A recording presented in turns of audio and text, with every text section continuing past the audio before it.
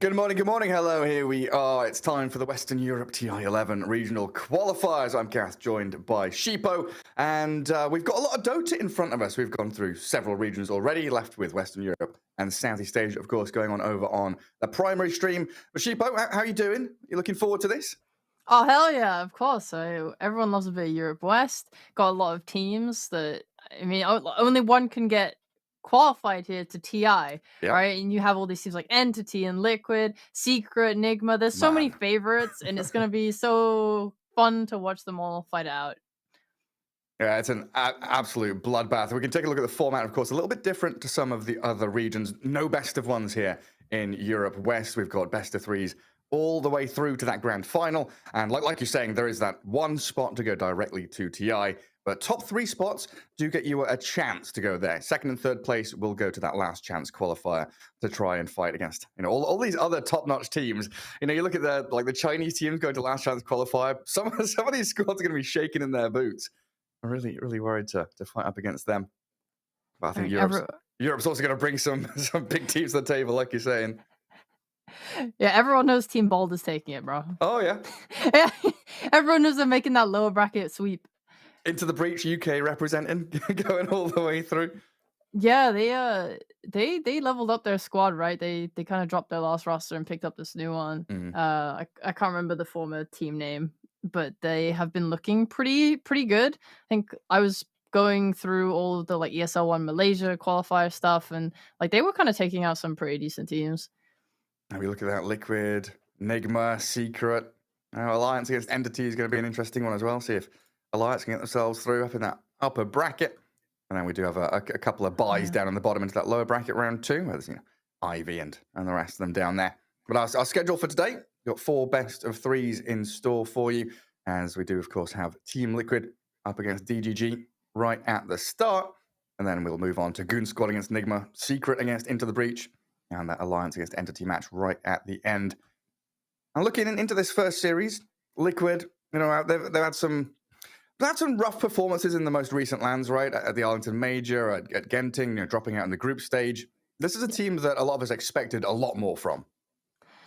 Yes, I think Liquid is, to be biased caster for a moment, they're my favorite team, just in terms of the players and everything. They are all so nice. Anytime you watch a vlog or a piece of content with them, they're always so charismatic and you just want to root for them. So it's really sad seeing this string of results. It was 9th to 10th at Riyadh, even though they had a stand-in, 9th to 12th at Arlington Major, 11th to 12th ESL.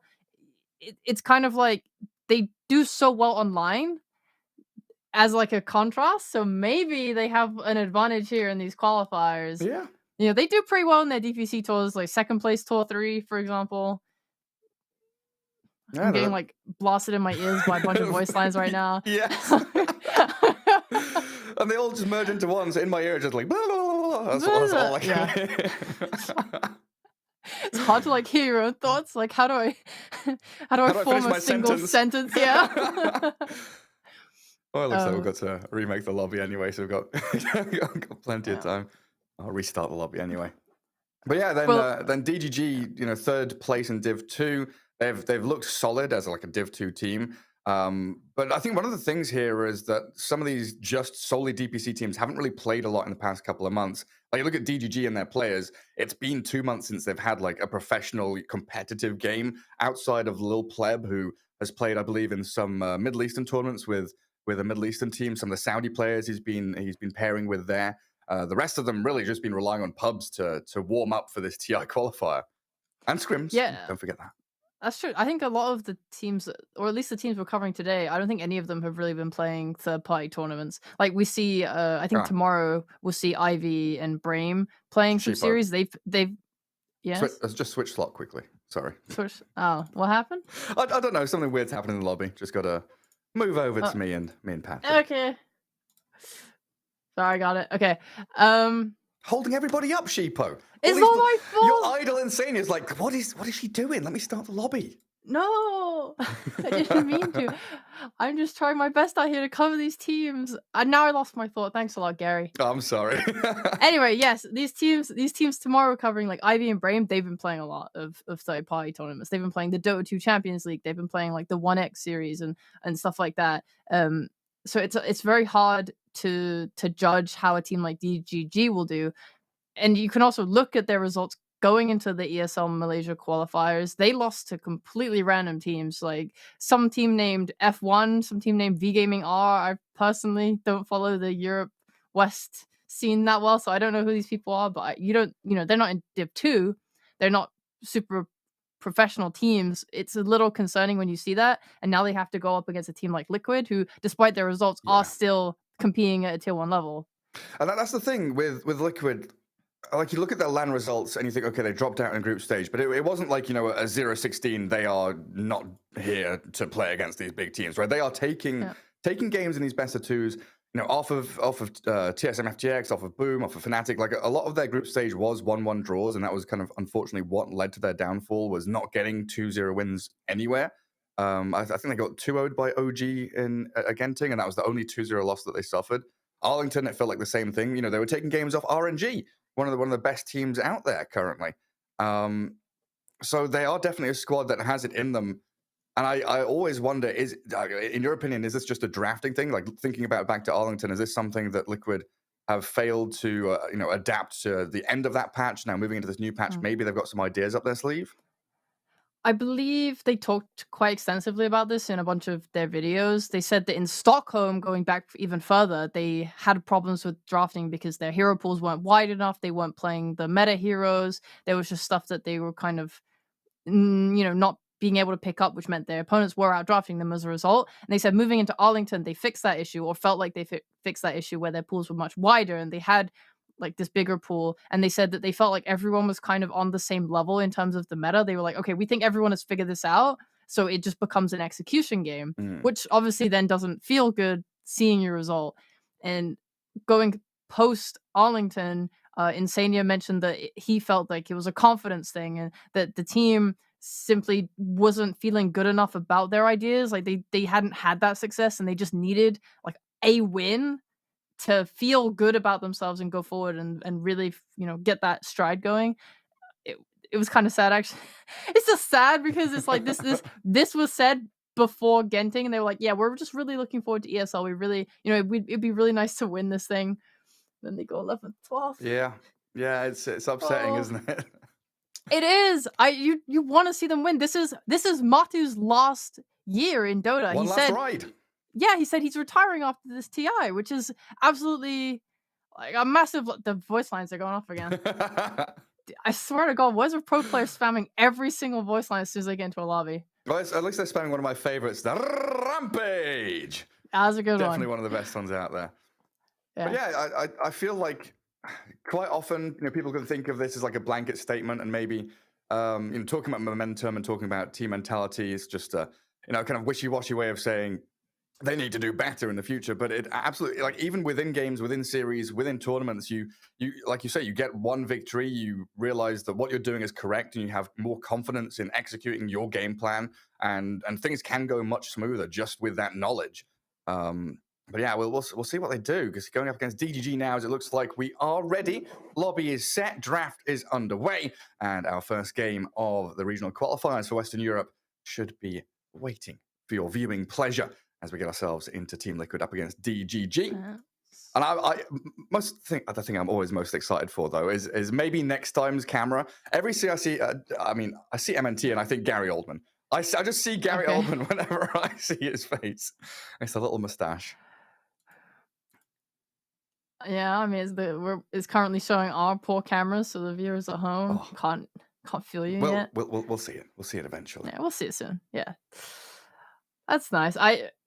DGG, I definitely am curious to see how they'll face up here against Liquid. I think for Liquid, you're probably hoping here to kind of stomp. I know there's no kind of arrogance involved in this sort of bracket, and you can't just be like, okay, we're going to crush this. And I think that has led to a lot of teams' mental downfalls. But at the same time, it would be a massive confidence boost for them here to kind of sweep the series and just go on in the bracket.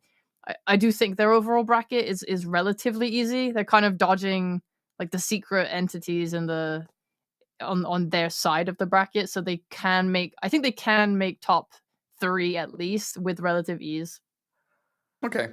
Potentially. Potentially. Yeah, if they're playing at their their best form, I think top 3 should be easy for them. I mean, as it stands, it looks like if things go, as planned, as scripted, as we expect, I should be facing up against Nigma and then, Team Secret and Entity probably moving on as well. But it looks like we've got our draft ready. And one of the kind of interesting things with this, format of moving from one region to another, having pairs of regions play off the back of each other, is that now we're into the last couple of regions. We've seen a lot of play on this patch, right? We've seen a lot of drafts and a lot of these heroes and picks coming out. How much of an influence do you think, say, Eastern Europe has on this Western Europe drafting style? Eastern Europe, that's a big question. It's hard to say. I feel like every region starts to kind of come together throughout these types of tournaments and qualifiers because people just say like, oh, they're highly rating Undying. Everyone's playing Undying. We're all scrimming each other, and everyone's playing Undying, and then that starts to just get banned out really hard.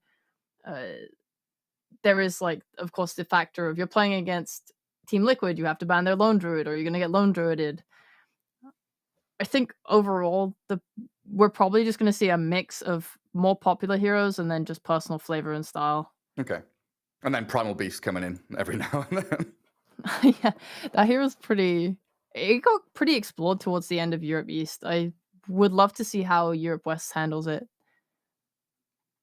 We've seen it a bit in NA as well. I feel like people have tested and tried this position for Primal Beast a little bit.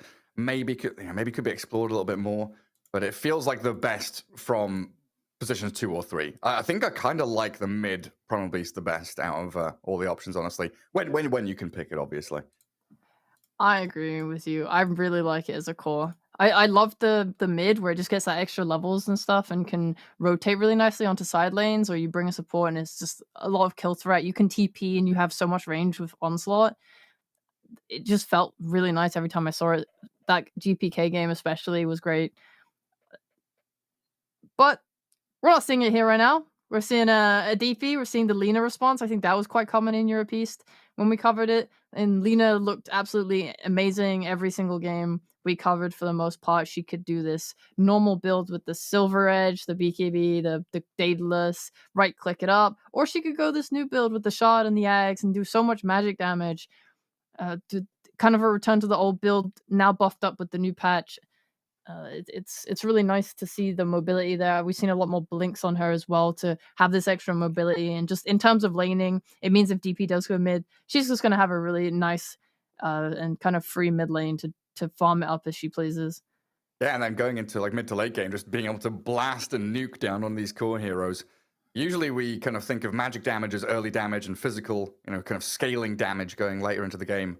But I think you're right with Lina's changes, magic and pure damage going late is absolutely insane. We had a couple of games like Phantom Assassin was dealing with this magic damage PA and legit just kept getting blown up with a couple of spells. Yeah, it's crazy. I think Lina with the Shard and Axe and stuff, she's doing like, I think I saw her use a Dragon Slave and a Light Strike Array on a support and nearly kill them with just that alone. And in the past, she had to use Laguna and still have to hit a couple of right clicks. So definitely feeling the buffs there. I think Liquid's response of Earthshaker is pretty nice, though. It just means that if this DP's going off lane, her lane is pretty secured. They might be dodging the Lina. I'm not sure what they want in response. I mean, this is a Mickey we're looking at, because typically I think, okay, Lina, maybe you want a TA, make that more of a skill option. I'm not sure what else there is. Maybe some Queen of Pain if they want that. Nothing really beats Lina in lane. That's kind of the problem with Lina. Yeah, and even like the Queen of Pain, you don't want to go the dagger build, so all of a sudden you're losing out on some of your ganking potential. You basically just become a farm trader in that mid lane. Nothing feels comfortable or easy against this Lina, that's for sure. Yeah, another hero that was incredibly contested during your piece and has gone untouched in this game is Batrider. He's seem to be incredibly obnoxious, especially now that he doesn't care so much about a bunch of previous matchups, like the Storm Spirit no longer seems Storm favored. I think the Bat usually gets like a kill at level 3 on him nowadays. Looks quite rough to deal with. I don't know how well he fares up against Lina though, since as long as you hit that Light Strike array when he is approaching you, he shouldn't be able to kill you. Yeah, and it kind of feels like you lose your flex when enemies pick Chen as well. Like we even saw this at Arlington. I can't remember who was playing the Bat Rider, but they were against Fly's Chen, and he just got the Purge creep, and he was just dispelling off the sticky napalm the entire laning stage. It was like Oh Arteezy no. Spectre with Fly Chen. Yeah, like Chen seems to be maybe a soft counter to Bat, just being able to pick up a dispel Purge creep. Yeah, that's actually great. Great thought, yeah. Well, Mars coming out. Add a bit of team fight to TGG's lineup. Also, I just recalled very quickly before we move on. I think we saw the Bat Lina matchup a few times, and the Bat was able to kill Lina. Remember that one time where the Lina TP'd out and died on like the last tick, and then just ruined his mid lane? Yeah. Yeah, that was sad. Couldn't TP back to lane, had to walk it. Yeah, and then just died again to Bat 6. So yeah, Bat dumb hero if they want to go that route, but I don't know what they're thinking. This DP definitely seems like it could go either way now with the Shaker pick, and this Mars. Just kind of providing that area control for Lina to really just do a lot of damage. Because if she scales, if she goes this right-click build, which you usually like to go into DP, especially if you can get this later timing of Skadi and stuff, it matches up really nicely core-wise, and Mars will just let you, hit away, do that damage. Has that stun, has that reliable first initiation, so Lina's not relying on herself. Yeah, and it's a good way to round out your first spell, but mainly that laning and magical nuke damage to bring people down. Adding team fight to that means you can take control of areas of the map, not just with the arena in a team fight, but actually carve yourself from Radiant side, like up into that top jungle, control Roshan, and look for team fights reasonably early on. Liquid, though, answering with some very tanky. Just, yeah, you want to be able to cut through that health. Morphling. Oh, Morphling. That's super cool. We only saw him a couple times in Europe East. Yeah, does he do the job of killing off tanks? He does a lot of damage, so it's less so about tank killing and more just you have overwhelming damage with Lina and Morphling, I think. If I had to weigh up his pros and cons, yeah, pros damage and shouldn't die in the lane, I want to say. But at the same time, there is threat. If you get a Fisher from Fog, he can die. The slowness of Morphling too, I think we've seen a couple of them go Midas's and just really try and farm up for this late game. If you're playing with Lina, who also typically likes to kind of do a similar thing, you could end up with very little playmaking to pair with your Mars. You don't have a high damage support either right now, like something like a Hoodwink. So I was thinking Phoenix. When you talked about tank killers, I looked at Phoenix there and thought Phoenix Mars, Sunray against this Earthshaker Omni Pudge. Like, would that work for them? Or do you want someone who's maybe a bit more active? Because you have a Chen on your lineup, right? You don't want these two sit behind supports. Yeah, okay, they banned the Phoenix Phoenix anyway. Was a great thing. Nice one. Nice call, Gary. Stop doubting myself. Yeah, full confidence. Is nice idea, yeah, for sure. Playing with Mars, Phoenix has always been one of the biggest supports that work well with that. Definitely a great heads-up play. Now, since Phoenix has gotten, though, I do just want something that can make plays with the Mars. I feel like they're so limited right now in their early game rotations. They have to include Lina in everything, and Chen isn't going to be very good. You want someone that can just swing to Mars's lane and get a kill. If Lina might be relying on runes or she might be relying on smokes, they could just maybe make things a little bit easier. Yeah, I mean, do you want an all-out damage dealer like a Scarith Mage, or do we look at I don't know, like a Mirana or something to go with the Mars? I wouldn't want to go in all in on a Mirana just because of the Omni Knight. Oh. Shadow Fiend. This lineup is out of control, bro. Shadow Fiend has looked so sick with this right-click build, going because you have the little fear on his. Is it a shard now or something as well? I don't know a lot about him. Yeah. All right, they have no easy way to do like a jump without a Shaker Blink on Team Liquid, so they might play passively for a while unless they go really hard on their lanes, because DP can pressure this morph quite a lot. the dive under tower, stuff like that.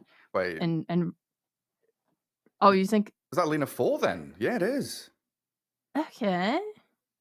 We never considered this. The burst support with the damage we were thinking of. It Huh. was Lena all along. She was there the whole time. So Well, then this works for me. yeah, so then they like the Queen. They want the Queen of Pain against SF matchup then? That was pretty big counter with the levels can CS super hard in lane and deny everything, but she also has that jump. You're kind of relying usually when a hero approaches you in mid lane, you get the long range raise off and the mid range, and if they try and fight you, you get so much burst damage off the back of that. But Queen of Pain with like a support rotation can just blink on you, and then you're only getting one raise off worth of damage, and you can just kill him. Yeah, I think it Yeah. is kind of similar to the Lena versus Quap matchup we were talking about earlier, though, where like Queen of Pain, if you go dagger in this lane, stepping up to a Shadow Fiend is kind of difficult because of the raises. True. You could buy a raindrop. Ah, yes. Eh. Not at the start though. Later on. But Scream is also a sort of melee range-ish spell. So if you're walking up to the creeps to try and use that, you're also gonna tank some pieces. I think either way, Queen of Pain's not super long range hero. Hmm. So she might just rely more on I would like to see rotations from the supports on DGG to make this work. Because SF has no way to defend himself if you Yeah, it's incredibly difficult.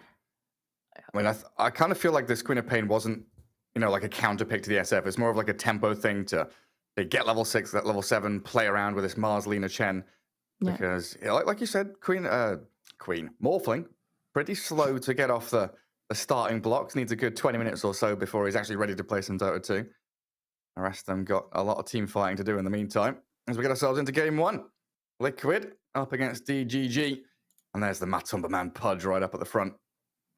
Big boy. Nice beard. Pudge is nice on Liquid. You can flex it between Mickey and Matu as well. Like they did that at Arlington a couple times, mostly when Matu would get his Lone Druid and play it mid against a puck, and they would give Mickey something like Pudge, and he was really good on it. That's always nice to have. Let's see what DGG get up to. Should be pretty set in their lanes with his Chen, Morphling, Mars Lena, and Queen of Pain in the mid. And what did it start with mangoes? Did nice, yes. 2 mangoes, get those early raises, secure range creep, get fast bottle. And Liquid all grouped up in that mid lane. Quite early on.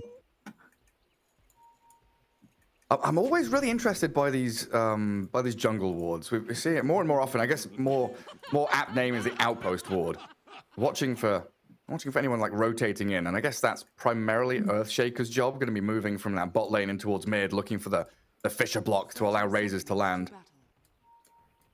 Yes, it's definitely hard though, isn't it? Into Queen of Pain with that blink, Yeah. They should never really be able to secure a kill unless she goes really aggro on SF and they punish it. I guess it's also the Chen having, you talked about it previously, right? Having that medium camp vision. So Lodian doesn't actually have to leave the lane and go up high ground to take creeps. He's got the vision of them from low ground. Yeah. When I look at Liquid's draft though, I am just thinking that it's quite hard for them to go aggro really. Shaker rotating with the Fisher is not going to be able to do that much. To someone like a Queen of Pain, Omni Knight is a very, very passive support. You have this SF who isn't going to make plays. It depends on his build. Is he going for this right-click build that we've seen a lot more prominently? Is he going to go for the Yules and maybe look for those kills? This game seems way more of Zai using DP to force objectives and assert himself on the map, and them just playing aggressively with, I'm Zai, I'm up front, I'm standing in your jungle, and there's nothing you can do about it because there's a Shaker covering me with Fisher and an Omni Knight with Repel, right? Yeah, it definitely looks and feels much more like the 5-man death balls. As Lodian, is he dead there to the final hit of Zai? Okay, First Boxy. blood picked up already thanks to that. Yeah, Boxy Fisher. I think you've hit the nail on the head. Liquid don't really have the best in playmaking. Very much set up on an objective, play this 5-man death ball, and look towards Roshan. With DP and Shadow Fiend very adept at doing that. While DGG much better in terms of actual rotations and smaller moves, smoke ganks, things like that. Mars, Lena, Queen of Pain, all very good trying to catch and kill. even for them, it's like a little hard, I would say, just because you don't have that mobility support in a Marcy rebound or a Dawnbreaker hammer that can kind of catch up. You are super relying on Mars to get someone in an arena or get his blink and spear back into a Lina stun. Lina's not exactly a very fast hero, so if they smoke into the jungle, for example, and find Pudge, is she going to be able to catch with the Light Strike Array? The range isn't that long. It could be quite rough for them, potentially, but if you bring this Quap into the mix and it becomes a lot easier. That's true. Yeah, it's just a lot of heroes to commit. Hopefully I'll be proven wrong, but you are right in saying that DGG it's much easier for them to execute moves early, I would say. They do need those items up. I was watching this mid lane, like MTD does have a point in blink to get away, but Mickey really putting the pressure on very early on. We're going to need more regen, more like salves and stuff for this Quap. She's going to get a water rune, but I don't feel like that's going to be enough with level 2 raises already up. Another Fisher block bottom, this time trying to catch the Morphling. Pleb, still level 2, so doesn't have a wave form to escape from it. Something that he will be looking forward to in the future, though. And this Lodin Chen doesn't have access to too many jungle camps. A couple of them have been blocked out. So going to be a struggle for him to get any creeps. Great. He would always block the medium camp and the small camp when playing on Radiant as well, just because it totally limits what Chen can do and allows them to play up really aggressively. You see how the Shaker bought a bunch of regen and stuff. It's because he wants to play in the lane and just be able to trade and do well with his DP. Because Morphling doesn't like to trade. He's this hero a lot of people see as quite threatening because, okay, well, he's hard to kill. He morphs strength. I don't like it. But really, if you're hitting him so much and you're forcing him to have to morph strength, it means that he's going to have a much harder time CSing, so you can out-CS him and just make his life really miserable. And really make it very uncomfortable. Already, Zai has this Falcon Blade. That's a very quick one out of this Death Prophet. Helped out with that first blood, of course. Going to have mana regen for days. Already focusing down on these little harpies of Lodin. This is where, Earthshaker does start to rotate. He got rid of that Radiant Observer Ward that could have scouted him. And he's starting to lurk in towards mid. There's another nice Radiant Obs there, though, that can actually catch a glimpse of him if he moves a few steps further forward. MTD, always going to have that blink. And like you said, it'll be a challenge to actually kill her. So his main job there, just to grab the water rune, make sure she doesn't have another free refill. That's good. Good impact. It feels like this is where SF starts to really push ahead, though. He's got all these Necromastery stacks.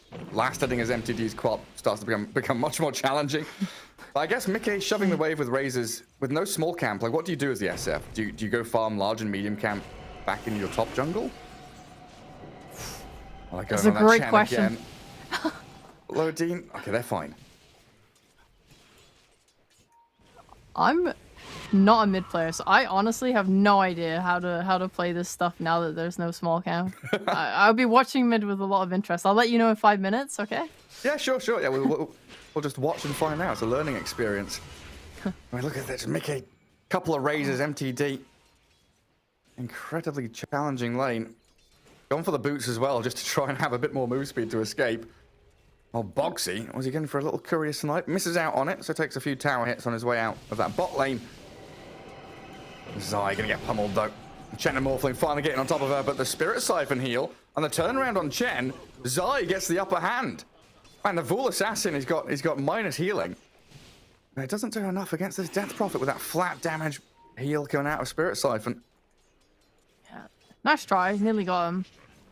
It's so hard to kill these DPs, and he with all that gold, having a Falcon Blade, he's so tanky and hard to kill. And him leaving now gives Boxy just a nice little free lane. I have noticed, looking back at this mid lane, it does just feel like everyone has kind of given up on the idea of being able to do anything. It takes way too long to get to any camp. You can't stack, you can't farm them. You're just really hardcore relying on just staying in lane. So it looks like they just push the wave and then go back and block to try and get a good lane position for the next wave. And sometimes in Mickey's case, dive under enemy tier 1 to deny some creeps against the Quap. Yeah. Top jungle, maybe next time's being chased down. Does land that light strike around Insania. We've not looked too much at this top lane. It's been pretty quiet up there. Omni Pudge, not really a killer threat lane. And it feels like this Mars Lina, maybe they could have had a bit more action, but against, I guess it's 2 tanky strength heroes. And how do you kill them? You don't, you farm. Everyone farming. Yeah, farming pretty well. 32-13 on that Mars. He's out ahead of Matu. So own me with a double brace of Soul Ring. Gonna have a pretty quick blink dagger for him. I mean, it is a blink game, right? It doesn't have to be. This like it's kind of a question to pose, right? If you have no initiation, do you buy initiation, or do you just play off the fact that you have no initiation and just kind of strengthen what your lineup is good at?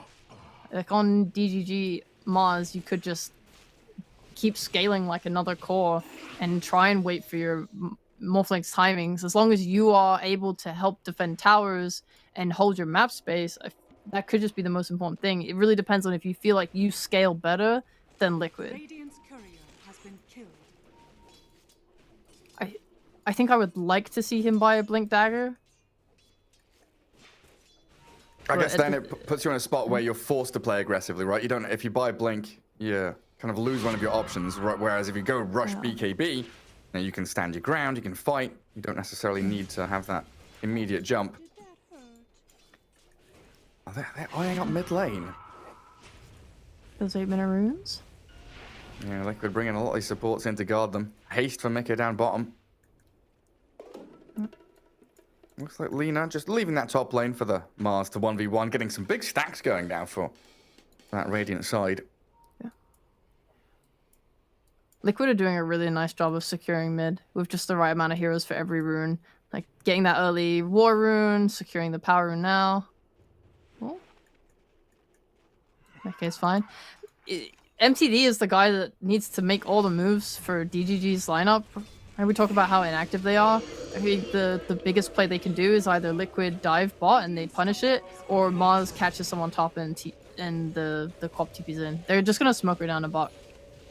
And try and match what Liquid are bringing. Yeah. Boxy still level 4, but a couple of raises off the back of that Fisher. Give Mickey a nice lineup on the kill on Chen. The heals and sustain and the haste now arriving. Mickey can chase in towards them. I mean, MTD has already spent his blink. They do take down Boxing. Looks like Mickey a little bit afraid, but the damage from Zai now arriving from the southern side. Well, Mickey turning with another couple of raises, but he's being brought down by MTD. Zai with a double kill, and Mickey saved up by Insania. Liquid get the 2-for-1. And Morphling the big ticket kill that they wanted. But it does slow down the push a little bit in this bottom lane. But are you happy with losing your carry? No. I don't know, Gary. No. I don't think so. They're still gonna push. They've made you feel uncomfortable. I mean, Morph is gonna TP back to this bot lane. Maybe they just feel like all the spells were expended and they can just keep taking this. I think that's a fair assumption to me. Right, just come in, clear out the creep wave. Zai can try and chip away at that tower with just his right clicks. Yeah, a little pleb with his Morbid Mask, feeling pretty safe now. Yeah. Oh man, MTD, blink away quickly. There is a rune up top, a regen, something you'll be glad to see. But look at Matu, it's coming straight forward, hooking the Quap back into them and killing her off. Her blink was just coming off cooldown. Well, maybe next time. Is there another Fisher? 2 seconds. Light Strike Array is there from MMT, but Boxy is going to have this set up for Mickey perfectly and giving him a double kill out of nothing. He's having such a good game. He is 1,700 net worth above Quap. Quap is feeling so pressured. Quap's rotations aren't working out. SF's are. Of all the heroes you expect to be rotating, he used that haste rune wonderfully. They're just keeping it up. I think Matu getting involved too. Just lovely moves. He kind of abandoned top completely, which means Own Me is having a free game. But we talked about his itemization. He is going to go for that BKB. So he is not going to have this spike timing where he can suddenly just make SF feel really scared. Yeah, try and kill Boxy instead, though. Just a walk up, arena. Land it onto that Earthshaker. But I guess it does make more sense. You know, we talked about these tanky heroes on Liquid. If you go for that Blink Dagger, you're already struggling to kill people off, then you're investing in having to land every one of your ultimates perfectly. And they will trade out these tier 1s. Both of the safe lane towers dropping quickly. And then you look into mid, and Mickey just pummeling the tier 1 there, forcing the glyph already. And Liquid can start to rally around their Shadow Fiend. Boxy, Matu moving into mid. Fisher and Hook will land on the Chen. Drag Lodine back into the Pudge himself. Matu is just jungling near mid lane and then just keeps swinging around for free kills. Oh, someone's showing. It's Hook time. Yeah, baby. Oh, second Exo. Go in there. Nothing DGG can do to stop that. They are not prepared for the push. I need more time for this Morphling to keep on farming. This is a nice bit of map space for Liquid now, because they can now shut out the Morphling out of that bottom jungle, force him up towards top.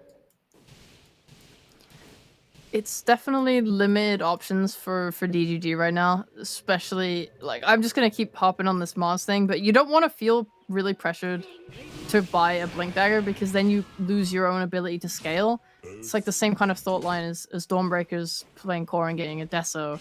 Right? It's like, yeah, you can just rush a BKB, but maybe rushing the Deso so you have scaling damage is better. For Mars, it's kind of the opposite. You don't go this Blink, you go this BKB so you can scale and fight and be strong. Yeah, but it feels bad. It does feel bad. You have to... At what point does this map start to constrict for them? Right now, it's okay. Morphling is able to find a little bit of farm, but eventually, Liquid, they'll get the next Exo, and then they'll use it for maybe a Roshan, or they get a BKB on Shadow Fiend, and they kind of just like walk it down, and you're kind of getting out farm because they do have more map space than you right now. They've taken like your mid tower, and you don't have theirs, so Liquid will just slowly start to out farm you a lot more. I think that's the big fear for me as well, is when Liquid flick that switch and say, hey, we're ready, are DGG going to be ready to fight back? Are they going to be in a position where they can actually battle? Well, that's when you need your Mars BKB. Yeah. And he's about 1,000 off it now. There's Zai's DP, couple of hundred off hers, 600 away. And then Shadow Fiend, working on his pretty quickly after that Dragon Lance. Double down Druid going, so he's farming quickly. Just coming back quickly about a minute or so, I really like the move Liquid did from taking that tier 1 mid. They swept through that bottom jungle very quickly. Like, they went to where the Chen is standing right now, and then they kind of stood around for a good 30 seconds waiting to see if anyone would come up the staircase, seeing if they could get a kill. And then they swept east, making sure that Morphling couldn't, farm from east to west, which you'd love to do, clear out all the camps, then move top. So it did ruin the rhythm of pleb a little bit. But Morphling now in the Ancient is going to be reasonably happy with where he's at, even though he's not quite hit 6k net worth yet. This might be a slight result of Mars. They're clearly prioritizing Mars's farm over anything else right now. For what reason they feel like they need him to be the one with gold. Because usually your carry takes this top side of the map. You'll put some effort with the mid or whoever to take the tier 1 tower, and then your carry takes the triangle area and then takes this hard camp top, the lane there, the small camp, and then they just make like constant rotations through that. Now Fisher into Hook again. Doesn't make it any easier. Lena down. Mars trying to hide away and TP in the trees. Some very quick pings from Little Pleb saying, hey, let's push mid lane. But they've got other worries. Roshan's being taken by Liquid. And we saw this last night in the NA qualies. Shadow Fiend with these razors.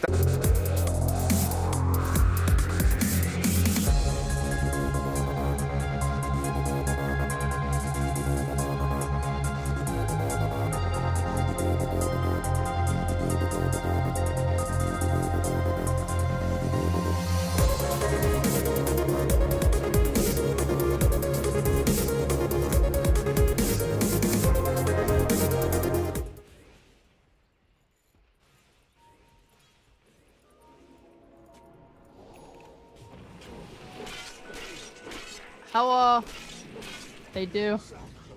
He is dead. I missed you so much. It was so scary and dark and cold. Never thought I'd see you again. All alone. Oh, not the pause. What a DC. What a time. All right. Let's break down exactly how this is gonna play out. Go for it. Okay. All right. So Podge has blinked in and thrown a hook.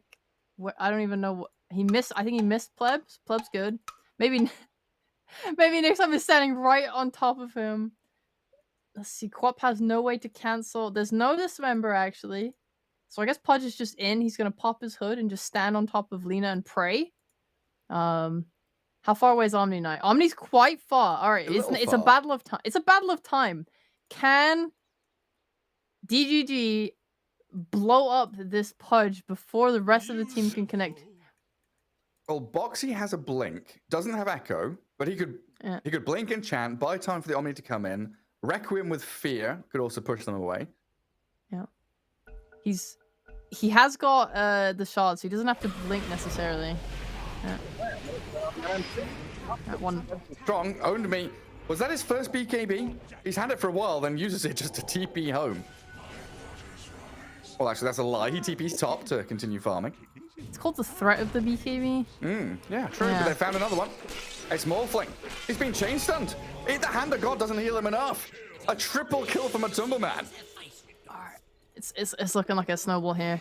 I think DGG have made some nice moves. They are actively working their way towards their items. They have these nice deep wards down. They had one on the mid that they were playing around. They had one top too. And they've made the most use of it to try and keep the... Okay, loading's dead again. To make them... Oh, whatever. He's just a 10. Let him die. Let him die in peace. Don't acknowledge it. Don't perceive it. Just let you keep on talking. Yeah, just let him keep talking over his sad 6th death.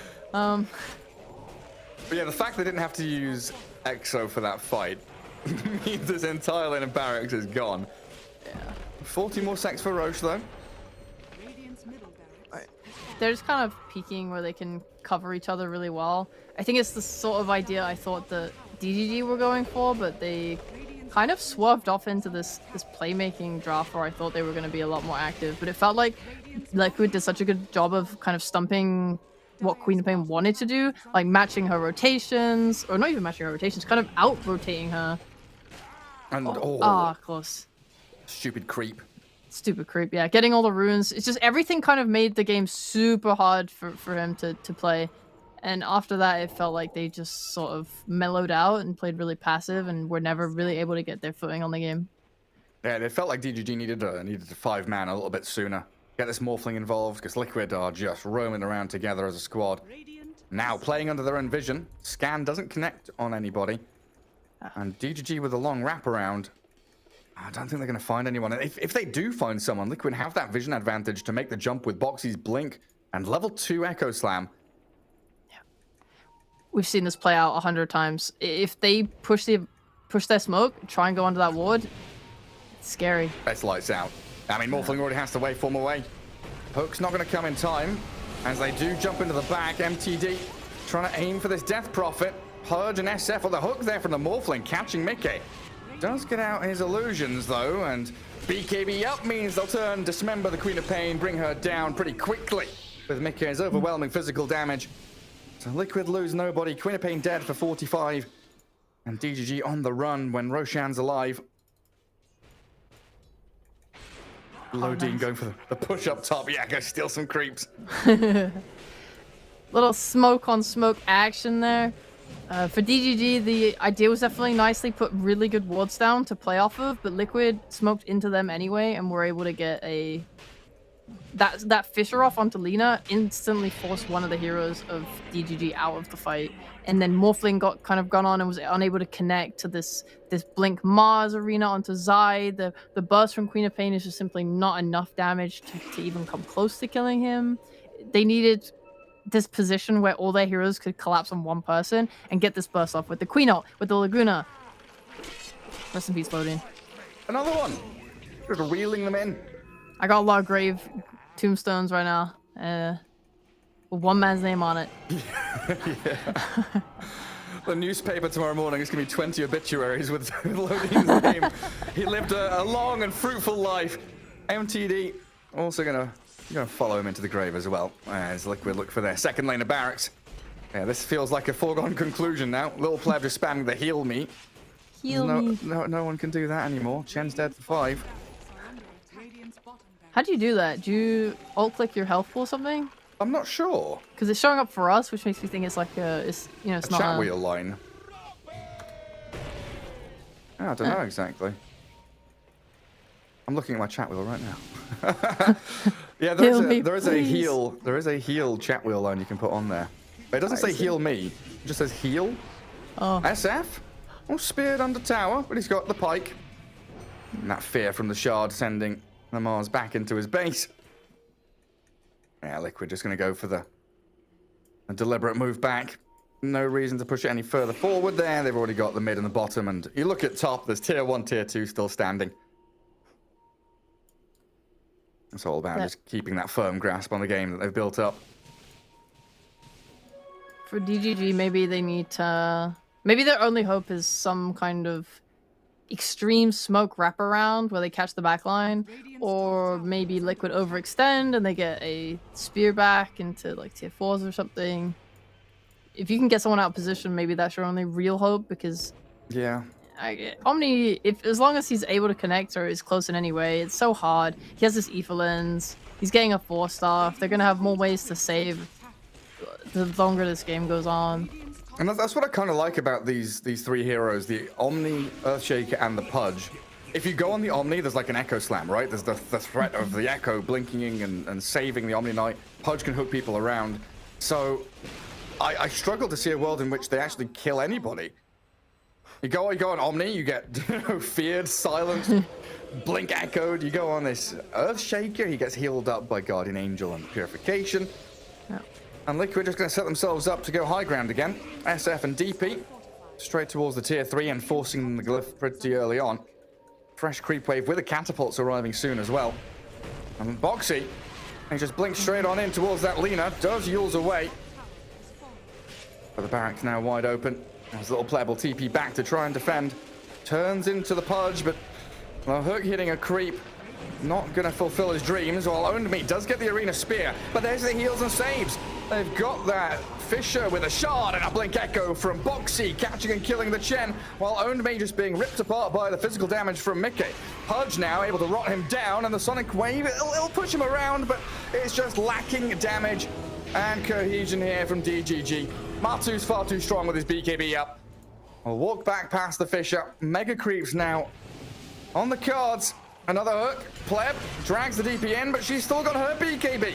The Dismember on the Queen of Pain's going to break and destroy MTD. And little Pleb now pretty much all alone to defend his tier 4s. They'll just call it. Game 1, a simple one for Liquid, straightforward. Lanes were solid, moves were solid, nothing extraordinary there. Just an all-around better team than DGG it felt in Game 1. Yeah, that's just all there really was to it. Felt like all of Liquid's moves were a lot faster. That's usually the big thing between a tier 1 team and a tier 2, 3 team, whatever, right? It's just the Liquid are the first ones making the moves for the runes. They're the first ones making the rotations. They're just more on top of things. They'll go and take an area of a map, and DGG felt like they weren't able to match that at all and just kind of got ran over. I didn't really see any initiative from them ever. The Liquid were a unified squad, right? They had that drive, that directive of this is what we're doing it now. Whereas DGG felt like several players kind of doing things in their own books, in their own chapters, and definitely not on the same page. Yeah. Just look at the cores, right? Zai, Mickey, Matu, unkilled the entire game. Yeah, I mean, who's killing them? They're struggling to mobilize their Queen of Pain. They did that smoke bot, but they did it into a Liquid also rotating at the same time, so that just kind of didn't work out for them. I think they maybe messed up their thoughts on their own timings a little bit, just waiting for this Mars BKB. They let so many objectives go. They let the mid lane tower go. They let the Roshan go. Liquid have a very simple game plan. You get the Death Prophet ult, you walk at an objective, you take the objective. DGG were kind of felt like they were just waiting for something that was never really coming. Even when they got that BKB, they didn't utilize it properly. They didn't have much to utilize with it. The Roche is gone, and so on and so on. Very difficult. Yeah, challenging game for them. But yeah, like we were saying with this format, no best of ones. They do have a couple more games potentially ahead of them to battle against Team Liquid, as we'll have a quick break and return with Game 2.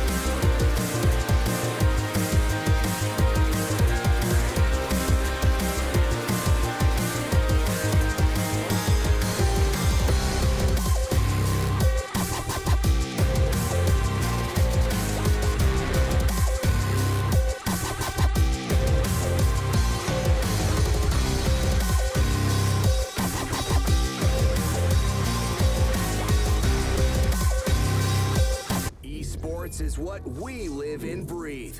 For us, it's more than a game. It's a reality where a group of letters can mean everything. Where runes are collected and Aegis can only be won in battle. Where centaurs can give you a ride. Where the true heroes are those in front of the screen. GG Bet. This is real.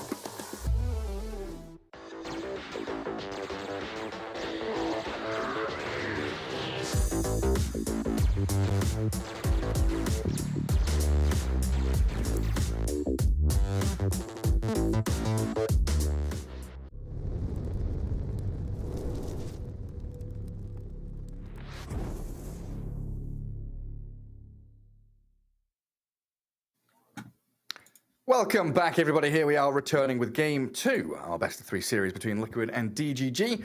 And Cheapo, Game 1 was very systematic, straightforward victory for Liquid. They made all of the right moves. Their draft was solid. DGG, there are things you want them to change up here, though, for Game 2, aren't there?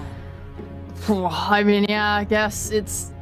Obviously, they had a lot of holes in their whole gameplay. I think, for me personally, though, if you're playing against a team that is better than you, obviously it's not good to approach a game like, oh, we can't win, they're better than us, right? But maybe just give yourself more playmaking. It's sort of a similar idea of when we saw LGD play against Sonics at Arlington. Yeah. They just pick heroes that run at you, that can just constantly do stuff, and that way they were sort of able to overwhelm LGD and make them feel kind of bad about the gameplay that they wanted to play. I think DGG taking this approach of, hey, we're just going to pick like Morphling and try and outscale and outfarm you, it's just not going to work, especially when Team Liquid had the tools in that DP to really push objectives and make that hard.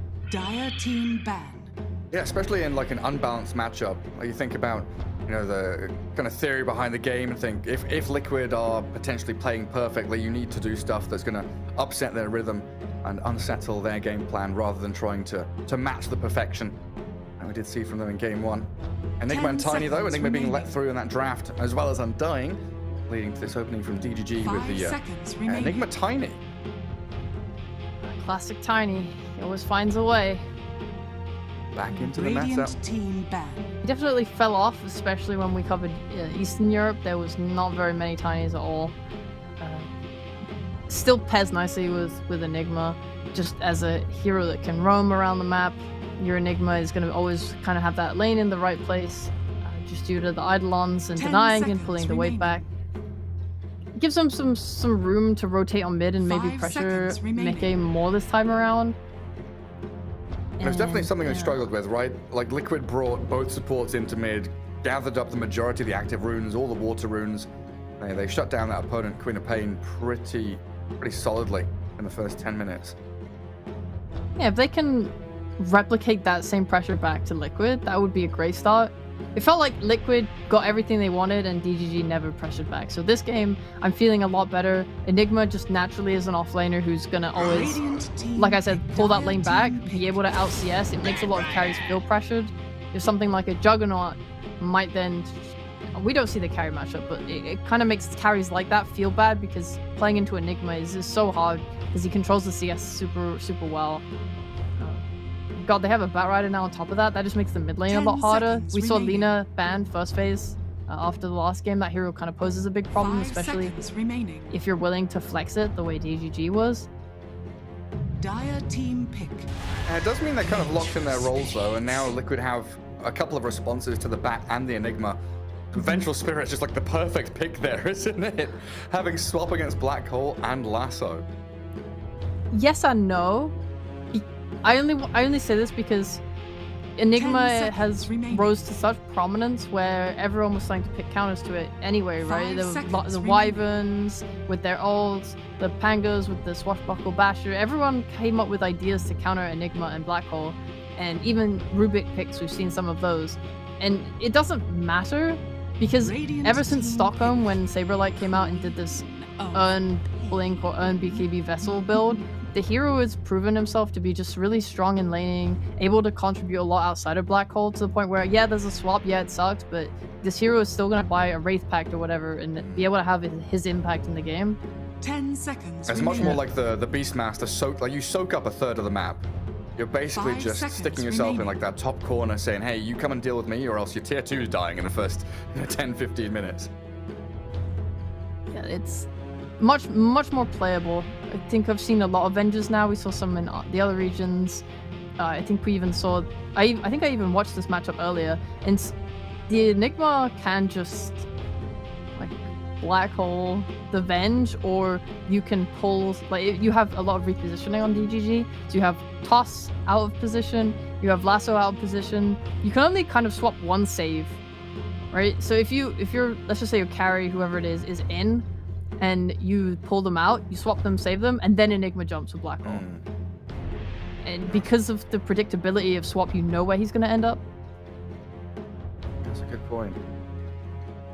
Dire team So many ways to get on top of people. Phantom And PA another Assassin. way to jump on top of people. Has their own displacement tool to jump in. I do like that pick. The shard with the break is very nice when you're playing versus Mars, and it adds 10 another layer of seconds threat remaining. for Venge, who wants to play this backline, but if a PA is blurred and they're 5 playing around seconds wards really well, you remaining. can probably find her and kill her anyway. Just a lot of squishy heroes. Undying without stacks of decay, Queen of Pain in general. Nice pick. Yeah, it used to feel like PA was kind of hard to pick without a steroid. You know, your Empower, your Bloodlust, or whatever like that. But what you got Lifesteal added to Phantom Strike now, so it feels a lot stronger. Just sustaining a lane, keeping going. Indeed. I will say that the lane might be a bit hard. They have last pick for their POS 5, it looks like. So they just need a lane securer, something that will let the PA farm. But it's difficult because you're playing into Mars. Typically, he is one of the offlaners that's always just been able to have a pretty good lane, especially if you want to do a Falcon Blade or Bracer stacking and just have stats. You can really like force the issue in terms of CS. With Avenge 2, if you're just putting the minus armor down in the lane. I don't even know, maybe they even want to put Undying up there and just really make PA's game super hard. Miserable time. Right? If you're playing into Enigma, you can maybe approach it in 10 two ways. You could seconds just go remaining. Undying and try and kind of shove him in there and decay the 5 Eidolons and try and help seconds kill them. Or you maybe feel like, okay, Enigma's always going to pull the lane back. We don't Dire want to team commit our ban. lane dominating POS 5 to this lane who's not going to be able to even touch them because they're just always going to be in front of their tower and we can't really dive them. And maybe you just throw them to the off lane instead and just play with Avenge, who can maybe just keep your carry a little protected with that stun and just try and disengage instead. I'm not sure how they want to approach it. They've got a ton of options though, from what it sounds like. Yeah. Lots of ways to set up their lanes and put themselves in a good spot. And now being able to protect this Queen of Pain a little bit, banning out the puck. As DGG removed the Faithless Void, the Medusa, some of these bigger carries. And Chandra's ban as well. Wait, hang on a second. So why, if we're looking at this as 3 Enigma, 4 Tiny, 2 Batrider, 1 PA, you said they're looking for a 5. Why the puck ban? I'm imagining you can just put Enigma as 5. Okay. I talked about how they want a lane securing 5. Enigma can be that, just for the same reason we talked about in the off lane. If you are sacrificing your range creeps and keeping the lane pulled back, then you don't have to worry too much about getting aggressed on your PA because she's just going to be farming near her tower constantly, and she's quite happy to do that because of the dagger allowing her to secure her last hit safely. It's like the same kind of concept as a Naga Siren. She wants to be farming under her tower all the time because she has that extra damage from her illusions to secure all the CS. Well, who are we gonna get? What's Matu's hero? What? No Dusa, no Troll, no Void. 10 seconds It remaining. feels like he needs someone who can go and hit some towers. 5 seconds remaining. Something Liquid could struggle with here. Not having a DP, not having a lone druid. They don't have the best in terms of tower push. Lots of great ways to fight around cliff tops, around objectives with Undying and the Mars. You can't super commit onto a really hard carry. I mean, your Venge is going to make things a lot easier, but when you're playing into BKB piercing spells like Lasso and Black Hole, and the PA is also really nice at just cutting down most carries, it kind of makes your pick a little bit difficult. Ooh.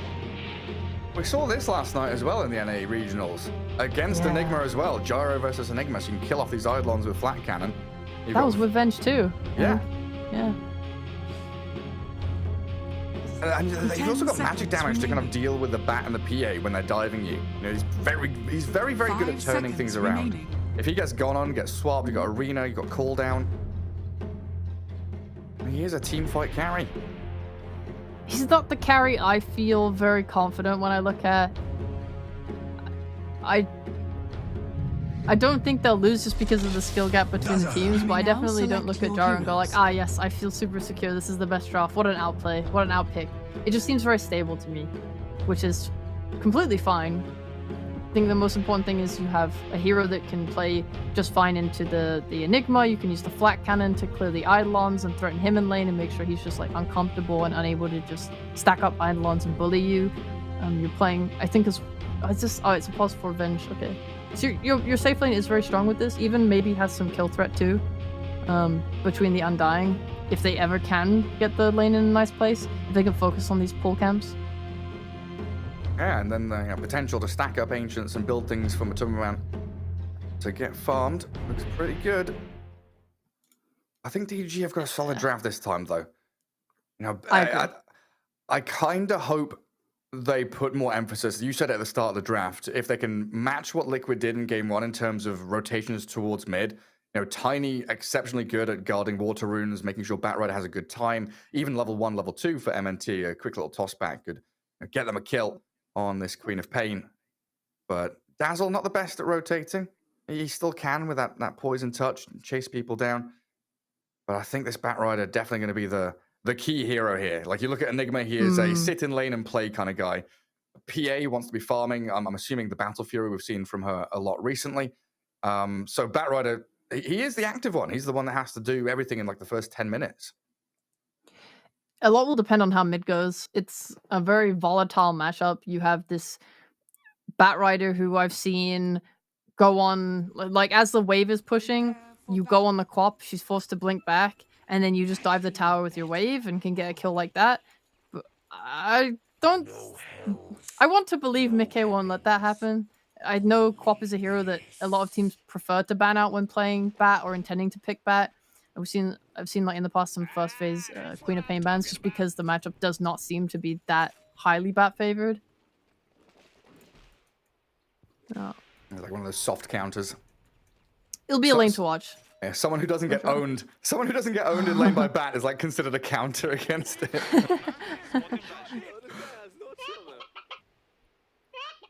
Oh, we'll see how they do.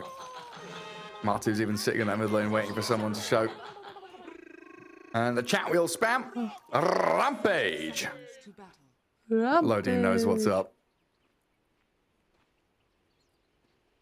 This cast has got so much energy, Gary. Where's your Rampage line? Yeah, where is it? When are you gonna start rolling your R's? Oh man, Make it sound fun. I did. I mean, I've done all of the SA DPC, right? And Avo has been trying to teach me, and he's definitely got in my head a little bit with some of the player names, like Oscar. Like, I don't say Oscar. Was how I was saying it before, and he's like, no, Oscar.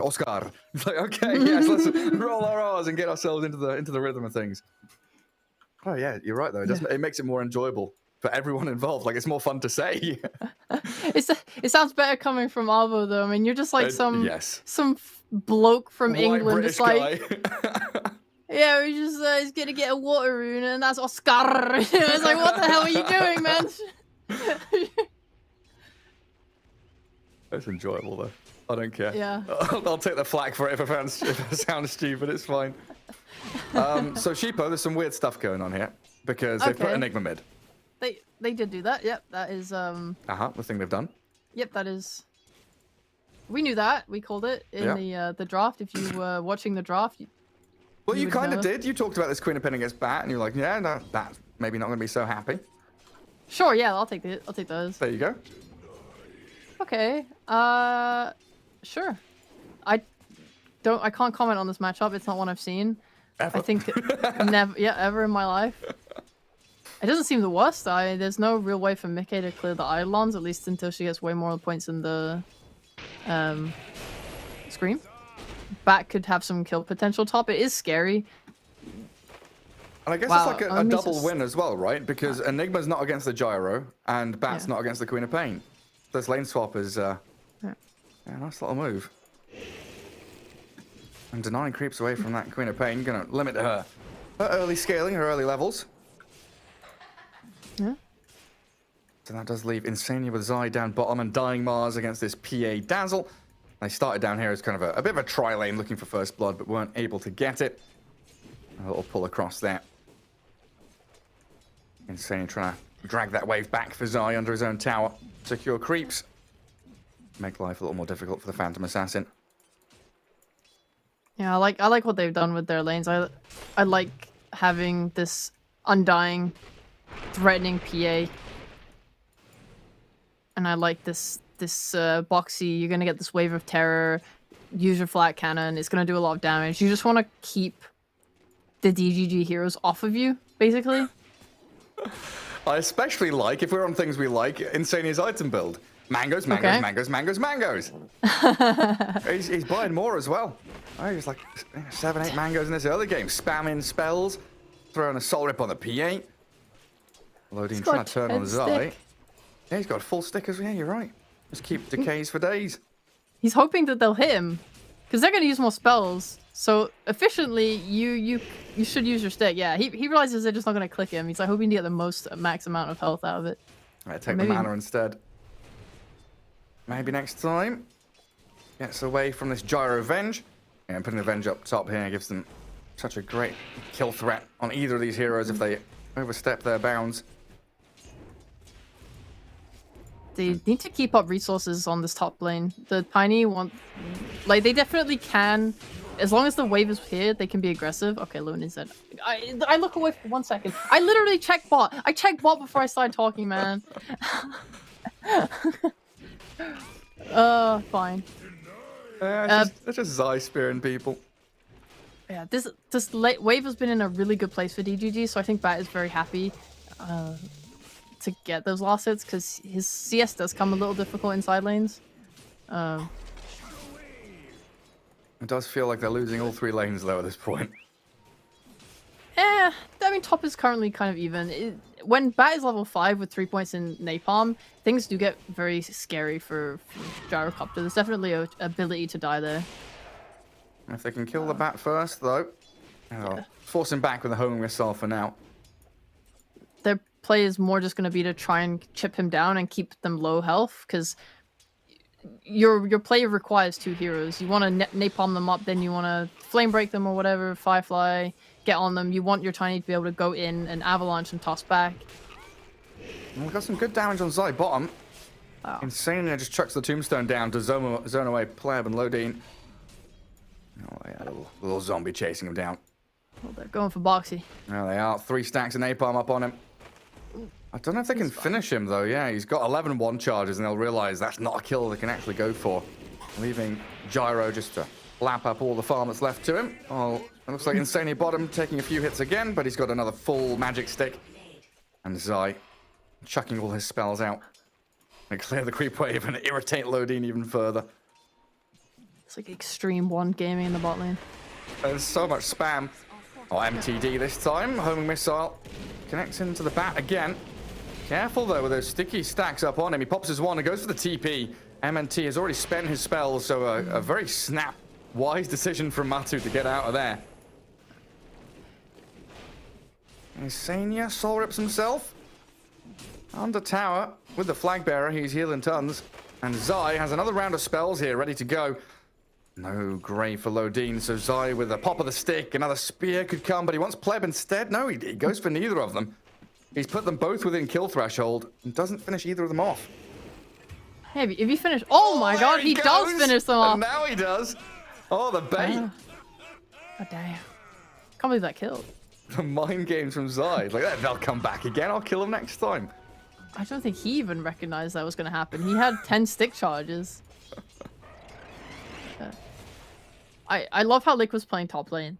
Obviously, there's a lot of kills and fighting going on bot, but just every time Matu and Boxy have a chance to go on the Bat or the Tiny, they do it, knowing that as long as one of them is low health, it becomes very hard for them to ever make a go on Matu. and that's just allowing him to sit there and farm. Oh. And MNT, the story that we kind of tried to spin about this Enigma offlane with the 4 Tiny. Now, Enigma can be left alone after sort of level 4, level 5, and that leaves Tiny to rotate. Here, he's much more locked into the lane to help the bat out. And mid, not really a kill lane he can move into until maybe now they've got Black Hole, but it's, again, into a Queen of Pain. And Mickey is just going to blink away from you. It is hard. I mean, if you get the Malefice into the... Oh, they're just diving bot or what? They're throwing the tombstone down. Yeah, it looked like Zai was angling for Lodine. I'm going to clear around the creep wave, keep the catapult alive. So it does look like they're aiming to just push this tower down by brute forcing underneath the objective.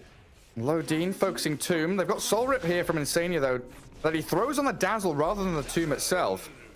Trying to get as much damage as he can in. Insania guarding the creep wave for Mickey to arrive. Sonic Wave Scream, a double kill for Mickey. They make it look so easy. Matu does die up top to MTD, though. Batrider getting one on the scoreboard there for DGG. And mid tower died as well. You know, so not all doom and gloom. Yes, they're losing pretty hard in his bot lane and tower's going to fall. But there's Enigma and Batrider now off to a pretty good start. I see. Boxy going mid allowed Matu to die. This goes both ways in top lane. Whoever leaves on support, the carry or core instantly becomes very vulnerable. Oh. But nice. I think I was very scared watching bot for both sides. So if they try and do this dive bot and Enigma TPs him with Black Hole and manages to catch, it's very scary. But similarly, they bought way more than enough time bot for Cop to rotate too. And she's gonna get an Arcane Rune now. So they have more kill threat with Mickey. They're probably just gonna keep up this aggression with him. Boxy trying to guard his stacks. Only farming through them with the help of maybe next time. I toss this Venge in to try and kill her off, but the Soul Rip and the rotation. Mickey is here to take down the Tiny while Insania continuing to chase. Has level 1 Tombstone. And Mickey wants to keep on going, making a meal out of this. Batrider gets himself in the trees, though. And now DGG can look to start rotating and TPing top. They've still got Black Hole. A Liquid. They get 1 kill, guard their jungle. Stacks are still there. What does a mid Enigma build? That's a good question. He did not go earn. Blink BKB, I guess. There's like there's still Blink? swap. Yeah, you need a Lincolns this game.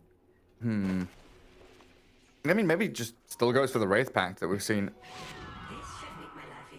Could still be the Aura bot.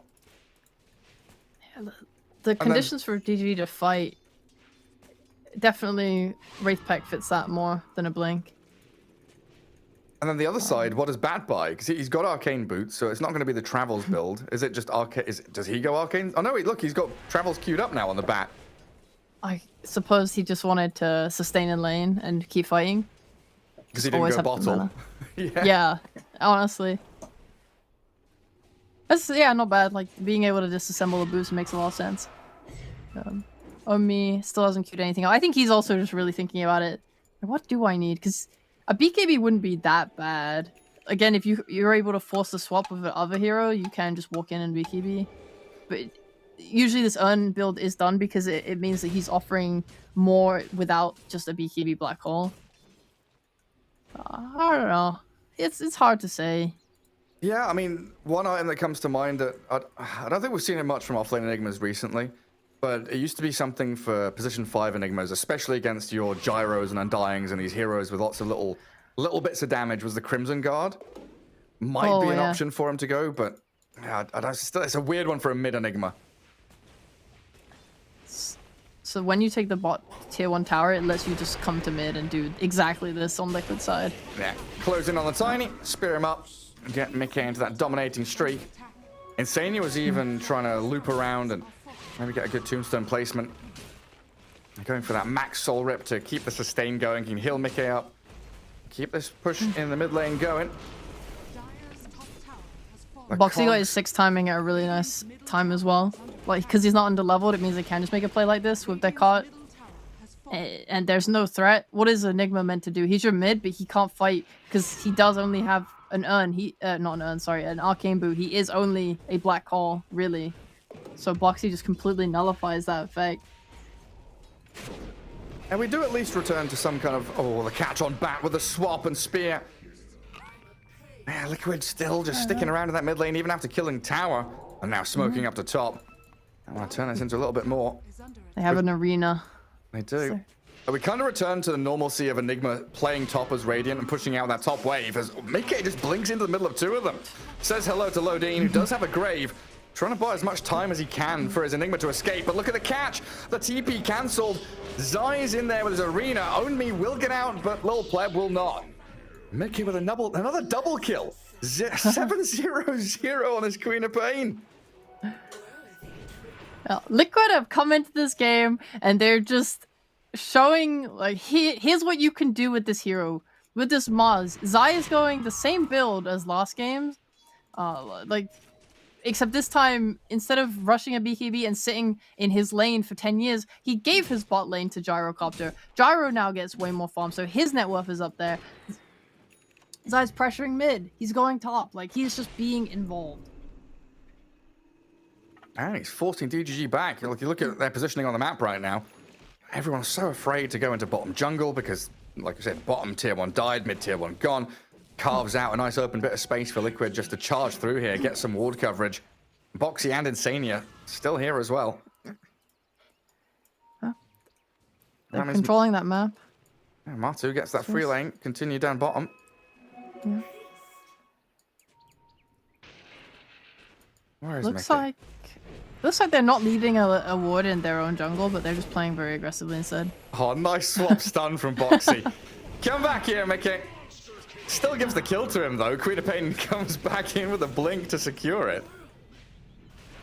Insania only has level 1 tomb, so he's pretty happy just to chuck it down for any kind of gank, any kind of core kill you see. A hero, you put tomb down. And DGG very much on the back foot, trying to mirror the movement from Liquid and get up top, but they need so much space for this PA to catch up. Bottom of the net worth of the cores and really struggling. This is another nice thing they're doing too. We saw last game the Morphling felt very restricted to triangle and just being afraid. Also, Zai may be in danger here. Yeah, that's a pretty juicy kill for them. Does get out a nice arena, but MTD's over the top with a lasso Firefly. Liquid trying to respond with a swap save. Boxy gets Zai out of there. Mickey with a sonic wave, but the grave from Lodine keeping MTD alive, at least for now. As Matu arrives with his salvo of spells to take down the Dazzle. So they save the Mars, they get both supports as the Tiny falls back towards that tier 2 mid. And what looked like a great move and a simple kill on the Mars turns out to be so much worse for DGG. We do have Blink on Enigma. We've got this Blink black hole, and he is invis. No swap. Currently under a sentry. They see him. Oh no. They don't have any dust, but they do have another sentry on Insania, so they can actually keep following this homing missile. Stun will land, sentry's down, chain disables coming from Boxy's magic missile. And Mickey with a tick-tock, time is running out for DGG. Tragedy. But yeah, I was gonna say Liquid are playing so well on the map. So first of all, they're playing towards Matu bot, which I really love. I think when you have a carry like Gyro who has really good spells without needing items. Similarly, we saw other teams do this with Lifestealer when they rush Armlet. You bring the fight to them or you bring action to them, and it just lets them get involved in either the kills themselves or objective taking. Like bot tier 2 tower is under half health because Matu's there, and they bring heroes to kind of enable him to start to pressure that. And that's nice, because otherwise you're leaving him alone, you're giving DGG an option to go smoke gank him, or you're making him feel afraid and have to only farm the triangle and 2 camps. He gets so much more farm out of a play like that. And then they're just sweeping back upwards. Zai was stepping a little bit carefully, but I think he was not gonna go for that next wave, but the team communicated, like, we're gonna bait you on this wave, we're connecting to you, we're running to you right now, so you feel safe to do it. And he does that. Play goes really well for them. Just as a whole, they are so, like, everything is so fluent. I think DGG kind of feel a little bit more like they're going for just getting anything they can. Like, let's just, the PA, she's not getting involved. She feels like she's stuck and scared and, farming in these tight spaces while Enigma is desperately trying to do anything with a blink rush. Yeah, and I guess one of my main talking points in that draft was how important the Batrider from the mid lane was going to be in terms of tempo, in terms of getting, you know, the ball rolling for DGG. And the fact that he was a side lane hero and Enigma was your mid leaves them in a kind of an awkward spot where everyone's underfarmed. They've got decent levels, but who's the go in and do shit kind of hero? And Tiny doesn't have Blink. He's miles away from that. So DGG kind of need to walk it in towards Liquid, and that's walking it into a Tombstone, walking it into an Arena, a Sonic Wave, a Cooldown, which are all incredible spells at zoning people away. But maybe this move here with an Observer Ward up in the top lane, Owned Me hiding, comes out of the trees, Lasso and Malefice on the gyro, but they've got the Soul Rip heal, Black Hole comes with a Sonic Wave, and the damage from Liquid is going to be able to bring down MTD, but Gyrocopter does still fall first. Liquid will find 3 off the back of it, trading Matu for 3 members of DGG. Not a bad play at all to put those wards down in the lane and play like that. But... yeah, it's just when you're spending Lasso and Black Hole, like, yes, we got the Gyrocopter kill, but you know, you're going to be losing so much map space now. You know, Liquid are all rallied around top tier 1, behind Zai, pushing objectives. You use Black Hole, you use big teamfight ultis, and you don't really... like, it doesn't change the game state. It's a kill for a kill's sake. It's not getting you much more off the back of it. That's true. One of the biggest things about kills is, are you getting an objective from it? Or, you know, does the death matter? If you're dying and they're not getting a tower, or... ooh, that was scary. Yeah, like if they killed Mickey there, you know, it's an 11 kill streak, right? I'd probably say that's an objective. That's a kill. Yeah, that's worth pretty it. good. That's a gold worth mountain. Radiant's top tower is under attack. Queen of Yeah, like, Pinata. Yeah, it's just scary. If you're DGG and you're playing around topside, right, and you die, that gives Liquid an instant into the Roche pit. Even that top, they don't get the kill, but they force his TP out. It kind of resets the map a little bit, and they feel comfortable and confident, especially with, you know, Black Hole down. They can just go into this pit and do their own thing. Easy Whereas, Roche. yeah, there's like other options, right? If you're fighting around bot a lot, then that's a little bit better, because if you're dying bot on DGG, it's much harder for Liquid in these early parts of the game with the low respawn timers to kind of run it back north to the Roche pit. So playing around top like that definitely had its downsides that we see here now.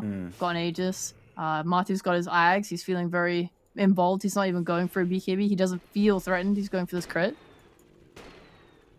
Yeah, I guess against Lasso, Black Hole, BKB not as value. Yeah. And for Pleb, sure. he shows in that mid lane. Mickey and Insania nearby. They don't have their stuns. Those Iron Boxy are kind of paired up down bottom, and they'll connect in towards them, as it looks like they want to aim to finish off that tier 2.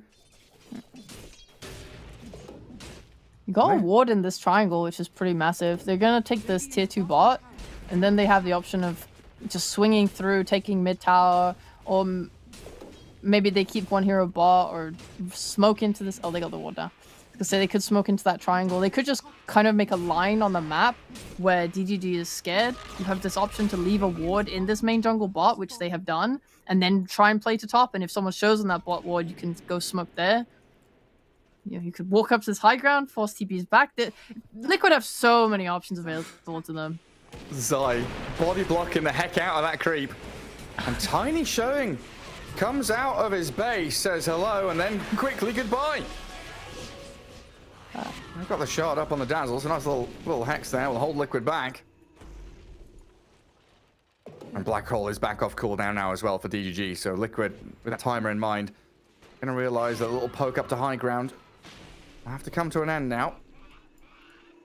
Liquid, it'll have to come to an end now. They're going to smoke.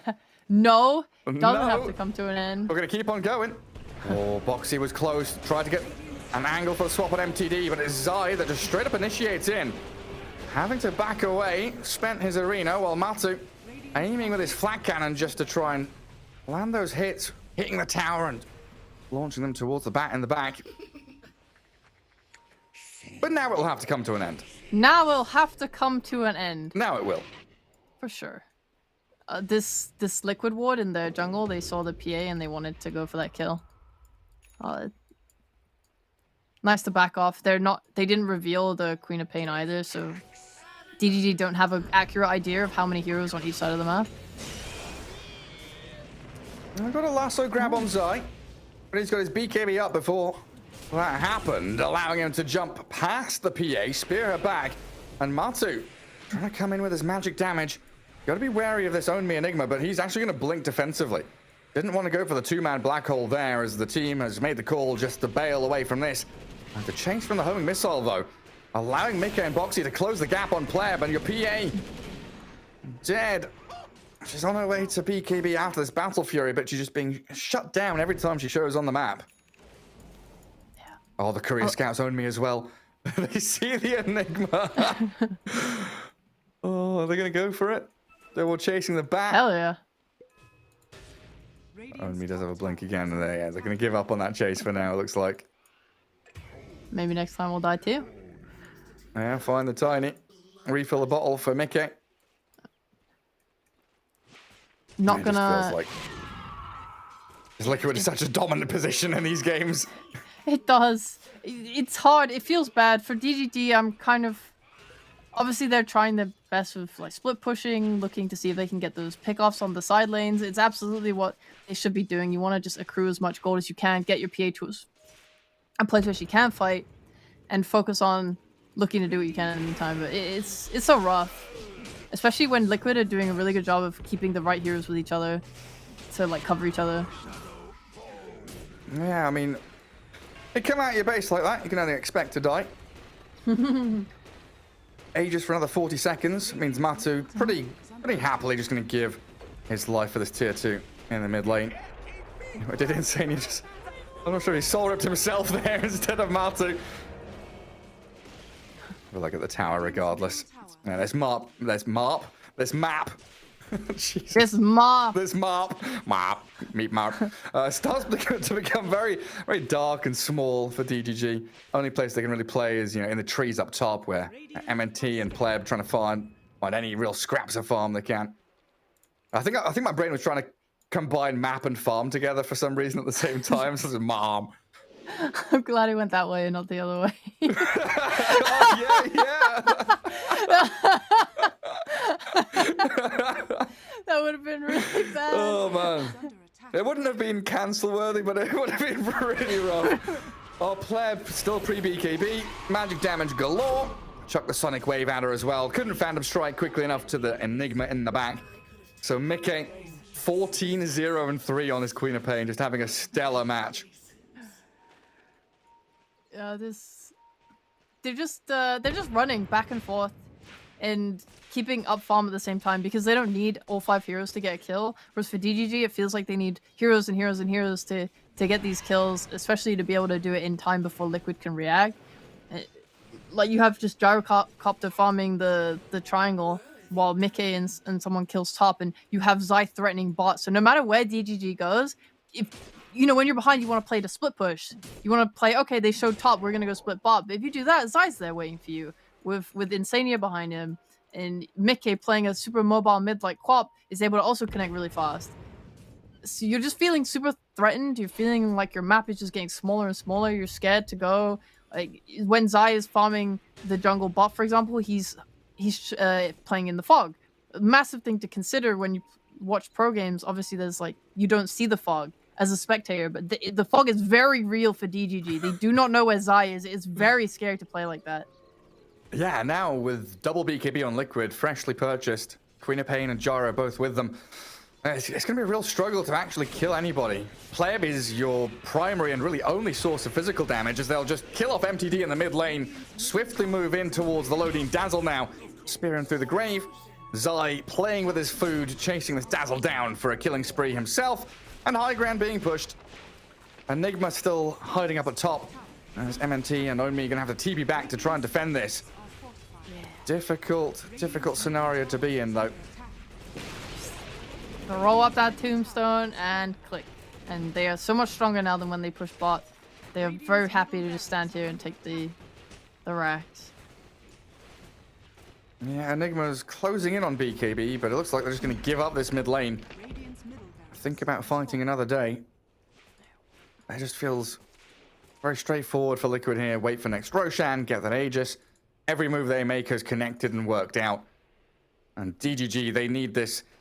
I don't know. They need some magical puzzle piece to finish the picture here, because their team fights just haven't looked good. Maybe when they group up as 5 and get a big black hole, we can start to see some semblance of a comeback. Yeah, you can never disregard the comeback of a black hole. I definitely think they're waiting for their BKBs on DGG's side. PA is about to get near to hers. So is Owned Me on his Enigma. Batrider has his, which is nice. So yeah, I like these silver linings. She's about to get near to close to completing. Yeah. You know what? That was not me. That was just me being bad at maths. I just want to point that out. It was because I was like, he has 2,100 gold. That's close to finishing BKB. And then my head did the minus 1,600 for the Mithril Hammer. And I was like, actually, that needs like at least another 1,000 gold. So I'm just gonna alter what I said. She's almost nearly there. Almost nearly. I'm terrible at maths. Well, needs a bit more time. Off to that right-hand jungle. As Liquid, they're just swarming for tier 2s now. Collapsing towards that top lane. I mean, do they need that next Aegis? Are they going to get tier 2 and go Roche now? Or is this a position where they can just think about going high ground again? They can think about it, but last game they played really safe and really just any moment where I thought, yeah, they could probably throw here into DGG. They chose not to do that and secure the game. So if they play anything like that, they are not gonna rush things. We saw bot, they didn't push the issue really hard. They're not making mistakes. They're not throwing their Aegis away. Well, we're gonna see the fight here though. Yeah, we should do. I mean, Liquid almost nearly thinking about going high ground. Definitely, definitely move into the Roche pit and get that Aegis. But there's smoke from DGG. MNT blinks in, gets the Avatar on towards the gyro, and a lasso catching Zai. They blow up maybe next time though, and now Liquid turn to fight. MTD, the swap back in, the right-click physical damage from Boxy, and the rest of the black hole is there. Own Me catches 2 of them inside, and Pleb opens up. The physical damage finally arrives, but Liquid is still strong enough to fight back. They'll get Mickey his Beyond Godlike streak continued, and they'll move towards Pleb. Yeah, the homing missile going to give a glimpse of vision on towards the PA. No BKB, and no way to TP. Chain stunned into oblivion, and a double kill for Mickey. 3 to 26 and a 23k lead. Yeah, they lose their Mars. They'll lose that Aegis quickly, but Liquid's still ready just to charge on forward. With no spells up, this should be another free Rex. You even have a tombstone if you want to commit it, just to make things easier. Oh, it's looking scary. Maybe they have Blink toss back? And they've got a swap from Boxy. And Mickey straight onto the target, nails the bat. And Glyph causing a few issues here with that spread damage out of all those rocks being launched by it. Now Matu has a Daedalus delivered. Boxy's just being a Giga Chad. Yeah, it was just blink swap, you know? Yeah. That confused me for a second. I was like, wait, how did Boxy get over there? Oh, he's got a blink dagger, he does. Yeah. Yeah, and a pretty massive window whenever Black Hole is down. Like, you know, it was decent from Own Me around that Roche fight, but 110 seconds now without your trump card.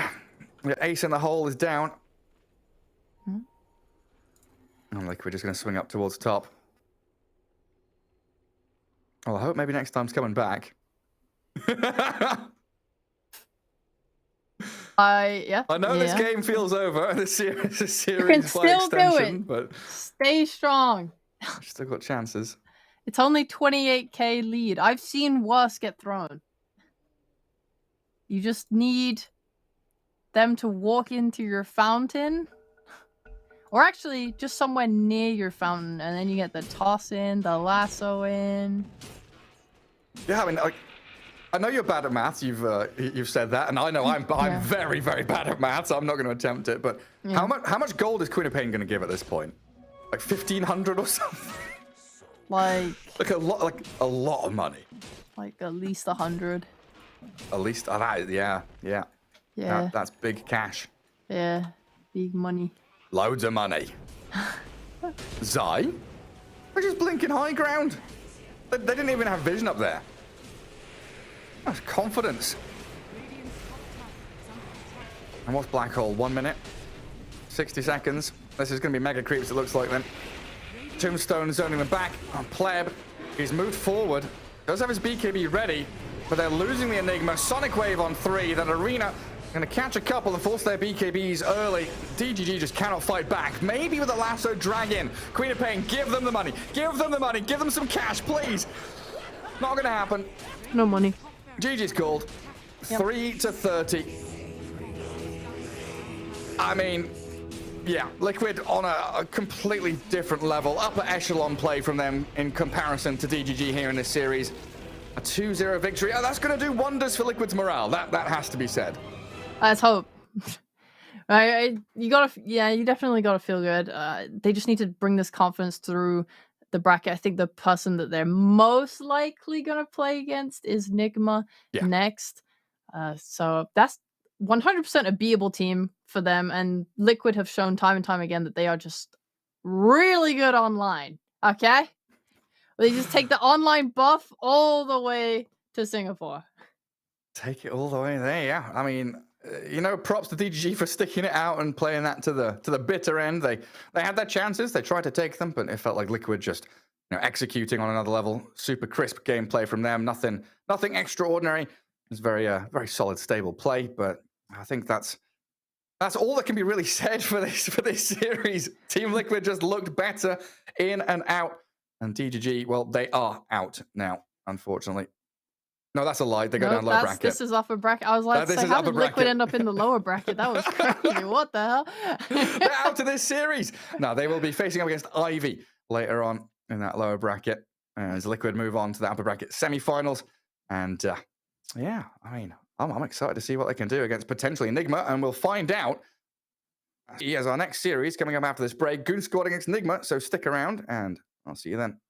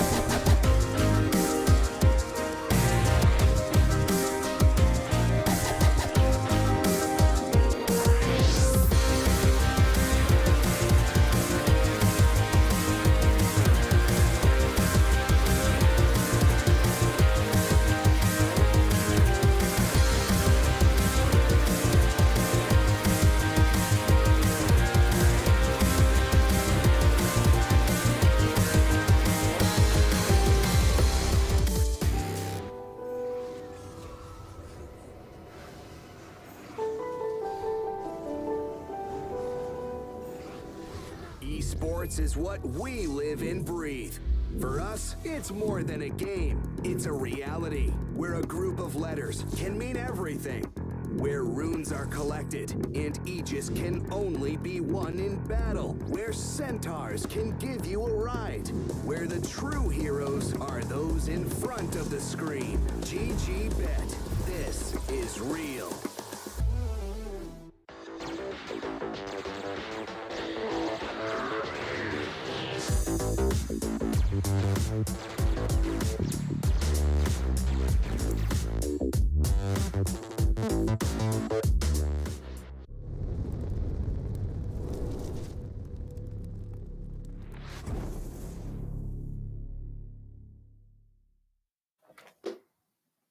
All right then, moving swiftly on. Liquid setting a world record for their speed run up in this upper bracket. 2 31-minute games. And banging away a good victory there as we get into our second series of the day. Nigma Galaxy up against Goon Squad. And I guess Cheapo going into this, expectations are Nigma's going to take it. But Goon Squad, they're no slouches. Got some stellar players on their squad.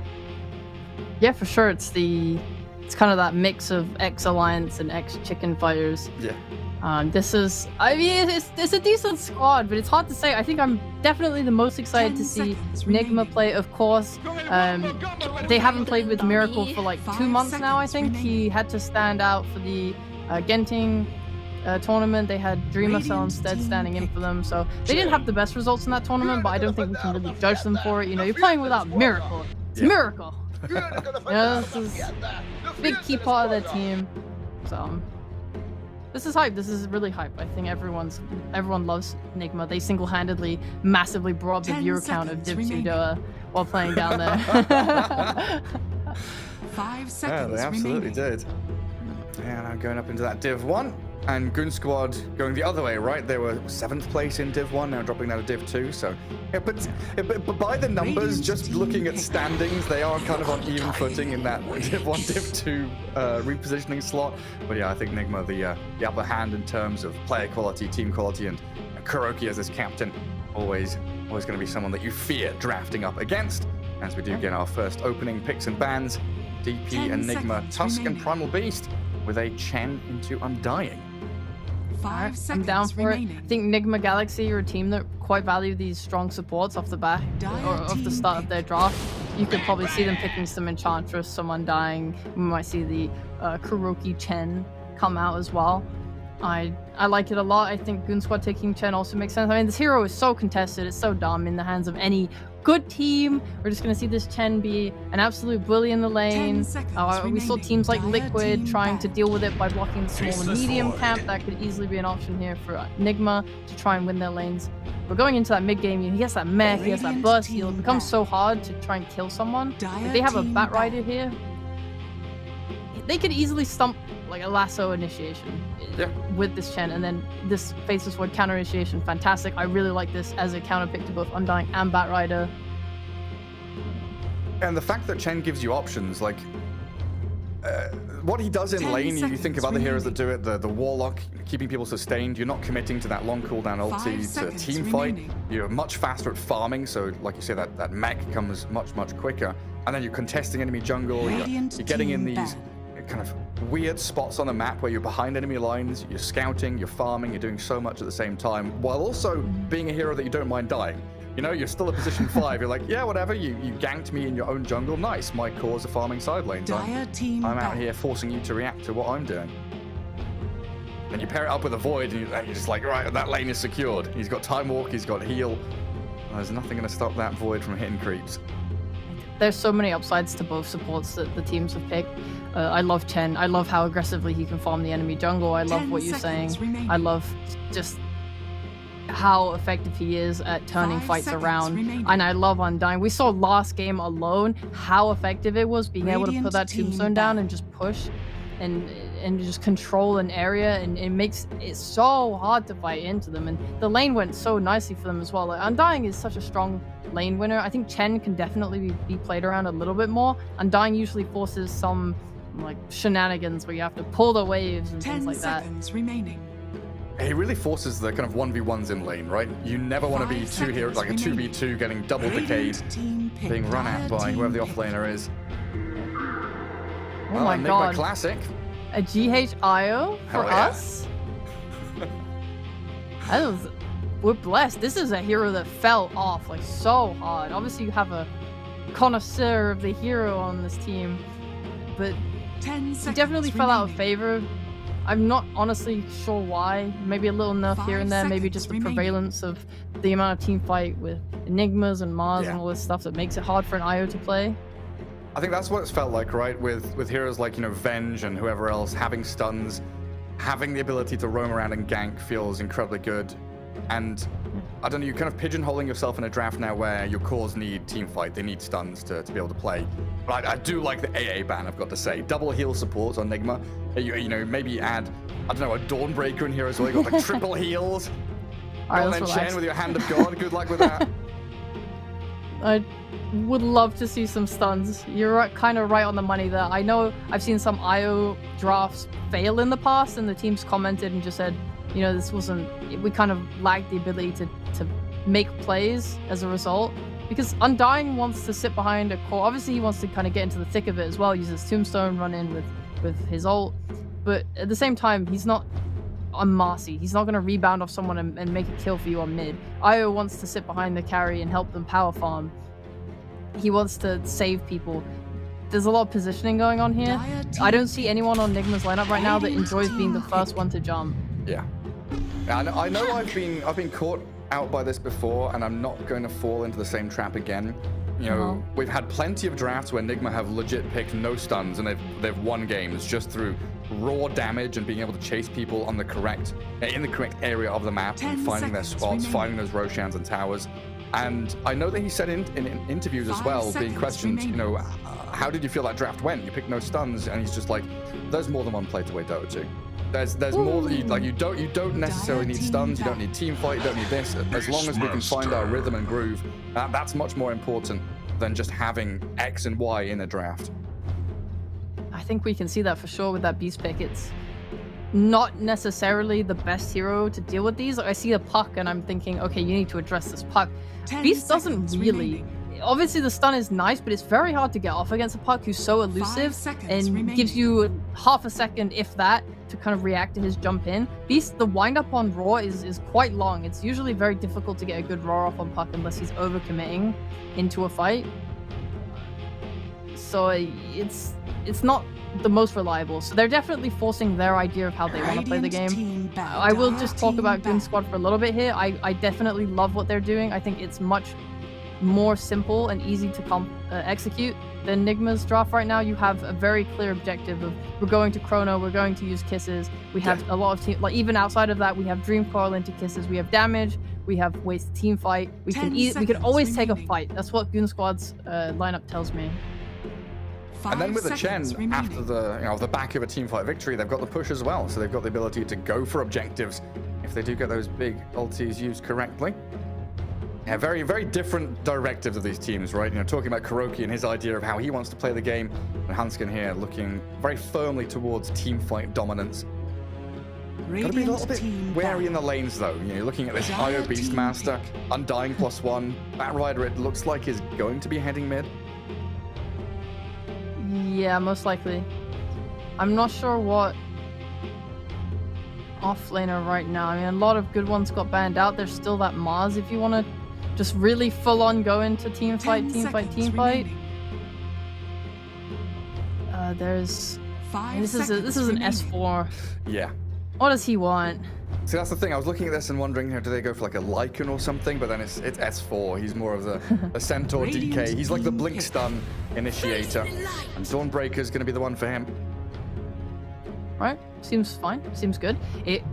You have the coil into Dawnal at any point. It's going to allow them to just globally be able to apply that pressure.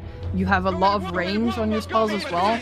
If Limp is alone, right, and his team's behind him far off, you have the Kisses, you have the Dawnal that's just going to allow you to connect in that nice way. So they do have a lot of kill threat there that I think Nigma needs to be very cautious of. the Ursa definitely gives them ways to kill and ramp up this pressure. They're going to be playing super hard around taking Roshan. Like, Yeah. Aegis is the key part of their lineup, and if they fail, if Goon Squad are able to team fight around that Roche pit and stop them from getting that objective, I think that's kind of their way to win this game. And that's what makes it so nice having this IO Beastmaster, right? You'll have Beastmaster, Radiant, top lane, just pushing that lane all the way out throughout the first 20 minutes. So that opens Roche to you. Batrider is a hero that's very good at controlling the opposite side of the map, kind of safely pushing out waves there. And it kind of feels like Nigma have the upper hand in terms of map control with the heroes they've got. That's true. It's definitely much easier for them to kind of fight off the back of their lanes going really well. Whereas Goon Squad, I think Aqua on his Void, he's going to be able to get involved. He's going to be able to chrono every time it's off cooldown. But other than that, he's probably going to get his Midas or Maelstrom and just try and farm and play a little bit more safely. Probably like swing to his offlaner's lane at some point, help take that tower, and then just sort of play in that area and then let the rest of his team make the moves. Yeah, those Solar Guardians jumping in. I mean, there's also relocate save out of Chrono. I'm definitely going to be keeping my eyes on what GH can do to kind of work around those big team fights, weasel himself and another ally away from the grasp with that Void and the puck. So they do have a lot of catch, like you're saying, a lot of damage to dump into that as well. Goon Squad. It is. Here we go. Prepare for battle. I'm excited.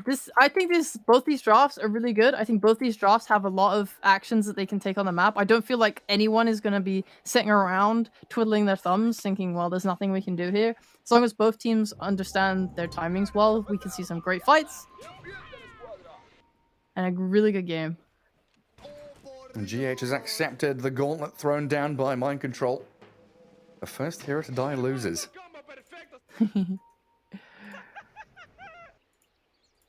Look at MC starting with Wild Axes level 1. So no boars up against that Chen. And pretty good to spam out the Faceless Void in lane as well. Like level 1 time walk, 24-second cooldown. Get all those axes stacked up on it. I don't know if level 1 axes is the scariest thing in the world, but for sure a little bit later. You definitely... I've asked quite a few pros about the Beastmaster, just because he's so weird, right? There was this uptick in Axes builds for a while, where people were just picking him early, and then people would pick counters, and then he'd just go the Axes build. And then that sort of fell off, and teams stopped picking Beastmaster in first phase. I think it was like Amar on the panel at Arlington. I was like, hey, can you tell me about this? He's like, yeah, the problem was we started doing, or not we, because he doesn't really play Beastmaster, but he said people started picking Beastmaster and doing the Axes build, and then people figured out the counter to the Axes build, and like everyone just kind of got better and better at playing against Beastmaster to the point where he's not super early pickable anymore. Okay. Well, what is the counter to the Axis build? Just I have no idea. You think he was going to tell me?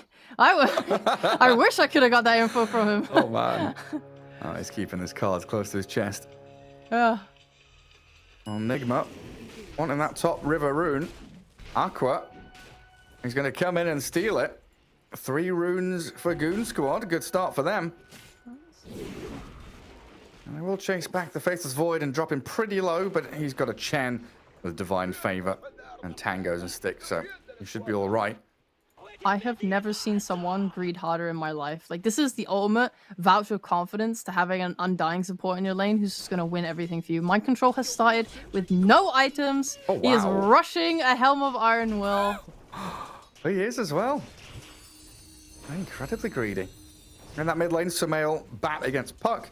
And Puck, one of those slippery heroes, along with the Queen of Pain, who can battle against the Batrider, slip away from the sticky napalm. We'll see how Limp does. Currently 3 CS to the good, while Bat stuck at 1-0.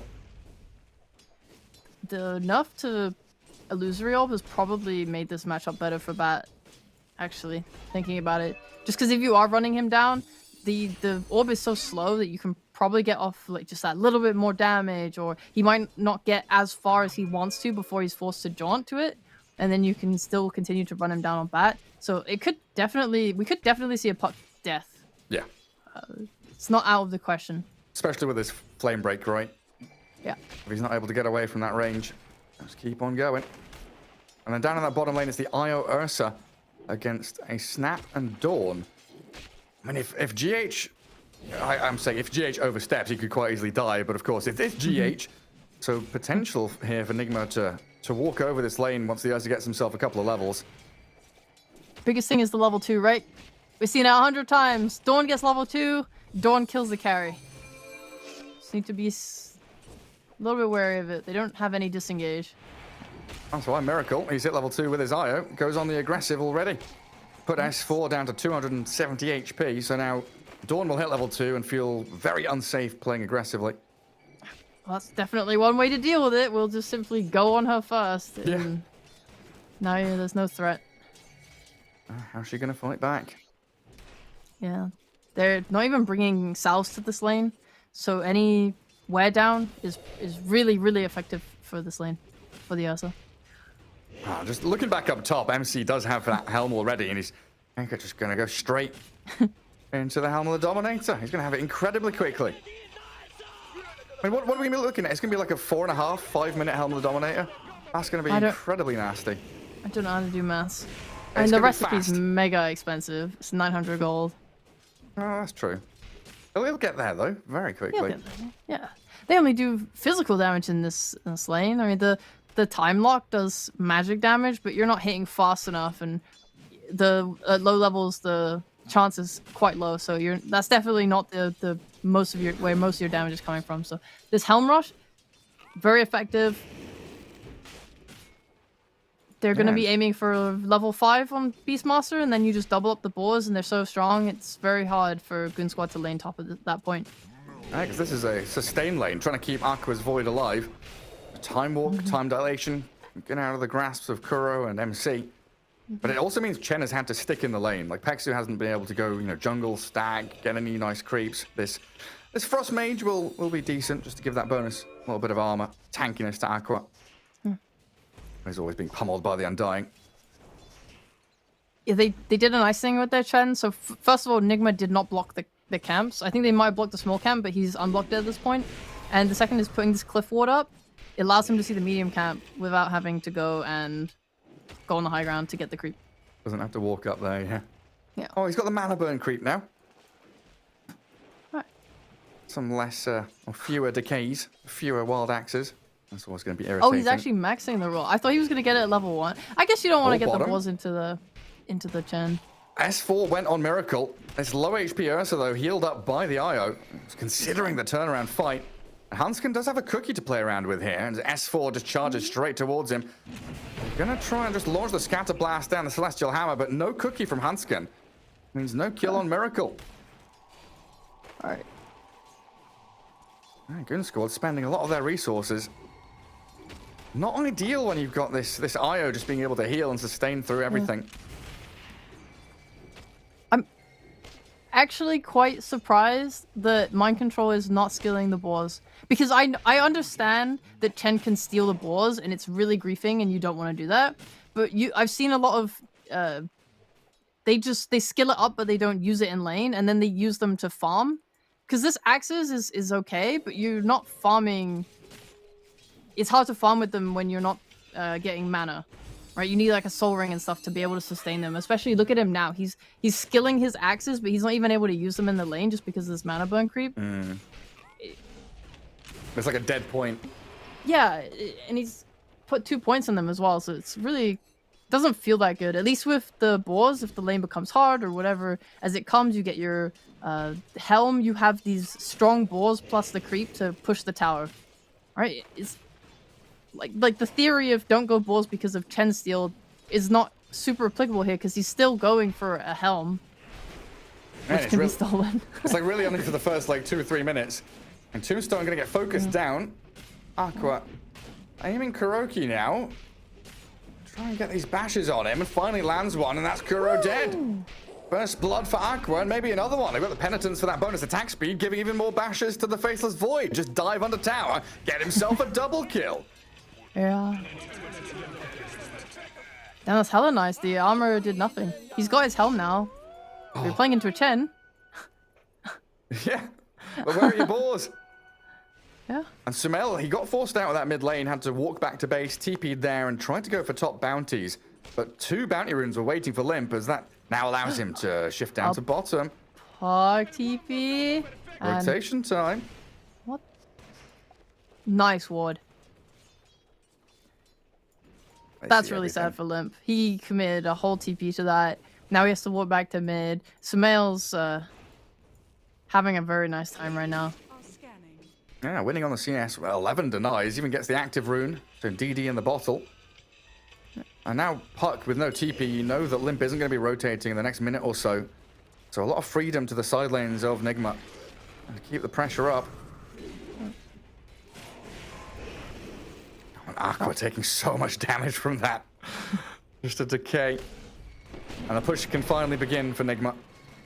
You know what? At least we can say that by dying, he got all his mana back. And he was able to come to lane and use his axes. Yeah, you know, right, but he's got a third point in it now as well. Yeah. So he's really committing to these axes. Oh wow, Aqua's committing the complete opposite way. I thought into axes he might be maxing his jump, but he only has 1 point in it. He's going all in on time lock. They really want to kill. Yeah, I mean, I guess with the penitents, they do have a lot of attack speed, but are losing a lot of his HP. Aqua just gonna have to sit behind his tower, which treads Orb of Corrosion. No real regen item for him.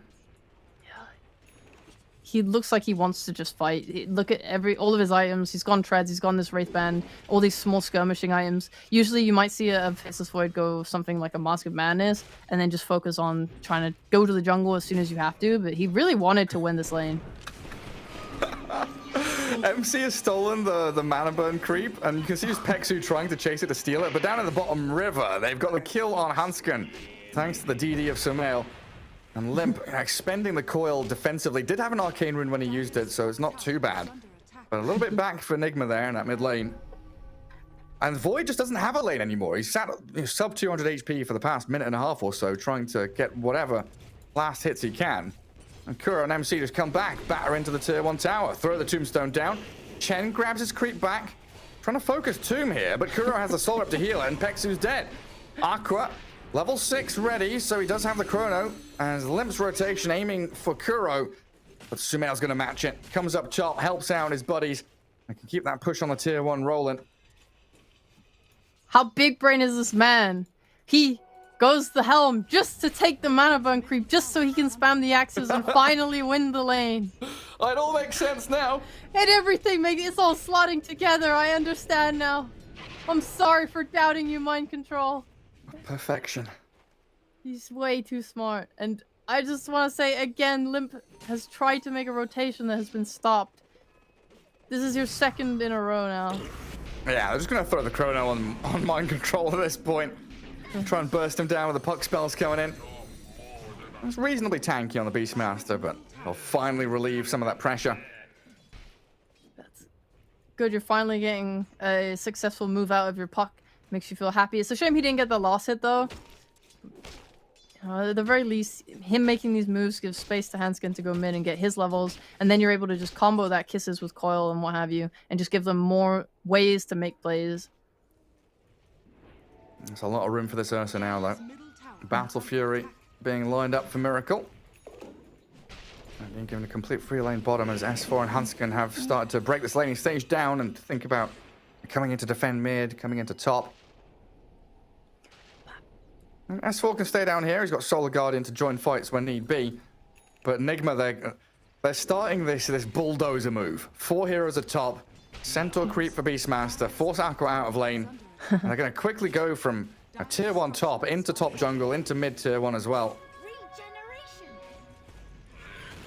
Well, this is really where it's going to test the mettle of Goon Squad. Can they land their spells? Can they do the damage they need to? With the coil and the Solar Guardian coming in with a chain stun, they kill the bat. And they will do just that. Kiss is now launched in towards Kuroki.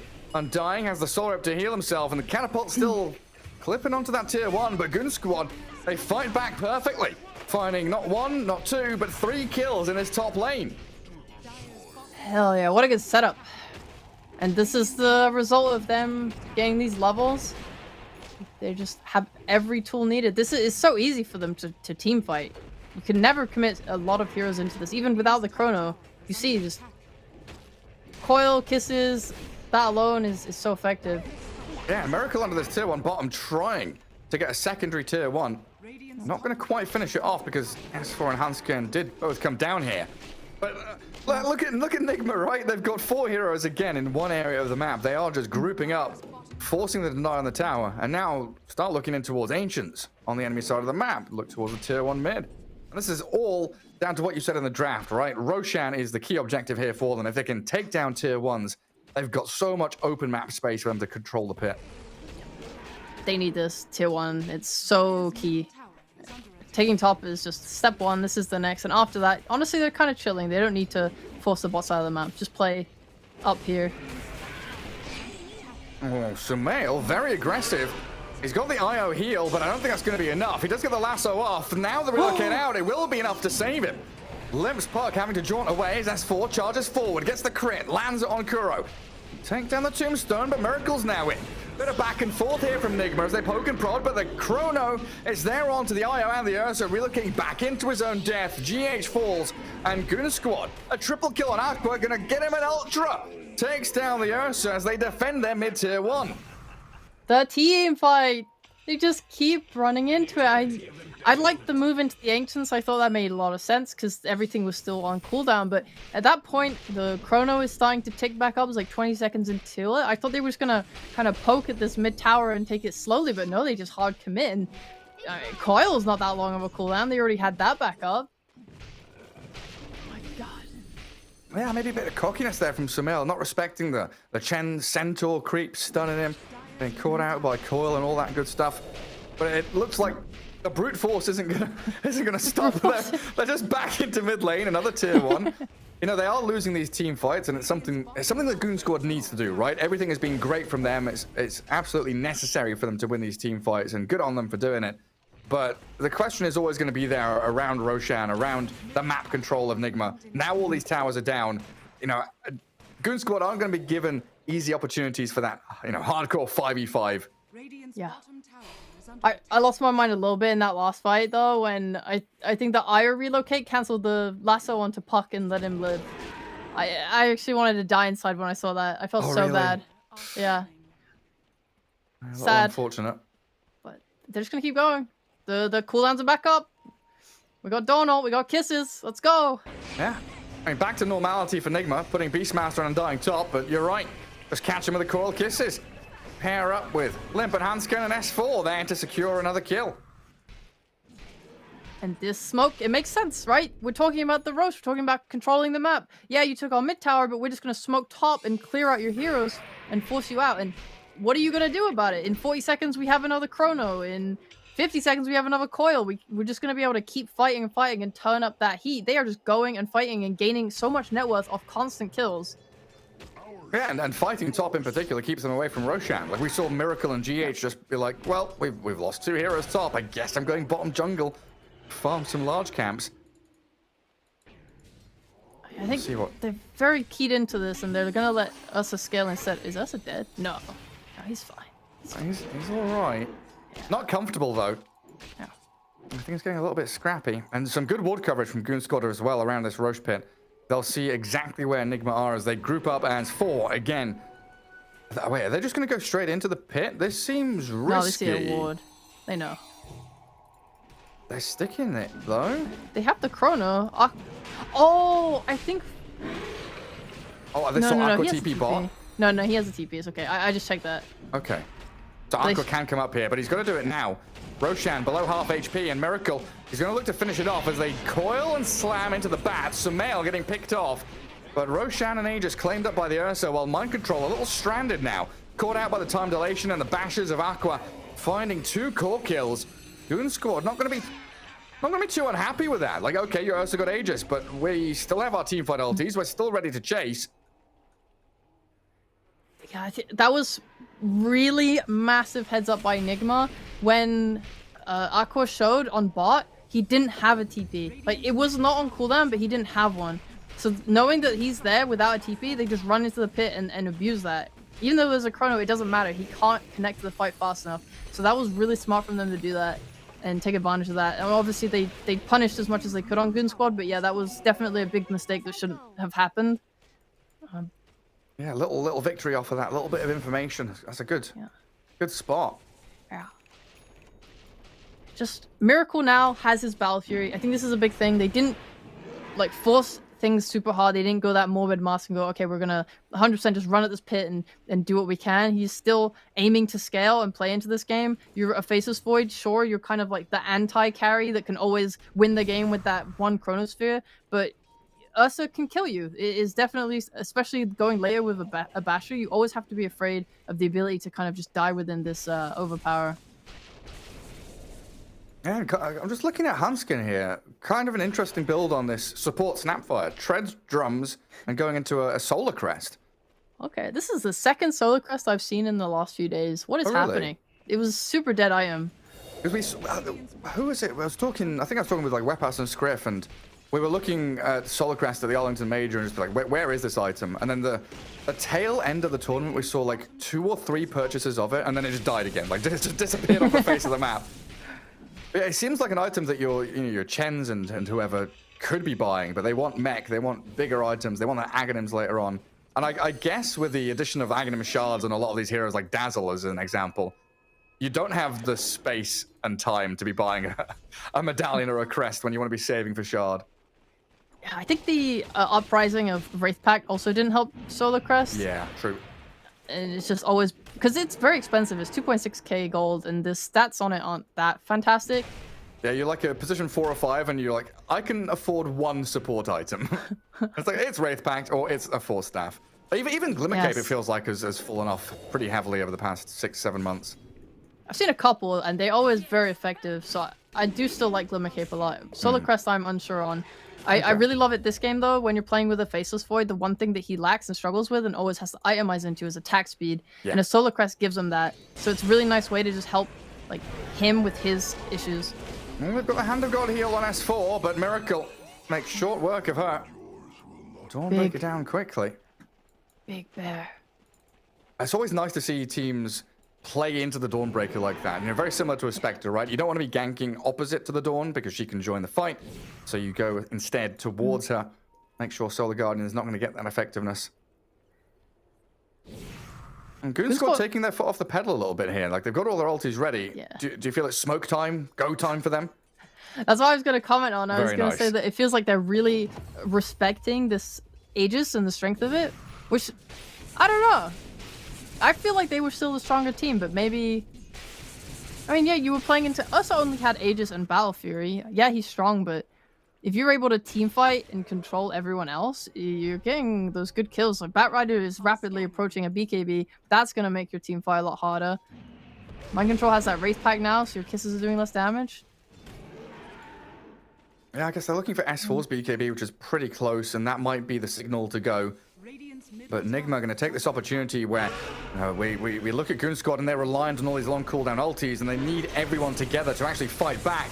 As the Solar Guardian will save up Hanskin, it's tanky. Treads Medallion Drums build, keeps him alive, and allows Aqua to get a 2-man chrono. GH keeping Miracle alive, and still has his Aegis for 40 seconds.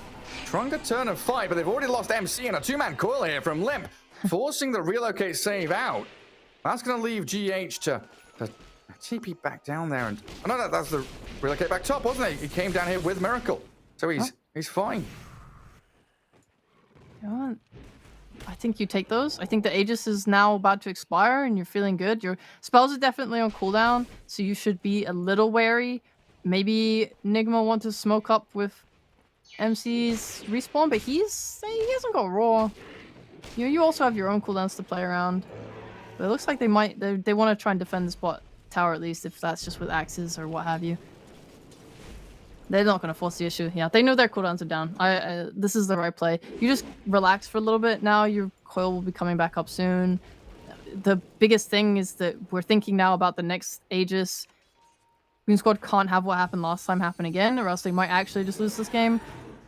I'd like to see some more warding happening top, just more focus around this area.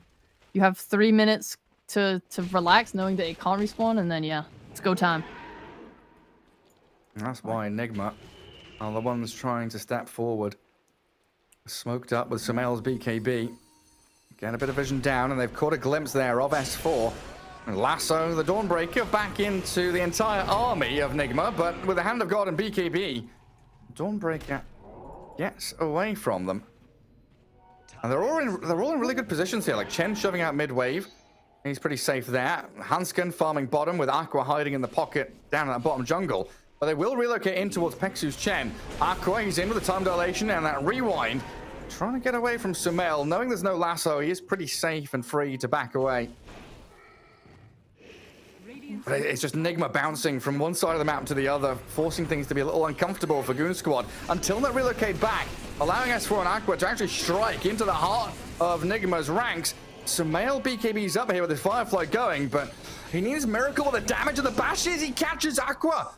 The Void gets caught, and Nigma very quickly jumping from top to bottom, down to bot again, getting that 10x streak out of the hands of the Void.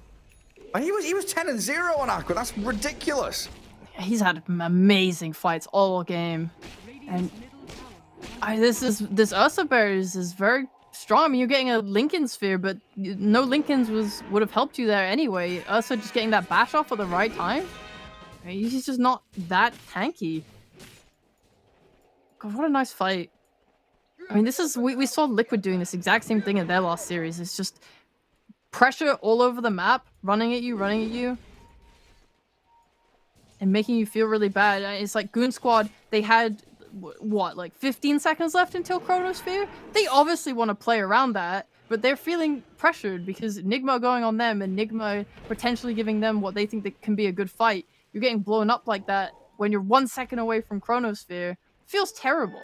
Yeah, it does. I've got to say, it felt like a good move from Goon Squad when they saw, the relocate goes back up top. Nigma kind of isolated. They find a go on Kuroki. But there's just the speed at which Nigma are able to, TP back, move themselves across the map because they've opened up this map for themselves. As they jump S4, the bash comes in from Miracle. A quick and easy one there with those Fury swipes stacking up. It's just that, they are ghosts. They're hiding in the trees, waiting for their moment to TP jump. stop! Yeah. Hey, yo! Well, yeah, get a kill bot straight up to top. Nowhere safe, nowhere's comfortable for Goon Squad to kind of sit and get ready and prepare. But we are looking at Roshan now. He's alive with Aghanim Shard. And Goon Squad have all their ultis available. Just 20 seconds they have to wait for S4. That might be 20 seconds too long the way Nigma are going. Limp's low on mana as well. I'm just going to have to give it up. Oh, this should have been the fight for Goon Squad where they really punch back at Nigma. These are the mistakes of, I don't want to be mean, but it's like these are the kind of the mistakes of a tier 2 team. Getting picked off bot, not being grouped together. You see Nigma, they're sending heroes together as a unit. They are not letting each other really get picked off anymore. Like the problems they had earlier, they're cleaning them up and they're playing sharp. Like Goon Squad are taking fights when their spells are about to come off cooldown. They're splitting up and getting killed on the side lanes. You're leading up to a Roshan. It should be the one singular thing that you're planning around. And instead you're dying. Yeah, it feels like the nature of being unsettled by this Beastmaster pushing out lanes, the relocate being used as a map control tool rather than like a ganking tool. Like S4 is like, I want to clear one more wave bot. I don't want to give them a free tier 2. Then he gets caught and killed. And now I've got Ursa with Aegis for another 4 minutes. As Nigma eye up even more objectives. Wait, this Goon Squad, and they had a 5k lead a couple of minutes ago, and that's all disappearing very quickly now. But when they are together, they are a strong force. Chen creeps are here, pushing tier 1. Nobody matching Nigma's movement down at bottom. They're just gonna wait. They have this ward on the cliff, hoping that someone will come and push it out. I think they've just really been abusing the fact that Goon Squad want S4 to be split pushing lanes and using that ult. You brought it up earlier. Taking the fight to this Dawn has been very effective and really nice. And now the Power Ranger TP is up top. One of them cancelled theirs. Looks like Kuroki just wanted to be the first and only one to come. Soul Rip to heal his own tomb as Limp And Aqua jump in and out with the Time Walker and the Illusory Orb. Lasso's there on the Dawnbreaker though, and Beastmaster being soloed down by Aqua's Void. They've got Kisses landing into the Chrono as Miracle's struggling to stick on a target. He's been stunned and disabled this entire fight, and Limp comes out with a double kill. S4 moves in now towards Miracle's Ursa. Does still have the Aegis as his first life is about to be claimed, but he turns and fights. He bashes the Void. Aqua has to Time Walk away. Still a struggle to fight into this Miracle Ursa as Limp looks to escape, and Pexu's going to get caught on the tail end of the fight. Wait, if Miracle gets a bash here, is he going to find Limp? Nah, the blink away. You do not catch a puck.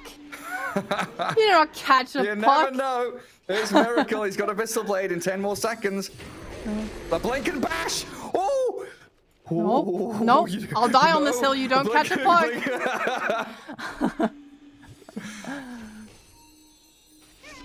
Slippery devil. Good escape, good escape. At the end of the day, let's be real. They're still running a full team fight lineup. If Goon Squad can ever take a team fight on their terms, it will go well for them. This Ursa is clearly a massive issue, though. Yes.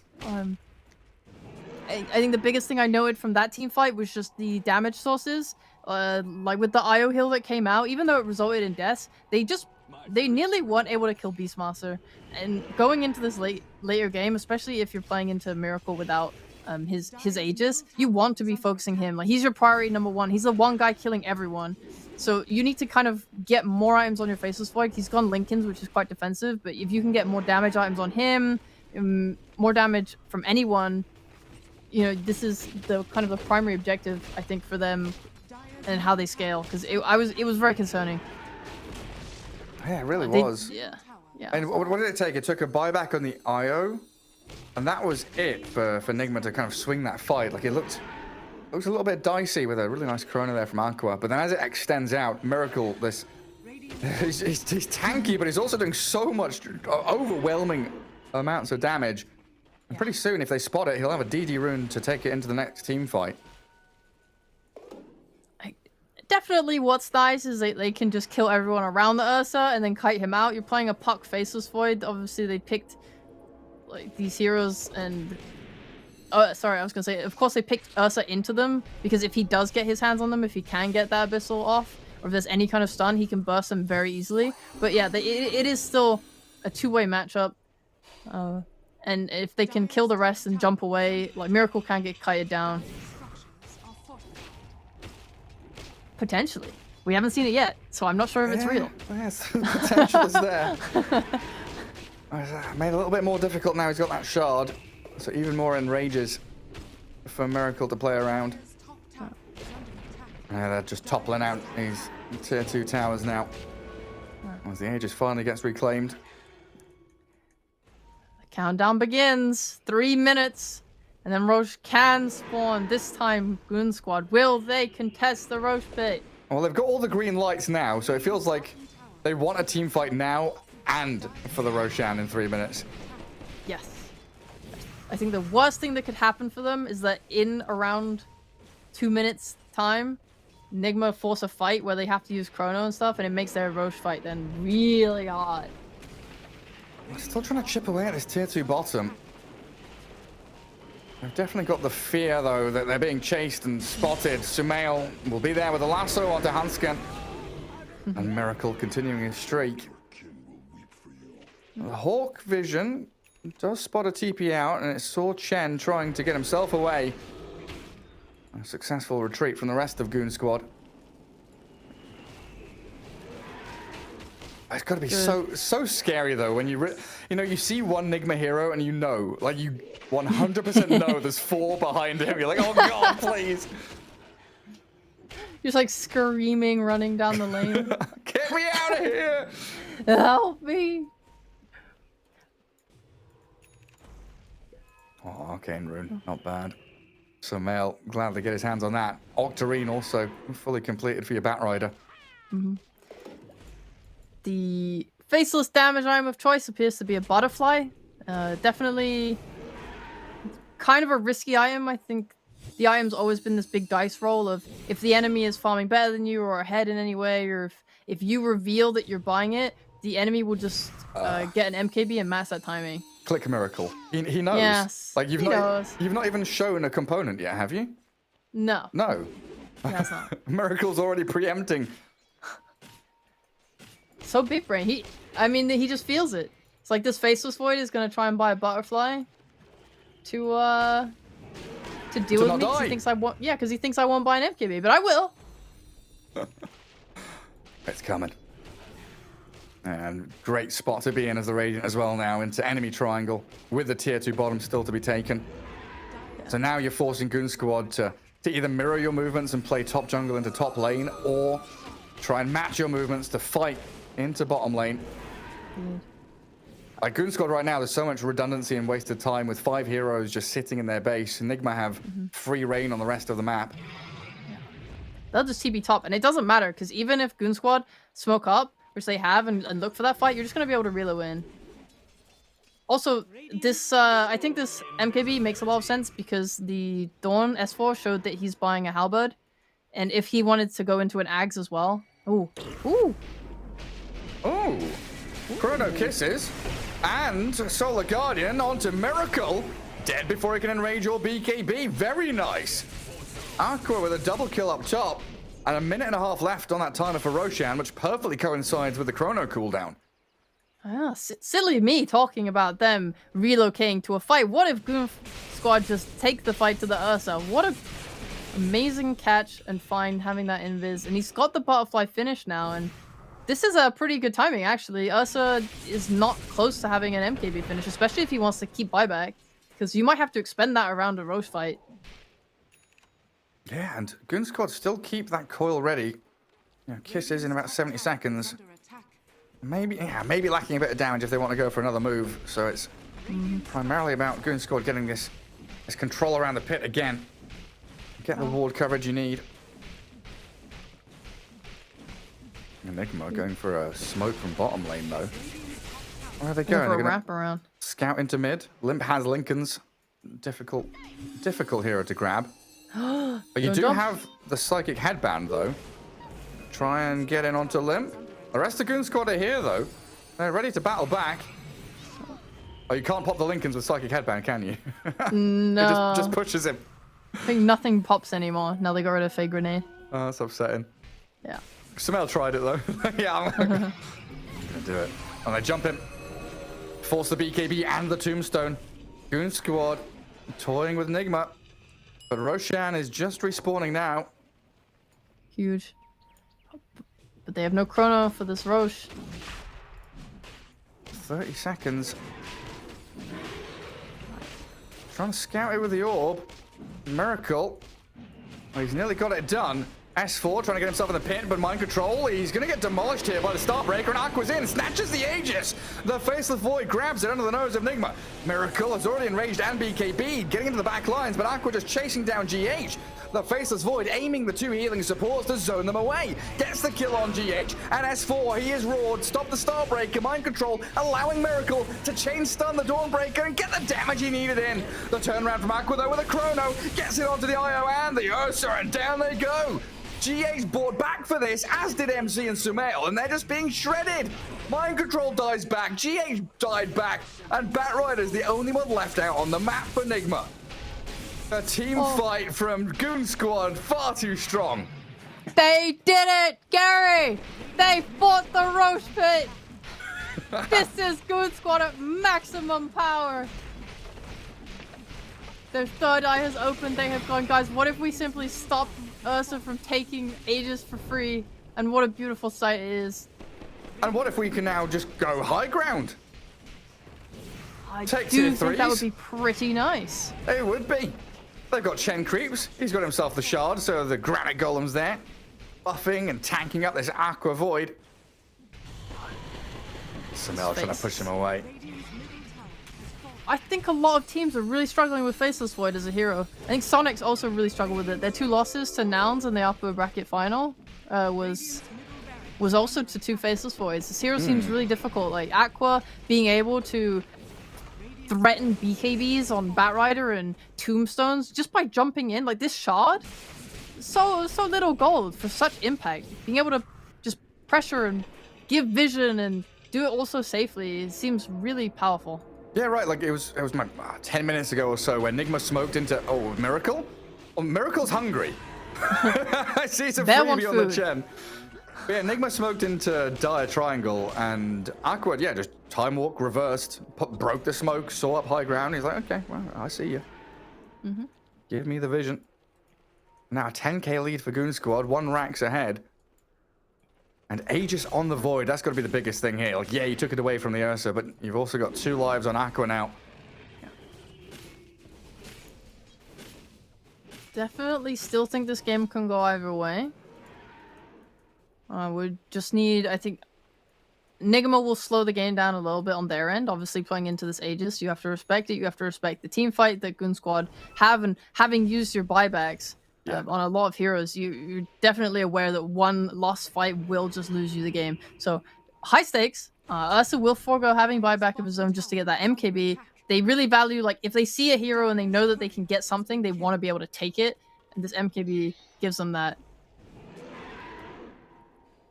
As Goon Squad, they need, like, for their team fight to work, they need everyone alive. They need every damage source, every ulti at their disposal. And they're going to have to face a 5-man smoke from Nigma, jumping straight onto Hanskin. The Chrono, though, 3 caught inside the bubble, time locked up, mind control healed and relocated out. And Miracle getting off the enrage, very tanky Ursa, but he's trying to get away. Aqua batching into him, but the bash returned in kind onto the Faceless Void. First life gone. Mind control focused down by Limp with his DD puck now, though, and he's gone for 50 with no buyback available, while GH had to relocate back into the midst of Goon Squad. These zombies, man. They are very irritating. I mean, another buyback from Nigma there. Kuroki returning to the battlefield. They forced a fair few ultis out of Goon Squad, but you've got to say another victory there for Goon Squad, even though they did lose that Aegis pretty quickly. I actually really like that fight for Nigma, because I think it showed that, like, a way that they can win these fights. They get a 3-man Chrono and try and focus one down, but as long as GH is not in the Chrono, what a bash. Oh, wow. Can't catch, Limp. Oh my god, maybe you can't catch the puck. I spoke too soon. The flame break, the pushback, the damage over time. Phase shift again, jaunt to the orb, and yeah, Limp is fine. Is Puck real? Has anyone ever caught one with their own 2 hands to prove that Puck is real? Oh god. Unbelievable. What a hero.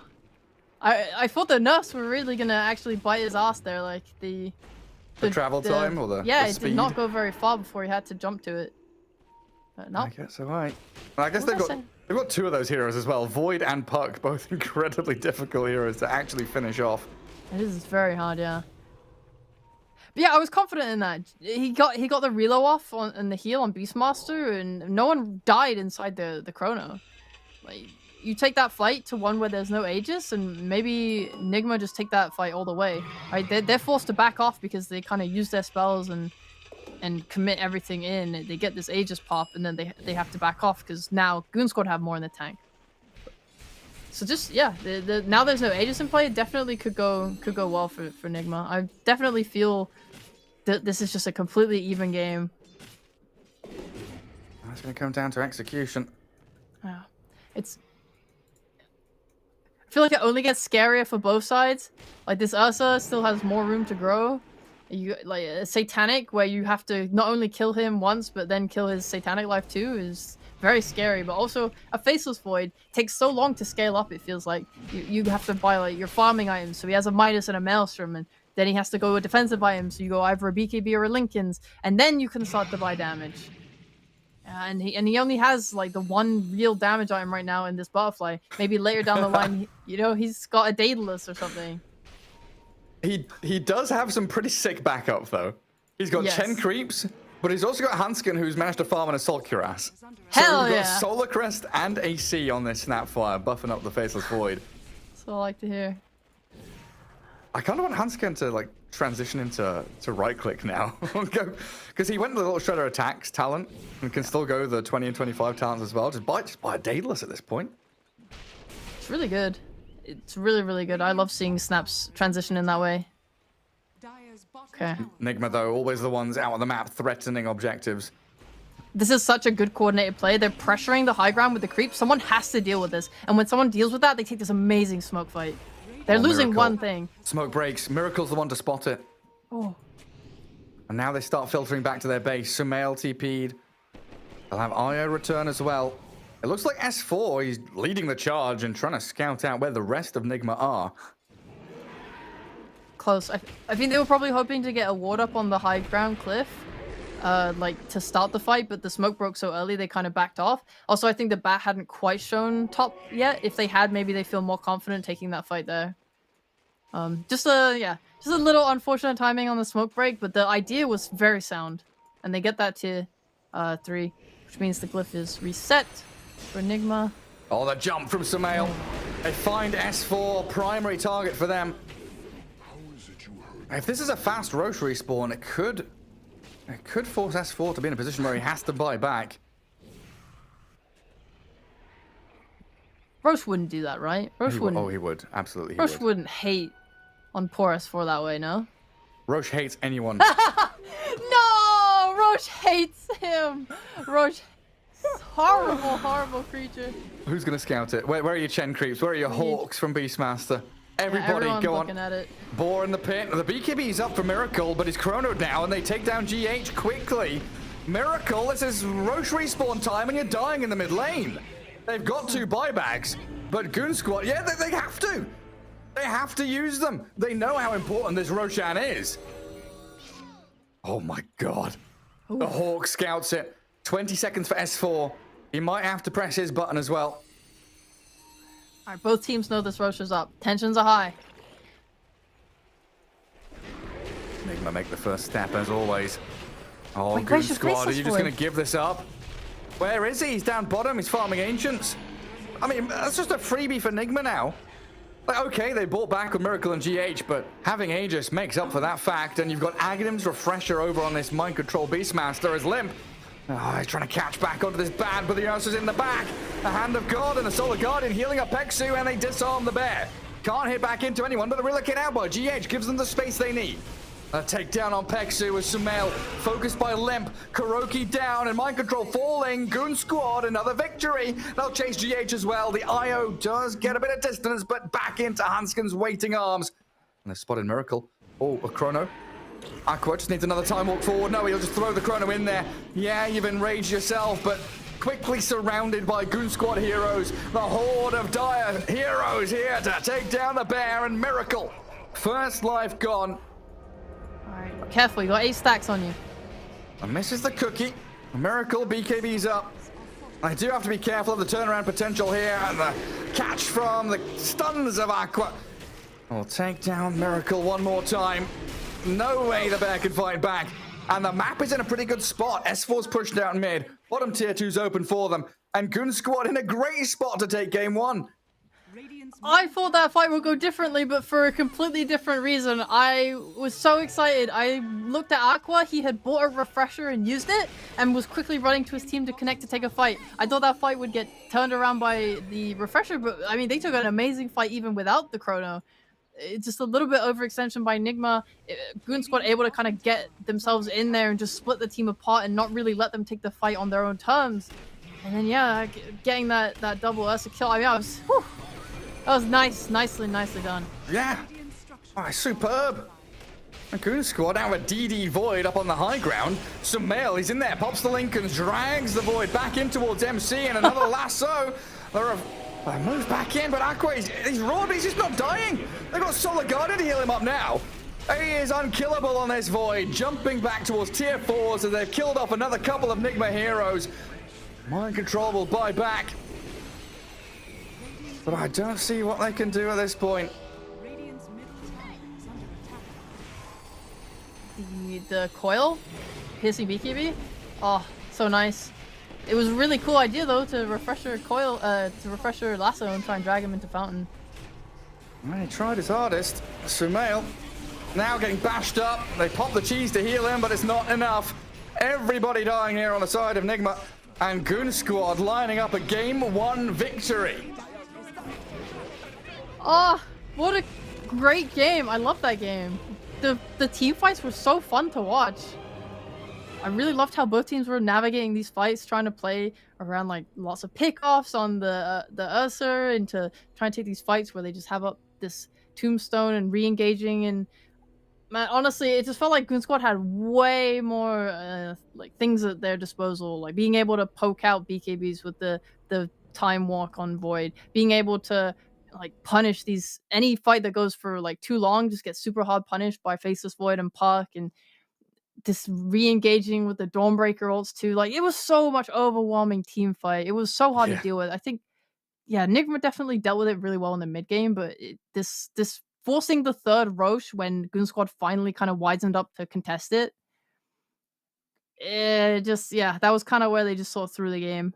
Yeah, it had like a really interesting flow to it, right? The kind of ping-ponging around of Nigma TPing and relocating from one side of the map to the other, finding pick-off here and there. On S4 in particular, it felt like that was their main target was killing off that Dawnbreaker.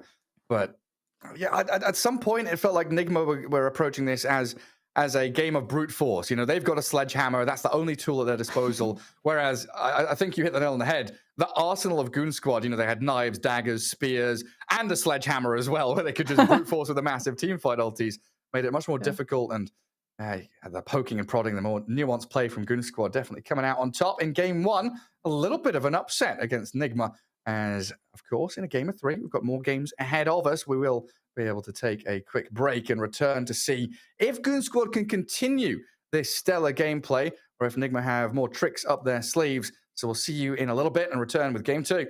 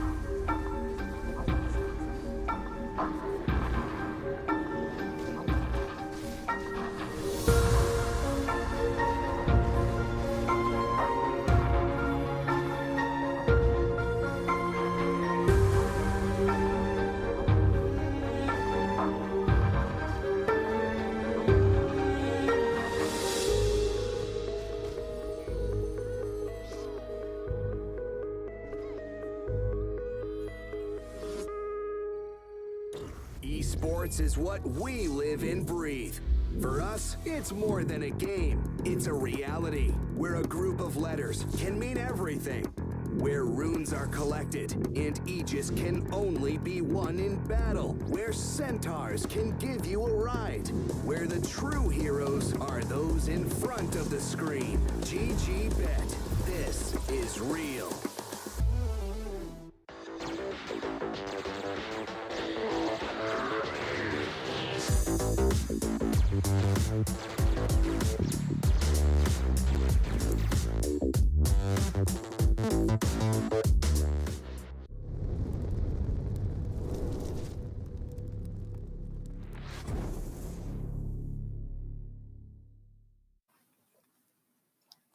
Welcome back, welcome back. Here we are, game 2, ready for our viewing as Goon Squad take on Nigma. And I've got to say, I love that the voice line Goon Squad was spamming all through that game, and now starting again is the Wombo Combo Perfecto, because that's what they had in game 1, wasn't it, Sheepo?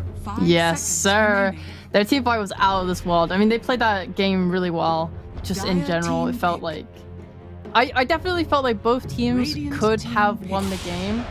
Right, but it was definitely easily in Goon Squad's favor, and how they take these fights is just much simpler, and they did a really great job of it. I love their itemizations, I love their movement. I was definitely disappointed with the early game when they weren't contesting Roches, but looking forward, they 10 seconds understood that. They focused really hard on that third Roche, contesting it, and it was just all uphill from there for them.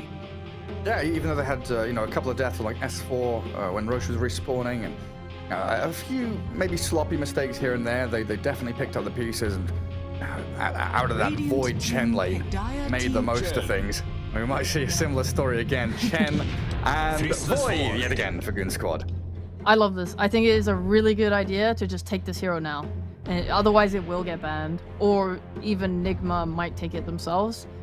It doesn't always feel that good to double up on cores when you have first pick like this, but it's not the worst. And Faceless has proven himself to be a very effective carry. So just having this, it puts Nigma, in a situation now where they need to address it with something. Maybe they could pick a support with a save. You could look at a Avenge, for example, or Winter Wyvern, or Shadow Demon, Omni Knight. Any of these heroes could be an idea. Alternatively, you could pick a core that matches up really well into Faceless Void. If this was Beast Coast, we'd probably see a Wraith King right now. Yeah, just straight up.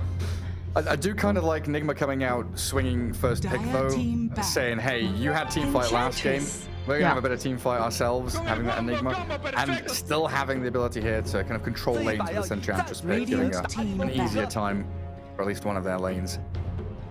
Yeah, I'm super down for this as well. I talked last game draft about Nigma and how they really like their strong laning supports. They like the Chen, they like the Undying, they like the Enchantress. So seeing this is happy for me, and hopefully they can just win their lanes. Like Enigma already as an offlaner is very likely to win his lane, or at least be in a very good position coming out of the laning stage. And Enchantress just secures that safe lane as well. So if they have at least 2 laning wins here, they could easily snowball that. Yeah, and what are your thoughts on this, where Chen and Faceless Void, they're, I guess, more of a passive healing hit creeps lane. Enigma's going to be dragging that lane back. Do they want to swap things up and think about kill threat or a hero that can deal with Eidolons? Or is this something they're just going to have to manage with? 10 seconds remaining. They might have to...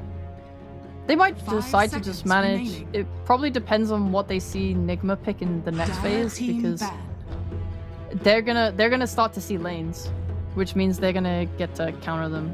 And if they think that there's a stronger off lane plus support pick that they can throw in another lane, and maybe they sack Faceless a little bit, then they might just be down to go for that. I guess it was a bit of a leading question. As my own bias thinking that, an Enigma +1 lane is going to be better than a Chen Void lane. But is there something that like Chen Void can also do to combat that? Like, can you steal Eidolons, or is Void just going to be happy to get the creeps even with -1 being there? Maybe. Wait and see. Wait and see moments. Yeah. It's an Enigma. It's gonna do Enigma things. Yeah. Maybe he might swap his item build up this time. Last game we saw him go the treads, Wraith 10 Band, and really seconds want to fight remaining. with max time lock.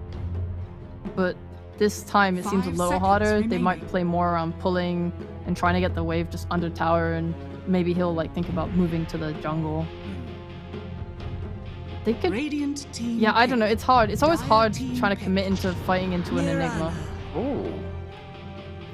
Mirana, and picking that into Ench, being able to kill off catapults when it looks like Enigma here is setting up for potentially, a push strat, right? With Eidolons, Ench creeps, add in a couple more heroes there.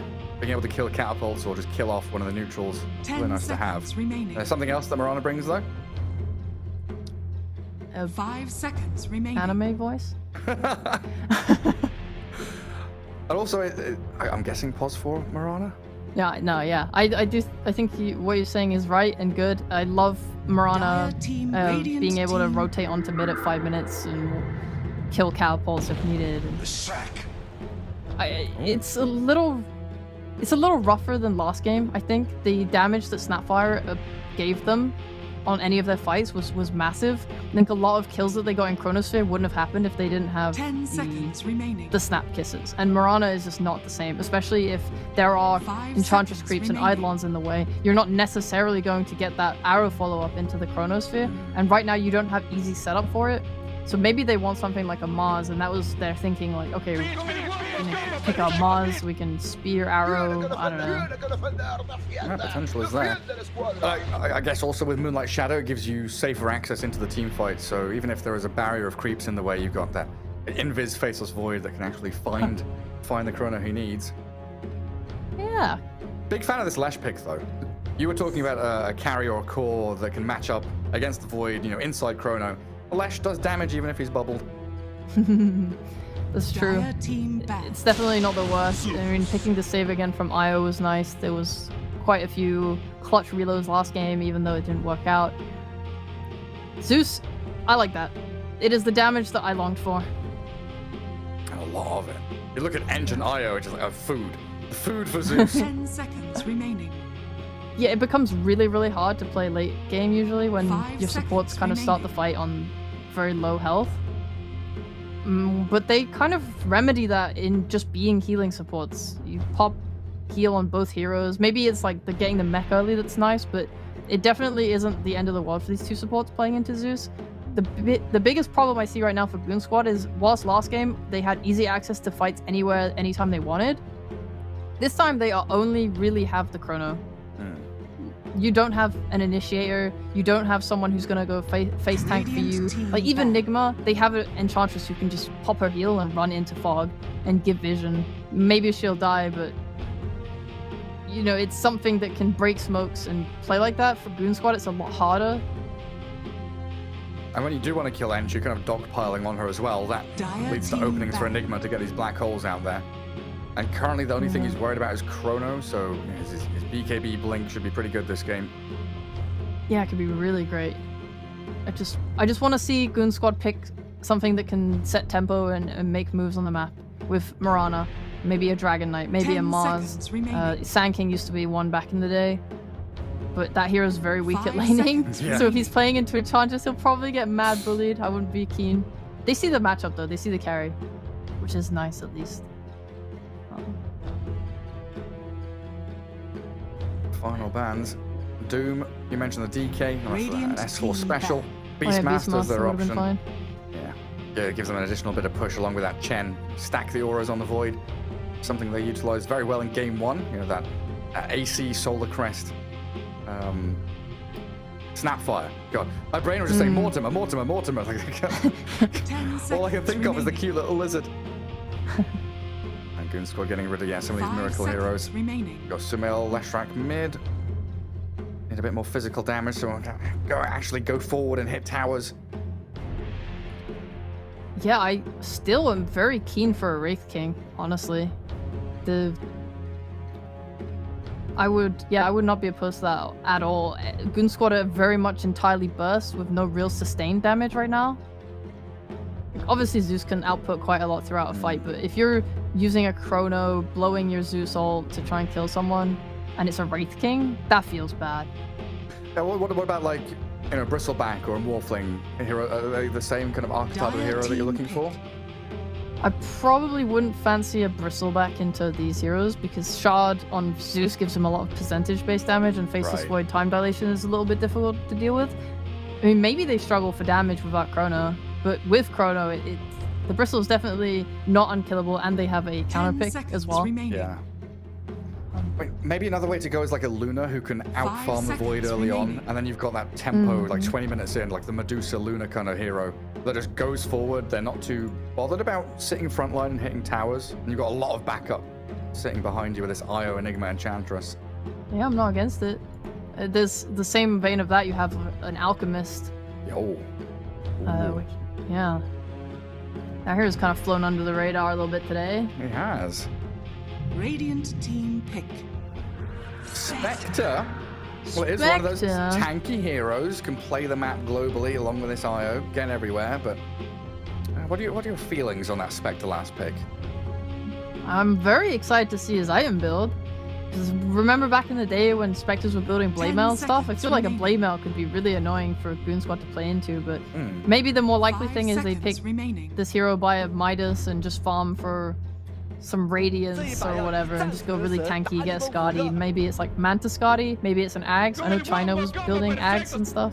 Yeah, we've had like over the past, I want to say like year and a half, we even had the Spirit Vessel build, the Orchid build, the Ags build. Yeah. So many different ways to have this Spectre like come online early if you need to, or scale into late, which of course she's very adept at doing. Goon Squad with the last pick though, the response, their off-lane answer. What could they take? I mean, there's... So this is where you pick Venno and you start to become. Don't. I swear to God, don't. Yeah, what do you want? There's...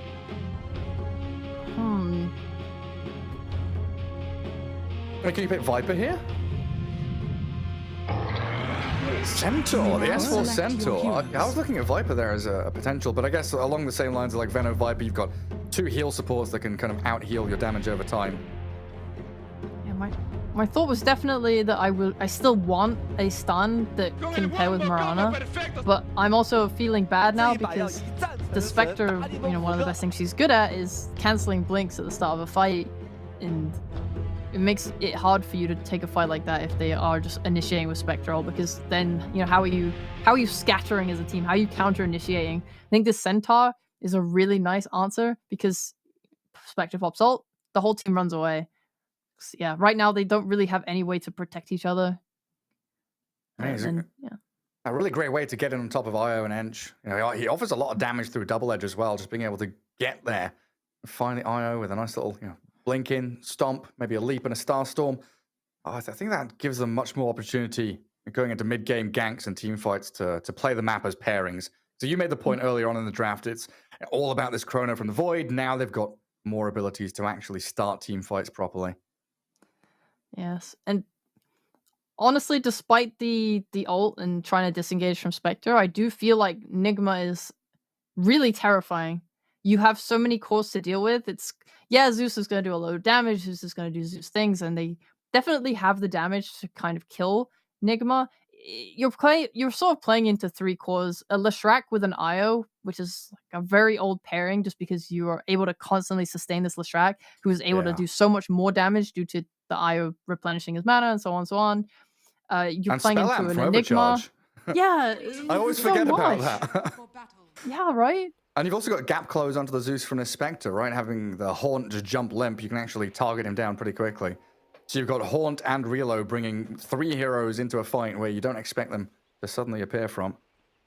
Yeah, but between an IO save, how tanky Spectre is, and it becomes a little unreliable to just Chrono and say call it a day.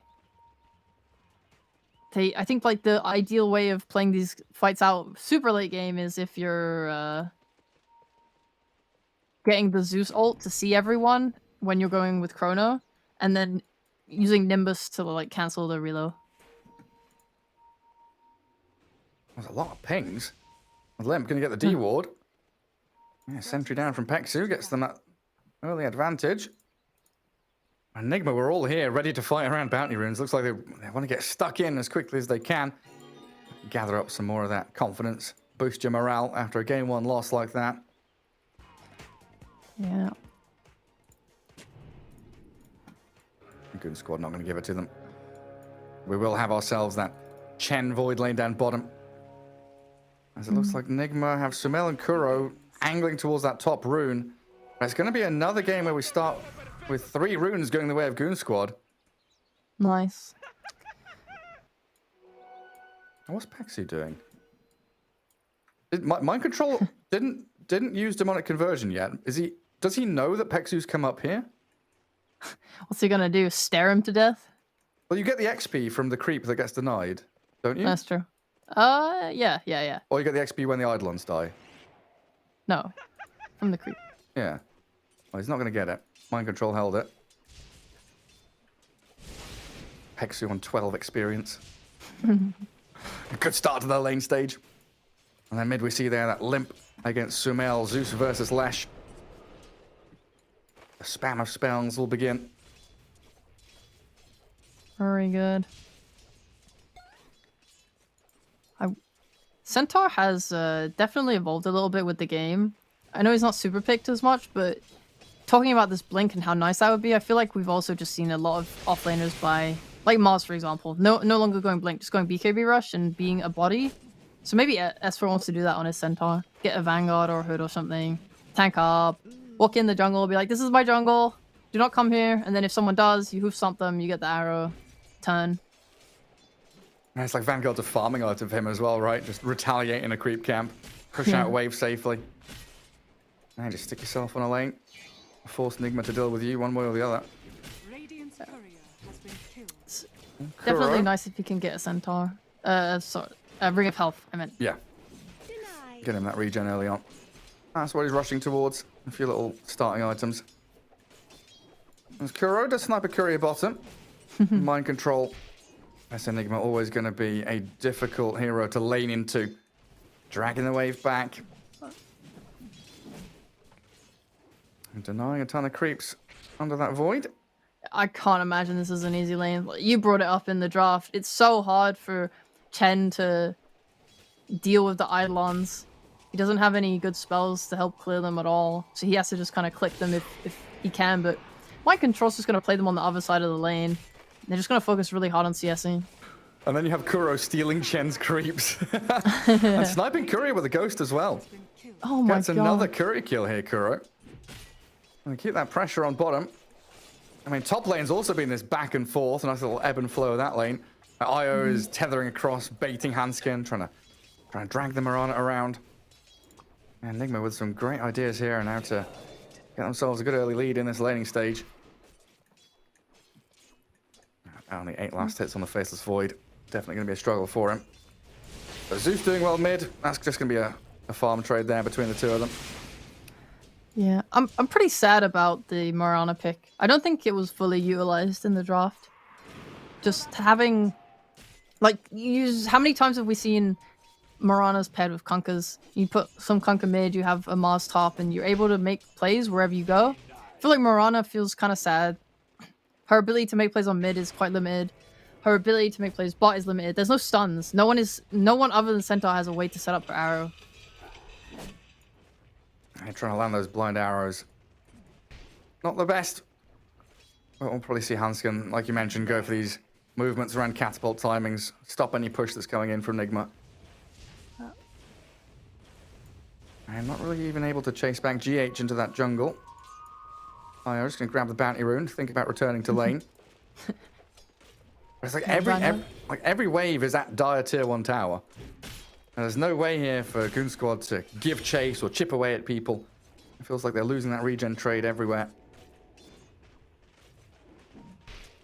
Water rune's not going to be guarded either. No support's really rotating. They are locked into these lanes. Miracle just going to chase S4 out of the lane. Kept topped up by GHIO. S4's got his ring now, so he can stick around for as long as he wants. That's probably the upside here for Goon Squad, is the kill threat is pretty lacking. It's all, death by 1,000 cuts. Yeah, the Vanguard will let him lane completely freely. But if Leshrac is able to get a rune or TP's top or anything, there's definitely kill threat. You have nothing to protect yourself from magic damage. Yeah, and a good pull down bottom from Peksu. Gonna force mind control to try and clear that out. And we've seen them do a pretty good job at killing Eidolons just by clicking them. I think mind control has been a little sloppy in letting them die as they try and kill S4 top while also diving mid for Limp. The Harpy Stormcraft are spamming out these lightnings along with Lesh with his own lightning storm, but they can't catch up to the Zeus. Limp is pretty speedy with his heavenly jump and his arcane boot, so he's away from it. It's being annoying. How many inches have we seen make moves like this, especially on the lead up to the catapult? If you're able to get that kill there or force Limp to go back to base, suddenly you're getting a lot more chip damage onto that tower, but unfortunately, not going to quite work out. Limp will just push that wave out. Don't have to worry about that caught. Yeah, we even saw there with a long duration arrow onto Miracle, just unable to finish off the Spectre as GH heals him up, and S4 looking for the turnaround, but Desolate damage coming in, a Hellbear juking around, and I should be able to finish off this Centaur with a few more hits. Go on with the impetus shot, Kuroki lands it. Might die to tower, no, he's got a Fairy Fire to survive, and Hansken with 3 leap charges and 10 1 charges, not a target they can dive under tower. So Kuro making a try lane up top. The long walk from bottom lane through mid up to top finds them first blood. Oh, Limp gets the rune. No supports came mid to help. Hansken wanted that arrow, but there's creeps in the way. He's going to get scouted by the Alpha Wolf. Kills it off, and he does place a ward up there, but I feel like Nigma are going to know that's what's been going on. And while we get the moves into mid and top, that leaves mind control completely alone bottom. That means also, by extension, Aqua gets a free lane pretty much to farm to his heart's desire because he has the backup of the Chen now. Yeah, he's keeping on net worth on par with mind control. So. And Peksu, though, slowed down and stunned by Sumail's Lash. Nice little freebie there for him. Aqua going to have to time walk away. Luckily, there is no level 6 on mind control just yet. The biggest problem with this Enigma lane is just the XP disparity. Oh, they going top? No, they're good. Yeah, mind control is already closing on his level 6. You had that nice rotation from Leshrac already. But he's about to get Black Hole. Yeah, and they're trying to go for this kill.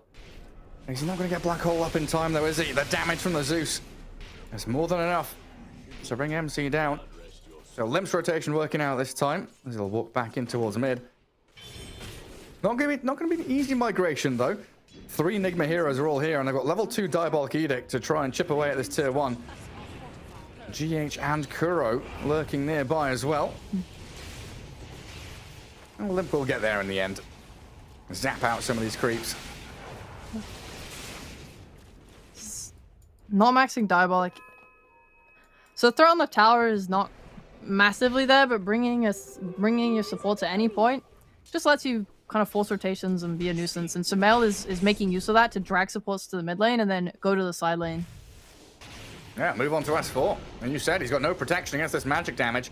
There's a ton of it from Sumail as he's juking out that Centaur Stomp. Nice sidestep multiple times.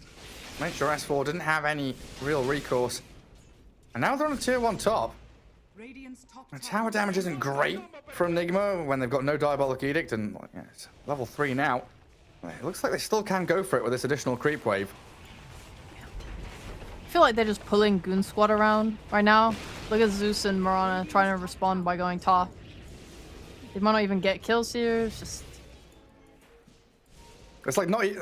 Yeah, there's no way Zeus can counter push the mid tier 1, right? He's not a mid hero that kind of sits in lane and says, hey, you've moved, you've rotated. I want to get something done. Hansken does have leap TP. Split Earth. Oh, not quite in time. Pretty close. Bit of a shame. Committing a ward to that as well feels pretty bad, especially when you have one on the low ground right next to it and it's your own jungle. But it's okay. They don't necessarily need it. They have pretty nice defensive wards. I think they're making a lot of plays, but they're also like keeping themselves safe at the same time.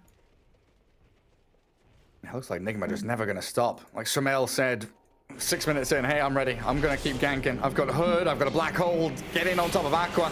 Haunt from Miracle and the stun from the Split Earth connect. So Nigma bringing everybody down bottom to get a couple of kills. A double for Miracle off the back of that Haunt. And it's Limp. There's no way you can stick around. Just going to have to let this tier 1 down bottom fall. They seem pretty upset about last game.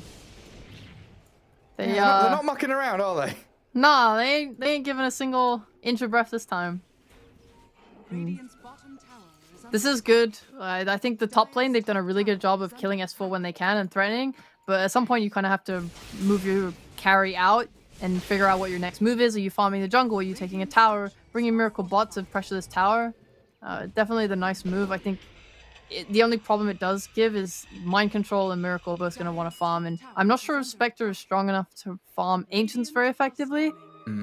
So you do need to kind of delegate where people are going to get to farm. He might just swing around to mid. That's something that a lot of carries do. They'll just farm mid and then the camps in the jungle dire are scanning. around it. Oh, nice escape from S4 top. Yeah, Tower's that's still nice. dead, though. Top tower has fallen. He got what he wanted. Oh, well on his way to Well. blink. I definitely think it would be in Enigma's best interest to try and force this bot tower again soon. It's just a little difficult because of like your black hole being down and the chrono being up. Is under attack. You kind of don't have any objective takers outside of the Leshrac. And he can down to definitely Sumail. throw his lead. Keep Yeah. being active. Force S4 and kick him out of this triangle. Oh, still chasing him. Give him a few more hits. Really get out of here. Even dragging the wave into the Ancient so Sumail can get a bit more efficient farming. Steal away a little stack there Look at from Goon this. Squad. He's not taking towers, but I mean, he took top, but he's not taking like the important towers, but he's definitely having like massive impact. I think everyone feels afraid of Sumail, and whenever he's not showing on the map, like you're just wondering like where he is, what he's doing next. You have to like kind of respond to him, but also there's a Spectre farming. There's also an Enigma farming. There's kind of a lot of little problems that you have to deal with on Goon Squad. Radiant's middle tower is under attack. Yeah, and being unable to take that bottom tier 1, the glyph there. Mind Control doing a great job, like microing Eidolons. Looking for the deny now as well. Dire's The bottom tower does eventually fall, but this has given so much time now for Enigma to group in mid, set themselves up. But Goon Squad under Moonlight Shadow might be offering this secret threat. Wow. Centaur, he doesn't have Blink Dagger yet. Would have loved to have this now so he can make the jump in mid lane. Does Enigma bring everybody? Mind Control's like, all right, my tower bottom's fallen. I'm coming in mid. Let's go get this one. Steal a Flag Bearer. Push on in with Edict. Radiant's middle tower. Yeah, Nice, Goon Squad nice. on a spot to stop them. They've got this chrono, but Void wants his Midas to be delivered, wants to keep on farming. Enigma chasing into jungle to force Pexu away from his camps. It's kind of the problem, isn't it? You want to use that chrono, but you don't want to not farm. Yeah. They're gonna go in. Oh, he's time walked in. They've got Black Hole ready on MC. He was hiding in the trees, looking for his opportunity. It looks like Goon Squad have got themselves away from danger for the most part now. But then you look at this map and you think, hey, Spectre with Haunt is farming, has Hand of Midas, clearing through jungle, while Faceless Void has to TP top to try and clear out waves now. He wants nothing to do with this. He understands that Enigma collapsing on bot, and he cannot defend this tower. I think they just feel like they don't have enough damage to get through everything. Mind Control has finished a Wraith Pack, and Sumail has a IO behind him who's nearly finished a mech. It's getting scarier and scarier. Your damage issues are going to become quite apparent soon. And they have that blink on Centaur. Usually when you get a blink, you just smoke up with it immediately. But I don't think they feel confident running into the Enigma ball. Yeah, it's like, where are they? And again, it's one of those situations where you see one hero, you see Sumail mid, you're like, oh, there they are. All members of Enigma grouped Yeah. up together. We've got a DD rune for Spectre. And this could be Roshan for them, honestly. Just go in with the Edict. Desolate damage, it's up to level 2. Are scanning. Looks like Sumail just Thinking. poked his head in the pit, was thinking about it. Kuroki has other ideas, though. Stealing Hellbear from the Chen.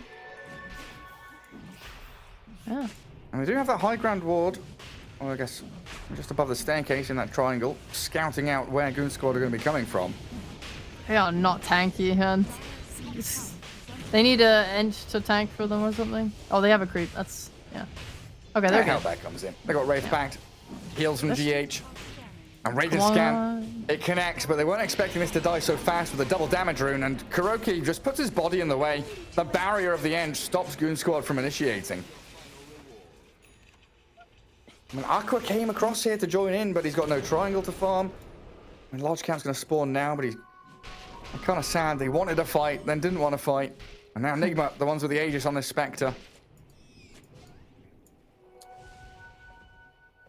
This is assumably a farming Aegis where they look for kills where they can, and you know, if a fight happens where they can use a good haunt, then so be it. I think Samael will just continue to try and play aggressively, take up map space. I'm honestly surprised they didn't put the Aegis on him, seeing as he's been doing the most active and like most aggressive map moves, trying to take the enemy ancients, trying to be in the enemy jungle. And I guess they just want to make sure like the Miracle gets his items and that he's completely safe, and that Goon Squad feel bad. Maybe they feel like they can't kill the Lestrak, so they don't need to give him this Aegis. Yeah, maybe. With what, Hood, Yules? Hey, nearly up to the Eternal Shroud as well. And I guess Spectre's primary job is going to be haunting and diving the Zeus, getting on top of Limp. So that does put him in harm's way a little bit. They're eyeing up Aqua. Yules, Horn, Split Earth lands. The damage, it looks good. Oh, the Invis in the Hand of God, though, they had no reveal. In the back, though, they're hunting Peksu. Chen, the easier target, and they did get a sentry dropped. Stampede, though. Oh, has that got him away? Miracle, a dagger in 3 seconds, but he doesn't see where the Chen is headed. So a couple of ultis and a big move from Nigma top nets them nothing, while Goon Squad, they group up mid. Tower is under attack. I love the consistent damage that Nigma has in their draft. Like, you didn't expend anything there at all.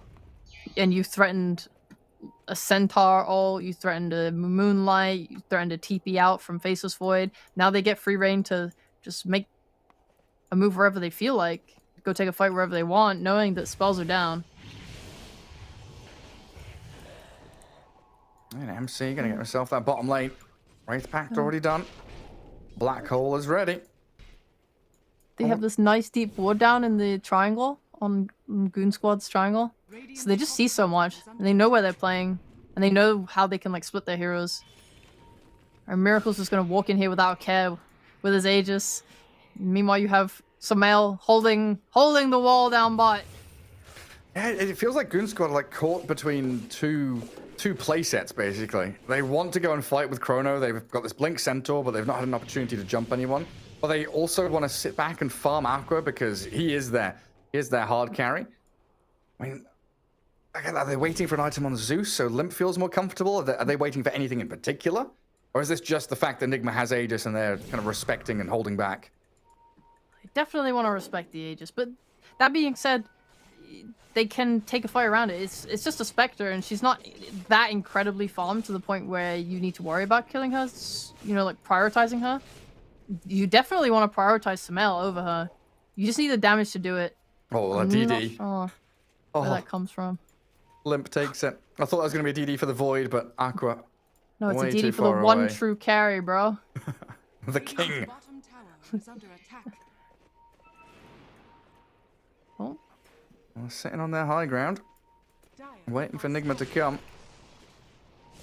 you have a Maelstrom now? I think ideally he wants to have something like a BKB on Faceless Void. bottom tower is But under attack. and again, this carry might be one of the slowest scaling damage carries. Oh, S4 makes the decision to go. They've got relocate save from GH. Drags Samael away from the initiation. Tops him back up, heal to full. And Enigma ready to go for round 2. There's a nice bit of poke from Goon Squad, right? That's not expending anything really. And S4 is going to be able to make the re-jump back into the IO. Blow up GH. Peksu chased down by Samael though, as the Stampede allows them to escape. Wraith Pack cleared up. A great move by Goon Squad. Like, okay, it's only a kill on the IO, but you're forcing Nigma to react and think about how they're fighting this, while Aqua does continue to farm. You didn't have to expend Chrono or even his TP. Yeah, unlike Mind Control, who TP'd mid. I think this is the best they can do. Like you said, just poke, force reactions, force TPs, force anything, force an Aegis, force, anything that is available to them, they just need to take it and just hope to keep scaling up and get more damage. Your Zeus is level 12 now, so you have that extra punch in the Thunder God's Wrath. Being able to just get he has a shot as well. He's going for that Sanjin Kaya. Maybe he can get that Aghanim Scepter, Refresher. When you have all that, suddenly your damage output becomes so much higher, and it's like, okay, yeah, now we actually can kill the people we want to kill. Radiant structures S4 nearly had it. Tumbler's Toy, not enough. Couldn't gap close the courier. And Miracle felt this coming, so he manted and put himself in the trees. While bottom, the Yule split Earth onto Hanskin.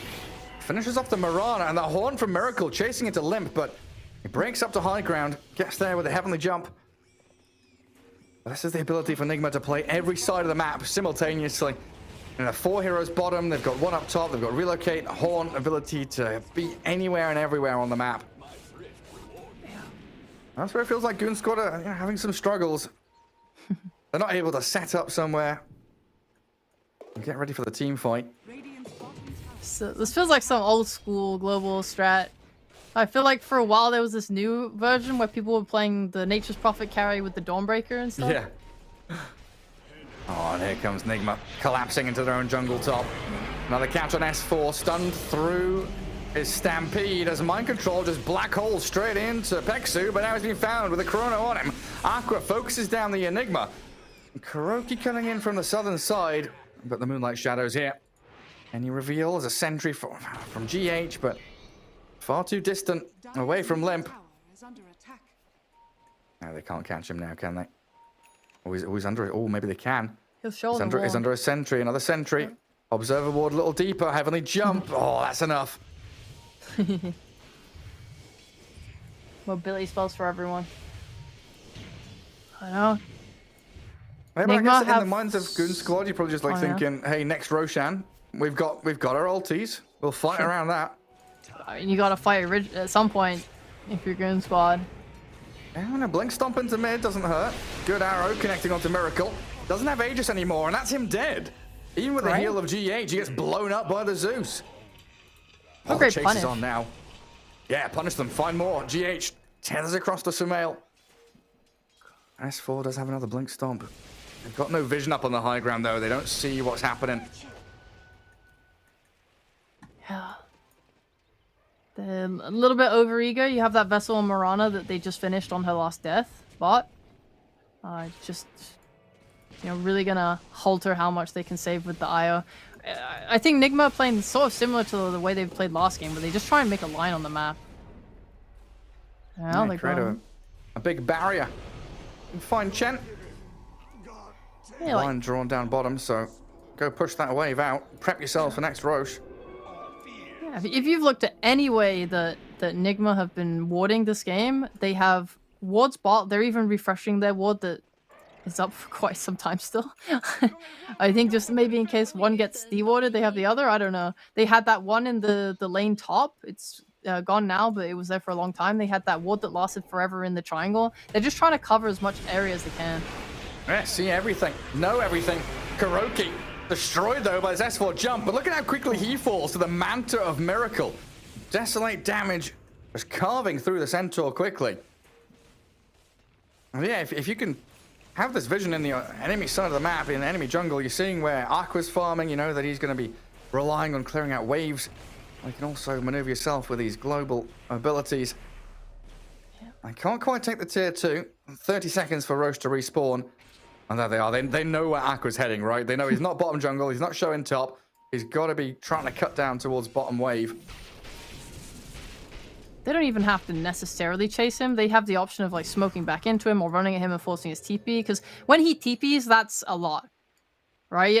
It's now a point of if he shows on a top wave or if he shows on a mid wave, he has to be there. He can't leave. He can't like push out bot and then TP out. You know that it's on cooldown. You know you can keep chasing him, hunt him down, make him uncomfortable, lessen his net worth. Getting a TP is such a massive thing. Yeah, especially on a carry. Oh, it's Sumail. He just blinks in aggressively. Gets the jump on the Chen. A lot of magic damage, though. Going to blow the Leshrac up. And now Aqua looking for the Chrono, but he doesn't want to land it just on Kuro. GH was trying to relocate, but didn't save Sumail in time. So the one-for-one trade going to be favoring Goon Squad so far.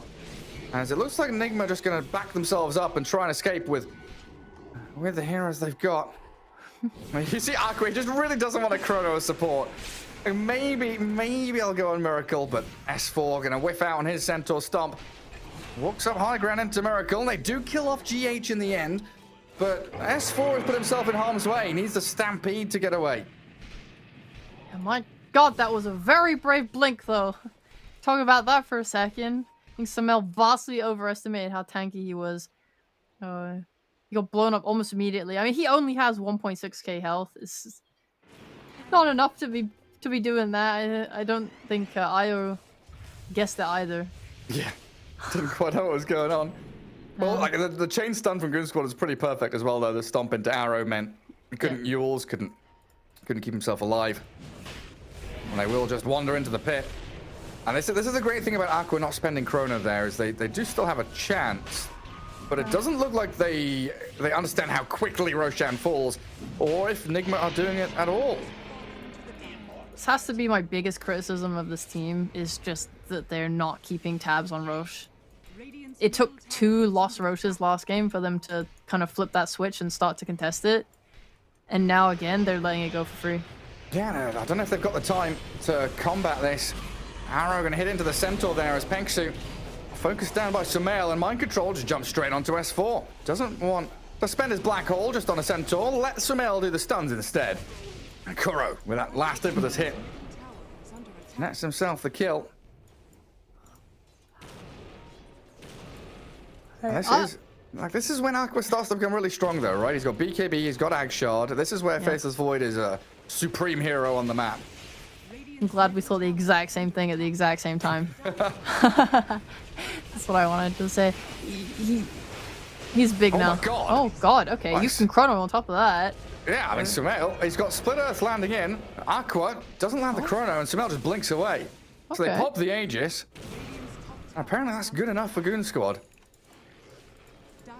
I guess they weren't confident about their ability to cancel the relocate if they committed. Yeah, I know. maybe. Yeah, no Nimbus, no Zeus ult, no real way to kill them. I'm also wondering why Aqua didn't just Chrono Miracle just then. The Spectre was all alone in that large camp in the triangle. Yeah, again, I guess maybe expecting Io to be nearby. Enigma once again invading. Leaving Miracle to farm down bottom. Can always join with a Haunt. But I don't know, losing Aegis that fast always feels so awkward, because now we have 6 minutes of no Roshan, no clear directive or objective for teams to be taking. Yeah. This sort of situation benefits both teams. I'm sure Aqua feels like he could always do with another item. I know that Zeus is going to be wanting his axe really badly. And on the other side, you have Nigma, who are playing with a Spectre. Spectre's, you know, one of the biggest, baddest carries in the game. Of course he wants to get another item. He would love to get a Basher and have that ability to lock down someone like Zeus before they can jump away and get saved. But Nigma are going to take the aggressive approach. Yeah, and S4 not fast enough to blink away from that aggressive move out of Nigma. Aqua goes in, rewinds. Everybody's fine. Nobody dies. Little back and forth. Poke and prod, then run away. Sumail just doesn't run away though, does he? He just keeps charging forward. So not landing a brave. Split Earth though. I was like Huntscan also wanting to scale. Diffusal Blade for the Mirana's coming up. Yeah. Sumail's in.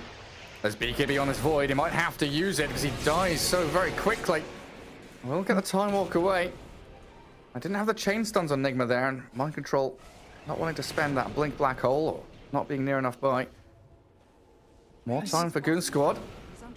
Sumail's aggression is kind of what I like from this Faceless. Like, Faceless is jumping in. In some perfect case scenario, he manages to force a relocate, right? With his shard jumping in and out. But Sumail's just doing the same thing with Blink. I mean, Kuro just walks straight in. Mind Control gets the Black Hole only on S4, but Sumail is in the bank, aiming for the Chen. Aqua with a 3-man Chrono, though, and the Thunder God's Wrath. Miracle is already blown up 2 in the back. And the relocate out keeps Nigma alive. They are surviving as Aqua's BKB starting to wear out. Gets him towards high ground. Centaur and Chen both demolished as Nigma still full HP on everybody, ready to go high ground. And they will, and there's nothing that can stop them, especially... I mean, they've tried and tested and pushed their limits this game, 100%. You've seen that from Sumail. They know that the only thing that really kills them is just a chain stun when he's out of position with no relocate. And Centaur's dead.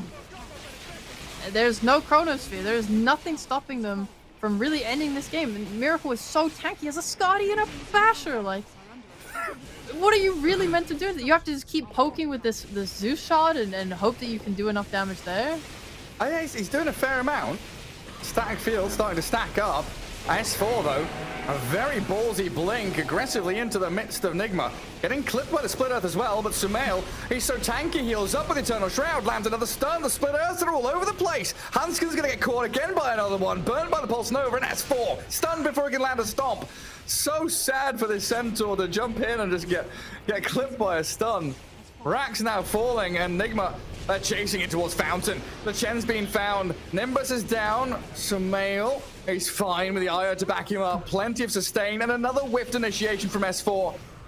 Doesn't catch anybody. Aqua gonna rewind the time walk. Trying to bait anything out he can from Nigma here. Time dilation there with the bash. He gets caught with a bash from Miracle. Oh my god. No bloody way. Oh. This is a massacre. It's so hard to do anything. The amount of heals on Nigma. I mean, we talk about the Chen and his heals, but my god, this IO is pumping out so much. Sumail feels no fear. I don't think I've seen a player play with full confidence in a long time, and this is full confidence. This whole game. Like, it's not even now that they're winning and stomping and he's showing off now. He has been playing this way from minute 5. With gusto. Yeah. I mean, S4, he sees Sumail and he's like, yeah, probably time to run. The Horn will chase in towards Limp. They found the Zeus in the back. He throws Nimbus and Thunder God's Wrath, but that's it. Lights out for him. Hexu next on the menu as Nigma steamroll over Goon Squad here. 32 minutes in. Radiant's top tower is under attack. They We are just struggling. run to any area they want, put a ward down, and play. If they see anything, they know they can kill it. Yeah, now they're on your doorstep with Blink, BKB, Black Hole ready for mind control. They have not Black Hole. They have Chrono on the Goon Squad, but we saw last fight how that went. They got 3-man Chrono, but there's no damage. He had to commit pretty much the entirety of Chrono just to kill the Wraith Pack. And I really love the itemization from Enigma. Going a pipe on the Enchantress, going that Wraith Pact on the Enigma. They're trying to just nullify as much damage as they can, just to allow this Spectre to pretty much just be unkillable alongside the Lestrak. Yeah, they've basically negated Limp's presence in any of these team fights. Yeah. It feels like the only damage he's doing is when they're trying to siege that high ground and he's just chipping them down with the Arc Lightning. Otherwise, yeah, he ults, it doesn't do anything. It doesn't matter. Desperation. Yeah. They need some kind of measured response here. Find kills on the back lines. And it's down to S4 to really catch out an IO. Yeah. The Dream Chrono here is onto IO and Enigma. Very hard to get, but maybe with a wraparound that's big enough. I don't know. And you see Kuroki, right? Yeah, okay, you ping Kuroki, get him. Kill the Enchantress. And then what? The rest of Enigma rally around him, heal and relocate him. The Enchantress is out of there. And Sumail just jumps into the middle of all of them. They do get the Chrono landing onto Sumail. They'll blow up the Leshrac, or at least try to. Well, MC, ooh. Blink into Chrono by accident. And he nearly whiffed the Black Hole, but he held on to it, so he will still have it, but no BKB if they go for round 2. And now they are lacking Sumail and that damage that he brings, while Roshan has respawned, so Goon Squad with a chance. There's a window here. Oh, the Blink Stomp. The illusions are up, though. So no arrow going to land onto Miracle Spectre there. And now the Haunt in. Miracle knows he can play aggressively, and look at him shred. Oh my god, my- they didn't even need the black hole. Oh, Miracle. He just 1v4s them. Bash, bash, bash. Just kill. Damage is enough. A triple kill for Miracle. Moonshot going to work. Oh, God. I didn't even. I was trying to keep up with the kills, but these heroes were disappearing so fast. Oh, what a player. And now they're on tier 4s. No buybacks really from Goon Squad to combat this. Nigma will take down the towers they need. And the throne completely exposed. S4 will buy back. But yeah, buildings are falling at such a drastic rate. And that turned around as they dive fountain. Miracle and Sumail in towards them. They will lose the last rank, but Miracle picks up another triple kill. 13-1-9, and GG's called. Heading to game 3 here between Nigma and Goon Squad. They played like they were angry. That was beautiful, Dota 2. I think their usage of wards this entire game was fantastic. Really just applying pressure everywhere and not letting Goon Squad breathe. I do think it felt like there was a difference in draft this time around. I like their approach from game 1 of having more team fight.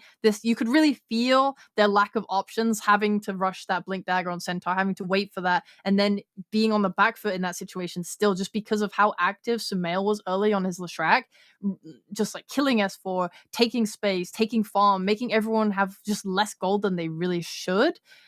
And yeah, every small decision that they made just kind of compounded into this big, like, just lead and win, taking their Roches and having just full control.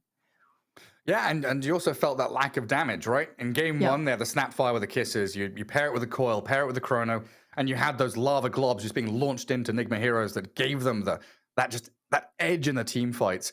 Here, again, they have the Chen, does wonderfully with that Void, great laning stage, but having a Mirana instead definitely felt like they were lacking just a bit more oomph in their team fights. Especially when, like you said, you mentioned towards the end, the itemization with Wraith Pack, the pipe, all this tankiness. This is what game 1 felt like it should have been for Nigma with the sustain they had, and they were kind of outplayed and outmaneuvered in the team fights by Goon Squad. This time, Sumail, hyper aggressive, jumps in, baits them all, and Miracle with those haunts. Superbly done in game 2 to tie things up, as we'll head to a break and return with game 3.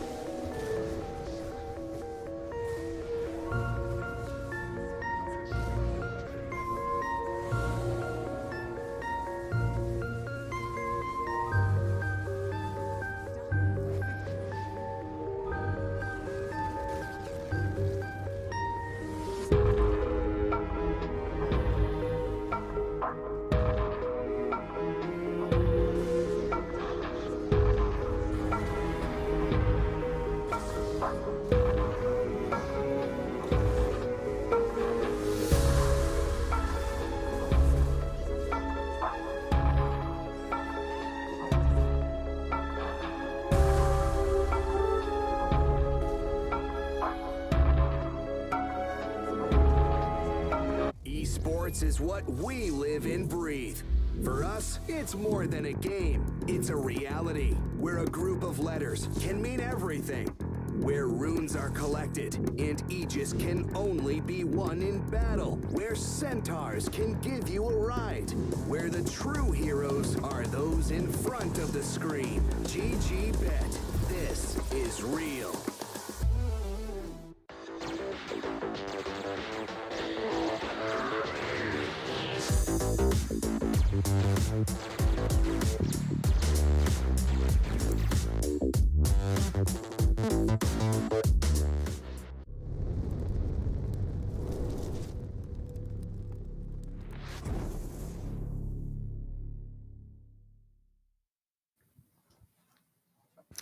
Now, we've had a lot of 2-0s in the regional 10 qualifiers for seconds TI, remaining. but this one's a little bit different. Going the distance. Third game here between 5 Goon Squad seconds and Nigma remaining. Galaxy, as Nigma tying things up in game 2 to battle back with this kind of heal, push, map-controlled strategy that they're trying to run.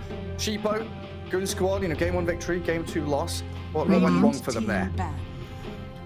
Definitely just felt like they didn't give themselves enough options with their draft. We saw how much they kind of struggled. Like, they played a lot of poking with this Centaur blink into Marana arrow, kind of trying to just fish for reactions and movement. But the longer the game went on, it felt like they really struggled with a lot of 10 damage. They seconds only really remaining. had that Zeus, and even then, the itemization from Nigma with that pipe and Wraith Pack 5 just seconds kind of made it remaining. really hard. It nullified a lot of it. They weren't killing people in Team Chrono pick. anymore. It just felt kind of rough. I really Radiant loved their team form in pick. game 1. Whilst, like we said, there were some small problems. For the most part, I think them running with overwhelming team fight, it suits their style so well. Just the ability to always be able to take a fight seems great, and always having the damage to be 10 able to do it seconds as well. remaining. Like a Centaur stun into a Marana arrow, it's not super 5 bursty, seconds and it's remaining. It's like a gets good worse start as to it a goes fight, but on. it's not a fight, Yeah. right? Exactly. Tell them. Radiant team pick. Oh, with Bat Tusk, Puck, and Enchantress. Enigma gone, Goon Squad are going to steal the Enchantress away from Faceless Enigma Void. and still go for the Faceless Void. I like it. I'm down for it. I just want the next phase to go better in their draft. Like, the Marana was, in my opinion, not good. The just didn't give them damage. They didn't have 10 ways to seconds enable her on the map. remaining. What have we seen in the past? A Kunkka, an OD on the 5 mid lane, stuff seconds like this that remaining. you can just do a quick like stun into arrow. Dire team It's like the back. 1-2 punch. Yeah. Shaker. Instead, she was really confined to the top Radiant lane. team She back. came mid and wasn't even able to really do anything.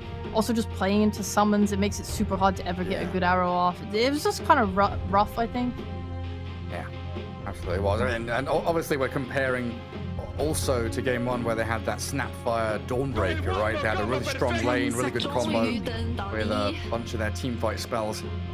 So yeah, definitely 5 curious to see what seconds Hans can draft remaining. for himself here in game 3 as Nigma. Dire team DP back. Earthshaker, so Radiant team back. going away from things a little bit. First pick in a DP. Earthshaker, a very good response to this Ancient Void. I always love Earthshaker against these slippery heroes, the Pucks, the Voids, the Spirits. You just jump, you Echo Yeah. Slam, you Chain Stun, and you kill. The Shaker 10 is seconds quite remaining. powerful, and it also just pairs super nicely with DP. 5 I seconds rate remaining. DP so highly as an offlaner, especially after the change to the Siphon. While she's not so much of a tank, like Shredder anymore, she does so much more damage just in general, especially to squishy support. Something like an Enchantress, whose Yeah. tankiness usually comes from her untouchable, and old Siphon wouldn't be the worst thing in the world for her. This new Siphon, holy moly. That's nasty. Yeah. Hey, even think about just level 1 here, like a good Fisher, a block off, and DP could open up on his Ench pretty quickly. Yeah, I would like to see him play on the... We're talking about Radiant safe lane. The left side of the lane, so that doesn't happen. Because as soon as you play along the right side and you start to Dire try and go back to your team tower, back. that's kind of where the Fisher blocks come off. So Yeah. yeah, just play that left side and you're good. Faceless shouldn't... Well, he might die. He might get worn down. I didn't see his skill build from last game, but the game 1 build where he went max time lock, that would be a little bit scary into DP Earthshaker, who 10 DP seconds especially remaining. so good at harassing you and wearing you down. Yeah, that's the kind of 5 seconds insane remaining. thing for me. You know, thinking about Dota historically, you would be flamed out of the game for picking a ranged offlaner. You know, 4 or 5 years ago, it had to be a melee hero, had to be a blink stunner, all this stuff. But the fact that DP can just sit in a lane and just right-click you, just keep on right-clicking you. I'm a ranged hero, you're melee. What are you gonna do about it? Then you add in Spirit Siphon and Crypt Swarm. She's securing range creeps. She's harassing you over and over again. It is nasty stuff.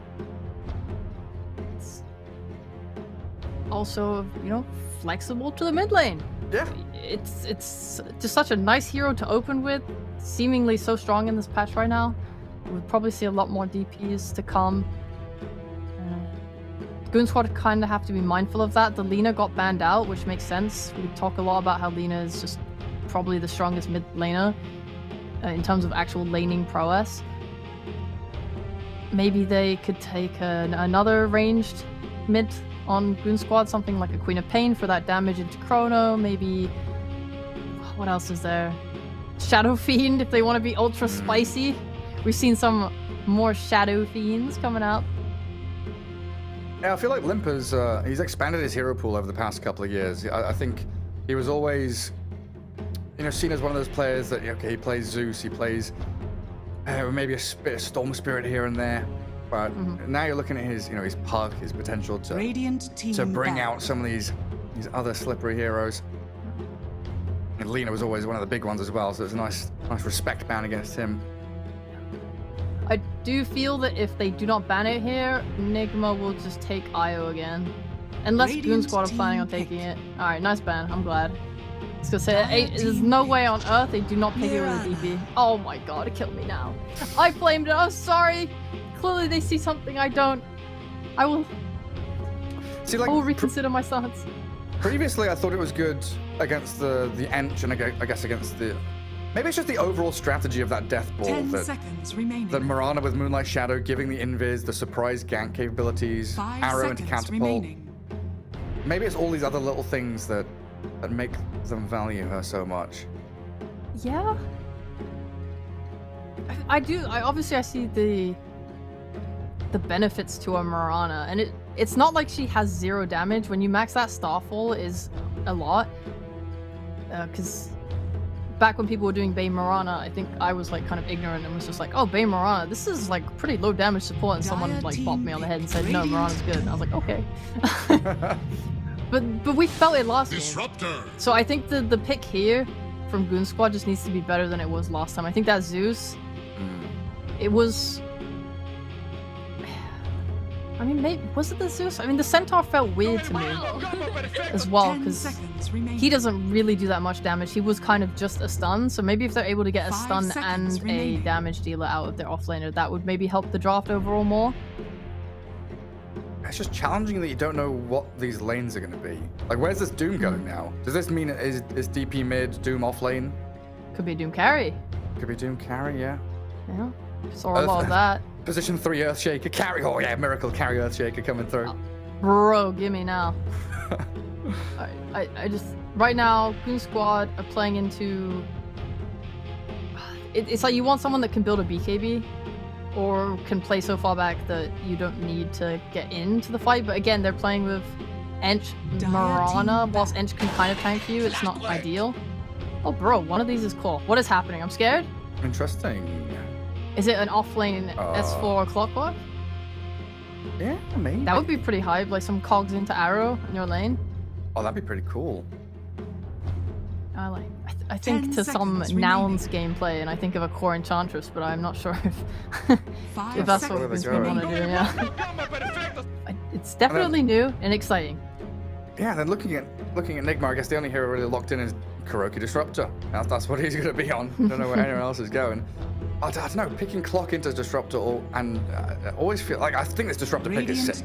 Like overall, really good against Faceless Void, pretty decent against Mirana. Picking Clock into it's a bit scary, but also blocks. Let's say Goon Squad wanted to pick, you know, one of the spirits or someone who's able to be elusive. Having that Static Storm is always kind of gotcha. This clock pick brings up a lot of issues for me. I think what you're saying about Disruptor is fantastic, and this hero already kind of is quite scary for Goon Squad to deal with in every way. On top of that, you have a Clockwork who is vulnerable to a lot of matchups. Assuming this is a core Clockwork, of course. They have no real way to deal with illusion heroes right now, so stuff like Phantom Lancer could be incredibly scary. Summons as well, things that just overrun you. Like the Lycan ban from Nigma, it's Dire actually team nice. ban. Just because it helps, I think, Goon Squad as well, if that was what Nigma wanted to pick. And then, yeah, you have your mobility carries, stuff that can play really nicely into no lockdown, which Goon Squad, don't really have.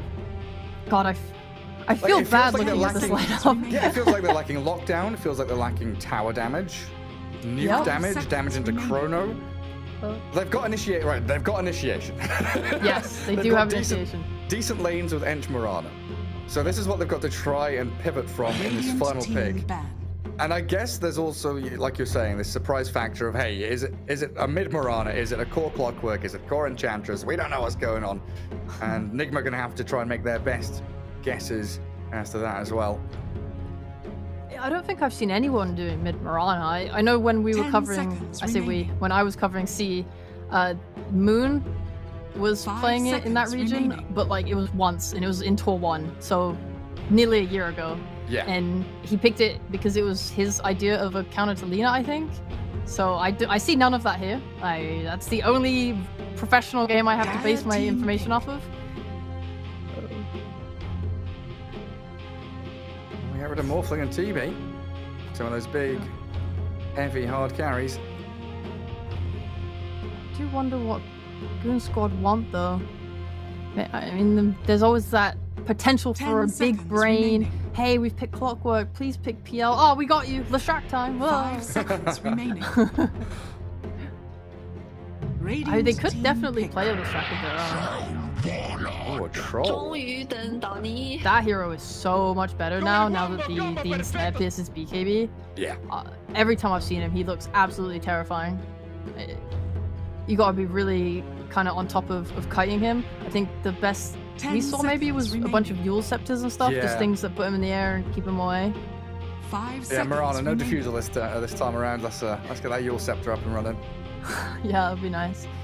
Ench is probably gonna go either some Aura item or a 4-staff, which is also kind of nice. You really want a combo breaker to deal with Nigma Galaxy right now because they have so much overwhelming control. Like Earthshaker getting a Fissure with Shard, he's gonna be able to follow that up with more stuns, Blink in Echo. You want to kind of push someone out of that so he can't do it. Venom You may Madness. now select your heroes. I don't understand where anything's going and I'm scared. Against a ranged troll? I don't know about this. Carry- It's a mid Morana. It's Limp on Morana. Alright, cool. I'm gonna hit my second ever professional Morana game. Now I have so Heck much yeah. data. This is so exciting going forward. S4 Veno. Yeah, but the point I wanted to look at was this game seems really difficult for Aqua. Yeah. Like you called it, the chain stun, the disable they've got, you have a Fissure with the Shard, you've got Blink Echo, you've got Silence from DP, Static Storm from Disruptor, Doom from Doom. The nets Yes. through BKB from Troll. If Aqua is ever like out of position or not preemptively BKBing or not chronoing the right targets, there's no one to save him, and he is the be-all and end-all of their team fight. The chrono matters so much in this game. I guess the thing that I'm looking at is if they can take this S4 Veno and really snowball their lanes. Like you have to crush top. And you have a lot of kill threat there, so I feel confident that they should win this lane. I know it's not a melee hero on Troll, but at the same time, anytime they get a Cogs or what have you, it should lead to a death, or at least they have to make Nigma play really scared in that lane. So if they can take that tower, kind of really assert map control, and then maybe like swing it to a mid tower take, yeah, that's like the biggest thing I'm feeling. Yeah. I mean, they could outplay. They could keep running you down. I think that was the nicest thing I saw about the Clockwork is that when they pick this, it is a hero that can just keep going and going and going. He's not really high cooldowns. And he can move from lane to lane, too. right? He can bounce Yeah. from top to mid. He can make things happen. Like they have the ability to bring Ench mid and push those towers and really threaten them. They have the ability to go and get kills with Clockwork hook into pushback with the cogs into an arrow, and it's a Mirana with core irons this time, so she's actually going to be dealing damage. Okay. We'll see how things pan out for them. Yeah. They just have to be running at you. And honestly, they have the chance to do it. You're playing into a Doom. Like, Doom is pretty slow. If you can kind of win your lanes and snowball off it, he feels pretty bad because he wants to get that Midas and stuff, right? Yeah. What do you think about these lane swaps then from Nigma? Because it looks like they're putting Doom up top and maybe even at the start of the game running a tri-lane with this Troll Disruptor Earthshaker. 30 Oh, that's pretty seconds to nice. That's a pretty nice idea.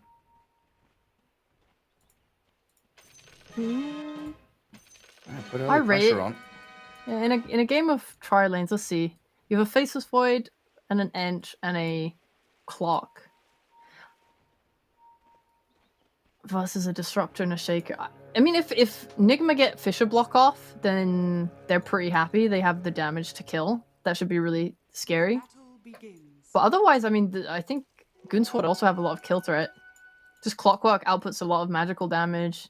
Ench Impetus is just level naturally. 1. Yeah, exactly. I mean, they're not keyed into it yet. They don't know. But when they see it, they might consider TPing. The only fear is if they TP Handskin bot and then Nigma just dissolve their lane. I guess they don't want to mess over Miracle that badly. And they don't care. I'm sure they don't want to prioritize shutting down S4.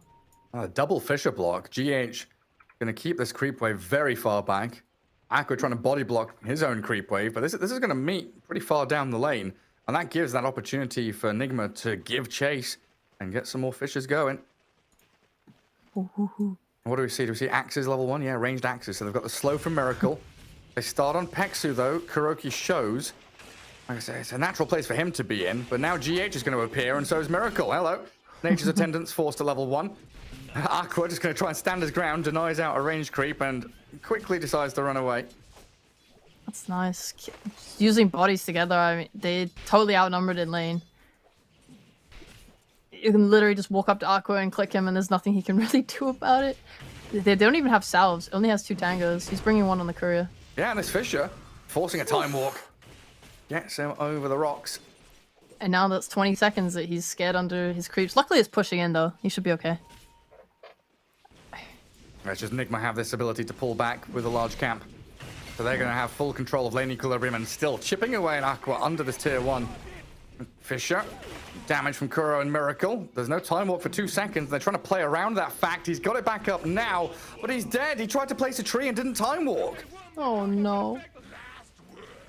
He will respawn full HP and full mana and come back to lane, but I don't, does he TP bot, or is there something Goon Squad can do here to change their lanes up? It's pretty rough. I think maybe Hanskin needed to walk to bot as soon as he saw the lane. That way he's not like restricted by his TP. I mean, At the very least, yeah, they need to go on top. Yeah, I keep in mind control in an awkward position. 4 last hits. He's got his Devour ready. Yeah. Quick little Gale and Cogs down. They're the ones dragging the wave back top. So they're shutting down the Doom. Losing a lot on this Faceless Void, though. 2 CS for him. It doesn't feel good, but at least if you're in a situation where heroes are hitting you in a lane, the nice thing is it means the lane will push. Because they are dragging aggro. Like, look at this right now. Miracle hits him, and he doesn't hit back, so the creeps stop hitting those creeps, which means it will push into the tower. Trying to manipulate any way you can. He's taking so much damage from Thunderstrike, though. The biggest thing is definitely how much can you be fine under your tower, because the lane will come under your tower, but you're tanking so much, you need to have so much regen, your support needs to be buying you extra tangos, because if they can keep Doom out of top lane, and Void is able to find farm, then you probably win this trade. Like, if you can survive a tri-lane, you're good. Because now Hanskin has potential freedom to start moving into mid, where it looks like it was pretty even until the last wave, where Sumail took about a wave lead over the Mirana. Yeah. But now the gank comes in. Limp has 2 leaps, and there's no way. They're fully killing, just trying to bait out spells. He'll throw the Fisher and force another leap. And every time I look bot, Aqua just has Thunderstrike on him. They're trying to get in on top of Kuroki, and maybe a kill here. He pops his stick with a time walk forward. Glimpse back's not going to do enough. Goon Squad, they've taken back control. You know, Nigma relinquishing their tri-lane. GH starting to wander back down here, but a good strike back from the Radiant. I'm like, yeah, he's surviving the tri-lane. Let's go, Aqua. And then I see his 4 CS. 5 CS! Oh. This is very sad. Miracle has 20. Oh. Yeah, it's a rough one. Yeah. He's You got have his to Midas consider- queued though. That's the comeback. Oh, hell yeah. Yeah, you have to consider, though, the whole tri-laning will mean that there is, hopefully, an XP deficit at some point.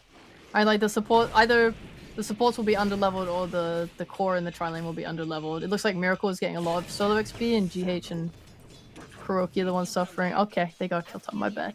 Yeah, another one on MC. That's fine. He steps forward. He gets cogs galed. He's stuck there. Yeah. I know he was faffing around in the jungle for a little while, like eating creeps and stuff, because Hanskin's just running at him and making his life hard. So at least Void is 1 CS higher than the Doom. Let's go. It is such a weird game, right? We're like looking for angles, looking for what do they do next, but it's such an out there situation. There's dire bottom tri lane, Doom solo top, and just dying to this Clockwork and Venomancer. Yeah.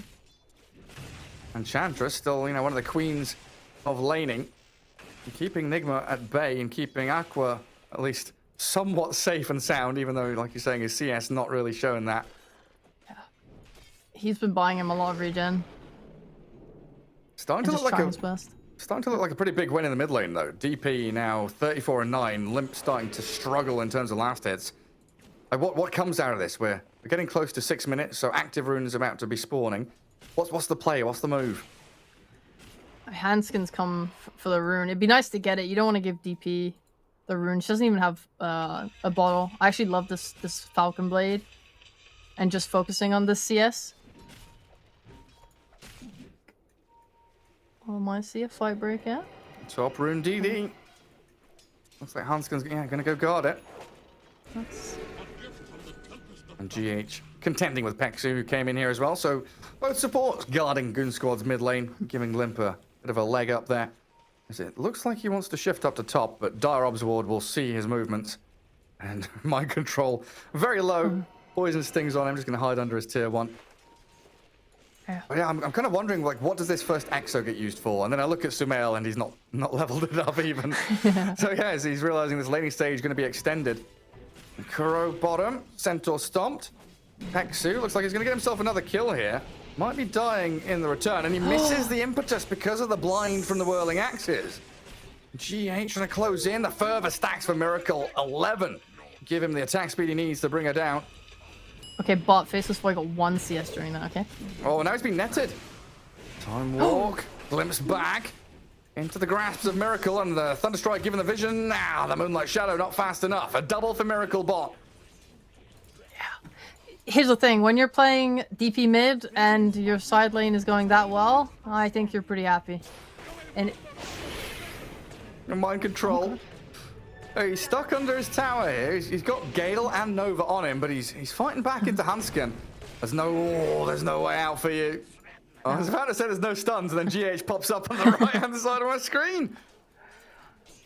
yeah, but that's the thing, Sumail doesn't need to go bot because bot's already going so well. You don't have to worry. You look at the win condition on Goon Squad, it's probably this Faceless Void, and he's being handled, so I don't think Sumail feels super pressured. When they're diving tower like that, yeah, a TP is pretty effective, but otherwise he's not stressing, he's just farming. I mean, it's 8 minutes in and your Void's level 4. He's come mid to help chip away at this tier 1 because Limp had a DD and he's like, right, can't go top, can't go bot. Let's stick it mid. So I don't know, where does it... Aqua goes up top now, that's his home. Kick S4 out of the lane, go on S4, you go bottom or something, I don't know. He's just the tower helper taker helper man. He tries to help mid, now he's gonna go help top, and then he's gonna be like, yep, this is my place. I mean, the nice thing about Veno is just that he can hold towers and defend areas really well, so wherever they want to put him, he should be okay. Even if it's like a dangerous area, well, actually, it's quite hard because he doesn't have max plague wards. That's kind of the biggest issue, because if he was to go bot, for example, you would just... Oh, there's a fight mid first. Ooh. Yeah, I'm trying to catch him out. Glimpse them around and back in. Nice stun from GH, set up by the Disruptor, and now with the Spirit Siphon on Pexu, it looks like they're lining up for another kill. Enchantress, Nature's Attendance, not enough to heal her through the burst. Sumail with a double there. So they got tier 1 bottom with Miracle. He's shoving tier 2 already. This Troll, he's massively overfarmed. Sumail's having a great game. Mind Control, he's very sad on this Doom, but I don't think it matters that much. It honestly doesn't. We had a post-game interview with DM when he played Doom in a game like this, and he said he doesn't care because you're just gonna get money back anyway from Devour. Rest in peace, Kuroki. Yeah, pick at least in the mid lane, but now Limp, if he gets netted here, he's rooted. Limp is caught, tries to get away with the Moonlight Shadow. The reveal is there and available for Sumail to finish him off, while Miracle still has the Battle Trance if he even needs it. Slowed down a bit by the Venomancer, but Sumail's Ghosts making short work of the rest of Goon Squad, while S4 shows he was hunting GH, but Miracle will just turn around on him. Poison Nova's going to be annoying. Oh, we're going to see TPs out. The Battle Trance is chasing the Enchantress. Pexu. Oh, he's going to try and turn here on Miracle. One shot misses again. He just can't land anything. Pexu is so sad. He might be just the most blindfolded, terrible aim ench I've ever seen in my life. Cannot land an enchant to save his life. Or an Impish, sorry. So upsetting. Yeah. Yeah, I'm just looking around, and obviously it's nice that you put focus on the mid lane and it gives Aqua that extra space to farm. He's coming up for his Midas. I was going to say if there was one thing that he was really good at in these last two games, it was managing to find his items. God, his life is so scary right now. Oh, only 1 point in glimpse though. You're okay. That's true. Yeah. Oh, yeah, he's cracked level 6. He's a few hundred off the Midas. He's recovering. But yeah, he's the same net worth as the Doom. It's not a great spot. Like, you look at the comparison, right? Troll against Void, Nigma winning. DP against the Mirana, Nigma winning. The two real primary core heroes there. Definitely looking better for the Dire. Oh, Hansken didn't have the ability to catch up to GH. Hookshot on cooldown. The nice thing is that the mid tower is nearly down. That is like a little bit of space for Goon Squad if they can take it. You just want to kind of take away the amount of places that Nigma can TP to. Because whenever you want to take a fight, whenever you want to make a move, you just want to limit Nigma's ability to connect to it. As well, just so much map control from having mid tower. Makes your Roches easier too. They're so close to getting it. They'll just run Enchantress at it, as they should. Put the Wild Wing up there. Yeah. GH and Miracle trying to defend this. But Mind Control, having Deja Vu, trapped in cogs and tagged by Gale, does battle back, and an Echo Slam there onto the Wild Wing and the Enchantress. Not going to net them a kill on her, just the one-for-one trade, but like you said, Goon Squad, they get the job done. Tier 1 claimed by them.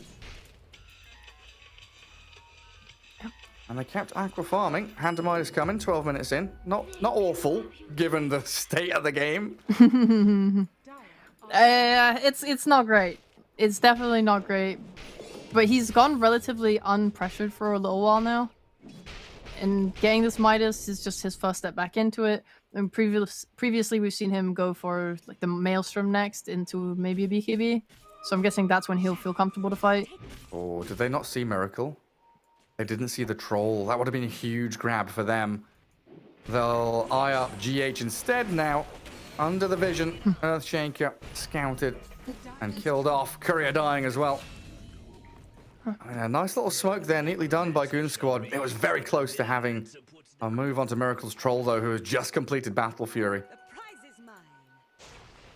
Oh. I'll still go on him, though. Tagged up by the Gale and the Nova. Miracle arrowed now inside the cog. Static Storm, though, from Kuro. Trying to turn back with a bit of team fight of his own, glimpsing the clockwork in towards them. But Hansken surviving with the bottle charges through from Limp. And Mind Control unable to connect. I'm a big fan of this little trio. Hey, look at them. They're just doing the right thing, making space for Aqua to farm. They know that that's their win condition. They know they need him to farm, so just going as a little unit and getting kills, and they have the ability to do so. Now's the time before we start to see Yules's or BKBs come out, which would, or 4-stars even, that would really disrupt this combo. The gank squad. I got tons of vision as well, both Venom and Clockwork providing through Plague Wards and Rocket Flares. And seeing Kuro, spotting Sumail's movement across. They know exactly where Nigma are and where they're setting up. But there is a ticking time bomb to be aware of in the form of GH on his Shaker going for that Blink Dagger. We have Luckily, Sumail is not going for any BKB or something. So he will remain killable. Going for those boosts of travel instead. I mean, they're hoping to ramp up aggression on the map by going those boosts of travel. The ability to push out a wave and always connect to the team. And we've seen how scary Nigma are when they're able to kind of play 3 lanes. So that should help with that. And Mind feels Control like playing the nice game where he buys a drum for his team and not a Midas Smile. Oh, very nice. Yeah, just hiding in the trees. Scouted. Hook shot it. Hanskin has found him. Oh, he's a bit tankier now, and the arrow misses completely. Straight over the top of the cogs. Mind Control still surviving, back under his tower, and maybe a deny coming. MC about to be dropped, but S4 gets the kill, claims it for himself. And Limp came in here with his DD rune and his Maelstrom, but I can't turn this into anything further. They get a kill on the Doom, they force the Exo though. And Enigma Galaxy did bring majority of their squad down here to try and fight. Radiant's top tower is under attack. It always seems like Goon Squad have a very good realization of where they need to be on the map. You know, they're forcing Nigma to be down here means that Nigma aren't in Roshan. They're not taking tier 1 top. They're not around the pit. I mean, that's a risky move though, because if you commit all your heroes bot, then they could just say, yeah, we're going to give you the tower and we'll take Roche. That's always a fear. Oh, S4 glimpsed into the field. Just a bit of poke there from Nigma. It looks like MC and Miracle holding hands and farming jungle together. The happy duo. They want to kill. Looking towards top, they do. Aqua is here all alone, and he was under this dire ward, and if he backs up, he'll still be there under vision. It's just, how do you start this? They need the Walking range on the Doom. Doom. Oh, they get it. They cut the tree perfectly. Yeah, they're just walking straight in towards him. Nice. Beautifully done by Nigma. Don't Prime overthink it, time bro. bottom. Just walk up and do him. Simple. Dire's middle tower is under attack. And they're going to find a bonus one here, it looks like. Hanskin. Glimpse level 3. Allows Sumail to close the gap, even expending Static Storm to make sure that they can close in and kill off the clock. And the Blink Echo from GH finding the bonus. One after one, the dominoes tumble. Goon Squad losing 3 heroes in a row. Maybe still a little risky to go into Roshan as Nigma, but they've put themselves in a good spot to swing out to these side lanes and keep the push going. Yeah. Not necessary without the exorcism. I do really like how Nigma playing this game. You look at the scaling of the 2 cores, and yeah, Faceless Void is pretty scary, but at the same time, it's a Faceless Void with a Midas farming against a Troll Warlord with a Battle Fury. Yeah. And he's gonna just have way more farm than him. Especially given the start of the games. He was set up really well. Great trial lane from Nigma. He's going to have his Aghanim Scepter soon as well, so adding in that Dispel from the axes. It's just, when you think about who was shut down on both sides, it sucks a little bit for Goon Squad. Because they shut down the Mind Control on his Doom, but Doom, he's having impact like killing Faceless there, even without having items. And all he really needs is a Blink Dagger and some vision in these fights, just so he can get the right Doom off. Faceless Void isn't going to have a Linkens anytime in the near future. So it's really rough when you're playing that, and he's going to go for his Blink now, and then he'll have all he really needs. And meanwhile, Aqua, he's just trying for his life out here. He's in so much danger, bro. Oh my god, yeah, and they can just start with the Static Storm. He's going to walk out of it, but the glimpse back, helped by the Infernal Blade, leads to the chain stuns for days. Yeah. Enigma just so great at executing these little ganks, shutting down Aqua even further. And again, it's this top side of the map, right? They've done this twice in a row now, where they come in, they swoop through, find a kill, control the top left corner. And now Peksu, wide out in the open. Does have Hanskin and Limp nearby. They're pinging this. Enigma want to keep on chasing, and they'll get the glimpse. Spotted the Mirana with a little bit of vision. The hook shot back across onto the DP. Hanskin just trying to delay the aggression from Nigma as the arrow will whiff. Sumail turns with the Exo. Down goes the Clockwork, and now Miracle's in. Shredding through the Enchantress. S4 in the grave as well. And Goon Squad, everybody 6 feet under, with Roshan wide open. Sumail has TP back, unfortunately, due to the Venom, so they'll probably just chill again. But you're not unhappy with this. Your net worth is increasing. You're taking good fights. They haven't expended Chrono in a while, but it's definitely difficult to get Aqua super involved. Just because they don't have a lot of Chrono damage like Game 1. They can rush now that Sumail's coming, maybe? Or they want to take another fight. We need this Mirana BKB ASAP. Like, she needs to be scaling. She needs to be involved in these team fights. It looks like Goon Squad trying to force something here, but Aqua, he's just staying down bottom to farm. Miracle tagged by the arrow. Limp and S4 still focusing, but the Blink Echo from GH delays the aggression from Goon Squad and allows Miracle to get back to high ground, slip away, but the damage still comes. Limp gets in there as Aqua arrives with the 3-man chrono, and maybe now the damage onto Kuro, the arrow onto DP, they'll find Sumail, and the chase forward from Goon Squad gets them a triple on Limp. Oh, the turnaround. The game no longer fully favoring Enigma. Dude, Aqua's like the opposite of the Avatar. When you need him the most, he appears and gets a 3-man chrono. But now the Doom finding Mirana, mind control, straight towards Limp. GH helps out. Trade for trade for trade. Just back and forth between the two squads in the games, in the series. Radiant's middle Yeah. tower is under attack. When he respawns, he should have that BKB on Mirana, which is nice. He wants to obviously get to a point where he can stand and man fight, because right now it's a lot of having to leap out and be afraid constantly. Even with BKB, it's still scary. You can't man fight a troll, for example. This Vessel didn't work.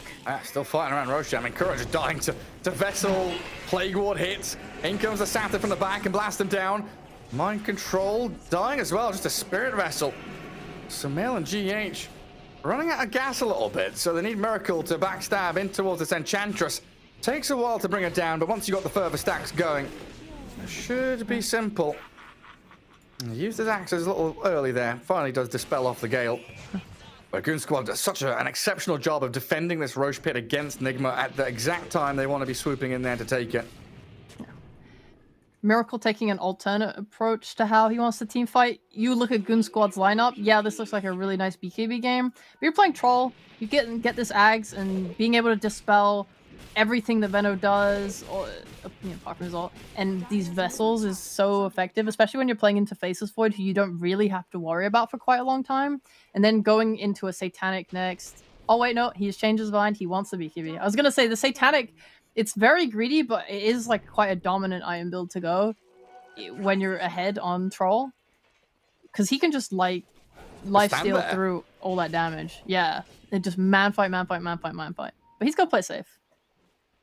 They really want this win. It is game 3. Yeah, they want to play against Liquid in the upper bracket, don't they? Yeah. The Goon Squad prepping themselves to go in mid. It's another 15 seconds for Chrono to come back off cooldown, but they go anyway. Straight on to MC's Doom. Down to half HP. Not got his ulti ready. Miracle turning onto the clockwork as Sumail looking to get into the back lines. It looks like Goon Squad able just to reset as Nigma smoke, but it'll break immediately on S4's Veno, who gets out the poison over onto GH. So no Blink Echo from your Earthshaker. A little tumble away with a toy. They brought Aqua. There's potential here. Okay, they'll back. And Goon Squad taking these very nice little pickoffs. The ability to just kind of get in, kill someone, and get out, and break the, split the fight apart with these cogs and just kind of fend Nigma off is quite effective. And they're trying to run in, but they have the disengage, and they have the drums from Enge. Mirana and Faceless have quite a fair bit of mobility too. Yeah, and the area of the map they're doing it on as well. Under tier 2 is a little bit spooky, but they're forcing Nigma to be on the defensive. Now, ideally, Nigma want to be playing towards this top jungle where they can hold a high ground, hold a bit of vision, and play towards the pit, like where they are now. That's where Nigma wanted to be, but Goon Squad just putting themselves in the way. But this is going to be the real test now. Can they keep their wards alive? Can they play under this bit of vision that they've got, expire in 10 seconds? Oh, Nigma, clear out their jungle. I want to see some 4-stars come out on Goon Squad too. I think when I was looking through, they went quite greedy. The clock has a veil, and there's the drums I mentioned on Edge. I just want a couple of ways to help disengage from the Earthshaker, from the Doom, from the Troll. There's a lot of heroes that stick on you. We saw mid, they were able to get away, but say you're silenced or stunned, it's just, you kind of need something that helps reposition. Well, they're smoked up and eyeing up Sumail mid. DP does have the BKB now, so not a simple target to jump and kill. And S4, he loves this little tree line, just putting all his plague wards out, breaking smokes, making sure that Nigma know Goon Squad are there and ready to fight. And they've bought so much time for Aqua. You know, he's racing up this net worth board, closing in on 10k. Yeah, he's recovering great. It's nice because Goon Squad are playing a line in the middle of the map that sort of acts as a defense for Aqua to farm behind them in the safe part of the map. And then they can just kind of tackle two areas at once. They can poke at mid with the wards, but they can also send entry creeps at top.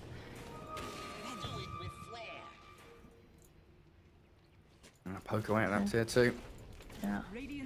Enigma doing a similar thing, coming in from that right-hand side, clear out the mid tier 1 and immediately smoking.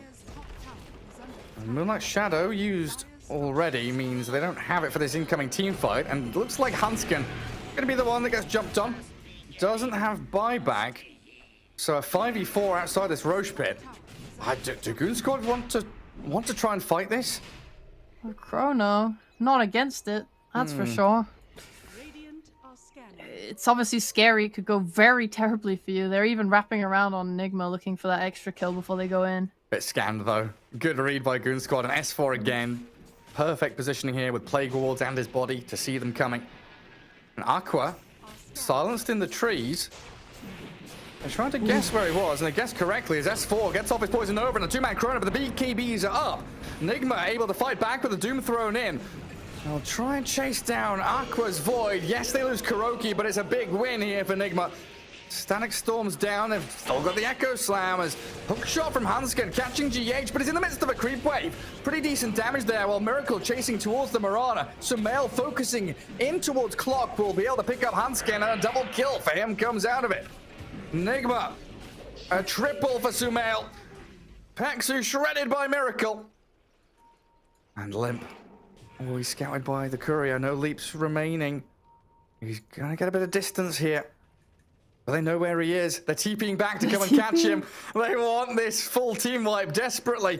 Miracle and Mind Control. Can they find out where she is? They found her. So Male can't contend with a Moonlight Shadow. They've got no reveal. Oh, Limp is out there now. The sneaky cat lady strikes again. Yeah, that was a pretty odd team fight, like starting off with a Clockwork pick, then he was able to respawn as the wraparound connected him to the top left corner of the map. Enigma still showing dominance though, as awesome male. He can't kill the Marana alone, can he? Nah. Nah. But a valiant effort, and revealed their ward. Limp maybe should know that. And they're just gonna take Roche. All this time wasting from Limp running around. Miracle knows what he wants. He wants Roche. Yeah. Gets Nice. bashed. I like Mind Control and Kuroki doing a great job of just standing out there trying to block the hook. Giving no space to steal that Aegis.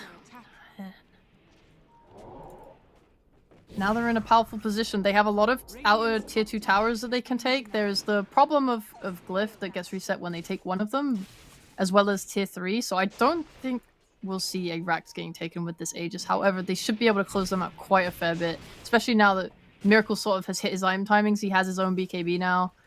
He's even closing in on that Satanic. Yeah.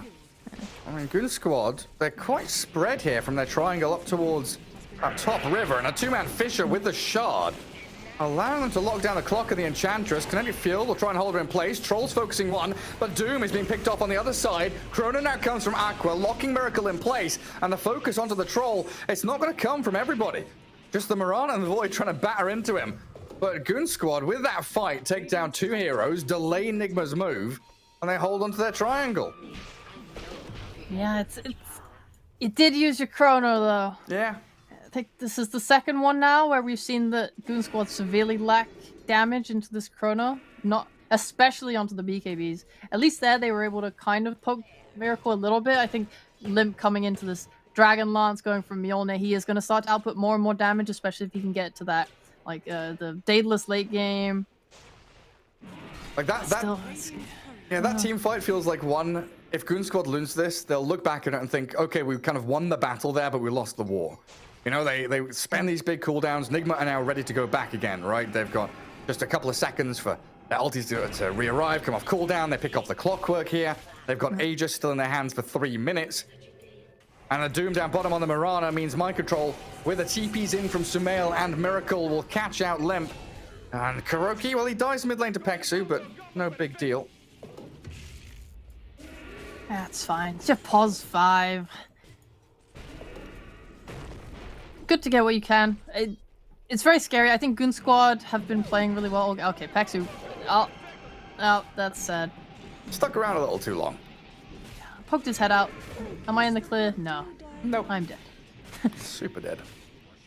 Yeah, I do like what Goon Squad have been doing throughout the whole game. This poke and pick off of the clock hook into the Mirana. It's been working for them. It's just getting harder now the more items that Nigma get. And it is something that maybe they can keep trying to do into this Aegis. They don't want to fully commit.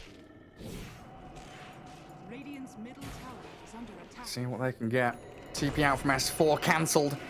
GH and Sumail. And again, it's this Nigma playstyle of we're top, now we're bot, now we're top again. You don't know where we are or where we're striking. Miracle is even hunting Hansken. A Clockwork, very dead on our screens. This is more time for Nigma to gather up their forces. Maybe even look for a move on mid. Aqua. Got time walk away, but the glimpse back in. The Static Storm is ready, but is he just BKB'd it? Yeah, he's just BKB'd it. Oh well, you got no BKB. Top tower is under I think Nigma gonna point that out big time. You know, hey, if Void shows his face, we can kill him. Just commit. We have Aegis. They can play up aggressive now. Meanwhile, what do Goon Squad do? They just gotta try and push out any lane they can. Do they have vision on this map? Not really. Nope, nothing. Nada. Nope. It's scary to play like that. You have to really like push yourself and be brave and just try and get what you can. Miracle. Just up on high ground. Aegis for a minute. BKB Satanic. Incredibly tanky and very, very scary. Further stacks up to 12 on this tower. And he's got so much backup. Sumail and Kuro from range. I'll try and bring him down the once and we'll succeed. Nigma trying to bait Goon Squad in here, but Hansken with the cogs push back. Silenced up so they can't follow through. Good damage on the tier 3, more than we really expected out of that first Aegis. Also, yeah, solid defense. You didn't lose your tower. Aqua's farming the whole time. Oh, they dragging them out of the base. DP Exo. Looking for glimpse, but they smoke. They've got the vision. They found him. The Clockwork, the target of choice. Only one they could see. Arrows along in there on Mind Control. Maybe here with S4 poisoning him up. Will they able to bring him down? It's a lot of damage. TP home. Away he goes. That was nearly really nice. Obviously, it doesn't feel good to use the smoke that way, but they used the smoke to try and not give vision to Disruptor. Unfortunately, Clocks either wasn't in range or it broke. He got glimpsed back. My poor boy. Yeah, sad times for him. Now Nigma just planting themselves in enemy triangle. Plague Wards are irritating, but they'll deal with them. Yeah. This is always just the prime position when you're ahead, when you have Aegis, when you're looking for the next Aegis. I mean, just the ability to cut 2 waves. And as well, obviously Mind Control doesn't have them, but if you can send a hero bot with boost of travel to de-push it, the ability to always just reconnect your team very quickly in that triangle is nice and there. I think Mind Control's not showing right now because just in case they're looking to start a fight, Nigma are kind of positioning themselves to be ready. He's just not going to show on that wave. He doesn't want to give Goon Squad the opening. This smoke. They've drawn a line. He needs to come connect, I think. He's got to start moving, but he's just farming. He wants his shard real bad, apparently. Okay. That's a pretty nice bit of chain disable they can land onto people. There's smoke. Dire scan. They know that Goon Squad are somewhere around that mid lane. Moonlight Shadow's ready as well for Limp. Well, I don't know where Nigma are. Again, that lack of vision definitely a bit of their downfall. Sumail landing that silence. Thinking about the move forward. Immediately arrowed. They want to go for this, but the Static Storm's there, catching a few. Sumail with the heals. Is that enough? No. DP down. The Chrono now coming through onto Miracle's Troll. And Goon Squad, they've got 2 huge kills. No buyback for Miracle in the patch. The first hit slapped down on the Mind Control Doom. 3 kills, 1 buyback out of the DP, but Nigma Galaxy potentially just throwing their entire lead and their victory away with this failed team fight. Aqua picks up a double. Oh my god, Gary! He was off the map for so long, they didn't know Aqua finished his Lincolns! He doomed the Lincolns! Oh no! On actual sad disaster there. I mean, the Disruptor ult looks so good at the start, but these BKBs coming back in. Nice Lincoln's reveal. What a great fight. Smell just a little bit out of going in a little bit too much there. I mean, into these BKBs, they really don't have these repositioning tools. Like, you look at Goon Squad, they have like 2 4-stars at least. Enigma playing only to be aggressive. A Blink on Disruptor, a Blink on Shaker. Okay, now hear me out. This was all a bait so GH can get the biggest Echo Slam of his life. Yeah, they should all stand together as well and hold hands. Walk up that high ground together. Hey! Get a couple of bounty runes in the outpost. Yep. Oh, what a comeback. I mean, what were we? 10k lead or something for Nigma, now completely disappearing. Roshan respawning in 1 minute. Goon Squad proving their teamfight execution can't be just shaken off by Nigma. This has resulted in instant changes. Alright. Doom knows now there's a Lincoln's. That shouldn't happen again. Sumail changing his item build up. He wants to go for an Eon disc. Like, they want to prevent that from happening again. Kuroki's actually going for an Ags. Which is fair. I respect that. GH going for that 4-star. So we're looking for items that save now. We're looking to be able to pop that Lincoln's. They're going to just adjust how they take the next fight, and we should see something very different. That being said, our boy Aqua, he's getting his items. He's close to that Mjolnir. He's actually doing damage now. I mean, well, he was like 6-7k behind the troll, and now it's only about a 4k difference in net worth. That's 1 item behind. Yeah. Chrono makes up for that. Yeah, they took that really, really nicely. And I don't know, I mean, it's take any chance you can. Oh, the Gale tag GH. A hook shot from Hansken. They found the Earthshaker. There's no turnaround play. I mean, mind control's blinked in and wall stomped the clockwork. Sumail trying to drain his life with the Spirit Siphon, but Aqua straight in on top of her. Death Prophet is being bashed into the ground, and they've got mind control's Doom locked down as well. DP No dead buyback. for 100 seconds. She bought back in the prior fight. Goon Squad. Oh, they've got an arrow on the troll. Ah, okay, never mind. That was a bit of fake hype there. They got the arrow They on got the the arrow on the troll! No way! It's all over! Never mind. Oh, Roshan is alive and no DP, no Doom. This is a huge victory for Goon Squad.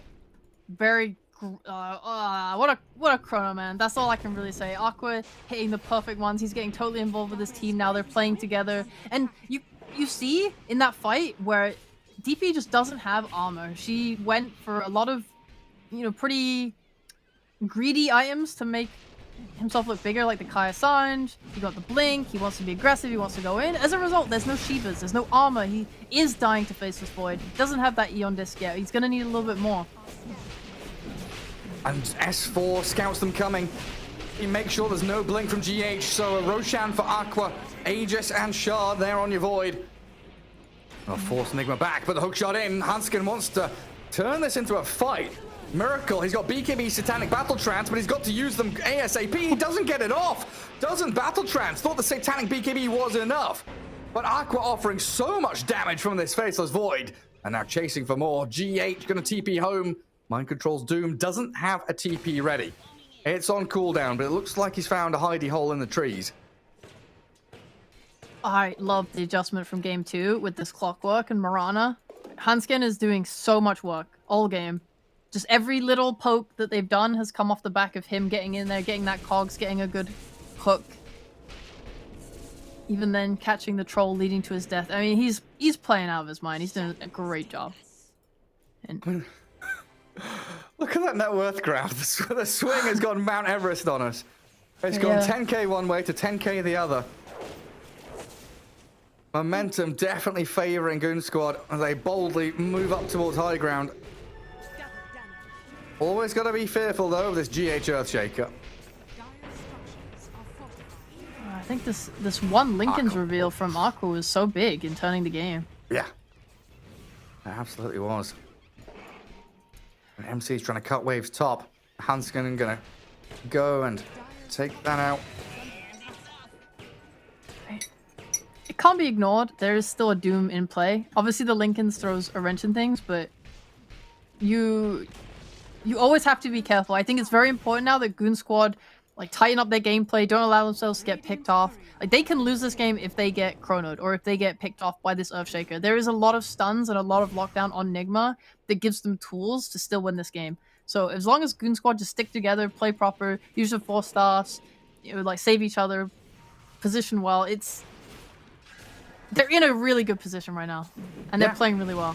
And the jump from Aqua, he just goes straight onto Miracle. Physical damage from Lem, gonna get doomed up on the Mirana, but they've lost the Troll. Kuro chased into his own base now as this Aqua Void. The turnaround from GH though, with the Echo Slap, finds at least the Limbarana. Buybacks coming out of Nigma to try and defend their base. They've lost MC though, and Sumail, gets back to high ground. Is poisoned over, really making them suffer. Pops the Eon disc. And Goon Squad still holding Aegis, ready to go back up high ground. Now there's no Exo, no Echo, no Doom, no Troll. Oh, no. It's getting such good Chronospheres, and even though you're dooming the Mirana, it doesn't feel good. Mirana's gonna click no matter what. It's literally, she's just basically a budget Lina, you know? Yeah. You banned Lina? Right, well, we'll pick Mirana. I Yeah. thought it was gonna be maybe a bit scary for Goon Squad. They lost their Mirana Courier, which had that Reaver on it, so no Satanic for them. As the Static Storm from Kuro is well placed here. Aqua's jumped into it, but they've blown up Sumail. They had the damage and the tankiness, of course, still holding Aegis, means they can keep on going. Glimpse him all you want, Kuro, but Aqua's gonna open up on your base now. What an impressive turnaround. Really just comes down to like extremely nice teamfight execution and always being sharp and alert. They haven't dropped the ball. They've been behind. They've made plays to get around it. And then as soon as Nigma Galaxy make a single mistake, as soon as they slip up, as soon as they're out of position for one moment, they take full advantage. Actually, this was the Faceless Void who was 2k net worth when everyone else was 7k. Like, this is... What a blow up. I was just about to say the same thing. Well, look at him, top of the net worth now. Dreams have been made. Aqua has had some stellar performances on this Faceless Void this series. The rest of the team smoked in behind him. Two big things to note. He does have a refresher. He does. And the Aegis is expiring, so there is a chance. And Hanskin, he's in. He's under tier 4s. Oh, the cogs hold him in place. Mind control is about to die. Buyback is available, but Aqua's here with the Chrono 1 Miracle. Focus down the Troll, refresh it up, and Aqua let it rip. Go for more, dive the fountain, find GH as well. Lincoln's pops, so no glimpse back. GH dead to the bashes of Aqua. Double kill for him, diving the fountain. He's got 15 seconds left on Aegis. But Nigma look down and out now. Troll and Earthshaker dead for well over a minute. The tier 4's being cracked. And Aqua reversing it, jumping forward, jumping back. Glyph already expended. And Goon Squad ready to take game 3. Go for the barracks. Try and see if Nigma here maybe are holding a buyback on the Troll or something like that. But there's the Megas. Sumail, he's BKB'd up and he's run back, but the hook shot angles straight in towards him, allows Aqua to make the jump and find another kill. This is over. Sheepo, they've done it. They have? They actually took him down. I mean, this was... After the start of this game, how could you honestly have expected it would go this way? Well, upper brackets for bitches, isn't it? In it, man. Goon Squad will be moving on. They'll be the ones facing up Liquid and Nigma. Down to the lower bracket. Did these guys just flip a switch like mid-game? Wow. Like game 1, they flipped the switch and they just ran Nigma over. Game 3, flipped the switch again. They're on it. I mean, they played pretty nice the whole game, given the situation that they were put in. Our Faceless Void has nothing. Our Faceless Void cannot fight. Let's just do our best to make a wall in front of him, give him that safe farm. Let's get any cheeky pick off we can. And just, God, so nice gameplay. Yeah. I'm really, really impressed. I mean, coming into these regionals, we're kind of looking at it as a four-horse race, right? You've got Liquid, Secret, Nigma, Entity. Those are the ones we want to look out for. Now, Goon Squad, they throw their name into the goblet of fire and say they're ready to battle along with all the best of them. Really, really beautifully done. As we see there, of course, Team Liquid against Goon Squad are going to be one of those upper bracket matches, while Nigma dropped down to face against Brame in the lower bracket. My goodness, what an upset. Beautifully done by Goon Squad. I'm excited now to see what else they've got in store for us. But it's not all over today. We've got plenty more Dota 2 action for you. That's it for us and me and Cheapo here. We're done for today. But Owen and Fog are going to be taking the reins for the remaining 2 series as we have a quick break and return with them.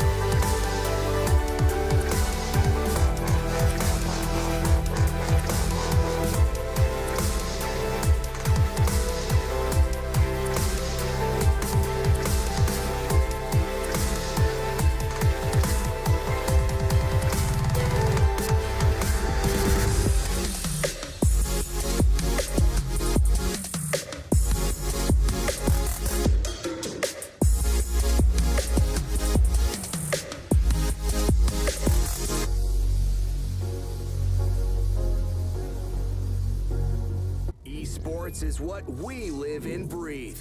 For us, it's more than a game. It's a reality where a group of letters can mean everything. Where runes are collected and Aegis can only be won in battle. Where centaurs can give you a ride. Where the true heroes are those in front of the screen. GG Bet. This is real.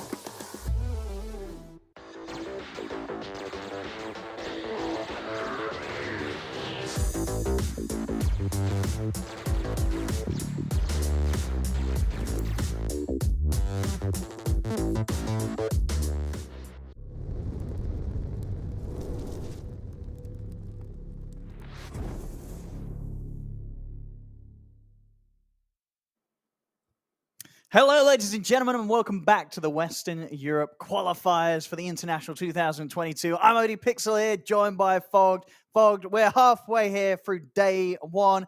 Give us a little bit of recap of what's been happening, just in case some of you are just waking up. I don't blame you. Sometimes having a lion is nice, especially if you've got a day off. What have they missed, if they have, Fogged? What's been going on? Do I want to spoil? I don't know. Well, yeah, spoiler alert. True. Spoiler alert. True, spoiler First alert. series, I think, went the way everybody kind of figured it would. It was still a fun series to watch, but it was pretty dominant by Liquid. Yeah, we just had a bit of an upset, of course, in this last series. You know, Nigma, they did lose. I can't believe it. They lost not only, but they lost to a mid-Marana. A mid-Marana, limp, bringing back sort of like the old school heroes, something that I don't think we'll see other teams doing. Even with the success it had, I feel like that's a very limp thing to do, and he did it.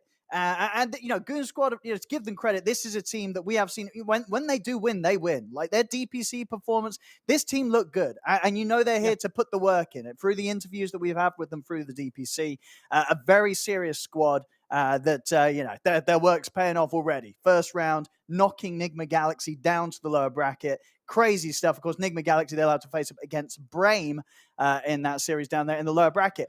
In terms of what we've got coming up, we've got two more great series for you today. First of all, and the series that's just about to start will be on your screen shortly, Team Secret versus Into the Breach, as you can see here. And finally, we'll be ending the day off with Alliance versus Entity. A quick foreshadowing of what you expect to see from these two series. Any more potential for upsets today, Fogged? What do you reckon? I don't think so. I think this one should be pretty straightforward, especially, Nisha. It's Nisha versus Supreme. I think he's going to take over the game single-handedly, but Secret's been kind of on a rise, so I think this one should be pretty clear-cut. Entity versus Alliance, I think most people are definitely looking at Entity to dominate that one. I have to agree. But then we also do have spiciness, of course, looking further. Of course, this doesn't say for tomorrow or anything like that, but in 2 days, I believe it is, right, for Goon Squad, they play versus Liquid. And for anybody who remembers in DPC, they beat Liquid.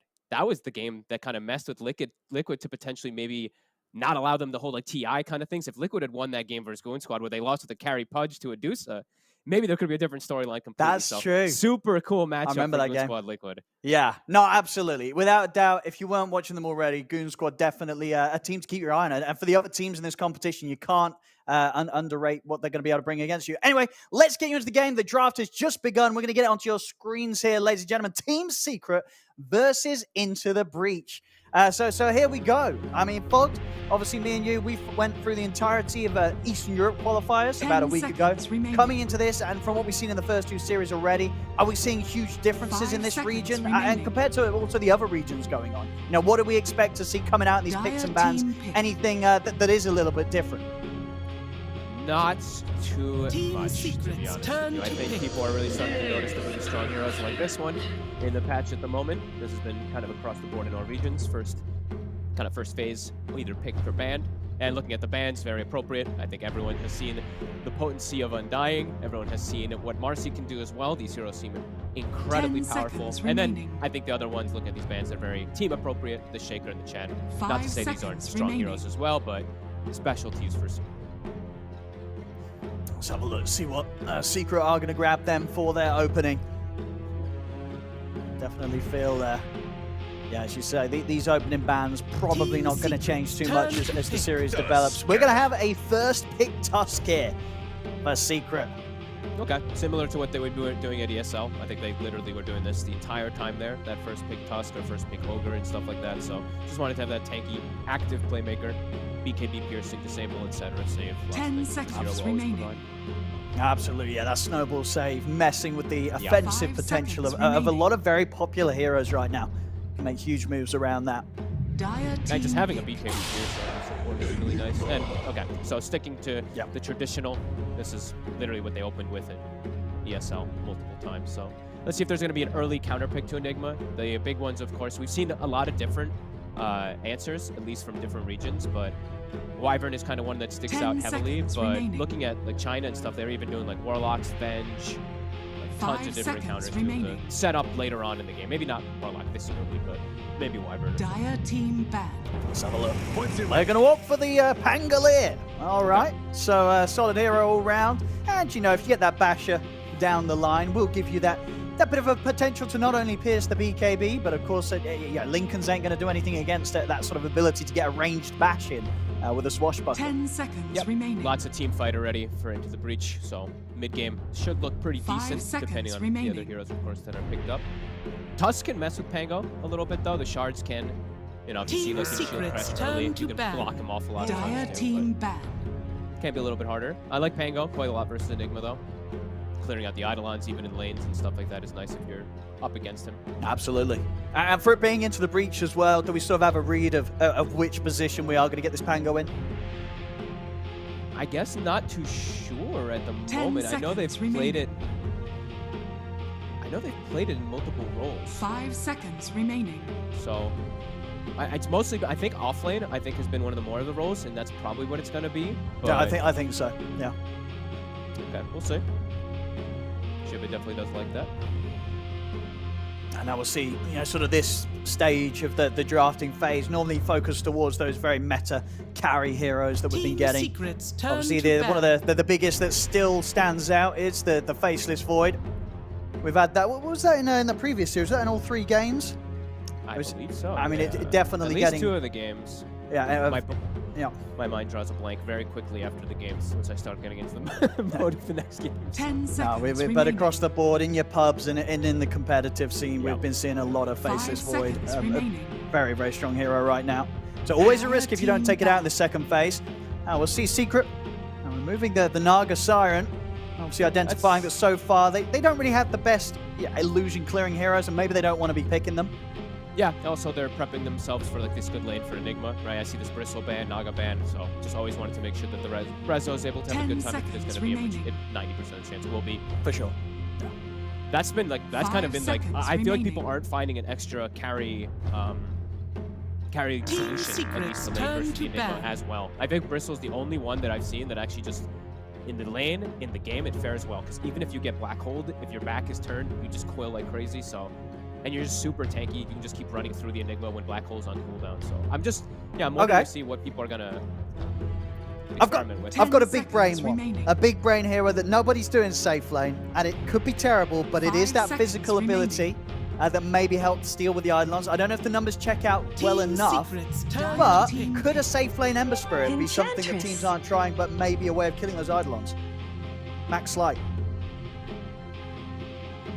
I don't know. I mean, it sounds probably not enough damage, to be honest. Because, but you know, for sure, a long time this hero, Slight did less damage to the creep, but not anymore, right? Not anymore. Just 10 saying. seconds remaining. Just saying. we've seen safe lane Ember. I can, We have, it was, yeah. 5 it's not the seconds greatest, remaining. for sure. But, good. You Could be gotta something. think Dire outside the team box. You got a big brain, especially if you're going up Crystal against Maiden. Secret. Absolutely. Into the breach is, on paper, should be a tough matchup for them. But there's good potential, and there is, dare I say it, star talent in this team. Newer players like Ari, right? He popped up in the DPC. He's been popping off, and I'm not just saying that because he's British. Secrets turn to pink. I mean, the whole team is definitely interesting for Into the Breach, right? They have Kadaro, who's very young, but he's the captain of this team. It's very rare to see that, as far as we've heard from them. Sure, we see Otaker picking, but what we'd heard from them, at least in the DPC, that he was the one kind of making shots in game. And I think they still have Milan, right? Milan They do. is, He's on your yeah, camera yeah, right he's- now. yeah. 10 seconds So remaining. Milan is still chilling. He's still doing the picks and everything for them. And okay, Pudge. Maybe this could be another 5 solution seconds at least remaining. versus Enigma. And now they have versus like Ench creeps. They have the Frostbite. They have the hook to kill them instantly. That Yep. can be a pretty cool solution. And I've been a fan of. I mean, just carry Pudge in general. Absolutely. Absolutely. It's been sort of, winning some of these games where it's very easy to forget just how ridiculously strong Pudge becomes at a certain point. You're seeing these traditional carries just struggle to burst through him or be able to sort of just stand their ground against him in the late portions of the game if he's have a decent time. And being a Pudge, you certainly expect to have pretty easy farm in the lane. You're going to get those items. You're going to have some sort of targeted way for you to be dealt with. And at the moment, when you consider the heroes from Secret, I guess they have got the Midnight Pulse. But outside of that, they may start to have to really consider what's going to be able to match up against a Pudge as he gets bigger and fatter as the game goes on. And they can do the traditional Ursa if they want to go down that line. I like it. One that a lot of people have been looking Dire at. It's team Roche back. control. Invoke. Okay. I mean, we get a treat, guys. Everybody. Honestly, Let's go. I have to say it. Nisha, I think everyone even remembers the game in ESL that they played where they were so far behind in this series, and he almost clutched. He almost clutched it. He really did. I'm so excited. That was the rare game, 10 right, where seconds remaining. he was actually given MVP on the losing team. Because It was the OG series. It 5 was the OG seconds series that they got remaining. knocked out, if I remember correctly. And It he was- was going. He was the only one. Everybody's Yep. 1-10 on the team, and he's 14-1 with a Hex and Timeless Relic and Aghanim and stuff. So Absolutely. whatever. Either way, Nisha, we're always going to be in a treat when we watch him. We get to see an Invoker, which is Team always a very Secrets flashy turn hero. to And ban. look at a couple interesting things in particular. It gives you massive burst Dire damage, of team course, back. versus Death Prophet and Pudge, but you also now have a safer Dispel versus Pango, which can be something really nice. Because Ench, sometimes you can get the Dispel off, but I think Invoker is guaranteed you always get these tornadoes. to Sure. be able to do that. Now we look at bans. So now they're addressing not only just Crystallis' heroes, but also the Pudge counters. So we see the Razor 10 ban, the seconds Ursa ban that we remaining. mentioned. Razor, of course, I think everyone looks at that's the only hero Crystallis plays. 5 So, seconds of course, remaining. going to be able to see that ban. And Secret, taking out the melee killers, and even just Eidolon killers again. 4 of their bans feel like it's about the safe laners that take out Eidolons, or potentially could be. The other sort of Crystallis hero that sort of falls down the realms of the Ursas and stuff. It's that Monkey King, of course. Okay. I think it's sort of master tier on. Very very good thinking Monkey King Bloodseeker. player. It's banned. Oh, it's banned. They Oh. banned that. Yeah, that's Good the other call. one indeed. I think Monkey yeah. King out the heroes that he plays in the insane amount of games on, that is the one still there. But it's not really it doesn't seem like an easy Monkey King Team game. Secrets turn to The ban. Wukong- They'll I think respect they it. ban They'll I respect think it. it's- It's the only other hero that's sort of the one that he's played an insane amount of games on. So they pretty much just banned out everything that Crystallis has got hundreds of games on. So he's going to have to go Sure. for something a bit different. Yeah, the ban makes sense though. Pango doesn't like to roll into Wukongs in a lot of 10 situations. seconds It I can get be you. you can just True. die, and then the Yep. lane can be really difficult. So I like that. Personally, I 5 think the ban is seconds quite nice. 'Cause remaining. these are heroes that just provide you overwhelming damage, Yeah. right? So Pudge and Pango, these tankier heroes, just actually can't survive the Dire mid-game team if they're both pick. done. So A final ban. And it's all the we'll Enigma, see, it's eh? all the Eidoloners, right? It's all the ones that can somehow clear those Eidolons in away from a distance. Sideblades. I mean, Kunkka could have probably been a mid ban because I they think both they there. are right. It's sort of Nisha calling for what he doesn't want to match against. Perhaps, yeah. I can agree with that. 10 But it's likely a seconds Death Prophet remaining. mid when you look at the. I mean, Oh, I actually, don't know. never mind. I don't 5 think it will be. seconds remaining. No, you're right, actually. Because I think Wait. it's going to be a safe lane Pudge. So they need a Jibe, second support. I think they've left it. Yeah, exactly. Unless they want to do a support DP, which we did see do very well in other regions. Yes, we saw Seneko do Seneko well, but crushed I with don't know how I feel about it as a 4. That's the only role that I'm a little. I mean, the hero's insanely strong, don't get me wrong, but I feel like 4 might be the worst role that it's in. I think 1, Okay. 1, 2, 3, and 5, it looks really good on DP. 4 DP. Team Secrets turn But to they pick. probably still win. Void Oh, incarnate. and here we go. Void Okay. Spirit, a hero that definitely seems like it's fallen out of favor. Not the, Yeah. the go-to core hero that it used to be. Because just patch after patch, if you just look at the numbers, they've just gone kind of downhill for 10 all of his seconds toolkit across the remaining. board, right, over each patch. Yeah, and the thing is, though, he's into limited, 5 some limited seconds disables remaining. in this game. You can see it. Like the Malefice is there. It can be a little annoying for the initial stun, but Okay. Tusk, Enchantress, these heroes, they don't have this instant stun. Faceless Void. Choose your hero. Oh, And they get the late game insurance. but I don't know, man. If you're getting a last pick Void in this patch, and you've got an Invoker to back it up, and your team, I think you're pretty happy here. They may have Oh, and- banned out all of the Crystallisy heroes, but they leave the Void in, and it's a Void patch, Fog. It is of not only it's a And a Void patch, but faceless also Void there's an patch, not a Invoker Void and an Spirit. Enigma. This is like the yeah. craziest late game potential and the craziest team fight and scaling kind of going on for Secret. Yeah. It's unbelievable because it's also limited, as we said, limited BKB disables versus this Enigma. Sure, you've got hooks and Pango bashers, etc. And if Death Prophet has ulti running in the Enigma ult, you can maybe kill him or stop him or something like that. But I mean, Secret's draft looks terrifying. It does. Into the Breach has to have some really good pacing and some really strong mid game, or I mean, they can't take this to the late game. They'll just straight lose. So they have to have a really explosive mid game, which they can do. They have a lot of team fight. They do. I mean, both teams with a last pick Void, but in this patch, one is not quite like the other. So we'll have to see. Looking forward to this one, of course. Secret versus Into the Breach with this overall. And as you say, they've got to smash this early to mid game right into the Breach. Yeah. Because otherwise, Team Secret, one of these heroes presses R, catches a couple of heroes in, the team fights are going to be deadly for Into the Breach to enter into. Absolutely. I'm going to be looking forward to see how they do in lanes because it's this Death Prophet Pango lane. Pango overall not really traditionally played as support anymore. I know in the past was played a lot more, but the hero has definitely become like kind of different, at least in the support role. It's a lot weaker because you can't actually like shield crash and just tank as long. It's only that short duration. So we'll see how they do top. This could be a really devastating lane versus Enchantress and Void. We'll see what Creeps Puppies gets and stuff like that. But I mean, as far as Pango is Ari's hero.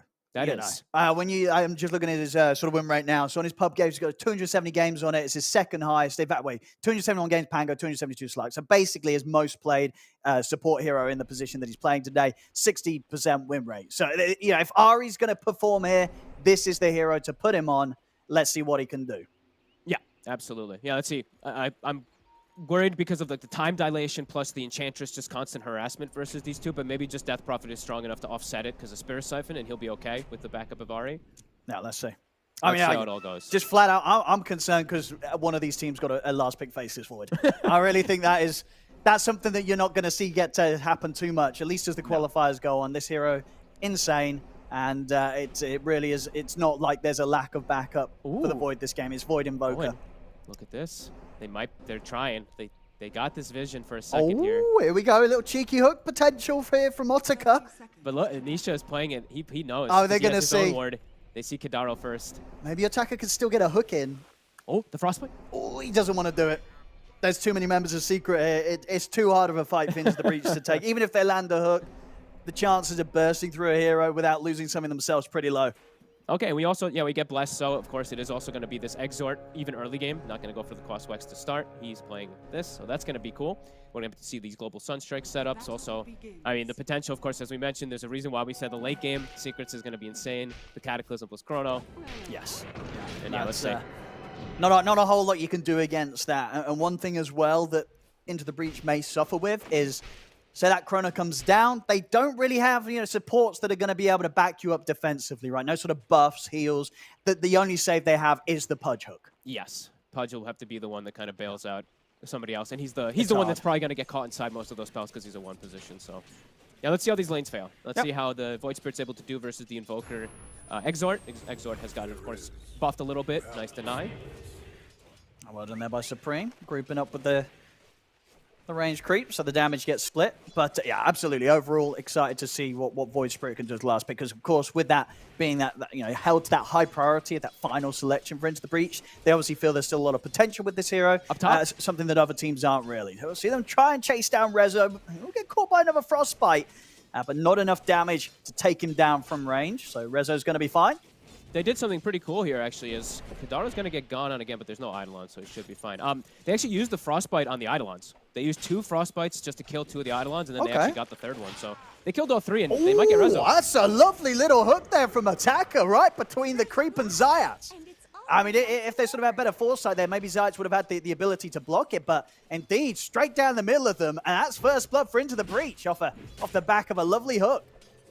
I love the way they did the first wave. Honestly, I think that's super clever. Something I haven't seen before people utilize. I've seen them use like Chens and Enchantresses, but I haven't ever seen someone use a CM to just Frostbite an Eidolon. It's smart.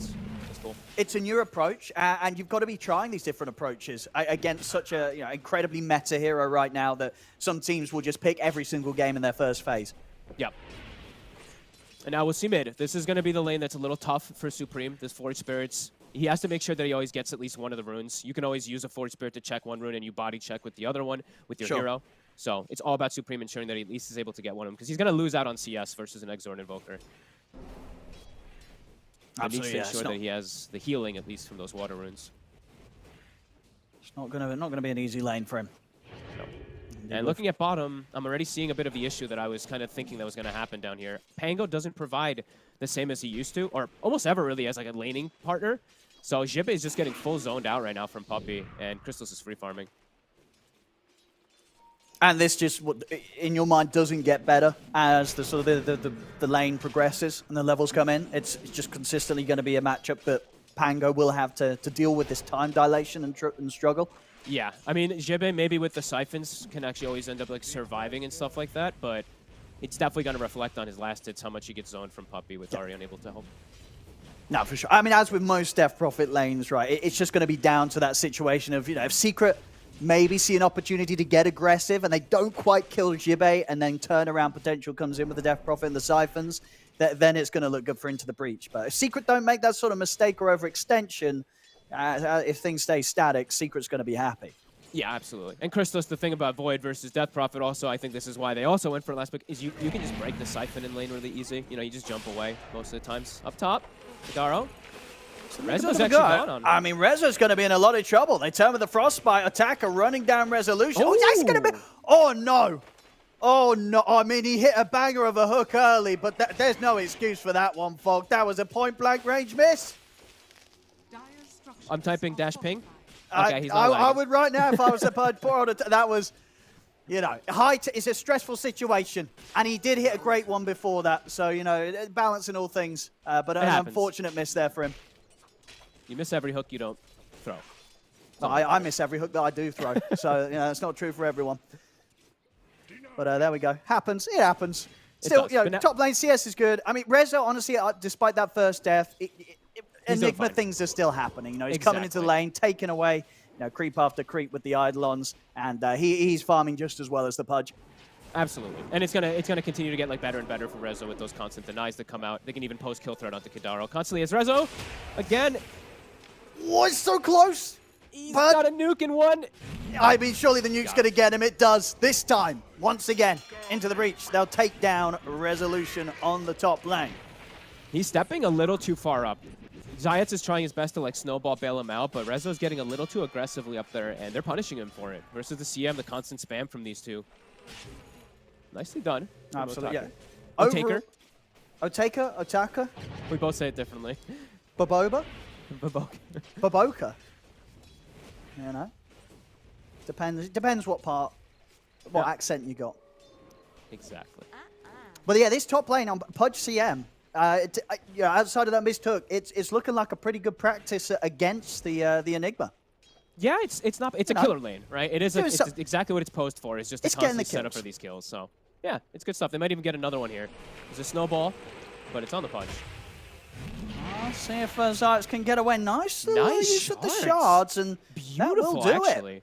Because it's even against the tree. So he looked pretty dead there. Zayats said no to death, and he'll walk out alive. That's why you first picked Tusk, He's very comfortable on it. 2-kill lead for Into the Breach, but you're already seeing the network reflect. Yes, the farm is still kind of untouched here for Secret's cause, just getting the same out of the lanes. And indeed, Nisha in that scary top spot. Top net worth and on the way towards his Midas. He's on track to having a pretty good game here as the Invoker, as he has done so many, many times before. Yeah, it's the denies are really the more insane part. Sure, he's got 35 lasted, but he has 16 denies over this Void Spirit. So Supreme's still level 5, and Nisha's 6.5 at the moment. That's pretty insane. Eyes on those side lanes, especially for those Sunstrikes. It's starting to do nearly, I think it's 7, it's 300 damage. So 300 pure damage. All these heroes that's half their HP for the most part on most of these. Top. Oh, this time Otaka in trouble. They're in with the Malefices. If there's anything Kadara can do to save him, we'll try and slow them down, and he will manage to walk away. But, of course, kept very, very low now to that harassment. Always watching Nisha to see if he goes for the Invoke. Off a bit of a Sunstrike. Maybe could have gotten it, but doesn't quite go for it. He's playing more for the lane, keeping Ice Wall invoked. Yeah, he's focused. When you at this point where you're like a few hundred gold away from the Midas, you're just making sure you don't miss a single CS. So you get that Midas as soon as you can. I think if Supreme didn't have Invis Rune, I think Nisha might just kill him there. Because he could just lay down the Ice Wall and commit because he's still level 5. He doesn't know Supreme's skill build, I guess, either, but Supreme did go for the second point in Aether Remnant rather than having to simulate to protect himself. So this is a very kill-thirsty kind of build that he's gone for here. Double-checking runes here. Puppey already playing around mid. Same thing for Zayats. They have independent side lanes. Crystallis under no pressure. Rezo now able to pull the lane back, so they can make this move for free. I see. See if they can do something here. They've tried the setup onto Nisha, but quick micro there from Puppey will pull Nisha back to a safe distance. And he's got Midas complete now, and there's Chrono Strike ready on Crystallis. So Jibe has to be very cautious bottom. A Chronosphere plus Sunstrike could be enough if they get him down low with a couple bashes. Top lane, we're about to get the 6s online here as well from the Nice two cores. shards again. Wow. I mean, ooh, good hook. But may still be dead. There's a snowball heading the way of Kadaro. In they go. Sunstrike on the mark. Nisha will be able to pick up the kill. We'll see if Attacker can get some of these kills in return, but Malefice is back up. He'll be slowed down, won't be able to stay on top of Resolution or Zayats. So, of course, Nisha to be very happy there, picking up a kill and picking up his Midas.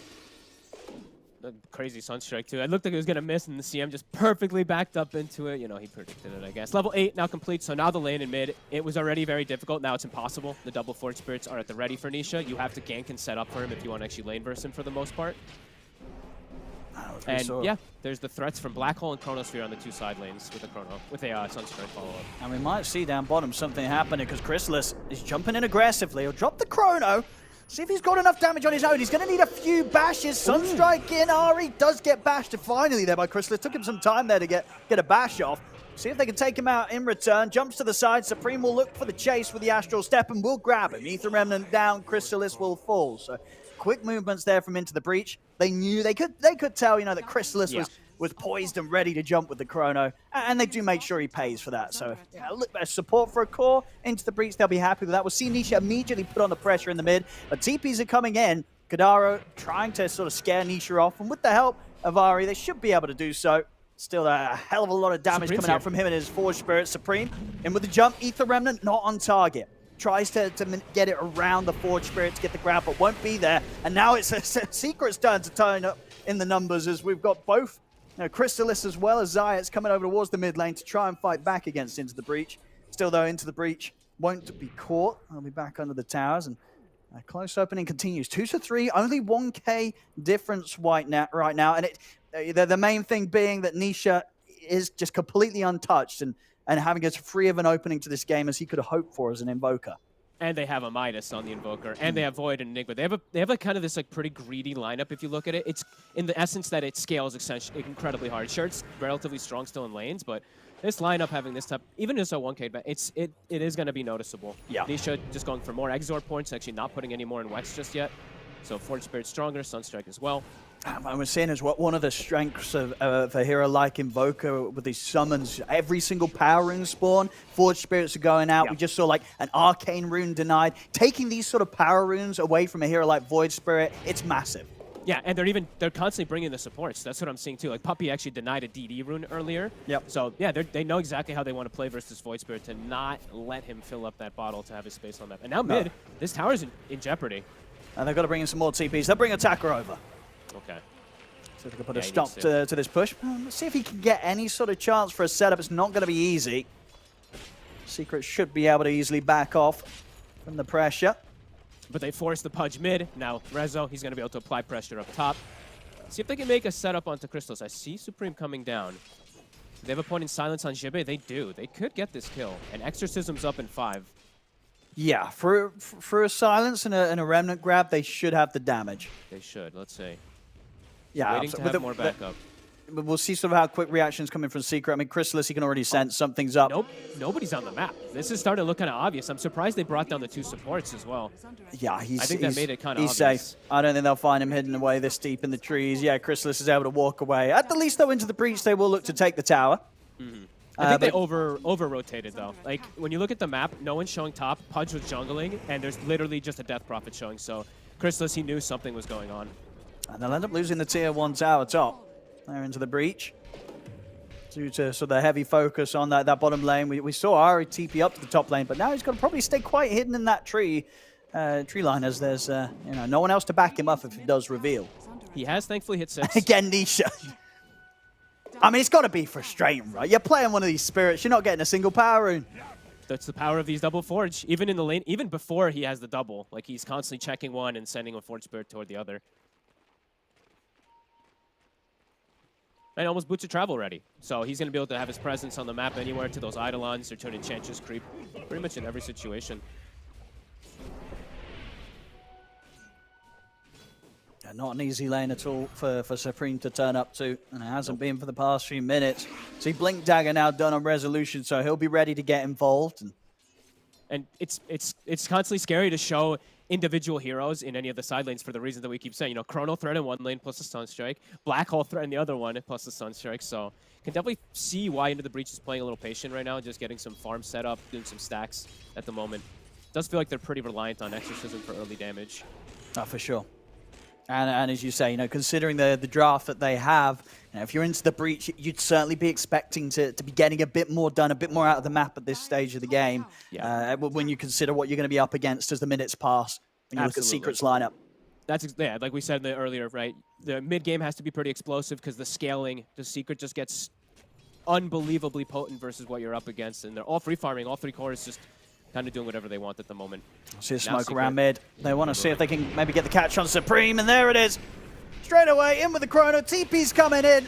They're not going to be able to help out Supreme in time as he falls. Quick kill for Secret off the back of the Chrono.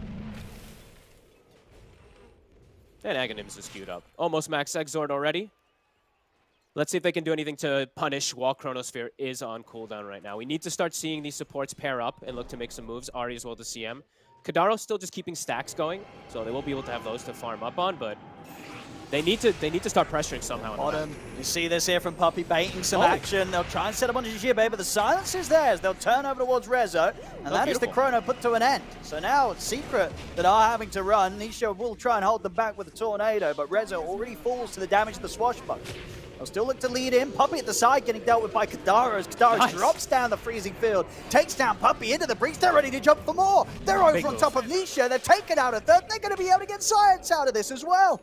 A Secret biting off a bit more than they could chew there. You could tell it was all Secret's intention to start a fight there. Puppey baiting the action, feeling like they'd have the strength for around the black hole, but it just got completely ruined by a silence. Secret lose 4, and straight away Into the Breach, they're ready to sweep over and put some pressure onto the Tier 1 tower. A huge fight there for Into the Breach to find right up against Secret's Tier 2 tower nearly. And yeah, Exorcism came up like right toward the end of it. Like literally the perfect situation for Jibe. Gets the heals off, and yeah, the silence. It's midair as Black Hole casts. Literally same frame or something. It looked like they were casted. We'll see it again. I was going to say, I didn't even see the Black Hole begin. I heard the noise like that quickly. And it just stopped instantly. And sort of just after that, it just seemed like there was no backup plan for Secret in that moment. It was very much built around them dropping the Black Hole onto the Death Prophet, getting that kill. That didn't happen. They didn't have a plan B for them. No, and it was exactly like they needed to make the move while Chronosphere was down. Everything kind of lined up for them perfectly. And now Pudge, he goes and backs up, and we were talking about those stacks that Kadaro was getting set up. Now they make an aggressive move, and he gets to farm all those. And Aghanims is nearly going to be done now, so a big hit. Oh, I'm excited to see. How will the old Pudge match up against the Void? Because Pudge, it really is that hero that sometimes it just beats these carries that you don't expect it to beat. Yeah, sometimes just too tanky. Even an Invoker with this much farm, the burst might not be enough with him this enabled from all these. He is absolutely enormous now, level 12. Yeah, that whole fight put everything back on even grounds. And if anything, a little bit of a lead now for Into the Breach. Exactly the place they needed to be at this point of the game. Their team built to find these fights and just break down this ability from Secret to try and get the easy so-and-so called kills around these ultimates. If they shut down one of these big ultimates in this stage of the game, which is pretty easy to do pre-BKBs, then they're going to have a good fight back. Absolutely. Still got to look to play a bit fast. They have to watch out for Chronosphere, but still want to start to look active. 15 seconds for Exorcism as well. I mean, as you said, they'll be bringing in the Pudge now. Attacker with the Ags. He's ready to get involved. Let's see what they can get. I mean, Secret in the neighborhood. Try with a hook, but not quite able to get the angle on Puppey. They might think there's a ward now on Secret because of that. As mid. I'll try with the setup. I've got the punch up, Supreme. Still has to dissimulate and a step away. Not quite enough lockdown outside of the ultimates from Secret to trap this Void Spirit. That's why they went for that last pick. A bit elusive versus this lineup without those big ults until some other form of disable comes out. Now they can turn into a tower push. Exorcism is ready. They don't need it for this low of a tower. Could save it for the next fight. Because we do have the Chronosphere online for quite some time, but Crystallis obviously focusing on just getting his farm for now rather than looking to get involved with the ultimate at this point of the game. Probably just sort of down the line of thinking that you kind of imagine when you see Secret's lineup that as long as they don't lose too much in this portion, they get the BKB on the Faceless Void, things should be set up for their core heroes to scale and carry. Yeah, I'm sure like even after the bottom situation happened, Puppy or somebody on the team price says, guys, why are we forcing this? Why are we forcing something to go on? Like we have this crazy scaling lineup. We can chill. Bottom, Ari. Rezo's gonna throw the hole. Yeah, knows that this time there's nothing to stop it. You know, after you've had a whiff Black Hole, sometimes you just want to drop it just to show you still can. And he does. Gets the kill. And now into the breach. You know, you see Black Hole used. You got to try to take advantage of it somehow. So Supreme looking for some power runes. Should be able to get a haste rune and maybe set up for top. Lacking some vision on the top side, though. Yeah. And if anything as well, that move from Rezo really sort of telegraphs the whole, you know, Secret don't want to fight as a team right now. Yeah. They're just dropping spells, dropping big ults like that because they're saying to you, we're not going to turn up, we're not going to fight you. Of course, for Into the Breach, they've got to read that and say, well, we're really going to force it. We're going to find these little avenues and sort of little gaps that you've left, and we're going to punish it. And you'll see here now, group up, ready to go. They want to find kills. They want to find blood here Into the Breach. Oh, bottom. Jibe. So if they get any TPs in to back him up, underneath the tab, punch up into the Sunstrike, not enough to kill him straight off. He is going to be fine. And their next move is probably Roche, I think, for Into the Breach. It's only level 1 EXO, though. I thought they would wait for the level 2. Chrono in the mid. Nisha does step into it, though. It doesn't matter. Bashes are there to make sure that the job's still done, but we'll see Into the Breach look to punish. Rolling Thunder into the hook. They'll be able to kill Crystallis. I think they'll be okay with that one Into the Breach. That's Chrono used, and they get a fair trade. And they get the level 12 now in Jibe because of the kill. So he actually has level 2 EXO. So this Roche is going to die quite a lot faster. I mean, it's going to die very quick. And no Chrono, no Black Hole. There's no way Secret's going to be turning up for this Roshan. Best they can do is look for a tier 1 tower trade down bottom. But again, a trade that Into the Breach, 19 minutes in with their lineup, they'll be very, very happy with. Yeah, that was pretty ideal. I was looking, I was like, they can do Roche, but it's only level 1 EXO. Bam, he gets the level 2, so they get it secured for free. Nisha does have Aghanims now finished, so in the next situations, instead of a single Sunstrike, the Cataclysm will probably come in with Zayats to get these pickoffs. But a big move into the Breach. Even though they keep losing Supreme, they're getting some pretty solid farm and getting this at least some map control. Absolutely. Quite the setup here so far in this game. 20 minutes in, 1k gold difference between the two teams. Yeah, matchup, maybe like some of the previous ones that people had expectations in terms of a team, you know, being able to just stomp the other. That's not going to happen here. Whatever happens, this is going to be a close one on our hands. Yeah, Ari already has Blink Dagger on Pango now too, so now they actually have ways to start fights a little bit easier. Their fight starting was kind of awkward before, so maybe now they could actually pick off on the side lanes here, but Secret, they are going to start getting some ultis back up soon. 40 seconds for Black Hole. So let's see, Into the Breach. They're also right now just chilling. Death Prophet ult on cooldown. Yeah, they're close to the Blink Dagger on attacker. Yep, Supreme halfway to Ags. A little bit of a slowdown period for their EXO to come back, but that also, you know, same thing. Goes both ways. Now EXO, or Black Hole as well as the Chronosphere are going to be back up very soon. And Secret, they're playing all 3 lanes, so that kind of says the way that they want to play this game. Very farm heavy. And do want to point out also, the Dagger of Ristul was what allowed Crystallis to have enough damage inside that Chronosphere. Oh, he did pop the active. He did pop it, Because we're seeing some players forget to, or at least not opt to sometimes, but indeed. I mean, that would have been one of those situations. If he didn't get the kill because he didn't pop it, it wouldn't have looked great. I was watching, don't worry. Yeah. You were ready. You're ready to call him out. Yeah. So many people just aren't using it, I've watched. So I always try to keep track of some of these newer items. There we go, smoke up here from Into the Breach, ready to play aggressive with the 3 minutes of Aegis left on Otaka. EXO at the ready in 5 as well, too. If they get a catch, they could potentially turn it into a tower. But this is into Black Hole and Chronosphere. It is. It's always going to be a little bit of a tough game playing into these two, and it's a BKB Black Hole, too, now. Yeah. Rezo, Zayats, they get broken. Supreme's under the cover of his sentry ward. So knows that he's fine, and indeed they won't get the jump. In fact, it's going to be Otarga that gets the jump. He's in straight away onto Resolution. Resolution pops the BKB in an attempt to get away. Supreme jumps in with the Astral Step. Rezo's having to use this BKB to run. He's going to turn, drop the back up, but again, he instantly has to stop it. There's the Chronosphere, though. Catching the 3 Cataclysm comes crashing down. Otaka taken out as well as Ari. Kadara tries to hold his ground with a freezing field, turns towards Puppey, will die, but Puppey loses his life in return. Chrysalis able to get the Time Walk off in time to escape underneath the tier 2, but into the breach. They want to try and dive this. Doesn't look like it. They won't dive further. And there we have it. So a 2 for 2, plus Secret taking out the Aegis, of course, the hands of Attacker. But it does cost it's expensive. Secret. They had to use both of their big ults. And all 3, and again, but we didn't really see the Cataclysm black is kind of like another ult as well. But that's true, with the cooldown that it has, certainly. So, all things said and done, into the breach, they're not going to feel too shaken up walking out of that one. I agree. They didn't even pop Exorcism, so they'll have it for this next upcoming fight if they'd like to smoke and battle, which I think is a pretty good option versus no Black Hole, no BKB, no Chrono, no kind of anything on the side of Secret. Rezo, 2 times now, kind of like hesitating. Like he was playing around with the idea. I saw them kind of walking up. I saw him drop the Midnight Pulse, but then he just Black Holes and instant cancels it. So yeah, because that was sort of his own decision on that one, right, to cancel it. There was nothing that caught him. It was very much, I want a Black Hole, hang on, I don't, you know. Sometimes it's hard to make your mind up. Yep, some indecisiveness for sure. Hurting Secret quite a lot. Jibe. It's going to reveal. Oh, and Resolution will put a stop to that. And with TP's coming in, Jibe looking very dead. I mean, that was a little bit of a cheeky move there. Maybe it will pay off. Maybe the big brain play here, baiting Secret far out on the lane so the rest of the team can come in and clean up kills. But we'll see if they can do exactly that into the breach. See what they can find. They'll catch Zayats in the trees, so they'll get 1 hero out of this. But it looks like they won't get anything more. The rest of Secret have been able to split and escape. Yeah, Nisha already playing ahead of the lane, avoiding that kind of kill. And also, something interesting to point out, like, it's not always an item that you go for in Enigma, of course, but in this game, I actually thought that he was going to finish up the Vessel. I guess he just really prioritized Blink and BKB. But you could definitely see, like, arguments versus, like, Death Prophet, Pudge, even Pango. Very good Vessel game. I think maybe he doesn't want to waste that kind of gold on it, but... Sure.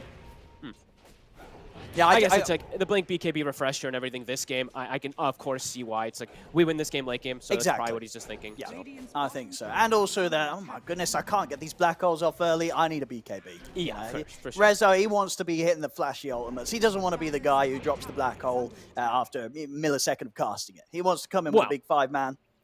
He's better step it up than a little bit. He's got time. He said this is the reason why they play for the late game. Gives them more minutes to perform.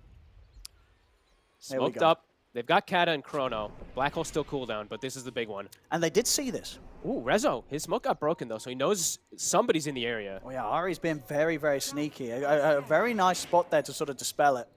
Yeah, and then he puts even a ward down afterwards.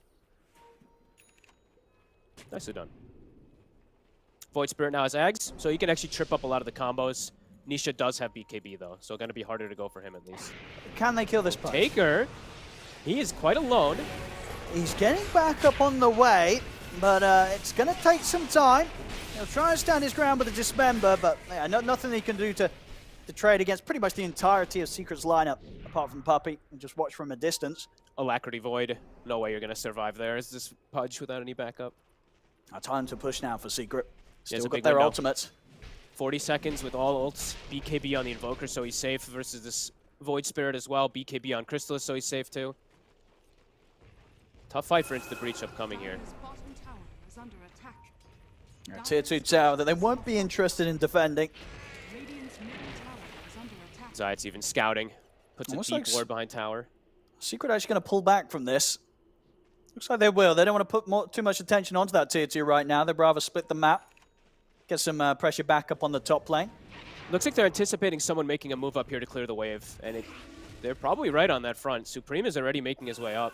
I'll see what Supreme can do if he wants to set something here, because, you know, Taker's TPing over. He saw the Alacrity put on the Forge Spirit, so he knows Invoker's up here. I mean, they're going to know as well the Secret's fairly split across the map right now. So not a bad time to strike. Arcane Rune at the ready. As Secret seemingly aware, at least Rezo is. He's out of the lane, and Nisha, he'll stay hidden in the trees. He's still chilling a bit here. There's a sentry down from Ari on the retreat position.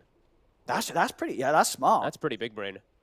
He knows, look at the circle. I was going to say, again, Nisha, he's playing outside of the lane. He really wants the Midas, though.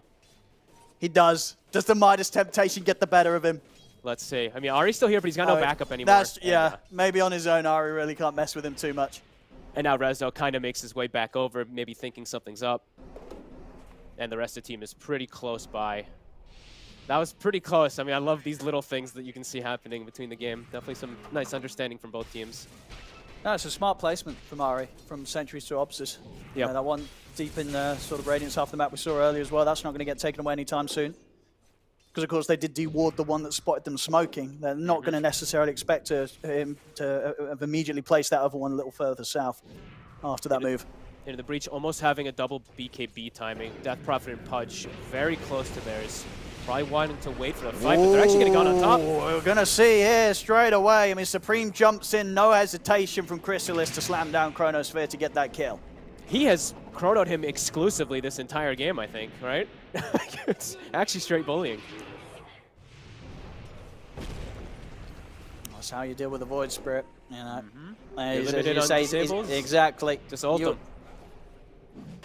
We're going to look at the potential for Roshan Secret. No chrono, of course, for themselves. They kill it pretty fast. I mean, Oteka's got his BKB done. If they can get here in time, they could fight this. Nisha has 0 mana. I mean, Kadari's just walking in kind of on his own. Now the backup's coming over. Roshan, Kadari, he's going to get in the pit. They want to try and disrupt this. Roshan getting very low resolution. He's going to drop the black hole. Make sure that he can hold back Oteka and indeed make sure Chrysalis can still pick up the Aegis. And now Secret, they want to keep the fight going though. Jibba's got the BKB, turns over towards Chrysalis. Chrysalis is able to get the time walk off in time though. Protecting that Aegis out to the side. Resolution will tick down low to the vessel. He's trying to heal out in return, but Ari's in to finish up the job. Jumps forward with a 3-man shield crash. Excellent swashbuckle over the two of them as well. They might just be able to still take this fight against Secret. Chrysalis is back up, but an immediate silence from Jibbe catches him into the frostbite. He can't time walk anywhere. They may have got the Roshan, they may have got the Aegis, but without a shadow of a doubt, into the breach, they take the team fight, and on top of it all, they'll find the captain, Puppey, hiding in the trees, hunted down by Ari and the Rolling Thunder. It's 4 dead on Secret. Great execution of Fight of just running in. I'm not sure if someone maybe, I didn't see if anyone pinged it out, but Nisha had 0 mana, Owen. 100 mana to start the fight. He threw an Alacrity, and that's it. He literally had nothing else. He kind of just had to watch the fight from the outside. And not the flashiest of team fights from Nisha's Invoker.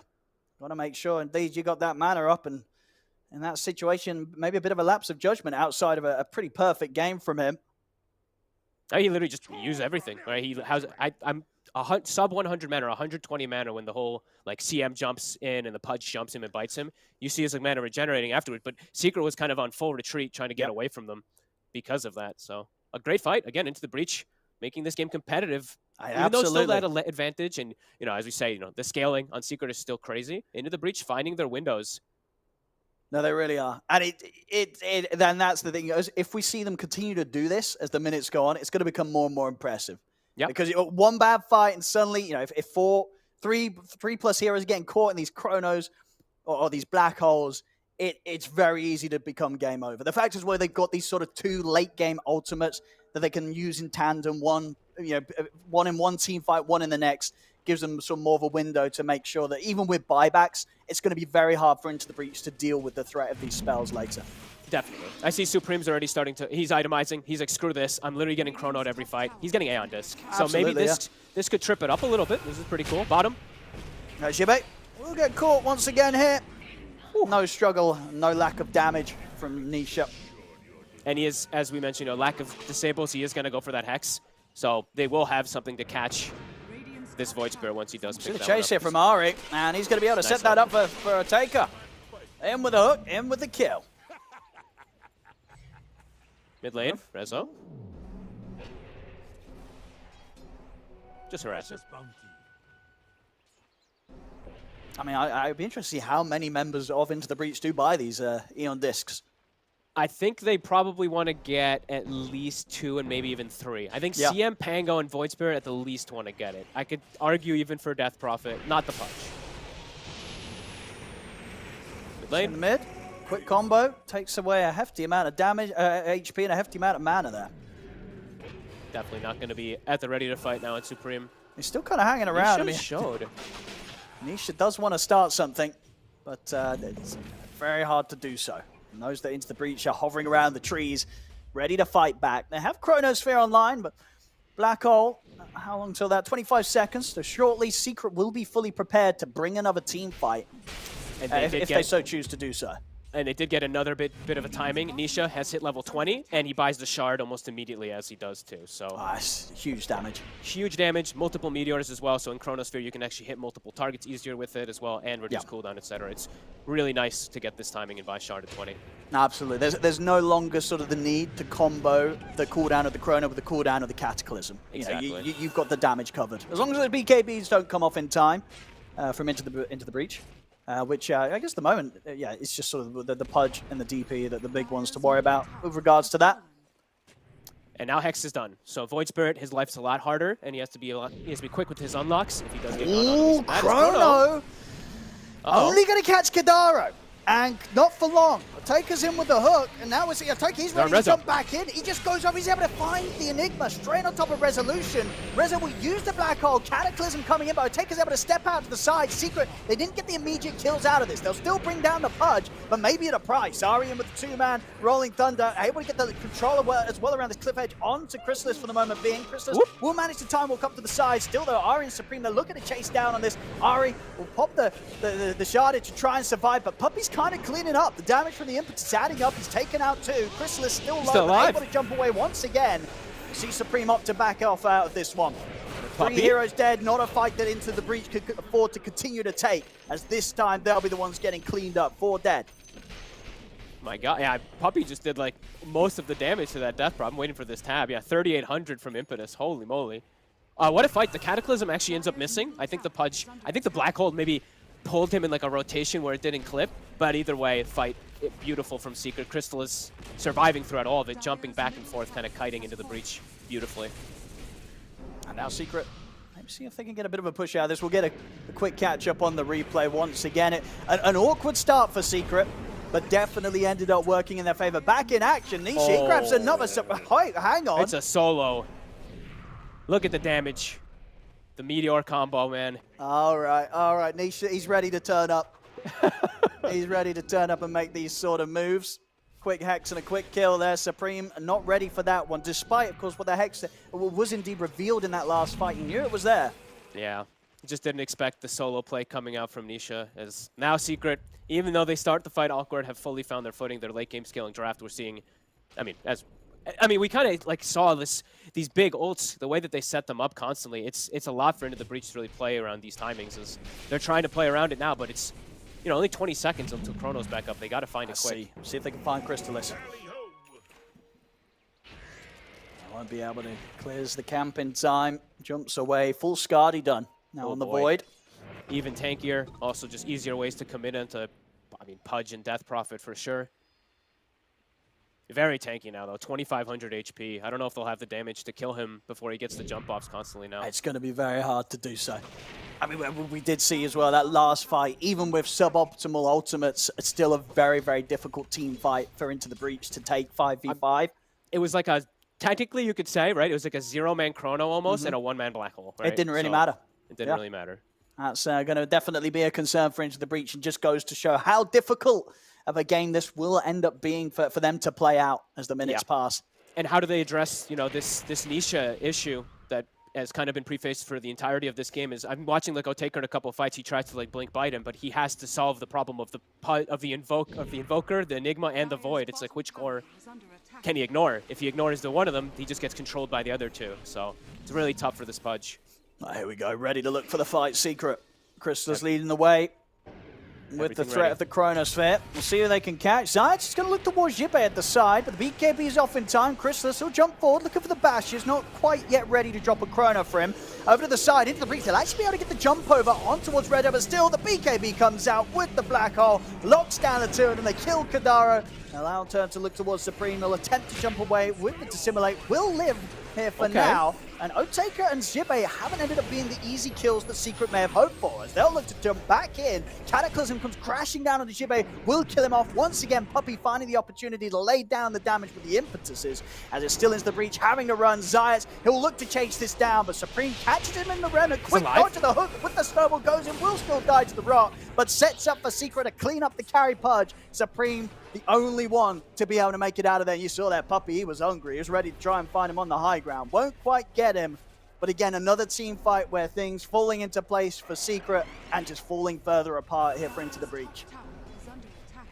Yeah, they just, even though they lose Crystallis, Nisha still, like I said, there's too many cores to deal with. They have so much they can throw out at this point that, you know, one just carries the other one if one does die early on.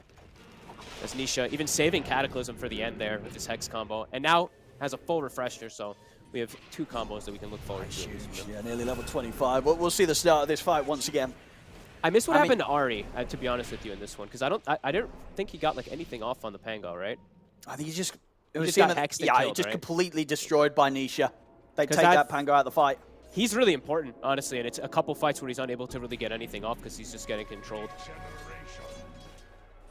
As we saw, yeah, towards the end of the fight, a lot of survival on these heroes of the Pudge, the DP, Xibe, and Oteka, but it's not quite enough. You know, despite how long it took Secret to take them down, they still did end up taking them down. Geez, Supreme has to be so careful. His Aeon Disc was still on cooldown. Nisha was hunting with his refresher. Dude, I love this as well. Check this out. 37 minutes in, this man, he knows what he needs. He's still holding a Fairy's Trinket. He just wants that extra bit of damage. Hell yeah. I mean, he didn't get the Vambrace, right? Or Absolutely, yeah. It's one of those situations. You know, you probably won't see this on many other heroes. 37 minutes in, a tier 1 item being the item of choice, but at the moment, indeed, maybe some of these tier 4s that are going to come out are going to be the big ones. Let's see if he gets Timeless Relic. That's what I'm looking. Spell Prism or Timeless Relic. That's what he wants. I mean, he's surely going to get one of them. The odds have got to be pretty good for finding one of those 2 items. He's 25 as well, too, so now we have Radial Deafening Blast as well inside of these fights. They'll be even more difficult. What they can find here, they get the jump, but it's immediate reaction there from Nisha. We saw Taker trying to get the setup, but Nisha just turns with the Hex, still gets grabbed by the Dismember from Oteka, tries for the hook, but Nisha's away with the BKB.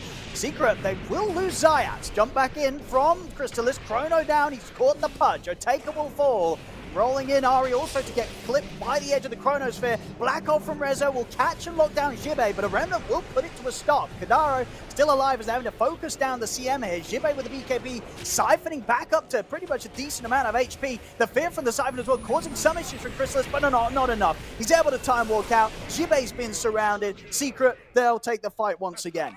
My God, they're trying so hard to get, like Nisha, they're actually trying so hard to commit onto him, but he actually gets the refresh BKB off instantly, and the whole fight gets really awkward of them chasing Secret, able to hold their ground again, even though they get dove, and it's the Invoker who gets initiated on. He still survives. I mean, that was just such a quick reaction there from Nisha with the Hex, right? As Oteka was trying to sneak up on him, as soon as he's shown, immediate reaction from Nisha. It was the refresh BKB that was also incredibly fast, too, right afterwards. As into the breach, they get pulled into a bit of a weird situation trying to go for this level 25 Invoker, also, as we saw there. 4 levels ahead of anybody else. Straight away, Nisha. BKB and a Hex. He knew that Oteka was going to go immediately for him. And this from Ari was good, though. We see here, you're going to see how Nisha actually whipped his combo completely inside the Chronosphere, because Ari continues to roll on him. You'll see it right here. So the combo totally misses, but ends up not mattering. And that definitely is sort of the overall story at this point of the game. You miss a spell on Secret's lineup, it doesn't matter. Yeah, you've just got the tools around to sort of cover for any whiffed abilities. You have that lead now. We'll see what sort of a defense they can pull in from the high ground, but Supreme comboed once again by Nisha, just footsteps from his base. Look at the damage from, I mean, again, it's just the Meteor Deafening Blast combo. The Meteor does so much damage once you get this talent. Absolutely, that kills the Void Spirit every time. And the Fairy Trinket, you know, that's definitely making the difference. Yeah, absolutely. When you're considering this sort of large numbers of damage output, 5%, that's a big percent. We'll see here. Off the start of a defense, so they can pull together. Ari trying to set things up, but not quite having the range there with a hooker taker. Nope, no roll now for the fight. 60 seconds. And Black Hole is up. Crystal is teasing with them underneath the tier 4s, jumping in and out with the Time Walk. Chrono also at the ready. And the Aegis on the Void, Cheese on the Enigma. Secret. Full Ags also on Rezo, so the pull-in, it'll be there.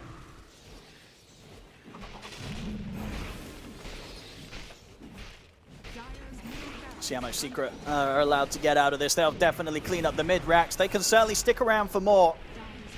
So hard to fight into them with the big bubbles, the big protection. Refresher at the ready for Nisha. He's just holding on to it, waiting for a chrono. We'll see again that earlier quick kill. They tried for a hook save there, a taker, but not able to grab him. While she was flailing in the air from the setup from Nisha. Into the breach, they have everybody up. But who's going to make the call? Who's going to make the move to try and start some sort of a play? Crystallis, he'll just drop the chrono to catch out Supreme, but the Aeon Disc and a hook will take Supreme out to the side. They're able to get back in with the Remnant, bring it down to Rezo. He's in, 3-man black hole here. The Meteors come crashing down. 2 dead, 3 dead here on Into the Breach. The buybacks will come out. But the damage being done there as the range racks comes to an end. They'll TP in aggressively into the breach. Can they take this fight? They're in with the Siphons. Jibe forcing back the 2 of them. A taker. He'll try and get on top of Nisha, but Nisha pops the refresher. A second tornado pushes back the Pudge. Eon Disc giving some safety for Nisha. Allows to get the BKB. Zayas will to jump back in with the snowball save. The Meteors are out. That Soul Taker out for 100 seconds. No buyback for him. Secret, they'll clean up the diebacks here. Then Into the Breach through into this attempt to hold off, as that is GG. Secret will take game 1 here, 42 minutes in. And we prefaced it hoping for a Nisha show, and I think we got the Nisha show. He absolutely popped off this game as expected on his Invoker. Amazing game. Rezo making up for a couple of those whiffs there in the early game, gets a 3-man black hole tier toward the end. Secret, there was like some windows it looked like for Into the Breach perhaps about 15, 20 minutes ago, but after like 1 or 2 fights, you could quickly, and even from the draft, of course, as we said, the game is very difficult for Into the Breach if they don't dominate early game. No, for sure. And we really got the sense of that kind of from the last 2 picks. This very much feels like a team that they shouldn't be getting away with an Invoker Faceless Void close up on their draft fold. No, definitely not. And especially with like the Enigma too, it's this late game insanity, and they come out of lanes ahead. So yeah, for Into the Breach, they did pretty decent, at least, like to find some of these fights, but they had to be ahead with this draft and just looking to make constant plays and constantly making any type of exception around any of these whiffs that were happening from Secret. But even with the whiffs, they couldn't take advantage of it.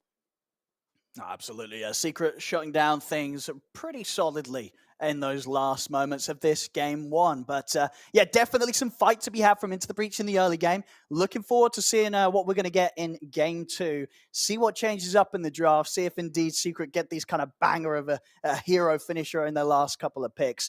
As very excited to see what does happen then. And I'm sure you are too. Don't go anywhere, ladies and gentlemen. We'll have a short break, but then we'll be right back with game 2, a Team Secret versus Into the Breach.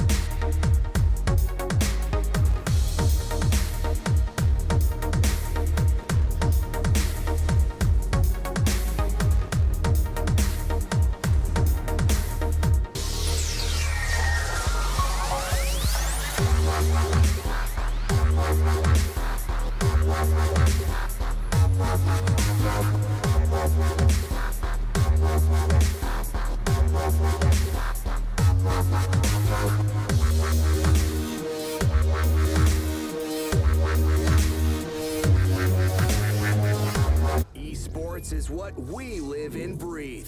For us, it's more than a game. It's a reality where a group of letters can mean everything.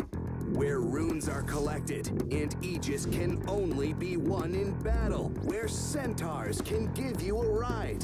Where the true heroes are those in front of the screen. GG Bet. This is real.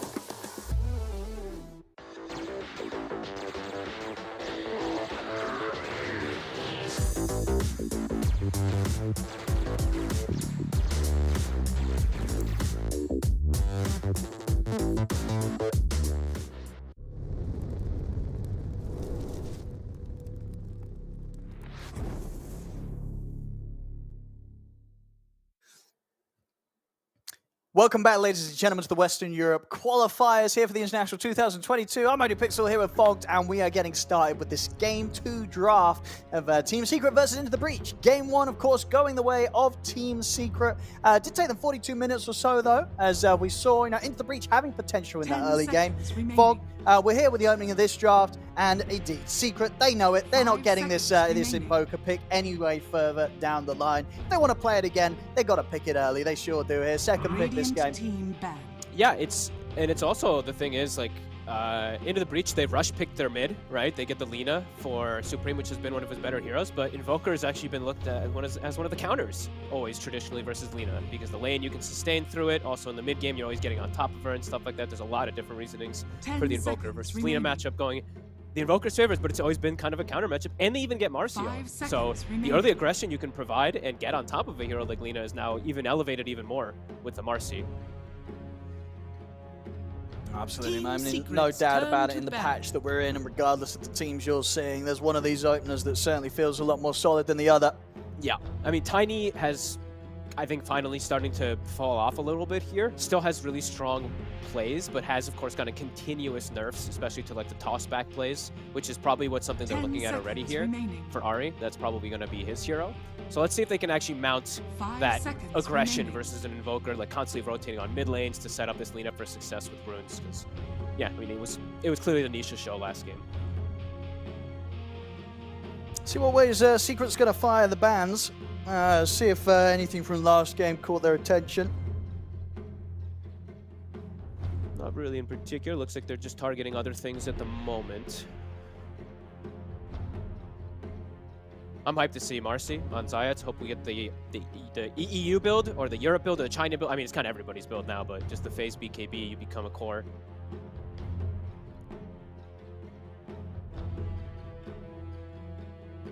Not very much considering what angle they want to take here. If they want to start taking away some of these carries, has been the. I mean, I hope they ban the Void, Owen. I gotta be honest, on Into the Breach. I don't know I mean, they've got to, right? Void again. It's gonna be incredibly stubborn of them if they don't. Like, I understand they'll have burst and control with Tiny and Lina. That can be, but this is a hero that gets in their face. We've already seen the Invoker combo like thousands of times. We saw what can happen, especially like, if you make any mistakes. You don't even need to hit the spells properly. So. Absolutely, it wasn't sort of the cleanest game from Chrysalis on his Void last game, but just having the hero, having the threat of it, and he had the farm. Doesn't matter if some of the chronos were suboptimal, it still gets the job done and just creates all this space for Invoker to go to work. Exactly. And even in mid-game too, like little things that you don't really get to point out, unfortunately, because it's not something that's super shiny, but time dilation always has an insanity inside of team fights for like getting multiple spells off. And Lina, Tiny, these heroes love to get multiple spells off. Absolutely, yeah. Absolutely. It's we'll see. I don't know what's to be said if indeed they don't ban it out on this next ban. They're taking it. That's what I would think. If they don't ban it, they're picking it immediately out of the draft because it's also good versus Invoker. That's the only thing I can say. Otherwise, it's just going to get snatched up. Which is probably what Secret's having to consider here. I think so. Do they? I would imagine. Do they then need to ban it? I feel indeed, as you mentioned, if they've left it in the pool as long as they have so far here into the Breach, if you're Secret, you've got to seriously consider if you want to let Into the Breach have it as a pick at all. Do you really want to risk the Radiant chance of getting team it ban. for yourself? I don't know. They're going to do so. It's going to be a Chen ban. They care more about getting pushed down, looking at the bans. Chen, Death Prophet, Visage, this is like all about early aggression. Secret probably feels like they can just scale at any point with their drafts and probably just beat Into the Breach. That's what those bans tell me, at least. Oh yeah, it's going to be a ban on the Void or a 10 pick on the Void seconds here, for remaining. sure. Surely. I would imagine It will so. be surprising if it isn't. 5 seconds remaining.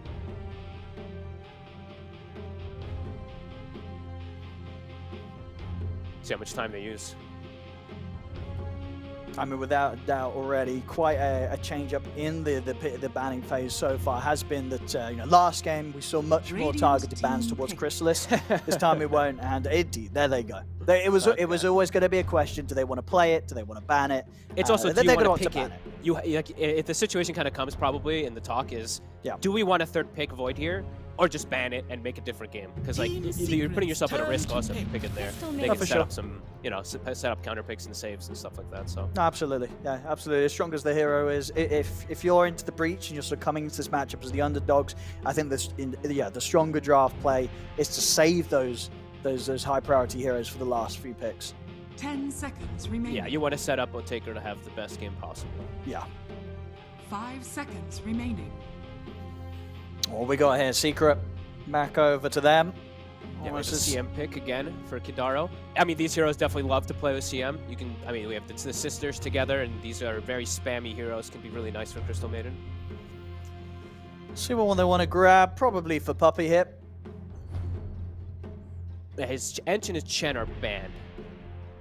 So what's it gonna be? It's probably like his Ogre or something. right? Since he's I'd the like an puppy Ogre. style. Yeah, Ogre would be good. I'm down for some Puppy Ogre. What's he been playing? He likes the Ogre, he likes the Willow, he likes the Omni Knight. He even sometimes Team likes his Tusk Secret's too, but they already have turn to Marcy. Are they going to save Puppy's pick for a little longer there? Hey, Omni Knight, it's one of the ones he's It's one of liking to those. do. He's liking to do it, and of course, matched up with this sort of carry, it feels great. You know, you're playing a man. hero like Troll that has some vulnerabilities. Omni Knight backing you up, it's going to feel fantastic. Oh, and look at the buffs for this troll. He's 10 got seconds sidekick, he's got remaining. alacrity, he's got heavenly Uh-oh. grace. Let's Well, get what a you dispel got on to him. do? You got to get some more, yeah, some dispel. Get me Who's some going to dispel. offer that? Who's going to offer that? I mean, do you just brewmaster? I was going to say a bit Jibbe Brew. That wouldn't go amiss. That, there's not that many offensive dispels that fit into this type of role. okay.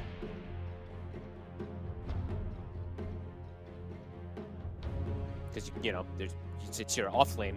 Yeah. It's your off lane or your what safe offlane lane heroes carry. are going to do that? It's brew. Who else even dispels? That's actually an offlaner. Is it? Yeah, that's the thing. Like, you right? can't be an oracle. You know, like I don't want to hear that. Let's go offlane oracle. It can be done if you want to lose. Okay, let's see. You know what the big brain play is, and I know my big brain takes are normally terrible. Not always. Carry Sven. Get yourself an Ags. That's what you got to do. How'd you like it? This for the dispel, Get just that for that. dispel. But Guardian I mean, Angel's there's so much to dispel. Offlane And you're Sven. Sven versus Let's go. Troll though. I don't know about this matchup. You're gonna buy a BKB. It's fine. But, You get netted through yeah, it. you get netted. Yeah. It's well, put offlane Abaddon for Jibbe. There you go. Abaddon, Sven, go. final to boom. You got to do Team something, Big Brain, Secret's because this is a turn to nasty bat. draft to play into. He'll go with the Okay. Razor. If they can't Alright. debuff him, just steal his damage. Just steal the damage. Okay. What if he's alacrity then sidekick though? I can't steal all that. It is a But lot to still, seal. This could It's, be. in terms of like offlaners, which I imagine this will be. I think so. This is an 10 offlaner that seconds offers remaining. something. As you say, you don't really have the opportunity to get the sort of debuffing from 5 your offlane seconds hero. remaining. It's a debuff in a sense. You're reducing his power level with your static link. Yeah, I mean it's a different approach, but it's just to slow down in the lane. Like, what are you afraid of? If it's Troll Omni, you're not really afraid. You're always going to be able to get these free links onto the Troll. Omni doesn't pose anything to a Razor, so maybe we do see Secret switch it up, or maybe tri lane or something, so that the Marcy's there. I don't know. Maybe we'll see some type of switch up, but And in terms of, any other carry what other carry do you like matched up against a Troll? Radiant team ban. the options have definitely become a lot more limited. Can you go the way of like a Bloodseeker and just say, well, it doesn't matter how many buffs you've got, we're going to make it painful for you to run from target to target? It's tough to find any real solution that just can straight man fight at this point, 10 right? seconds remaining. Maybe you go for a carry that avoids the 5 fights, seconds plays in other ways, remaining. plays for the push, plays to sort of crush the game before the troll becomes a problem. Team Secrets. I'm trying to think of the turn to ban. Otaker heroes, though. I mean, whenever I think Otaker, I just think Terrorblade. I gotta be totally honest with you, but it's not a good TB game, so... Okay. Sure. You get Sunstruck, you're dead. Yeah, it's just... Invoker in general is just Yeah. devastating to play versus. Absolutely. He's versus, I guess, maybe some limited disable. I mean, maybe he just plays Carry Razor, like, at the same time. Honestly, I still would not be opposed to it, 5 indeed. Carry seconds Razor, remaining. offlane Brew, last pick.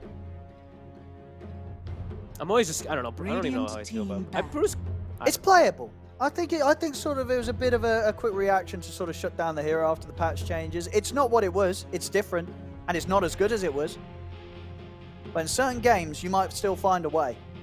The Brew is a really interesting hero. I think that hero has insane potential, to be totally honest with you. But 10 he's just a weird, seconds remaining. he's just weird because people got to get used to him. Microing the fire thing to split push, 5 switching to the seconds wing thing to remaining. catch. What do they do? Final ban anyway from Into the Team Breach. Secrets turn to pink. Take away the Dark Seer. Okay, the Dark Seer plus Marcy. It's a it was even a combo before Marcy got all the changes, and Yeah. Rizzo does love the hero. And and then it it's- would be the troll buff. It's more literally buffs, yeah. everything. This So that would troll, be he's pretty getting insane. everything. Pink. Techies. Oh, and they'll end So with it's a it. core Zaya's Marcy. Techies. I think Right? it will be, right? Has I to think be. so. Has to be. Rezo. Okay.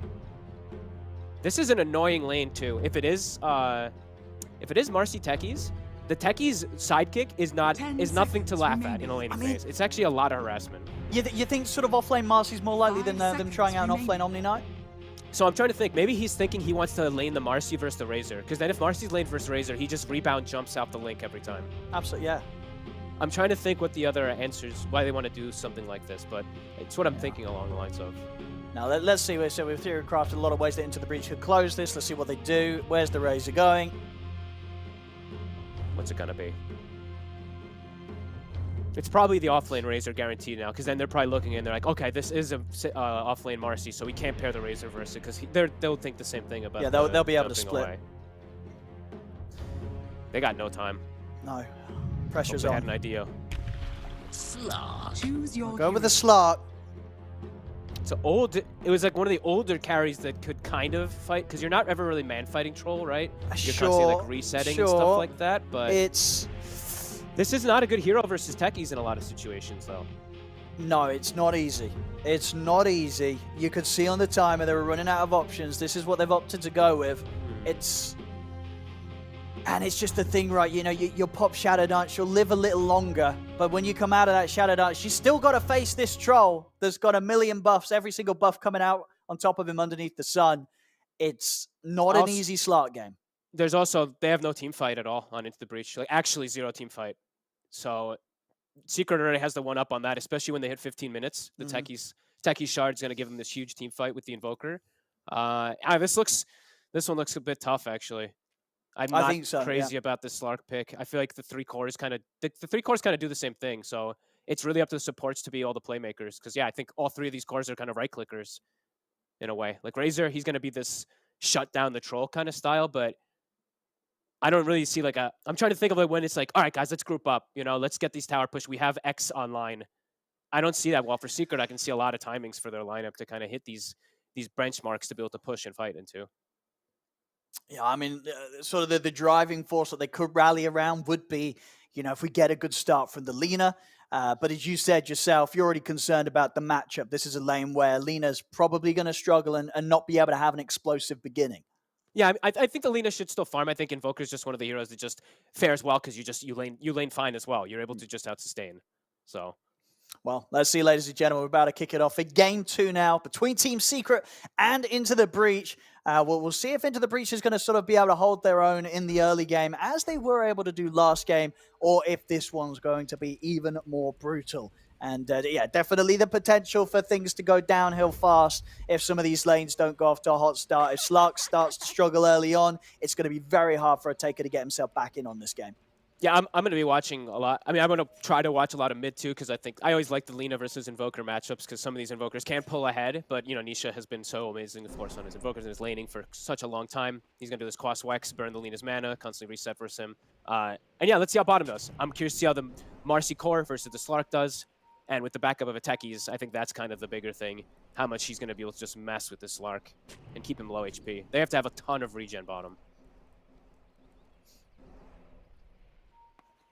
I'll see you here with the setup.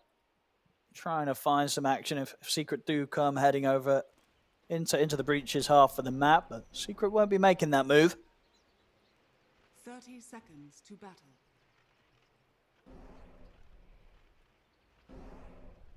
A lot of pressure on the supports of Into the Breach to set stuff up early. Yeah, they're going to have to kind of make all the moves for the most part of this game, unless the Lina has a really explosive start. Or the Razor, I guess, if he's able to just run people down with links and stuff like that, but let's see. The battle begins. I'm not able to step up here for this rune. Crystallis will get drained away, though. Gonna get walked for a little bit from Jibe, but 3 runes for Secret. Actually gonna take quite a hefty amount of damage, but he's got an Omni. No. Yeah, we'll see how much sort of the Razor's presence in this lane will be able to mess with Crystallis. Of course, you know, as a troll, you're a hero that has the ability to CS regardless if your damage gets drained, and obviously the opportunity to CS from a distance. So definitely not one of those, because you're a half melee hero, at least, you know, a melee hero that's going to get really feel the heat laning up against a Razor. No, it's not the worst of the worst. You've got access to slow him down and distance yourself. You have, yeah, like you said, ways to hit without damage, etc. So, mid lane. We're going to see the constant EMP spam to keep this Lina low mana, and then the Quas regen. Well, bottom, it is a level 1 sidekick to start on Rezo. It has quite a long cooldown on the first level, 36. Once we'll be able to CS and sustain here on the first few creeps, have that edge. Yeah. It gives you the bonus damage also on denies too, so you can always give a good laning prowess. I mean, this is, you know, I look at this bottom lane. This is a lane where, you know, mentally, Otaka, he's got to be super focused and online here. Because if you start to die in this lane against the Techies and the Marcy, it's a lane that you can easily tilt in. Absolutely. These are heroes that are designed to tilt you. Yeah. This is the lane to watch for action. Mid lane is the one to watch for like just straight up lane understanding, but bottom is the one to watch for constant aggression that's going to be coming up between Techies and CM. Top, I think, is the most boring lane, personally. The Razor versus the Troll, because it's just going to be like lane pulling and stuff like that, so.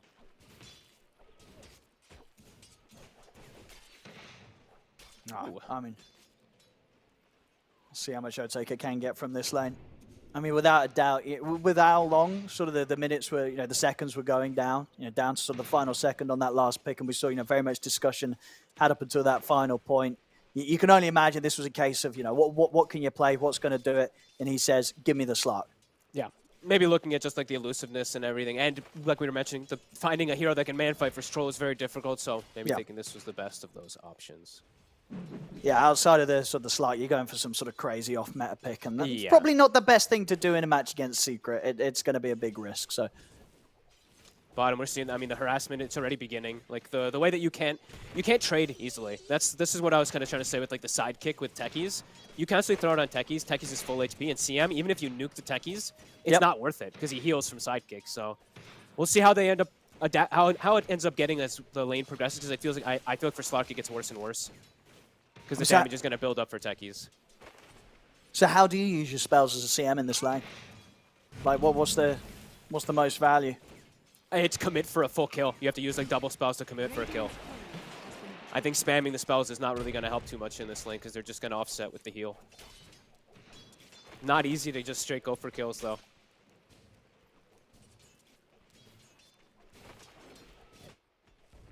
See so far other lanes. Very equal on the CS mid. Supreme, 14 for 2. 13 for 4 on Nisha. See what happens around the next ruin. That's going to be the big one to indicate. If Supreme's able to actually get one, then maybe he can actually keep up with Nisha. If he doesn't get the rune, though, he's going to be out of mana and can't keep his Fiery Soul stacks up. I'll see how much focus Secret's able to bring in around the mid. Some support movements. Yes, Supreme actually going to be getting a bounty rune, so nice movement by him to fill up his bottle. And he's going to be going for bottom room. So Nisha, they're actually pinging it. Zayats actually saw him pinging. So I guess they saw the Lina moving down. And Nisha can probably play for top rune, and maybe Zayats will help for bottom rune. And we're seeing that move already. So yeah, Supreme, he gets his bounty, at least to fill up his bottle, but he's not going to get one of these water runes. Secret doing a good job.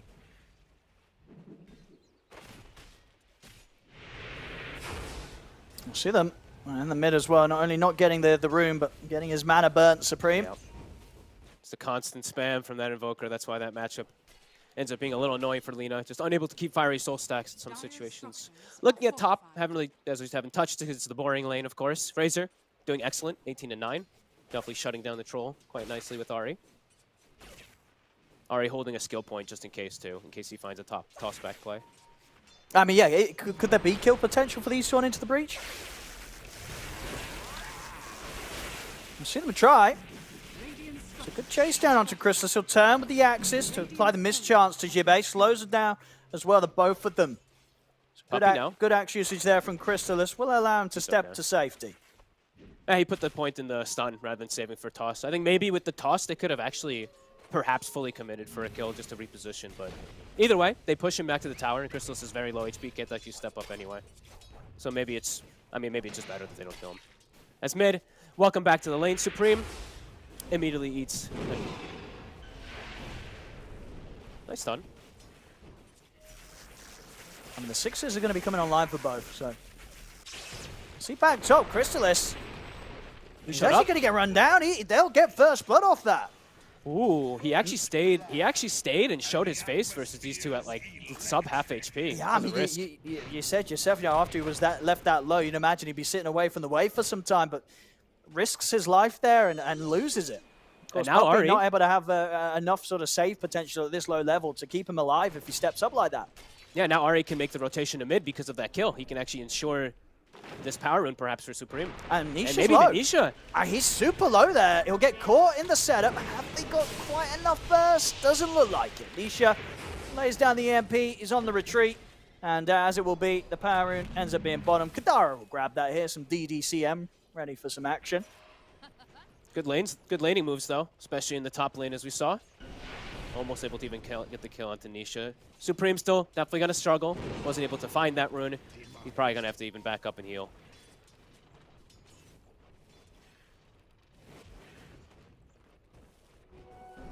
Yeah. I mean, if he gets his mana up and they get another rotation into the mid, could have kill potential around the Laguna. You see the constant healing, right? The quas, and then just even raindrops. All these little things for the Invoker to offset anything that comes out from Supreme. Bottom lane. They're going to try for the setup here. See if they've got enough damage through the silence. Not quite. Kadara's in with the TP. The Taker's going to be fine. Not actually having oh, yeah, Rezo going for a 0-2-3 build, not having the throwback. Interesting. I guess this, you know, he wants to punch. He wants to be able to stand his ground man fight, and he wants to be able to offer up the buff. Yeah. I mean, it does give them extra damage and stuff like that, but yeah, Dispose, the first level is very valuable. I'm interested to see sort of if we get a bit of a different route with his item build as well as the offlaner. I doubt it. I think it's got to be phase BKB basher. There's like no, I don't think there's much you can vary with on this hero, except if you like throw in like a Falcon Blade, if you're like a carry or something like that, I think. It's just too good of a build. It literally fits all your needs. Yeah. And it's all you need to be able to get these ultra kills, as we've seen. And the really important thing that I will tell people, and this is kind of one of the big things about the Marcy, it's the ult pierces BKB the slow, which is kind of one of the bigger things. Is even when they get it, the attack speed slow, the movement slow, and it procs, it slows them through it. So.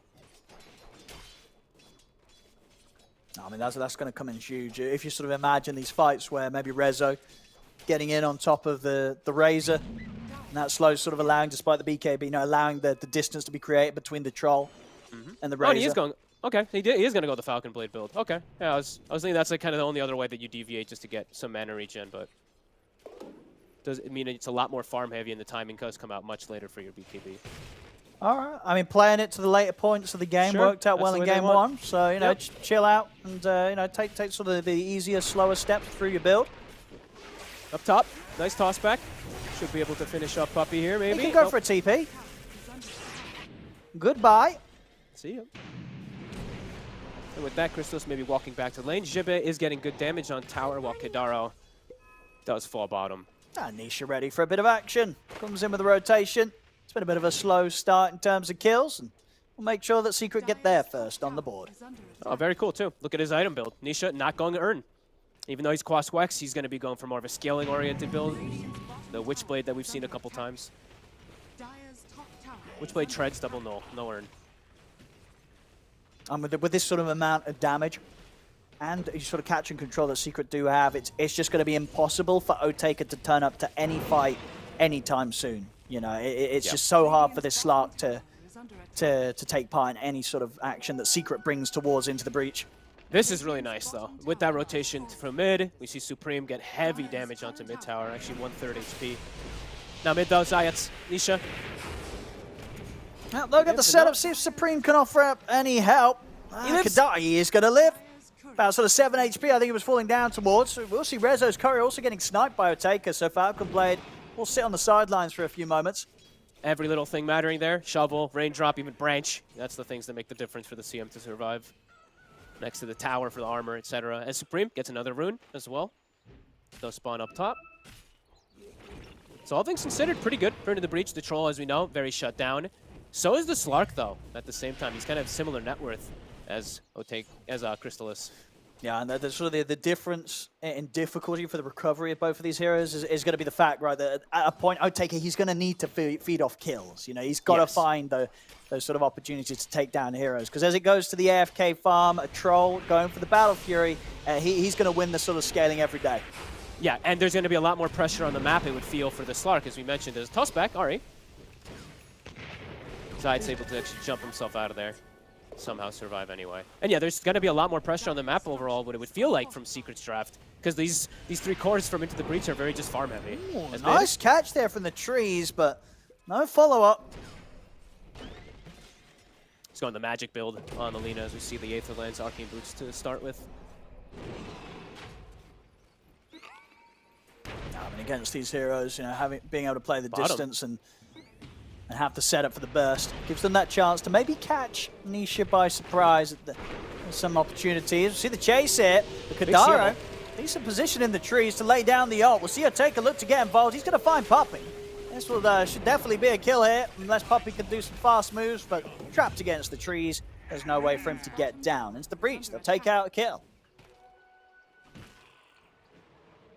Did he get the Agi? No, he didn't.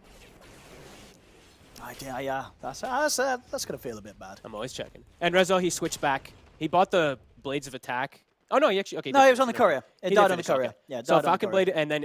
I mean, he's massive. He's pretty much going to be the one position, it feels like, this game now. Him and Nisha. Perhaps that's why we did see Nisha also go Witchblade, because they see the Troll is struggling. They want to have these scaling builds. And they can throw the buffs on Nisha at the same time, too, right? You don't have to buff the Troll. You can buff the true. Yeah. You thought it was going to be this Troll getting all the love. It's not. It's going to be the Marcy. Yeah, you just heavily grace either the Marcy or the Invoker, and then they can actually just kind of transition. Chrysalis is the backup insurance. You know, he's going to get Battle Fury, AFK, hit the creeps. You know, if they need another carry to come in later on to get the win, he'll be there. But indeed, in the next 10 minutes, it's going to be all about Nisha and Resolution. And constantly just keeping Supreme like half mana as well. He gets an Arcane Rune, so we'll be able to perhaps turn up for a fight, but yeah, they're constantly threatening. This is actually one of the slower EU-paced games that I've seen. I know Eastern Europe was very similar to this, these like very low kill counts, but Secret's just kind of happy with like the farm that they're going to be able to just sit back now, because Crystallis, I don't think there's any threat for him to really get invaded on too much from this Radiant draft, especially once this mid tower continues to be alive. It's up to Tiny, like up to Ari, to be the one to get into these jungles, into this triangle to contest it. He's very low level, low farm. Radiant's middle tower is under attack. And Secret, they're the ones making plays. Like they're the ones actually on the hunt in this early game, looking to constantly pressure. I mean, they know how strong Rezo is around the ultimate. Radiant are scanning. And anybody who dares step up by this tier 1 tower probably won't last long. Nope. They're pinging him. Nisha waiting in the wings. Rezo trying to get a jump off, can't quite. They'll see him though. And they're getting good farm. Ari now taking some lane farm. Jibe near BKB. Taker also farming bottom. Mage Slayer is complete. So they're distributing their wealth pretty decently.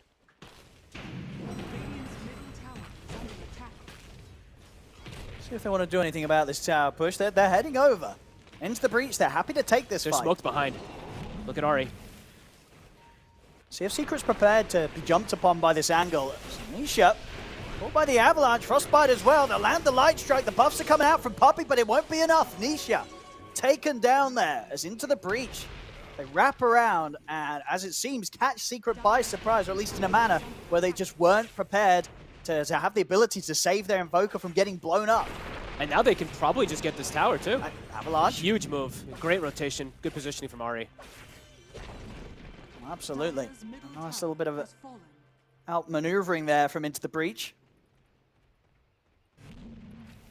I guess Secret really thought that they could push this tower with the Omni Knight backing up the Invoker, but not the case by any means. Crystal still gets the space, of course, because of that, but Nisha does drop down heavily because of it. As Supreme continues to just get his farm. He's actually, okay, he's going to buy the shard, I guess, but he's going to be going maybe Blink Dagger. That's kind of cool. So he's going to look to be more of a playmaking Lina as well, rather than being any type of scaling. Okay. We'll see top. I like that. I think it needs to happen. Comes up, Zayas is going to get caught in the toss. Is he still able to jump away from this? He isn't. We'll see Rezo attempt to run in on the two of them. Does he still want to try for an attempt on Ari? Ari staying hidden in the trees. Means that Rezo won't be able to find a way to get in on him. So they'll lose Zayats. Getting quite a bit of momentum here. Slark getting all the space in the world because of these moves that are happening. Yeah. BKB's done for Jibe, so they could even look to They want to go again. Go again. Ari seen though. Yeah. And straight away they'll get the jump on him. They'll bail out this one, leave Ari to die.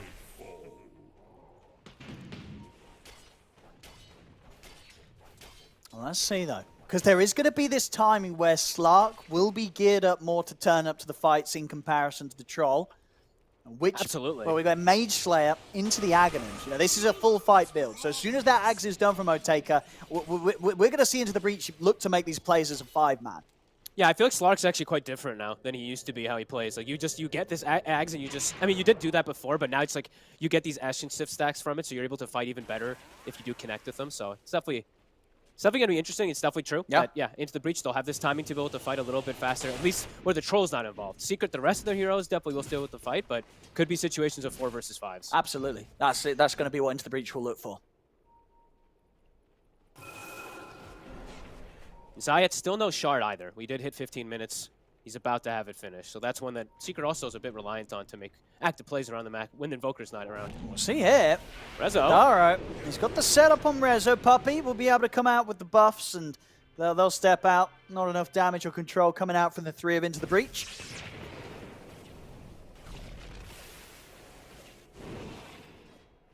He was very ready for that. Top, they get the D ward from earlier. I believe it was called from Ari, so Taker brings the sentry up there. And yeah, getting close to Ags, so some good timings at least for them. Maybe that, okay, so I was saying like I didn't really see what timings, at least from draft, that Into the Breach can play around, but perhaps with this, with the Ags on the Slark when it comes out, BKB Razor, that could be a bit of a timing for them. Still no Blink Dagger on Ari for some time, so initiations are going to be a little bit awkward. It might be just down to getting a good pounce off. Having that sort of long-range initiation, ability to control someone long enough for your Lina or Tiny to get in position with the follow-up stuns. Slowly but surely, though. Look at Crystallis. He's like bottom of those cores before. Soon approaching top, getting all the space in the world to farm. Yeah. I mean, as I say, it's down to will this Slark get kills? And if not, then Crystallis, he'll be sitting at the top and only getting further ahead. Yep, and then he'll join team fights with every buff in the world. So, Nisha trying to deny a rune out there Forge Spirit with the Forge Spirit, can't quite.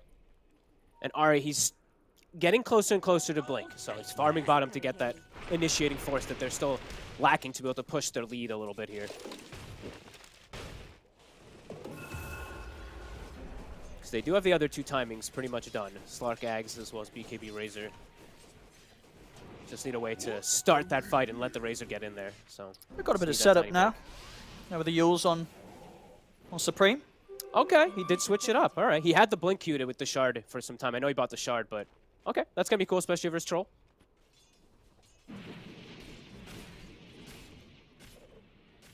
Secret getting into the jungle of Into the Breach in an effort to maybe try and find a taker as he works towards that final component of the Aghanims. But they won't find anyone. Scanning. They found Ari. They saw him for a second there. This is a big kill too. He's so close to his blink. Yeah, looking very dead, and no backup will be coming his way. They give it to Crystallis as well. Oh, that's such a man. That's such a painful death. 2,000 gold. He's dead for 20 seconds. Blink dagger is going to be stalled quite a lot longer. And they would have had that sort of timing where he hits that alongside the Ags on Slark, Exactly. the Yules on Lena. Just when everything may have been able to come together for Into the Breach, it gets taken away from them a little bit longer. Now there's a blink on Secret, on Nisha for him to make plays. Well, all things considered, though, it's like this farmy kind of thing where Into the Breach is they're still getting a lot of farm on the map. They're still kind of chilling out. Not the worst case of scenarios for them, by any means.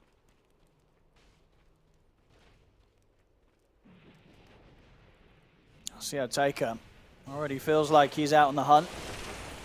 Checking out the vision sort of situation from Secret. Rune? Denied. Constantly looking to play around these power runes, just denying them away from the Lina. Zayats? They might have him in the combo. They do. They'll waste no time deleting the techies. Good cast range there. Of course, the Aether Lens, the Lina. And now the timings are there. I think Ari, Blink Dagger done. Ags on Slark. Yeah, this is go time. Let's see. Not only do you have a situation where it's 5v4, it may be 5v3. You know, suddenly one of the four is Secret that wants to be involved. He's out of the game for a bit of a window. If you strike hard and fast, you should have a good chance of getting a kill. Ari, he'll manage to do that. Set up there straight away onto Puppey. Taker, see if he's got enough build up here with the Essence Shift to take him down. They'll pop the GA Puppey, but it won't keep him alive any longer. 51 stacks on the Slark now. Making a quick rotation also to bottom. They saw the troll, but unable to quite get him. Secret, they're the ones actually getting pressured this time around. They're just having to kind of sit back and wait until they feel like Crystallis is ready to get involved. Perhaps when BKB's ready. Now there's smoke. They have Reza with BKB. He also has level 12 and Dagger of Ristool. So this is a really big timing also for the Marcy. If he finds pretty much anybody, they'll kill him. Even this Razor, Jibbe, even with Plate Mail. He's got BKB and Static Link. Nice timing. And BKB, Static Link onto the Marcy.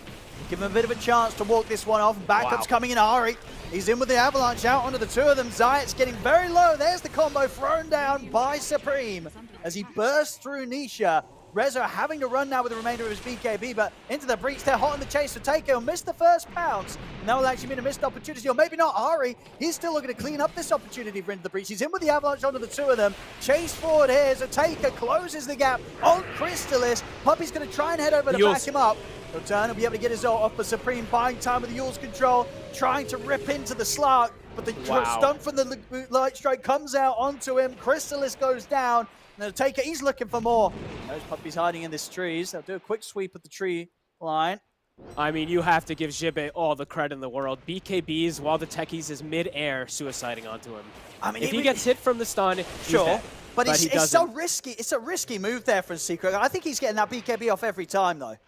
It was from the smoke, though, the suicide. It's a pretty quick reaction that the Eraser is able to get the BKB off. Like, that is insanely fast. Actually, no, you're right. You're right. That was actually a sort of a frame before. Because he dies 100% there, and then a totally different fight happens. But they were super prepared for this rotation. And great stuff from Ari on the chase out. You know, getting that first jump in. And then after that, good job getting away from this. That was honestly big credit to Jibbe. Either someone's calling it or he's like literally staring at his hero so closely, because I've seen so many players not able to get the BKB. No, you're absolutely right. That was as close as it gets. Because with the Dagger of Ristool, with the sidekick, with the Marcy damage, it would have been enough. But yeah, he gets BKB Link off and able to turn. And I thought he would die, like, because of the, even with Plate Mail, if he gets hit by the stun, he's dead. But yeah, super impressive. Now he's having a great game. Top net worth, and he'll continue to do so, continue to be there after that last move. Going, of course, for the refresher of next. And it's not going to be there too far away. This is going to be a very, very stacked Razor. And we're seeing Into the Breach find these sort of fights that they need to be finding. They're getting Taker involved. and they're sort of picking apart Secret one by one, and now towards the top, Nisha is going to be out just in time. I guess Pounce still cool down for 2 seconds. He said he'd used both the charges. But very much a testament to how Secret have to play right now. They've just got to stay away from Into the Breach unless they're fully prepared as 5. And even then, it's not easy for Secret to take the fight. No, not by any means. At this point, with the farm that they have, Supreme also almost has Aghanims, so he can actually just soar in and perhaps kill Nisha in a lot of the fights almost instantly. So. Like, Nisha is incredibly squishy now and under-farmed because of these last few situations. Yeah, 30% spell amp is it's insane. You know, already a hero that just deletes a lot of the heroes on the map, you know, especially 24 minutes in the game. Now with that, you get caught in the combo, you're getting taken down. Puppey's going to have his work cut out for who he's able to save, and even if he's able to save anyone at all, when this amount of damage gets thrown down by Into the Breach's heroes. And the distance it's going to be too, right? It's Lens and Eye of Vizier. So Supreme's going to be able to cast it from super far, and you can't, it's not even just about the ult. That's something I think people really have to really understand. Like, with the Shard and with this Ags, all your spells are insane. Like, your Light Strike Array is doing 500 damage. Your Dragon Slave is doing 450 damage. Everything is doing insane damage, so well, I got to get on Supreme. At the end of the day, it feels like in this first 25 minutes, Secret, they just needed to have a little bit more done by Nisha and Rezo. It's a slow start for these two cores, and uncharacteristically so. You know, it's not normal that you'll see Nisha at the bottom of the net worth when he's playing as Invoker 25 minutes in. I think they're just getting the rotations and just getting kind of outplayed with Into the Breach. Like, the mid rotation that they wrapped around on was perfect. They kind of set the tempo for them to get these items, and then the top, the read from Jibe. This is really big moves that are setting them up for this very good early game. That's insane. Yeah, and Refresh Roll's pretty much going to be there for the next fight. Jesus. So you know, you couldn't catch him when he had 1 BKB charge. Good luck when he's got 2. Into the Breach, keeping Secret on their toes this time. You know, we saw last game they had a decent opening, but they needed to be ahead. They couldn't do that. This time around, same things to be said in terms of what was required when they run this lineup, but they're executing it to exactly the level they need to. 4K lead, 25 minutes in. It's just a little too much for Secret to deal with at this point. Yeah, it actually almost feels like the reversal of what I was feeling in this game, where it's Secret the ones unable to really make anything, and they have 3 cores that aren't playmakers, right? Kind of in a way. It feels like that, at least.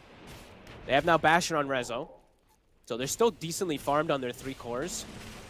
But this Lina and Razor are kind of just, at least the Razor in particular, it's like that counter, of course, versus a lot of the damage that'll come out, because he literally is going to have Refresher for next fight. Yeah. He can link up even both of the melees. I'm very much, you know, showing one of the reasons why they'll pick this Lina early on in the draft. Supreme, proving to have a good game, despite what you pick against him.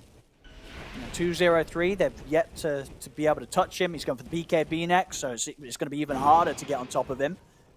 And as you say, his positioning's just been perfect in the fights. Nearly 18 as well. They don't also, the thing is, they don't have a traditional like frontliner, right, with their lineup. It's an RA Tiny who just kind of like blinks and initiates. Their frontline is just, it's bizarre. Sure. But it's working. And it was, you know, not the quickest of blink dagger timings, but as soon as he had it, we saw how impactful he was in that last fight. And there we go. I mean, Jibe the items just continue to fly out. That was what the Refresher Orb done. They're ready to go. They're ready to fight here into the Breach. So the question is, if Secret, are they going to be ready for this? Feels like Secret's the one who are really lackluster in the initiation department now in comparison. I mean, yeah, for the most part, the initiation is what, Zayat's jumping in or Rezo jumping in. And both of those sort of moves, there's potential for reaction, potential for counterplay. And, you know, if Jibe's as hot on the BKB button as he was in that last situation, good luck being able to disrupt the Razor at the start of the fight. I imagine even more so this time he will, because he has 2 of them. So yeah, he'll be more more willing to just throw it down as soon as he catches a whiff of any hero near him. Scan does come out, catches all Secret on high ground. Crystallis has hit level 18. How's our itemization looking on the supports on Secret? So we do have okay, I was looking to see for the Force Staff. So Zayat's does have Force ready. So they at least have one way to break Link, perhaps. Puppey's just saving gold. He has pretty much the Lotus complete, so maybe he's going to look to just link the Link.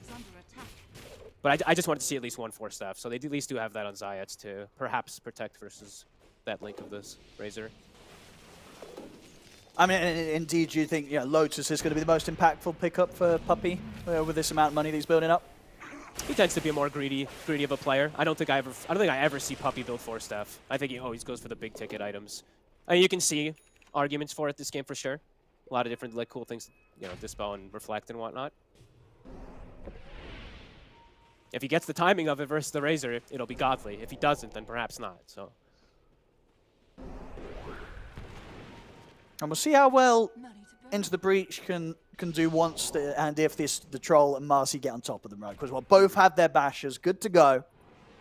He did. Oh, he went Basher. Okay, I was waiting to see what Crystallis committed for, because he had the S and Y queued up for quite a long time. So it's just gonna be Bash Bros to stick on targets then. Which, I mean, for the Lina, definitely could be a problem until she has BKB. I mean, if they get on top of her, and Supreme, as I say, he's been keeping the distance perfectly. He doesn't get any closer than he needs to.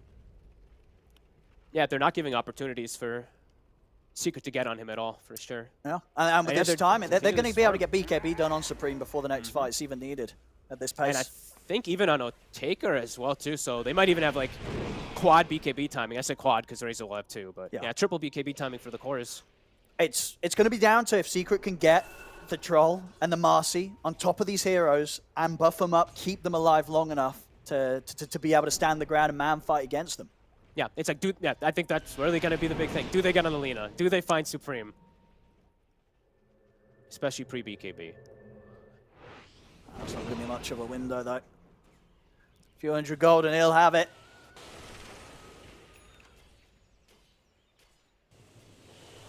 I had 9-3. And we're 30 minutes in. Super slow game. It's a slow game, but I do feel there's still been a lot to talk about.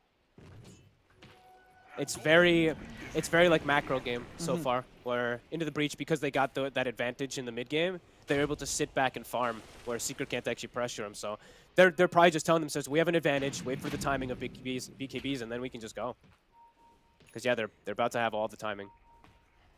Almost 20 on Lina too. So maybe, I mean, they could even look to be like, hey, I'm close to 20 on Lina. I almost have my Spell Amp talent. Maybe we wait on that too. I mean, they're getting very, very strong. They really are. And as it's played out so far, they've known the right times to make moves with this lineup, this draft. Something that they're proven to be very confident with, and impressively so, considering sort of the situation in which the Slark was picked up. The pressure was on in the draft, but so far it's fitting perfectly in the way they want to play. We'll see Secret maybe consider. I mean, could they sneak the Roshan, or is there just no way without a fight? It'll get scouted for sure. Like CM will nuke or something to check the pit. And yeah, that's Kidaro's going to do it right now. He's going to be like, what are you guys doing in here? He's like, where are they? They haven't shown in a while. Just has to keep checking, keeping tabs. I see the double blinks also queued up. Maybe Secret want to wait for those blink daggers. I mean, they have. That would give them the element. They've got to get on top of these heroes. Yeah, I see Crystallis as well as Rezo. Rezo hasn't really farmed much in a long time, but Crystallis, he pretty much has it done if he'd like to. Of course, playing around Roche, they're probably all thinking, of course, of buybacks as well too and stuff, but... There's the smoke. Into the breach. They're very, very strong at this point. A blink dagger, it's out for Crystallis. Unbelievably strong. All these BKBs, glimmers. Look how tanky Jibei is too, Sange. To the point where if Secret see you running at them, I think if you're Secret, you start to run, right? You don't go ahead into this if you see into the breach. I think you wait your blink daggers. I think you really want to wait for blinks so you can just get on the Lina's face. Rezo might get caught though. I think he certainly will. Ari in with a jump. Oh, not quite able to get the follow-up from the light strike. So we'll be BKBs out from both cores, both offlaners as they'll split. Jibei's got a second one though. A Secret still hanging around. Zayt's going to look for the jump in. See Ari in return, jump the backlines, and Taker's going to be able to put the BKBs in over towards Puppy, but this time Crystallis closes the gap on Jibei. Jibei out of the fight for a minute. Taker's BKB soon to be coming to an end, and Supreme has got to be careful as well. Puts the BKB, tries to get away, but Crystallis, he's in on top of him. They're on top of the Lina. They try and protect Supreme, turn with another stun, and in fact, Ari gets the avalanche off. That's Crystallis going down.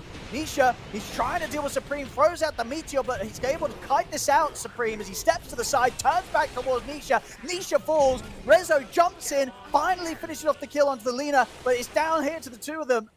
Zayat and Rezo, see if they can hold back against her. Taker's going to still want to go, though. Finds the angle, pounce over towards Rezo. Still has the rebound up, though. And with Zayat around, will manage to jump away. 38 essence shift there from Taker, getting the big numbers. But overall, Secret coming out with the fewer casualties. They take out 4, they lose 3. especially with this type of disadvantage of the fight, they definitely come out ahead. The Troll, Chrysalis, he just blinks on top of Razor, kills him pretty much as the fight starts. That was a really good play, actually. That's what you got All to things do. considered, too, with the way it started, like Secret having to defensively pop BKB and stuff like that, I think they're probably pretty happy with that, at least for the Troll. Nisha, though, continues to struggle. He actually blinked in the face of them at the end there and gets killed. I think one thing that tripped them up as well was that position where they tried to finish off Supreme, but I believe what Otaka with the shard, able to provide that depth throughout, that bit of protection for Supreme during those last moments. Oh, good call. Actually, I didn't get to see this. Yeah, I didn't get to You'll see the it depth here. shroud. You know, Chrysalis, again, trying to get on top of these important heroes, but Death Shroud just stops him in his tracks, gives Supreme that chance to live that little bit longer, get a few more spells out, and bait Nisha into this position where he's jumping in aggressively and ends up losing his life as a result of it. I was clicking around too. I was like, did he get glimmered? I didn't actually see the Slack shard, so good call. Yeah, great save there. I think it was only just picked up before that fight. I think. Yeah, we haven't seen it in action yet. And talking about the dispels, Otaka, he's going to look to have that covered. Wants to get the nullifier. Okay, I mean, they need somebody to get rid of these buffs at least. But yeah, okay. I mean, we got to see finally, I feel like the first team fight of the game where everybody was involved, so we get to see the potential of the further ones for sure as it does increase.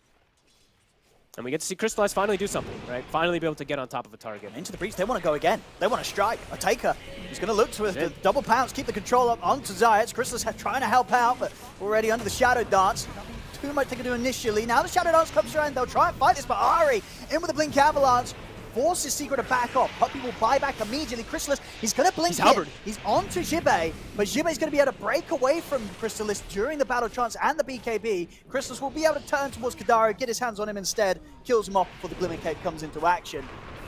See if they can get more. I mean, Ari, the stun control on the Rezo. Crystallis trying to get in onto the Tiny. We'll see a buyback from Kadara into the breach. They're the ones that want to keep this fight going. Ari struggling his way up to the high ground. Sunstrike is coming in, finishes him off. Nisha's able to catch him on the retreat. Get the Still ready to go. Set up the pounce. See Puppey providing the buffs, allowing Crystallis to break away from this. And Seika will be able to disengage once more. That was incredibly scary. Puppey being forced to buy back to make sure that his cores are able to reset away, needing that Heavenly Grace. They can look for Roshan, though. Despite the fight not being too clean for Into the Breach, they're around the pit. It's been scouted. Actually, that will scare them to the point where they won't try and look to sneak it. They were considering it, but obviously not really the best of lineups to try and take it while Secret's alive. Not if Slark. Slark needs to have a ton of stacks if they want to go for those type of Roche steals. He does not have nearly enough. And I think Ari's super important. I think they have to wait for this Tiny too. Watching the way he's taking the fights with his Blink Force, he's getting multiple series of Avid tosses in on like 2 heroes every time. So I think he's actually one of the most important ones in the fights for control. Christos has finally taken top net worth, though. After a struggling game, he's finally made his way up there. And a lot of money at the moment still unspent on Otaka. He is close to the nullifier, but very much the feeling that he'll want to have that done before he's forced to fight again. Helm on its way out, just a few hundred off the relic. All right, so next fight. Okay. Crystallis is going for the MKB, I guess, for that halberd and stuff, and they're forcing him to carry a dust on the Troll. He's got to have it for the CM, for the Glimmer Cape. And then they've got to be so prepared for this Blink Hex from Nisha. You know, they're getting all these items up that are going to make it very hard for like Supreme to sort of survive that initial burst from Secret. Ooh, Ari in a beautiful position there, breaks the smoke. And a Timeless Relic. Ooh, Supreme, if he'd like that. I think he certainly would. He got the dream. He got Spell Prism and Timeless Relic, so he's got to pick and choose. What do you take? Which one. Timeless Relic. I think so, right. That was sort of on top of the spell amp from the Ags. You know, you do the maths, because I certainly won't be. It's a lot of damage. It's insane. And the talent as well. Spell amp for days. You get caught in this sort of combo. I mean, of course, having the Omni Knight's definitely going to be able to offset a bit of it with the, sort of the buffs you provide. In the middle, Ari. The jump setup onto Zayat. Zayat's trying to get away from this, but Otaka in on top of him will finish him. He's going to look towards the next kill. He's over towards Puppey. Nisha trying to hold him back with the Tornado, but the BKB's out from Otaka. Up in the air for now, Puppey, but it'll come straight back down into the claws of Otaka, and Otaka's not done. He'll look towards Rezo. Rezo puts the BKB in the ult, tries to turn towards Otaka, but the Death Shroud's down. He cannot stay on top of this slot for now. Zayat jumps back in here. He's committed with the buyback to try and help them take this fight. They'll put the refresher on Razor. Ult from Crystallis. He's heading in over the wall. Shibe. He's in on top of him, but indeed no damage being done whatsoever. Finally, the BKB comes out as he'll continue to try and trade with Shibe, but he's already lost so much damage that Crystallis, he has to run. And it doesn't look like there's going to be any help to help him get out of there. Crystallis is gone. See if they can still redeem this fight. He'll commit with the buyback, Crystallis. They're looking to do their best to turn this, trying to hunt down Shibe. Get glimmered in those last moments, but the dust is out. Another buyback, this time from Into the Breach. Supreme, ready to step back in, and there's the jump. Ari, he's in with the avalanche over the two of them. Nisha, he's got to run his solo. He's able to get the Ghost Walk off in time, but the Laguna catches Crystallis. That's a dive back on the troll. Pounce from Otake, he'll be able to find Nisha off to the side. Secret, they're two big cores out of the game, and no buyback available for either. And they've got Roche now available into the breach. I mean, amazing team fight really from them. It's awkward fight really from Crystallis in particular. They are able to just, they disarm him, they stun combo him, they bait out the whole battle trance. Then he buys back and just gets controlled again. They're just toying with him at this point. I mean, maybe sort of, I don't know if this was the BKB was on cooldown, but we saw the initial ult come out without the BKB. I think it was up. When I clicked him, it was up at least. And that's always a risk, right? If you're going in with the ult but not getting the BKB off first, you're going to run into difficulties. Yeah, you're gonna run into Heaven's Halberd every time. Jibe on point with it every single time. Itemization, like everything really from this Razor has been perfect. Yeah, Jibe's crushing it. Yep, and Supreme, yeah, used the buyback before. They'll give him the Aegis. They're doing excellent jobs in all these fights, and we're not seeing really not really feeling the effect and the damage, at least from all the buffs that we talked about, you know, the Heavenly Grace Alacrities and stuff like that. I feel like Secret's not able to stick on targets because they're actually constantly getting kited themselves too. Rezo, he's 2-0-9 Owen. He hasn't died yet, but I'm not feeling him able to really stick on targets at all. Oh, that's very true. Dire's structures are And now into the breach. Dire's Towards the tier 2 top.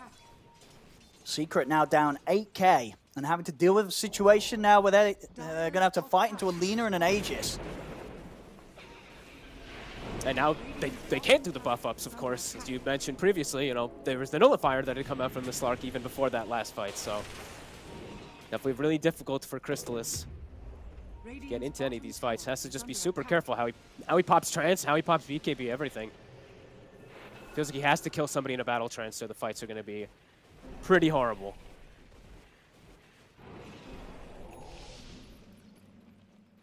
We'll see, you know, for Into the Breach now, when you have this sort of lead, like, are you still under pressure to keep the pressure on? Or with the way things are going, you're kind of comfortable in this point? I think you're very comfortable. You have 3 cores that can, there are 2 cores that can scale really hard, at least in the right-click department, and 1 that scales in the one-shot hero department of the Lina, which is close to 25.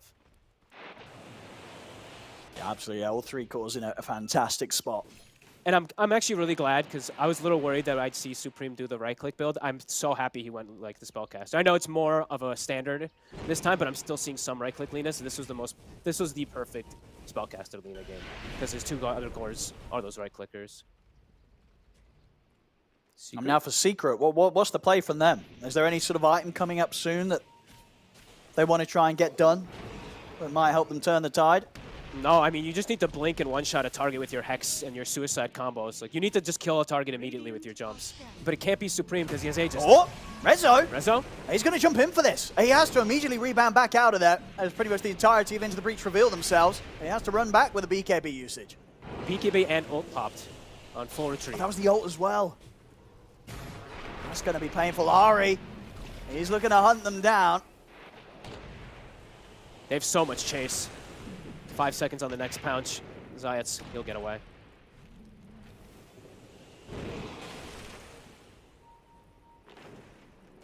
Yeah, it does not feel easy for Secret to kill any of the targets. Nisha, he's killing up Refresher, maybe feeling like they need like a double Hex, double Meatball, double Sunstrike kind of combo to kill. top tower is under attack. Because just feeling lots of weaknesses. Or lots of weaknesses now at this point versus what they're up against to actually kill any of these and burst them in time. Almost 3 level 25s coming out too. Jibe 23.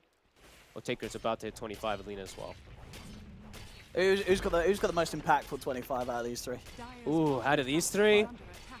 I mean, the Razor one is pretty insane. Yeah. The static link steals attack speed, I gotta be honest. But the Lina one is also pretty busted. The Pierce's immunity. because then you just literally always have free reign to be able to ult these BKB targets. And especially when it's piercing immunity with the amount of damage that it does. Yeah, all that spell amp. Yeah.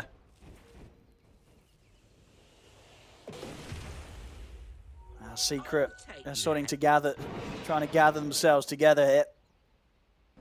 Preparing for the inevitable, into the breach. They are so hungry for anything in this sort of situation that if you show yourself in any of these lanes, they'll be straight on you.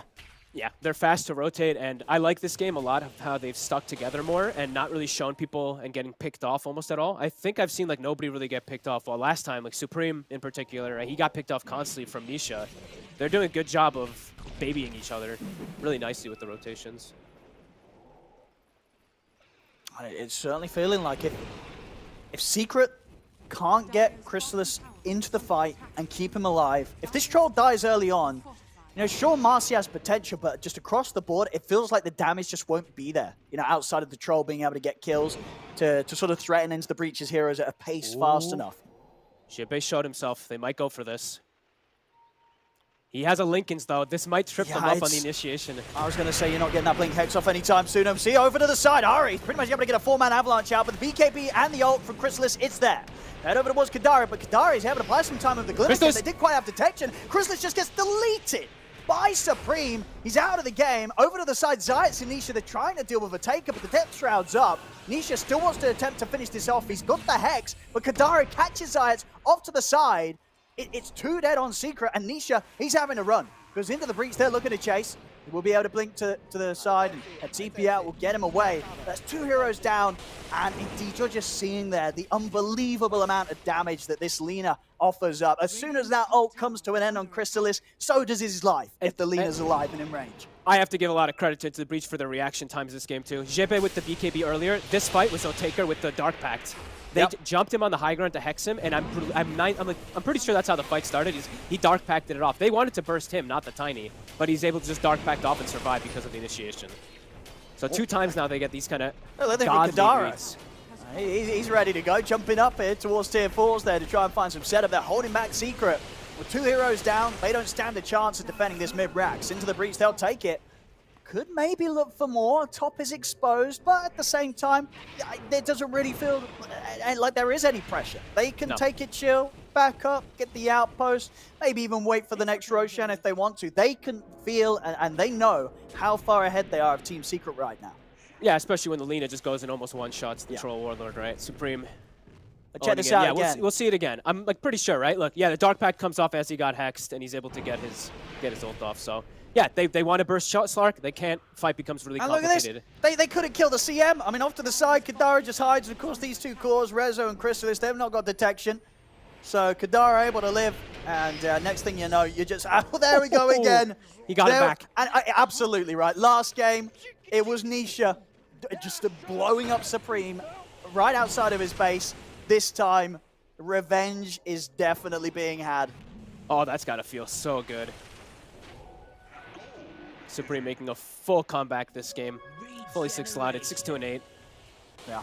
No, very much sending a message. Hey, you want to pick your Invoker early? I'll pick my Lina early, and I'll come in with the big plays. He certainly has. It's like, how do you even deal with this? Again, you just need to get on top of him. But at this point, with this many items, this much farm, and sort of the lack of it on the cores of Secret, it just feels like that's not going to happen.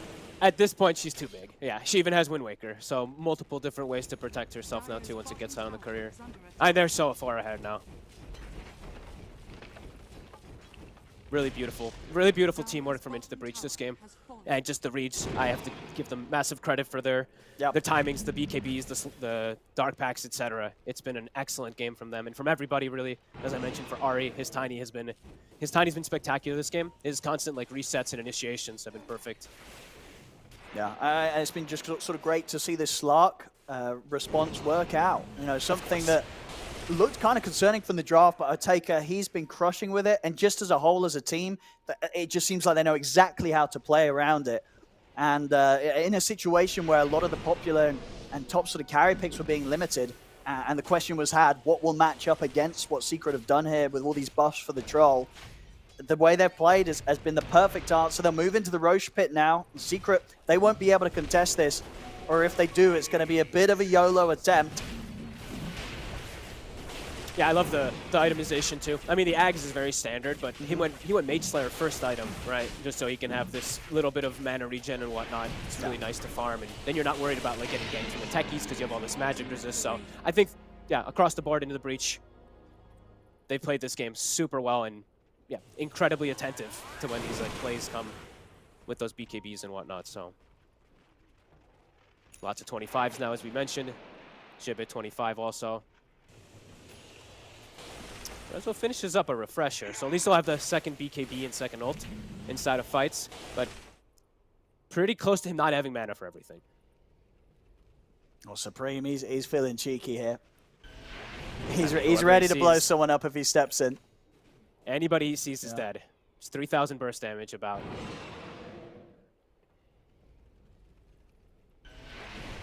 Stay away from the Lina if you value your life.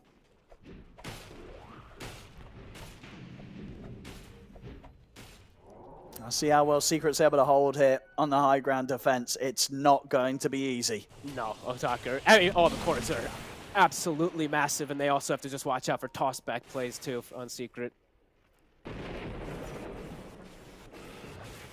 Yeah, Gibbet's like, you know what, let's just wait for the AC. Yeah, we're chilling. Get that done. And sort Secret's not farming. The emotional damage as well, right? When you draw out a victory like this, knowing that, you know, there's still a third game, everything to be played for in that. You know, you're really looking to get under Secret's skin in preparation for that deciding game. Supreme, he showed himself. See what they can do. I mean, they've tried to jump Supreme with the Hex. Nisha now revealing himself. Yeah, he's got a BKB TP. Cannot take any risks there out on the map. They were trying to get the setup for the Lina, but they almost got set up themselves. All three lanes pushing in.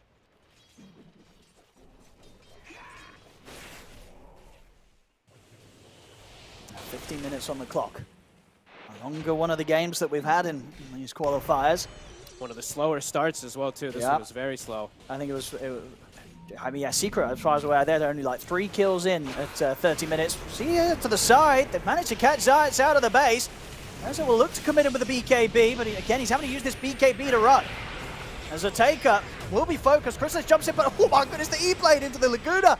He's been brought so low there from the combo. He's gone. Not going to be able to survive through that at all. Dead out of the game for 90 seconds. They'll step up towards Puppey.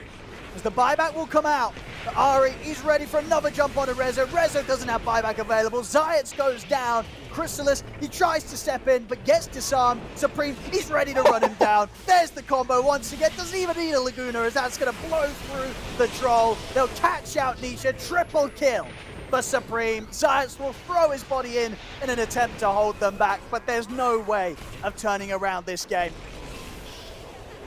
As they're just taking them apart one by one. They'll look to close it up with a team wipe, and there it is. Everybody dead. Supreme gets the Ultra. He didn't get the rampage. Comeback from him. He deserved the rampage. Of what happened in game one. He did. He really did. His Lina performance there, fantastic. And it was an early pick in the draft. He didn't care what you did against him. He knew he was going to have a good game, and he certainly did exactly that. 41k lead, 52 minutes in. Fog, we're going to a game 3 in a series where I think Secret may be a little shaken up after that game. They may have expected to turn up today, first round of the qualifiers, looking for an easy series. They're not getting that here. They're really not. This game 2 was pretty brutal. The whole second half, it just looked hopeless for Secret. Yeah, and I had some doubts as well, especially about the end of the breach draft, but they made it look, I mean, they made it look perfect, especially around like those 2 big fights, getting the BKBs off, turning things, and just making Chrysalis look like a creep, kind of. He kept battle trancing, and they just toyed with him. Either a disarm, a stun, a tossback, etc. Yeah. They really had this Troll's number. And yeah, into the breach, this is a big deal for them, especially too, because now you've broken the series, you've broken the Invoker, like you mentioned, and now maybe you can look to prioritize Supreme's heroes a little bit more, and maybe just go for this big win. I mean, absolutely. We've already seen today, you know, one of the big names, one of the big teams expected to go far, getting knocked down to the lower bracket. You know, Enigma Galaxy dropping the series to Goon Squad. And now in this situation, who knows what's going to happen in game 3? But after those 2 performances, I think they're more impressive of the 2 teams over in terms of overall sort of cohesiveness and nature of the way that they play. It has been into the breach. That second victory, it really did look like it broke Secret.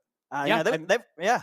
It looked like a big overall like team win, right? Where everybody was playing off each other. While in the last one, it felt like Secret. Yes, everybody was playing overall pretty well, but it felt like a lot of the Nisha just kind of taking control of the game. This game, when they actually addressed Nisha, we saw a big falter from Secret. So maybe something that Into the Breach can adapt to and look to bring into this next game. Absolutely. I mean, you got to love the game 3s, ladies and gentlemen. We're getting it here today. Who's going to be able to take it? Secret versus Into the Breach now, 1-1. We'll see who's able to hold on here in the upper bracket and who's going to end up getting that trip down to the lower after the break. Don't go anywhere.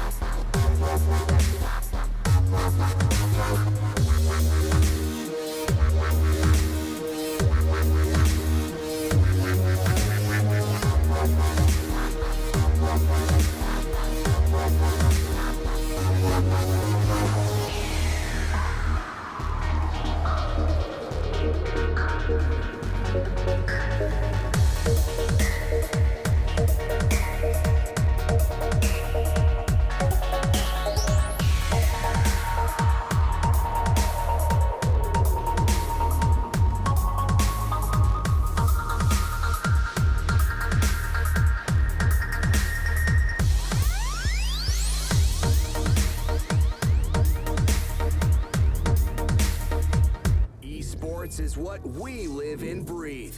For us, it's more than a game. It's a reality where a group of letters can mean everything. Where runes are collected and Aegis can only be won in battle. Where centaurs can give you a ride. Where the true heroes are those in front of the screen. GG Bet. This is real.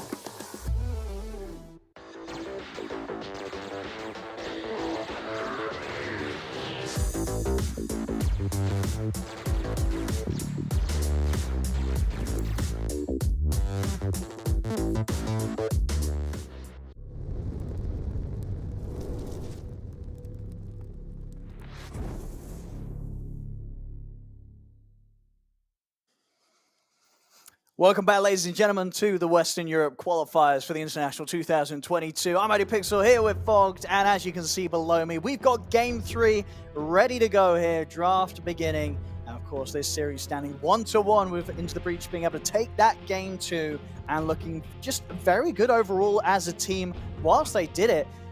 Whereas for Secret, just kind of all over the place, Fogged. You know, that game was very much a game where everybody just fell apart together. For Secret.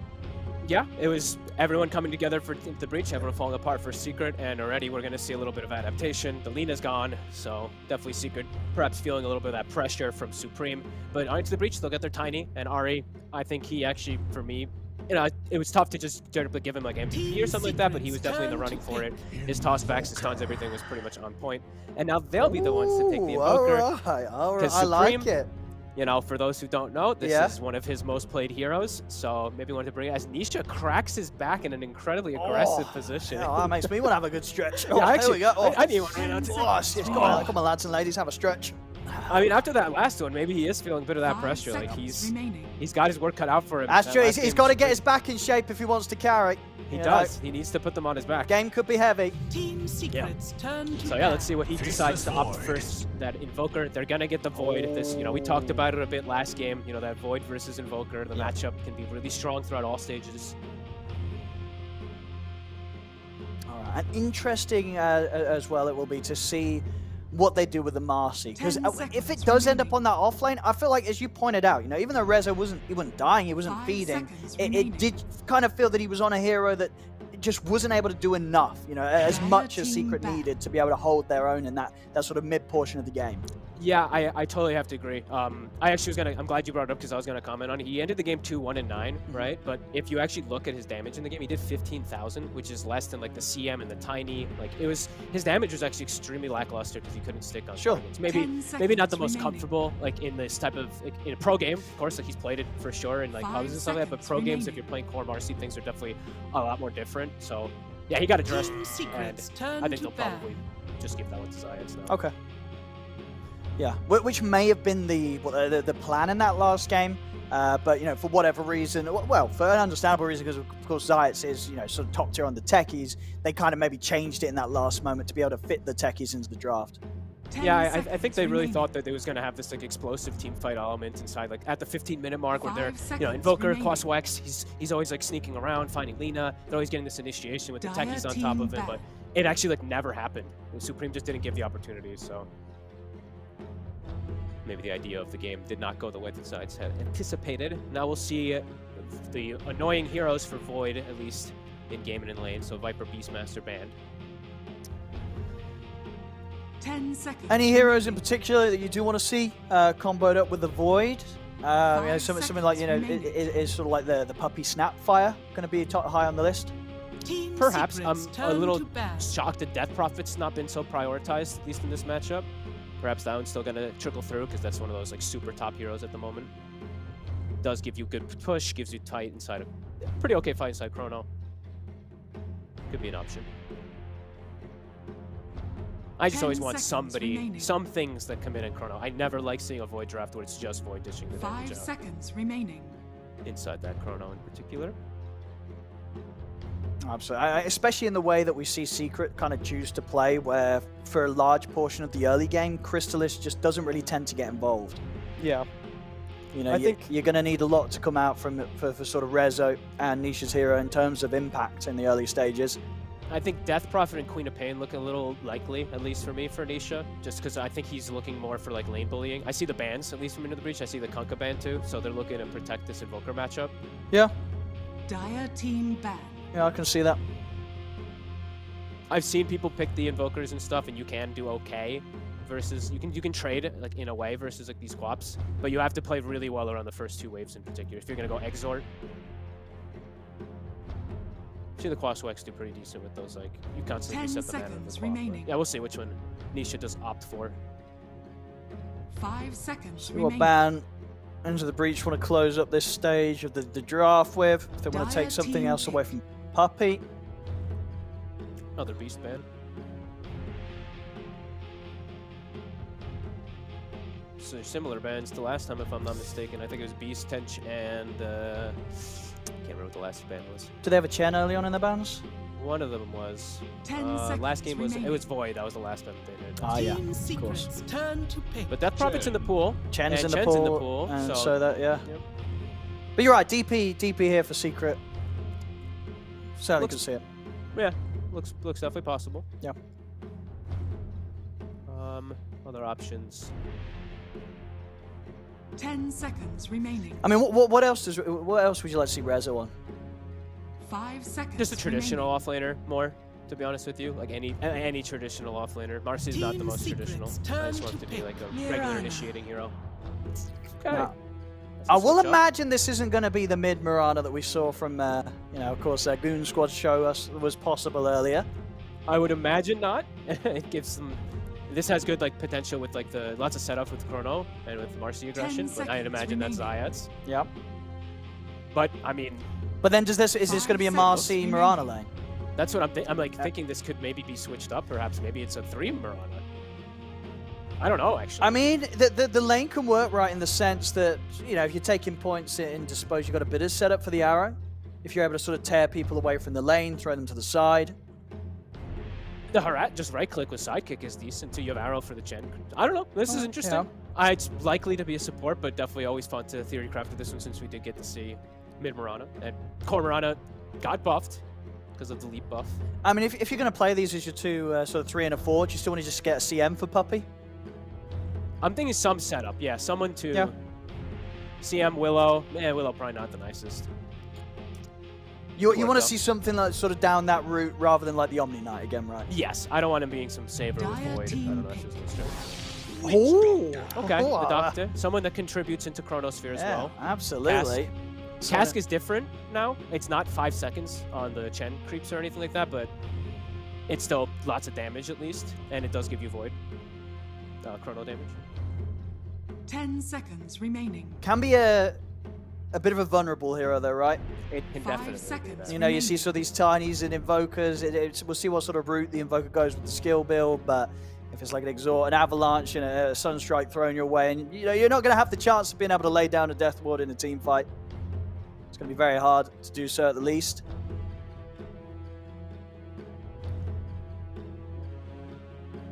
Let's see, what do they want here for the carry? And for Jibbe, for both sort of sides. I mean, Jibbe very much stepped up in terms of his impact in that game too. He was massive on the definitely Razor. was. I'm so curious about this Witch Doctor actually, because like the people used to pick it versus Chen because you'd have 5-second stuns on creeps with Cask. It hasn't. I'm sure he reads his patch notes. Folks. I mean, Don't I'm worry. hoping. I'm hoping. Don't I've, worry. I've seen some stuff. This was a while ago. This was Yeah? 7.31. It was about a year ago, I believe, if I'm not mistaken. How long was 7.31 ago? That What's the date on 731? It was before last TI, weren't it? It was a while ages. ago. It was a It was a long while. time ago. So, Back when I mean, I either was way, a young kid. it is a hero that's strong for Chrono, but I'm really curious to see why he'd want to pick it into Yeah. this one, into this draft. So, kind of cool. Maybe the heal. I don't know. The heal does damage now, as I don't know if anybody even knows that one, but that's kind of cool. Yeah, don't Team try and do any sequence, crazy turn to builds where you're battle. trying to buff that. It doesn't work. No, you Don't, cannot don't, go Holy Lock it. don't go some sort of DPS heal build. It does not work. Don't worry, well, I've had so many games with like yeah. 1-4-1 Witch Doctors now because those damage. It's like the funniest build ever. And we'll get DP for Into the Breach, so a really good push 10 hero. seconds Synergizes well with this Chen. Silence can be really valuable versus this Void and Void 5 Mirana. seconds I mean, remaining. absolutely, yeah. Silence just wrecks all these heroes. I mean, it wrecks Yep. a lot of heroes, but It wrecks like everyone in theory. in terms of the timings of when these heroes are going to want to be impactful, they're not going to have ways to protect Dire themselves from it. team ban. And yeah, getting Death Prophet as a 4th pick certainly feels a lot better Pretty good. across the board in this meta than getting as a 4th pick Witch Doctor in terms would- of what we know what these heroes do. I would be inclined to agree. And this will be, you meant, well, this is going to be Jibei taking this to the Yep. offlane. And Oh, from what it looks like, yep. Yep. 10 seconds. So, And he's yeah. got a Tiny at his side, which for me, in my opinion, way better than having like a 5 Pango at your seconds side. He remaining. can actually protect you, provide some stuff inside the lane, you can get kills, etc. So Team Now, sequence, what does turn Otake to want to battle. do? Like, do you want to go for some sort of nimble carry that's going to be able to jump and dodge around the sort of the chronos and such? Or do you want to go for something that's just going to be able to not care about being chronoed? that's what I was thinking as well too, because I'm seeing the bans right now. TB ban, that's one that does care about being chronoed for sure. Honestly, after that last 10 game, I'm kind of seconds down for him to remaining. play Slark again. It's a good Slark game. 5 seconds remaining. You know, you go for this sort of Ags build, suddenly, you know, good luck trying to pounce, leap, and time walk away. Chronosphere is kind of the counter though. That's the one. That's like picking Weaver into Yeah, Void but a you little just bit. dodge it. Just dodge it, look. Just dodge Just it. press pounce. I don't know. He really impressed last game on his He did. Slark. I mean, he was really, really good. And outside of the chrono, it's not. It's a good Slark game. But you're Dire right. team Maybe they'll ban. respect that chrono enough to not go for it. I mean, it literally shows him. Like, it I shows know. the hero. I know. But you got to hit it, and he could be all. You know. I mean, yeah. Fair enough. I guess I could. I could. But I don't so like you it want as you want to much. go the route of sort of having some big carry that just is going to have the farm to get like good BKB or something to 10 allow them to seconds just remaining. survive through a chrono, stop that sort of follow up damage causing issues to them. 5 seconds remaining. Yeah, most likely. I'm trying to think. Like, honestly, like I was looking. I'm like, maybe it's not a bad Pudge game. You're playing into Void. Yeah, but you're playing as a Sequence, Maledict turn though, to right?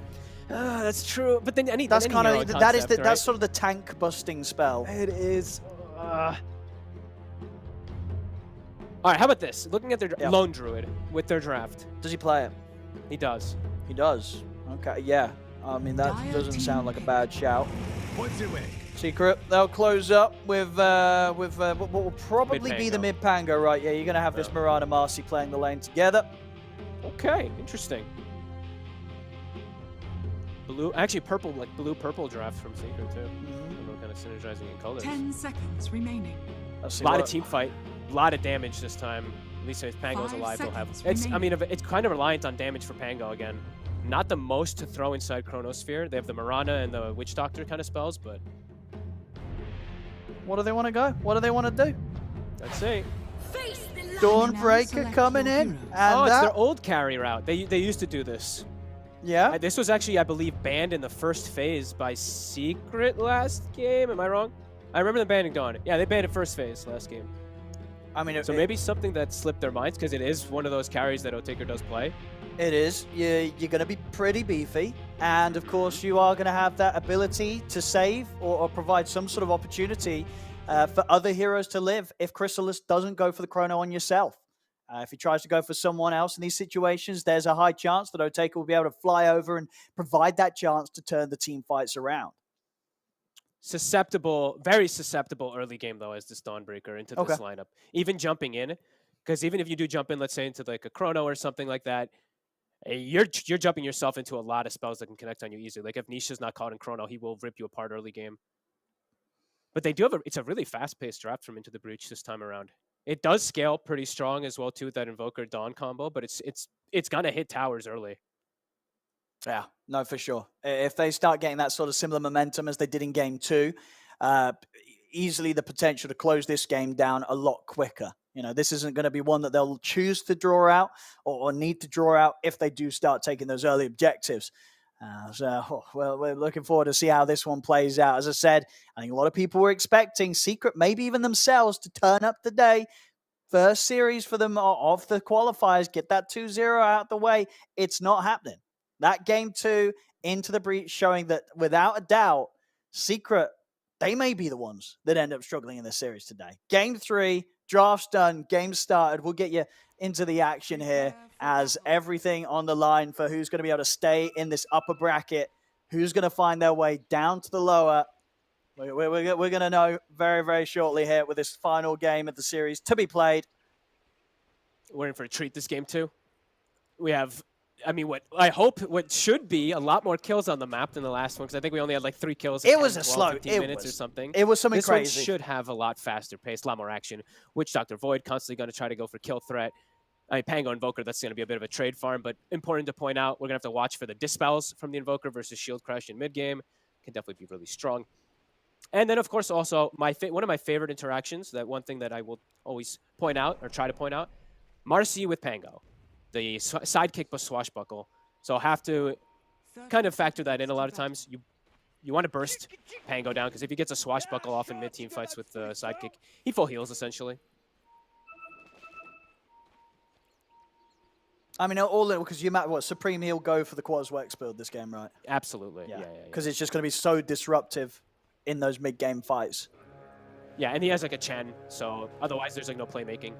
He needs to be one to move around. Can't just be relied on Tiny to be ones to do stuff around the map. So you could get 3 again. That's different from Zayats. Goes for the Starstorm level 1. The damage is, it's a lot easier now to land that secondary, the fall from the Starstorm, so I guess he just wants the most damage possible inside the lane. The mana cost is really good level 1 too, but yeah, definitely different. I mean, and overall, do you like that this top lane is being played this way around, with Rezo once again giving it a shot on the core offlane Marcy? I prefer a core Marcy to a core Mirana most times. Yeah, but sure, yeah. Honestly, straightforward, so. Yeah, I'm curious because the starting build too. I especially versus Chen. I really thought he was just gonna get arrow and try to arrow the creep that Chen takes, but now he has Starstorm, so. I mean, I imagine he'll get it level 2, right? Or will he be pressured to get leap? Maybe he feels like he needs to go for leapers. I don't know. It's different. Kadaro is kind of out trading him here. Oh, he really is. This is a fair bit of damage that Zayats is going to have to walk off. And again, Kadaro getting himself a new creep, knowing that there's nothing that Zayats can do to take it off him. Zayats is just dead. I think he is. I'm pretty sure he's just going to get purged again and just chased. Yeah, it's going to be first. Oh, Verifier. There's another one. There's another purge. It's got like no cooldown. High ground. Oh, miss. What a miss. He's got him. First blood. I mean, ladies and gentlemen, that probably what happens when you take level 1 Starstorm if you do that in your pubs, isn't it, Fog? Yeah, I don't know. That's why I was really astonished that he did take it. Okay, if you have an arrow Kadaro elite there, you're probably living. You're definitely living. You're definitely living. Okay, well that happened. It does make it so Rezo wasn't a 1v1 versus the Dawnbreaker, where he was winning the trades at the least, but yeah, I mean, never good to just give up a death like that to a Chen, who's just auto-attacking you. He's got potential to be a strong lane, right? If you start getting the levels, you've got the regen in this top lane, a lot of sustain from Into the Breach's safe lane duo. Absolutely, because Kadaro, he also, that's something else to point out, he has the hard camp open. That's why he was able to actually get this creep even in general. If you look, because he got that creep, that means that the OP creep is available. The Mind Stealer is there if you'd like to take it on Kadaro. Is that so what you want to go for? Always. Yeah. If it's available, I think it's the best, by far the best creep. You provide your lane mana, and you negate the enemy team mana in the lane, so.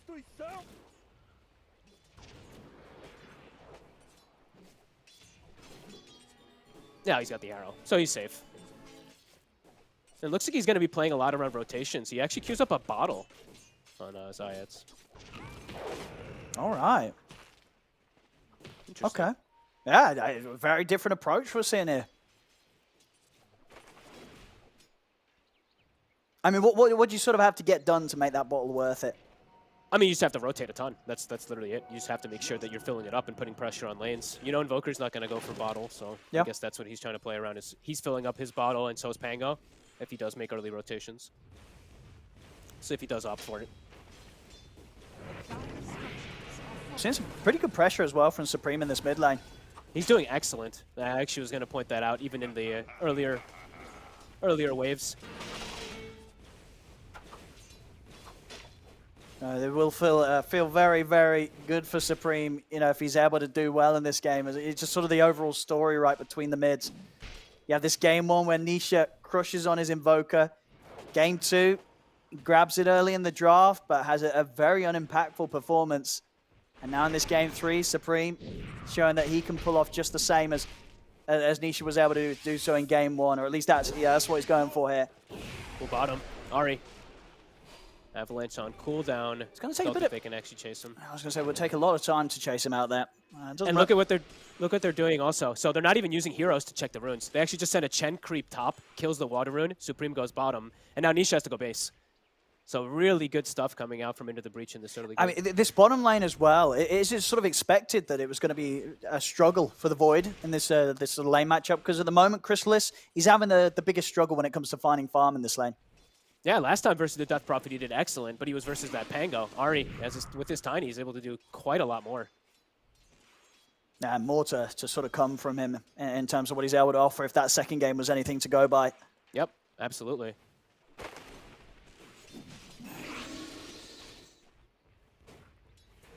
Definitely, I mean, this is really problematic. I'm astonished how low Crystal's CS is. Top lane is what Rezo. We're able to rebound away in time. We're getting so low. I mean, at least here with the bottle's eye, it's able to fuel Resolution back up a bit. He's got to be careful, though. It looks like he wants a sidekick off of the wave. Okay, he'll be able to heal up a little bit. He'll be safe now. Mid lane. See the rotation. Keeping him in range of the EMP. Not quite able to find the toss back, though. Nice try. I mean, look at this, though. Kidaro now also coming. Double net creep. Can they still do something here? He's bottling up.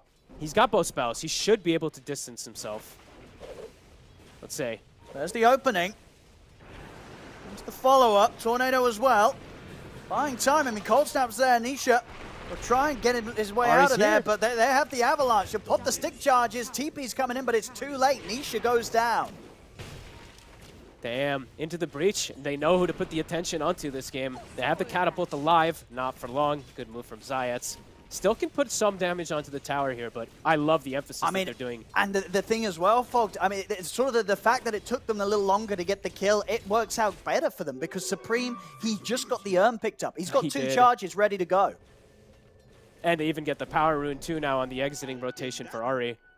Yeah, this is massive moves again here, catching Nisha pre-6. And Nisha kind of played it a little cocky too, right? In mid, he's like, oh, there's not a third hero. I can swash and do some damage rather than just get away. Already stuck around. All three cores farming really well. That pressure continues to add up on this bot lane. Supreme with these urn charges. He wants to make a move on bottom. Secret no. Chrysalis staying very well hidden. And yeah, Supreme knows. He doesn't want to waste any more time hovering around for kill opportunity. He'll get back to mid. Good rotation. Either way, he doesn't linger. I like it. Like, he doesn't linger long. Nisha starts to make like a move bottom to perhaps like set up the counter gank, but Supreme's already in mid. Does miss the tornado mid, but does burn away the mana. Good toss here from Ahri. As they'll set up as well with the Avalanche onto the tomb. They'll get that kill. That's Puppey going down. Chrysalis trying to get Ahri in return. And with the Maledict, Ahri will be sure to pop. At least gets himself some type of trade kill, but either way, Jibe having a free game. Tread's finished up. He's going to have 6. So now it's likely that Crystals can't actually show up inside the lane unless he gets a +1. So going to be a very leveled to Death Prophet, which is excellent for the game for Into the Breach, as we said before. Having early points in silence are going to be huge. He's going to have those levels of silence probably at like level 8, and he's going to hit it really early on. Even versus Pango, versus Void, that's going to trip them up. Dire's bottom tower is under attack. I mean, are you sort of shifting the lanes around to get anybody down on this bottom? I don't think you can just like full shift. You might want to just make a rotation with like Pango to gank him or something like that. Nisha though again. He swashbuckled in aggressively. And he's going to jump down. He's got Puppey by his side. He's going to try and make his way over towards the arcane, and we'll grab it. A little bit risky there around the mid. My thrift rewarded. They're continuing to put all this attention onto him. Yeah, now very hard to sort of make moves at all outside of going directly for the Dawnbreaker. Solar Guardian's online. Oteka will be ready to respond to any plays that Secret make elsewhere. Yeah, best move I feel like for Secret is actually trying to go for this top play. It's not that easy, but if he shows it all, Rezo can just jump right onto him. They might have enough. They should have enough chain stun if they get the initial stun. Well, he's playing it careful though. You know, uses the hammer but keeps his distance, knowing that his escape mechanism has been used. Doesn't want to get caught in range of the rebound. Yeah, it's impacting his farm, of course. You see he's getting quite low, at least on the chorus, but not dying. Most important for this Dawnbreaker. Absolutely. And it's something that he did a fantastic job of last game, I believe. Didn't die at all. He did read the map kind of perfectly with all those rotations. And yeah, now they can make the threat. They see the Pango bottom. Supreme immediately makes the rotation. It's going to get spotted, but Nisha could be under threat here of the Solar Guardian if he gets caught. Okay. The catch here with the Avalanche. Toss won't hit. See if they can still continue to chase. Rolling Thunder's at the ready, and he'll make it away from there. Not quite able to keep him controlled in the full combo.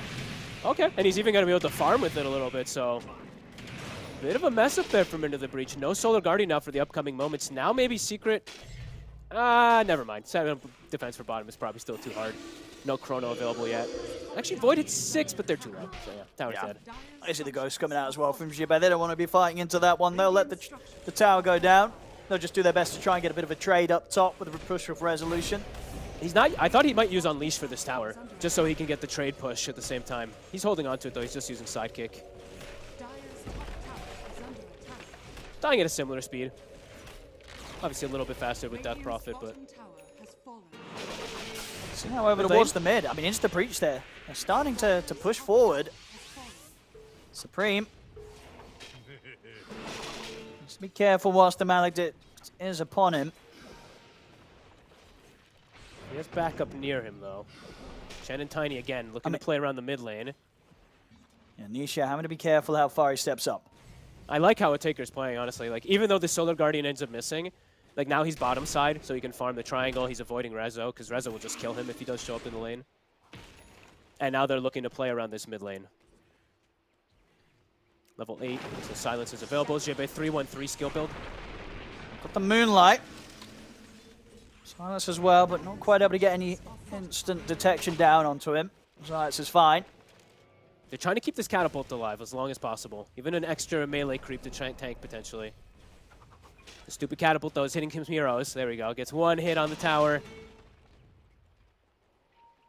Up top, though, Rezo. He does see Otaker. Ah, he's got him. See if Supreme can take him down in return. Right after I complimented him, he does go top. I really didn't think that he was going to go back up there. That's the scary lane for him to really show. Good job from Rezo, sticking himself up around there. Chrysalis got the chrono. He'll get the catch. And time dilation also down onto Ari, stopping there being any initial help, but it's still the opportunity for Avalanche to come out inevitably. So Jibbe will live for now. See Nisha look to close in on him with the Rolling Thunder. And with Christus on top of him, I mean, it's a lot of heal. He's also going to get this Solar Guardian. Jibbe surviving a little longer than maybe Secret would have hoped for him to do so. And with that move, he's able to break away from them. They'll get Jibbe out to Nisha. He'll jump over towards Ari, but Ari turns with an avalanche. They'll lose Nisha for this play. And Jibbe now potentially chasing himself here. He has another Siphon. I mean, they just couldn't kill him through the chrono. Even with that sort of move where they're able to hold back the initial avalanche with the time dilation, stopping that from coming up soon enough, comes out after it. They couldn't kill him during the chronosphere. Siphon is an absurd spell, especially early game now, the way the numbers work. They actually weren't able to break. I think only the 2 of them broke it, right? I think the 3rd Siphon stuck on the Void, which didn't allow him to actually get the finish up kill versus him from Maledict. So, into the breach again. Looking hot, and Ari in particular on his Tiny looking really good with just his small combos. Absolutely, yeah. It seems like every single time Avalanche from him hits 3 heroes minimum. It does feel like that. And now they didn't have damage in the last fight from the healing. Now there's Chen's Hand of God is up, and he's got mech. So maybe feeling some damage issues coming into Secret if there is just like straight up versus this Death Prophet. I mean, we Jib very is massive. Yeah, we very much saw last game with Farm how Jibbe was just able to build as this Razor that was just unapproachable. You know, you could not go on him. And playing the Death Prophet, a hero, if anything, even more in that nature, right? That this is a hero that you never feel good about trying to jump. Top lane, they will find Ari. Hand of God also forced trying to save him, so Secret definitely happy with that kill. Maybe now they can look to make another move because that hand is on cooldown.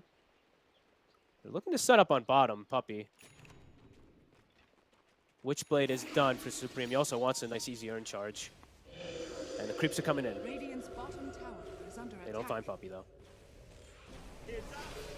But Tower, there's not a glyph available. This tower could just go down. Secret has to make a move. They do not want to lose this tier 2 this I mean, early. they're making their way over. The Moonlight. Dire are scanning. Hesitant to fully fight in, and I mean, they're sort of split back up. It's only Puppy that's been left down here. We'll get set up upon. Combo from Supreme. Puppy. It's going to get chased a bit past the tier 2 tower. He'll go down. TPs are now to come in from Secret. Nisha nice not able to dodge. find the angle on Jibbe. Indeed, as he sidesteps it in the trees. See if Nisha wants to continue to commit on this. He doesn't. He rolls out. and now they can take they can finish tower. I mean, it's going 14 minutes in. They'll lose their safe lane tier 2 tower, Secret. That's I mean, now they can take outposts. They can control this whole area. So not only do they have Dawn ult, but they also have map control on this side. This is massive moves really from Into the Breach. And now they know there's no Pango ult. So right now they could still look to be a little aggressive, even though they don't have Exorcism. Nisha's their only real fear. Yeah, I mean, and again, you know, this draft from Into the Breach, you definitely expect them to want to put the pressure on early, but being able to do it, and being able to do it as fast as they're doing it this game, is pretty insane. Yeah, because eventually there's going to be these points where it's like if Secret whiffs one spell, one ulti, it's going to be a rush shot immediately from Into the Breach with a Death Prophet. Secret, they can't really take the same advantage of like just going into Roche if an ult is missed or something like that. I mean, until can Pango they has get more their levels. jungle back under control, Secret? I don't think so. I think it's versus Chen and Death Prophet, it's extremely difficult. Also, didn't get to point out, but fun build that Jibbe did also last game, this lens, it's insane with Spirit Siphon. It's so difficult to break it, as we saw there, of course. Nisha does have Diffusal done, so quite a bit more damage and potential, at least from him. But Chrysalis is still on the massive road to recovery.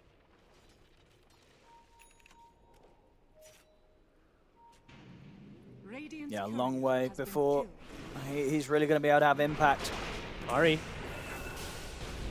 Well, they can catch it. Here we go. Oh. There's the Chrono, but Solar Guardian is up. They're not going to have the damage.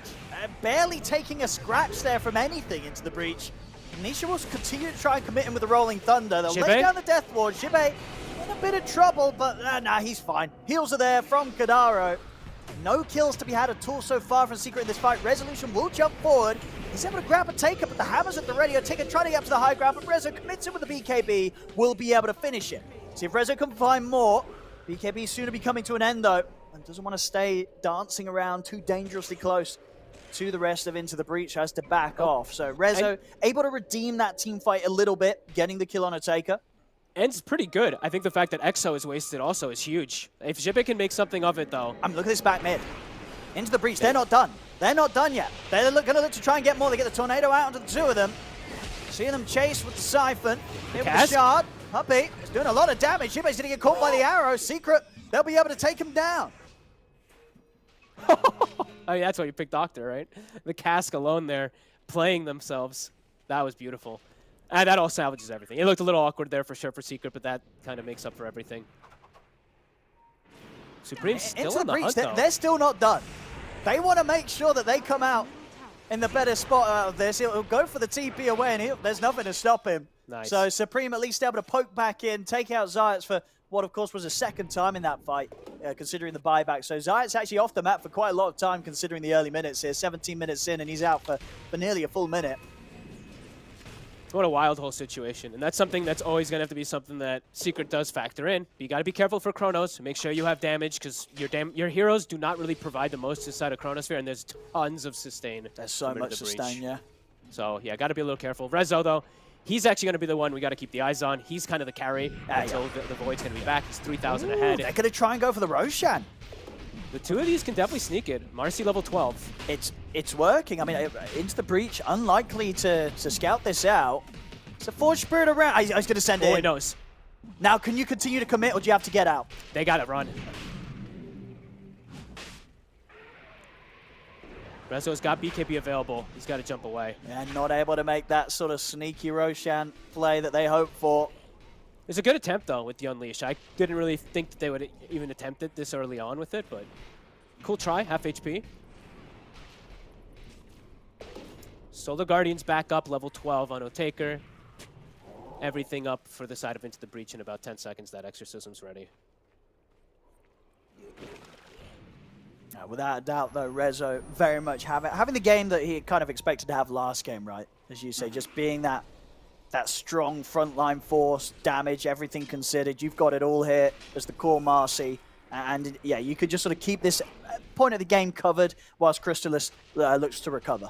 Yeah, and this game, it's easier for him to stick on the carry hero. Like last game versus Slark, he could never hit him, because either he's pouncing away, he's Shadow Danced, he's Depth Shrouded, etc. This time around, Dawnbreaker, you can't escape. You're gonna get gone on by Rezo, and he's gonna stick on you. And he did actually find also the Dagger of Ristul again, so probably one of the best items you can find for Marcy. That and the Brigand's Blade, which he did find also. Are pretty ridiculous ones on that hero. Dire are scanning. Got to watch out for this, though. Blink Dagger on Ari. We saw how much of an impact he was able to have last game after he picked that up. I imagine they're going to smoke here. They have BKB also on Jibe. He also finds the Eye of Vizier, so cast range on Spirit Siphons with that Aether is pretty crazy. They're going to go in themselves to finish Roshan. Okay. I don't think Secret will necessarily expect this straight-up move. It dies very fast to level 2 Exo, too. At Secret, they have the ultimates, Chrono and Rolling Thunder, but they won't be able to make the move in time. It's gone. Heads up move. And they're smoking. They want to use the end of this Exo. See if they can catch Puppey. Will show himself there, trying to get rid of that creep. Now look to try and dive a little bit around the tier 1. Meanwhile, back over in the mid, Otaker does get caught out. Maybe a bit too focused on the move top. Otaker caught by surprise there as Rezo continue to lead the way here for Secret in this mid game. Dire's middle tower. Takes out the tier 1 mid. Radiant's Turn up top. They've got the Death Ward outside. They've got the damage easily this time round. Puppey in position. See elsewhere, the fight continues. They're trying to get on top of Supreme. Rezo continue to attempt to close the gap. Nisha has to roll out for the time being, or can maybe roll back in towards Kadara, because the heals are out for Secret. A Secret sort of from the top lane to the bottom lane, despite that Roshan and Aegis going into the hands of Supreme. Overall, they still take a solid sort of stretched out team fight. Supreme, he really wants to poke back in on this. I mean, it's 2 versus 5. Ari, he's going to look to go in with the jump.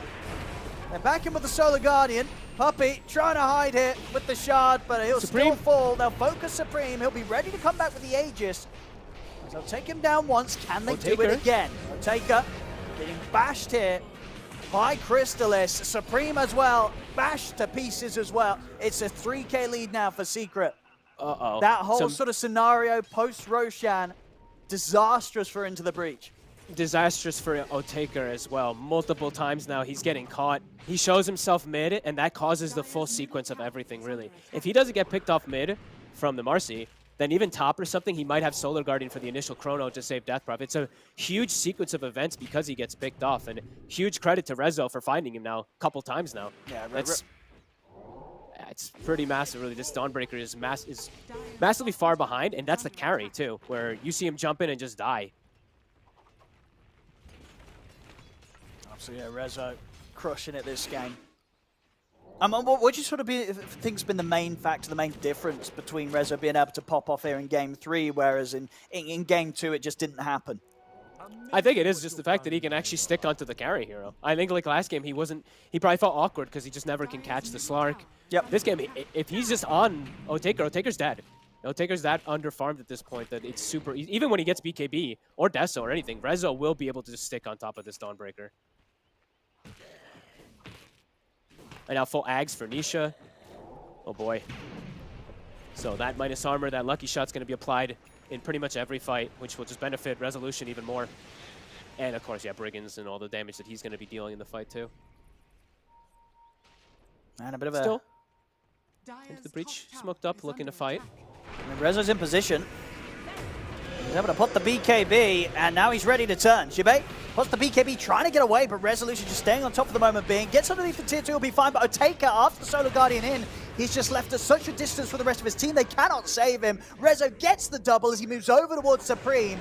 Into the breach, struggling underneath their tier 2 here against the Chrono. Precious Secret. He'll come in Chrysalis, drop down the Chrono to end the life of Jibe as every core's been taken out. And the supports, they look soon to follow as Chrysalis will run down Kadara. Ari surrounded by Secret. It's a team wipe as everything just has proceeded to go completely downhill despite them getting that Roshan and that Aegis. It just didn't matter whatsoever. Everything's fallen apart completely beyond that. And Resolution just continues to pop off and really ready to gear up and carry the game. He already is your BKB basher. They just can't deal with his Marcy. No, and look at Otaker. Every single time, look what happens to him. Jumps into the fight with Solar Guardian. He looks like a support. Really, just the way that these fights are playing out every single time as Secret has fully addressed the Dawnbreaker core. And yeah, Rezo, as you said, having a flawless game this time around and able to actually stick on targets. They're the ones that smoke into him, and he's the one that says, oh, hello. Yeah, looking to be very hard now for Into the Breach to be able to redeem themselves after those last few minutes of play. They've fallen so far behind. All three cores at the top, of course, are all secrets now at this point. Even Crystal is having a game 6-0-4 on the Void after having a struggle of a laning phase. He's fully caught back up. And then we're seeing, you know, time dilation, how devastating it really is inside these fights too. This game we can actually talk about a little more, as you saw last fight, the triple kill. Time dilation versus Invoker versus Death Prophet, even versus Tiny, can be incredibly disruptive. But yeah, I think story of this game, mostly for me at least, is Rezo able to just be the carry and shut down the opposing carry. Like Jibe was able to last time as the Razor. It's the Marcy this time shutting down the Dawnbreaker. Ari. Bit of a dangerous spot here. Oh, he's going to blink in it. They're trying to make a play. Coming with the Solar Guardian. If they've got enough damage to get the kill on Zayas, they haven't. He's out with the leap. Oteka will try and commit in. But again, another Solar Guardian into his death. And Ari, will he live? It's going to be close, he does. Whew. I think he what? Did he consume a Fairy Fire there to survive? I think that's, yeah, he did, okay. I think he might have actually ticked otherwise. That was close. And they're picking, the thing is, Owen, they're picking these fights. It's them choosing to go for these for the Dawnbreaker. Like, Otaker, he's 1-6 this time around. It's rough. It really did feel like that fight was a bit of a sort of a last attempt from them. Radiant's middle tower is under attack. As Secret full control of the game right now. 26 minutes in. A game that's turned pretty drastically from sort of around that 15-minute mark where we saw Into the Breach being the ones to take an early tier 2 tower bottom. They just weren't able to maintain control. Resolution causing all sorts of issues for them. I mean, the graph tells it all. Just like you said, like if you pull it up, look at 20 minutes. Literally 50-50, and then boom after just a couple of these fights from Secret, so. With the heroes they have and how much of a struggle Oteka's had in the last few moments. Hard to see what they can do to turn things with Ari getting the jump onto Puppey. And Puppey is able to walk away from this. Not enough damage to come in even from a distance there. Okay, Sunstrike, they needed that. A little bit of a morale boost there for Into the Breach with Supreme being able to snipe Puppey on the escape. It only just gets him too. I think that was close to the high. I think it was like the 300 damage Sunstrike. He had just about 300 HP. So at least they get something. Now they have BKB for Dawn, but at this point it's come out so late. He got a little greedy, right? He had the Deso queued up. He tried to keep going for these fights. Disassembled now to go for this BKB, but he wanted this BKB like 9 minutes ago. And it's just, you know, especially with how much he's fallen behind, it's just so hard for him to commit in aggressively as he's been trying to do so with the Solar Guardian. If Chrono is available, they're just going to Chrono him, a BKB or not. He will die very, very easily. Yeah. Rezo. They get the catch, maybe. Not enough Now who got burst. the catch on He's who? able to put the BKB in try and turn, but actually they have the physical to take him down through it. He didn't sidekick at the start. He ulted and then I think hit a full sequence of punches and then popped the sidekick. Yeah, maybe that extra bit of a burst. I mean, either way, as low as he was against the Ghost were coming out anyway, they may have been able to sort of kind of burst through that BKB with that physical damage. Probably, but yeah, he just didn't get the sidekick off for some reason. All right, good kill. I mean, a pretty big one. It's a BKB as well. Let's have a look again. There you go. I still on cooldown at the start. Oh, okay. It was still on cooldown. Fair, He got it Good off call. as soon as he could. Yeah. I was gonna say, I'm like, oh, he took a second on it, but yeah, fair enough. A pretty big kill. Can they get something else out of it though? Because it was Ghosts expended. It feels like they need to. Dire's bottom tower has been denied. But they actually, they also have to just be careful how far they overextend versus Chrono. So I'm probably thinking that. Kadaro, standing kind of AFK, microing his creeps. Uh-oh. Sometimes, it happens. You find yourself in the river. You're doing your stuff with your creeps. And you're like, hang on, where's the hero? And he'll be dead. He's got a lot he's doing, right? He's captaining, he's controlling creep. Like, It's a just busy playing life. Chen is not fun. Up top. Here we go, Rezo. Uh-oh. Oh, it's a very dead invoker. Is under attack. There we go. A couple of flurries of punches from the Marcy. And Supreme falls. Ari as well in the river. He's gone. Roshan's up. Secret. They're ready to take it. And during all this, they haven't even had to expend much of anything. Chronosphere still at the ready. I mean, they had to use the Unleash for Marcy, but whatever. Winning cooldown.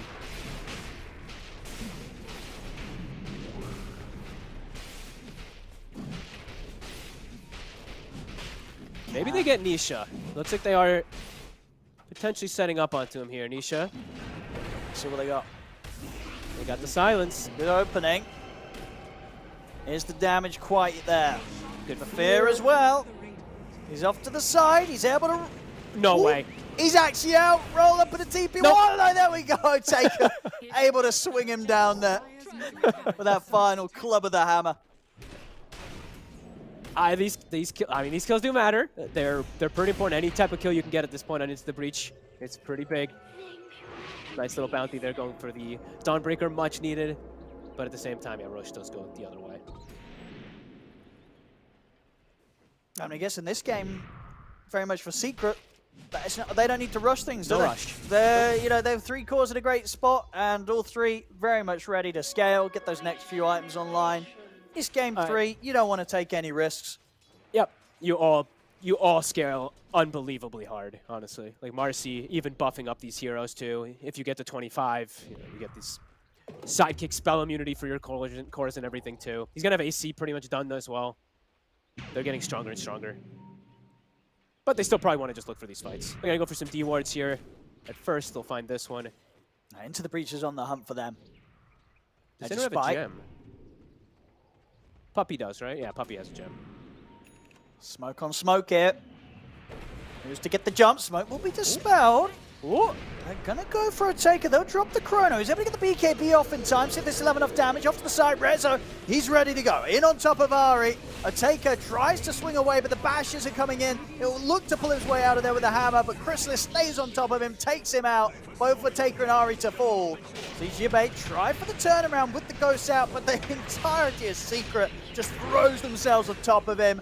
4 dead on Into the Breach. Only Kadaro able to survive. Dire's middle tower.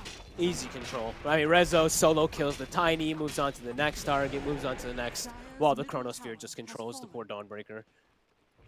At this point, Secret, the fights can be taken in a lot of different ways. But this one, again, they find no taker. Every single time they find the Dawn. He's had a tough game. He's had a very, very tough game. They've shut him down completely and definitely making up for the lack of kills they're able to get against him in game 2. Killing him time and time again. And now here with the push. Up to the mid set of racks. Looks like they're going to fall back though. Respawns are coming in from Into the Breach. And as we say, Secret, they're not in any rush here. No, BKBs are on cooldown as well. They don't want to, no funny business. Get back, pick up your like 5,000 gold of items for each core. And then look to go again when BKBs are ready.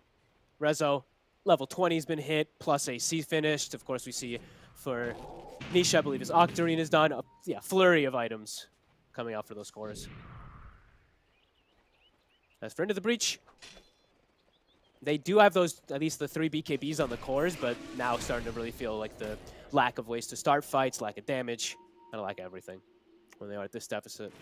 I mean, do you see the potential for any sort of high ground toss-back players to get them back in on this? Not really too much, honestly, because I feel like Secret might just use that as an initiation tool. If you get tossed back, they just might commit in themselves. And at this stage with the levels as well, you know, we're very much seeing Puppey have a great time with the Voodoo switcheroo. He's very much enjoying this one on the Witch Doctor. He's honestly killed it. I was a little doubtful of the Witch Doctor pick, but the casks and just his survivability overall has been amazing. I mean, does he fight Supreme? I mean, he'll see him for a sec. Oh, has he got anything else? He's got his dust. Supreme, he's looking very, very dead. Tries to push them back with a deafening blast. And yeah, you bet he did. He wouldn't have been happy if he didn't. He put the work in there for that one, Puppey. Sure did. But yeah, I mean, this sort of bit where, because he got the Voodoo switcheroo online pretty much as soon as he could, right? The sharp was straight out. And as you say, multiple times, they're just not able to take him down before he disappears and the Death Wall comes up. Yeah, they honestly got played by him a couple times, like in mid in particular when they overchased. Those kills definitely did add up because that's when Into the Breach did have a little bit of a window. Got a bit more damage now if I take it having his Deso. But as we've seen, BKB or not, still ways to deal with this Stormbreaker. He's so far behind. He's just going to get bash locked from either a Marcy or from a Void. Oh! Kidaro? Oh! Lucky. Ari, he's going to get some backup. Taker's going to come across with the Solar Guardian there. We'll be able to deal with Puppey this time. Ari looking still pretty dead. It's Chrysalis, he's got Chrono. A little short on the mana, though, and won't look to commit again. There is respecting that the Aegis coming to an end. Aegis timing out now. Saving the Chrono for more of their push play rather than just using it on a kill, it looks like here. Setting up for top, smoked, waiting for someone to show up for the wave. Yeah, I mean, if they just go in. Reza will just insta-kill. Yep. This Marcy's ready to go for you. Oh, he's in with the blink. Not quite able to get the sort of smooth opening that he wanted to. He ran as well off the mark, but the bashes are coming in. And Supreme doesn't stand a chance. He's out of the game. They turn over to Wazo Take. He's popped the BKB. Will look to pull himself away with the hammer, but Rezo bashes him down. Double kill for Resolution, and he's ready to get the push going as well. They can buy back if they want, but although the big ult's there, Chrysalis has Chrono if it's needed. Triple kill for Resolution. Secret, after a struggle in game 2, very much back to the form that they expected to turn up with against Into the Breach here in this game 3. Yeah, and Rezo completely popping off this game, really. Just not even letting Otaker have much of a game on this Dawnbreaker because of how well the lane went and how much he caught him, right? The way that he was able to catch him multiple times, especially the one after the Roche. Smooth sailing. So probably have one more fight in them Into the Breach. Secret, we'll see if they want to stick around after this. Still a tier 2 to be taken down bottom. And again, with the heroes coming back into play, they won't pressure the tier 4s quite yet. They'll continue to draw this out, take it safe. They can just make the move that the waves are going to naturally push in, walk their way to bottom, grab the rune, get the arcane, and meet up with their buddy Nisha. Oh, he's got full Daedalus now. Rezo. I thought he was getting the Abyssal. All right, I mean, I like this much more. I think this is perfect.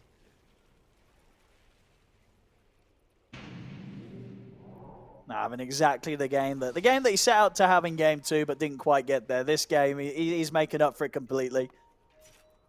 He will. I mean, he's going to kill most heroes in that. Even the first flurry, second flurry, probably everybody's dead.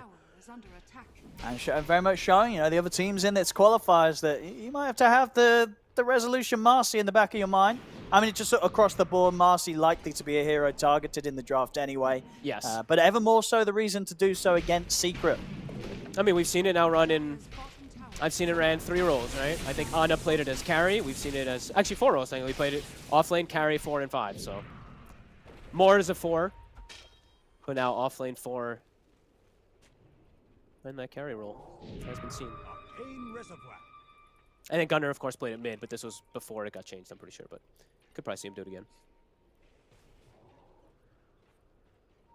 Ari being stalked. Everybody on the side of the breach just trying to find any farm possible. Well, Rezo looks for the He's just solos. in. He's in on the mid. Couple of rounds of punches, and Otaker's taken down 100-0. Doesn't even need to break a sweat there or pop his BKB, Rezo. Yep, get your OS frogs out at this point for sure when Marcy gets to this type of point. Nice little 3,000 damage versus the carry. Oh, and ooh, a DD rune. Oh, there we go. Give Oh, him the be ball. lovely. Give it a Rezo. Give him the bottle too. Yeah. Yeah. Yeah, Rezo like gets himself all postured in his seat a He little had a bit bit. He more. was He's like, like, all right. "Ah." Oh, they're not ready for me. Okay, does he kill them in the first flurry with DD? I think he does. Yes. Yeah. 100%. Let's see If Supreme. he gets a crit, a 2, absolutely, it's just over. He's It's got just cooldown. over. 10 seconds on it. All right, 10 all right. Yeah, seconds on he's gonna wait. He's gonna wait. And Maybe then his team's telling him to. Maybe he's like, hey team, let me just do my thing. Let Yep. me do it. just let him go in 1v5, get the rampage. He can do it. Okay, maybe He not has that the much. tools. They're patient though. They wait. Roche is back. Ooh. Oh, give him the Ags. I mean, you like the act. You say it's got potential, right? Only because it drops the 'Cause it- cooldown to 40 seconds. I don't think anything else about it is good. Well, you're saying, well, because the pulses go through the BKBs and such, right? But that's already the case. You know? True. But I mean, your abilities are going to be pulsing more. But yeah, they're just going to give it a. Yeah, you can have more pulses. Yeah, I mean, it needs a little more love. It's not great yet. Ags Void makes much more sense. Dire's middle tower is under Yeah, attack. look, you know, it's That's nice cool. for Chrysalis as well. He now gets to be the top spot in network. Exactly. You know, you got to give him something. Yeah, let him have that. Oh, Solar Guardian Look coming up. in. They're actually in onto Rezo. They got him. Oh, they got him. That's a big kill. Taking out Rezo. Can they get more? I mean, he's just rolling it up to the high ground, but the BKB's up from Supreme. Jump forward. That's a great chrono onto the 3 of them. As the Death Lord out to the side. Supreme's out of the game. Bash is coming out over towards Otaker. There'll be a buyback from Supreme, but nobody else having the luxury of a buyback on into the breach. Well- It's just Ari and Supreme left alive. Well, they got Rezo. The They raid did. boss was taken out. They did. They were able to sort of spoil his fun, right, with the DD. A little bit. He did pop it, right? That was... He did. He did. He did not get Chrysalis- to get his 1v5 rampage that he dreamed of. Chrysalis gets to come in and have fun though. Gets his best chrono yet. So That was a solid one. yep. Trade off of fun between the players. I'm looking for that final set of Rex to prepare to close this one up. Dire's bottom tower. Creep wave, fortunately spawning in time there to block the arrow that was heading the way of Supreme. Oh, he's in, and he's out. Uh-oh. Drop the Meteor. Chrysalis. He's going to Supreme. step forward here, ready to get on top of Supreme. Supreme, he'll go down. Out of the game, 90 seconds. Ari's gone as well. They'll have a couple of heroes up in 10. We'll see if they play it out, but they might not even get the chance to do so. They'll call it. GG is called. Game 3 will go the way of Team Secret. So they'll take this series 2-1 against Into the Breach. This Game 3 very much showing that it was back to business from Secret. There wasn't any messing around in this one. And Rezo, he dies at the end. But other than that, you know, this was his game. You could tell, you could see it as well on the cams. He came to have fun, play some offlane Marcy, and he certainly did both of those things. Yeah, but definitely some signs of life for Into the Breach and some signs of weakness for Secret. You know, getting outplayed quite a bit in that second game, and the game was fairly even for some points too. It just like mid game just exploded because Into the Breach rotations caught them off guard. So I think that shows a lot for Into the Breach. So hopefully for them, we'll get to see them a little bit more because I think this is a team that's been on the rise all year. Definitely a fun team to watch, especially with some newer players. But Secret, you know, like you said, back to business. Definitely showing off a little bit here with that Rezo Marcy, and something that's gonna, you know, other teams like you said, they're gonna have to keep it in the back of their minds. Absolutely, yeah. Having that sort of ability to be flexible with a meta hero right now, such as the Marcy, can definitely be a bit of a difficulty to draft against. But there we go, seeing the scoreboard. Chrysalis as well, also having a clean game this time round. Very much struggled on the Troll, but back on the Void this game. That hero, that carry hero that every carry wants to play right now in this patch. 11-0-11. Flawless stuff there from him. And as you said yourself, some fantastic chronos to close things out. Well, that is it, ladies and gentlemen, for this series. Comes to an end. Secret will be staying up in the upper bracket. They will go forward to play against the winners of the next series that we are about to have here, so don't go anywhere. And of course, Into the Breach, they will get another chance. They'll be down in the lower bracket playing against Waterrune Enjoyers. So that'll be their next follow-up to their story here in the qualifiers. So yeah, last series of the day coming up here in the Western Europe qualifiers. It's an exciting one. Alliance versus Entity. Fog sort of looking forward to that one. What are we expecting? Because it's hard to expect anything, I feel, with the way that some of these series have gone today. We've had some back and forth, and the team that has been the underdogs in the previous two series, they've shown up to a pretty decent level. Yeah, I give Entity a pretty big advantage, of course. We haven't gotten to see Alliance for some time, but yeah, this should be at least a fun one. I really like watching the Entity boys, to be honest with you. I think they're a really, really fun team that's been up and coming for quite some time. But let's see if Weehaw and the boys are able to prove people wrong in what they're able to make happen. Absolutely. So don't go anywhere, ladies and gentlemen. We'll have a short break, and then we'll be back with a final series for Western Europe today, Alliance versus Entity. We'll see you in a few minutes.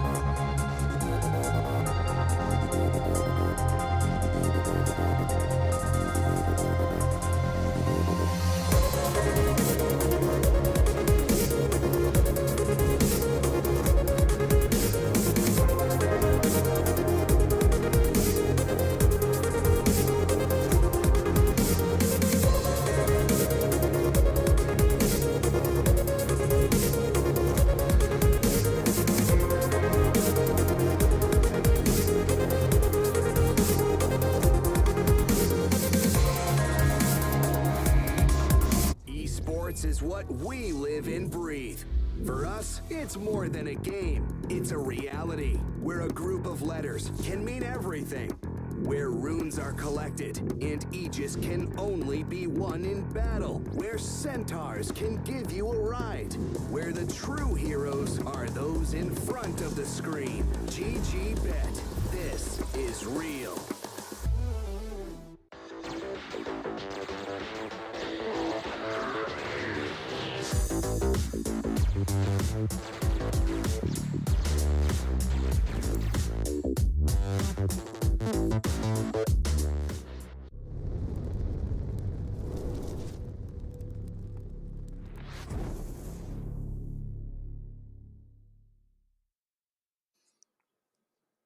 Hello, ladies and gentlemen, and welcome back to the Western Europe Qualifiers. I hope you're having a great day, because we certainly are. Plenty of Dota has been played, and still a whole full series yet to come here. I'm just about ready to start. Alliance versus Entity, the final series of this upper bracket run that we're watching today. We're going to see who's going to be able to hold on and stay up here, and who's going to be having to make that lower bracket route. Draft on your screens. It's already started, and we're already seeing a bit of difference, quite a bit of difference from what we had in the previous series today. Getting Lina followed by a DK to open up here from Alliance. Entity, they're going to come in with a bit more standard, strong stuff from the patch. Undying and Visage to open. Okay, I mean, guess that's one way to make a statement with your opener. It's tough to really see these heroes being played elsewhere, so it's probably your mid and your off lane. Right, yeah, that's pretty wild, right? So I feel like that's kind of maybe a bit scary to just open up like that, but they also left Undying, so it's going to be a DK in an off lane versus Undying, which sounds quite miserable if that's going to be the case in most situations. Yes. Maybe it's the rumored DK support. Anyway. I mean, it's gotten changed just in the armor, so I don't know why you'd want to be like, now it's good support. No, for sure. And you're not playing Lina support nowadays, any game?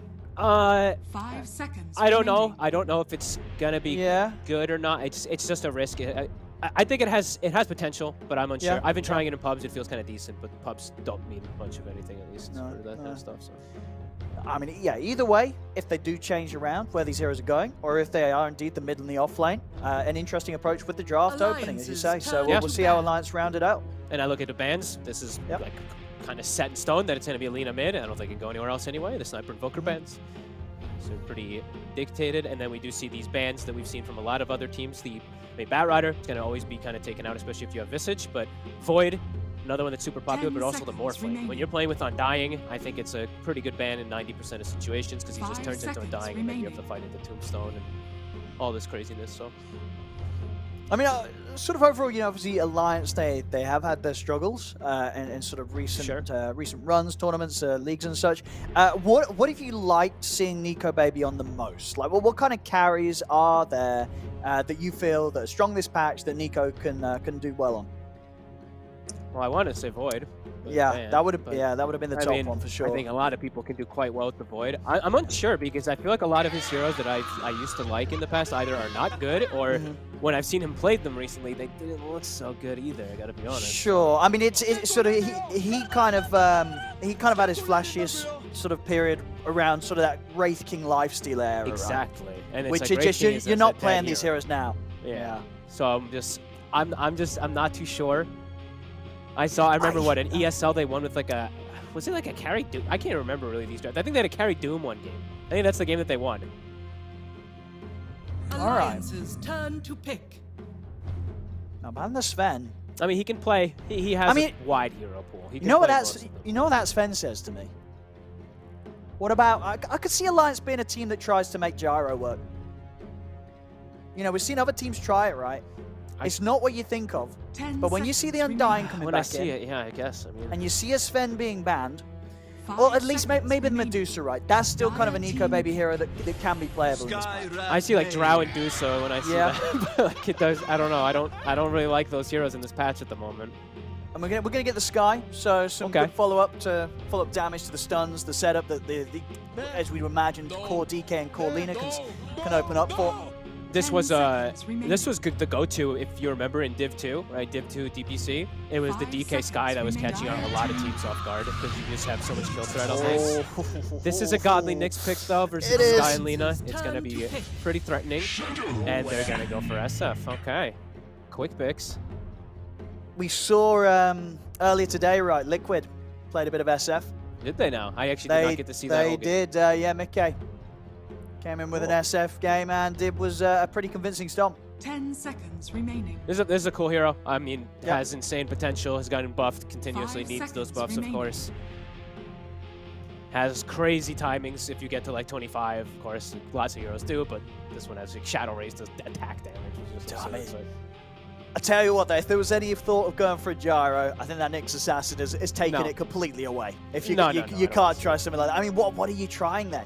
I didn't Wait, want to see it anyway. Like, And it's also taken away the potential of the Medusa, which I feel may have been. Because why ban the Sven? I mean, obviously, Entity's a team right where they have played the Sven support, and it's looked good, right? Yes. They are But the would team that- that's playing Sven support. Is that something that would amount to a ban? Like, I don't know. It's they win with it. They do win with it. I mean, the yeah, Sven that support is entity. true. Yeah. They are very good with it, but I didn't see anything that's like, ooh, watch out for that Sven. You know, like Okay. I'm not sure. Maybe there is that last pick that we're So, not seeing. and interested to see as well, so at least from the roles we expect from Alliance, very much going with an approach of the cores are the stunners and the supports, they're 10 damage supports. So seconds these are supports that want to bring the damage. 5 seconds Yeah, remaining. I mean, definitely. I mean, Lina definitely does provide, of course, quite a lot of Of damage. sure, as well. But yes, of course. But in I terms of what the understand, supports offer, yeah. you know, you're not getting any stuns from your supports. No, but at least they have like the Ench DK can work really well together early to set up like towers. They have Yep. they have good pairings, to be fair. I think this Nyx Assassin is gonna have a field day right now. It does look like a juicy Nyx Assassin game. Alliances turn to ban. Now ban the Nico Slark. That's another one. That's actually I think maybe that might be his best hero. In You're this right, bunch. actually. Yeah, I agree. Right? Because that Outside hero's of on the Void. rise. If Void's gone, Slark's going to be high up. Yeah. for him. I'd say Void and Slark are his two best. Those are my two favorite. And you know what nobody's playing, but is, I think, still potentially good. And Which when I one? look at these heroes, it's the standard. It's You the think bread and Lifestealer? butter. 10 No, seconds remaining. along those lines, even more standard. Jug? Something that, yeah, what's wrong with the 5 jug? seconds remaining. What's wrong with the jug? This is Well- a game where you play jug, you press Blade Fury, you're going to get jobs done. Yeah. I don't know. I think people just just don't completely jumped off of the drug chain after like the 2 or 3 nerfs, and then he lost his 25 talent. He has like the worst 25 talent in Dota at the moment. Plus 2 hits on healing ward. What is that talent? I mean, you wouldn't take it. Hey, ever. come on now.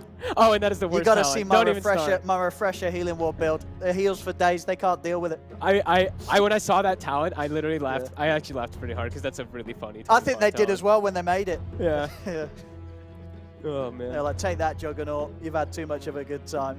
I mean, I don't know. I think people definitely jumped off of that train a little bit hard, but maybe there's other little things that definitely got changed. Maybe the teams just opted away from it a lot. I'm not Damn it. sure. Yeah, I mean, without doubt, excited to see what they do Alliances end with turn and to what they're ban. going to take away. They'll ban the PL. Interesting. I guess because they have the Undying Visage, it is a pretty good PL game besides the Shadow Fiend. Yep. SF does address PL pretty Dire nicely team though, pick. but I look at these bans. Whoa! They're picking TB.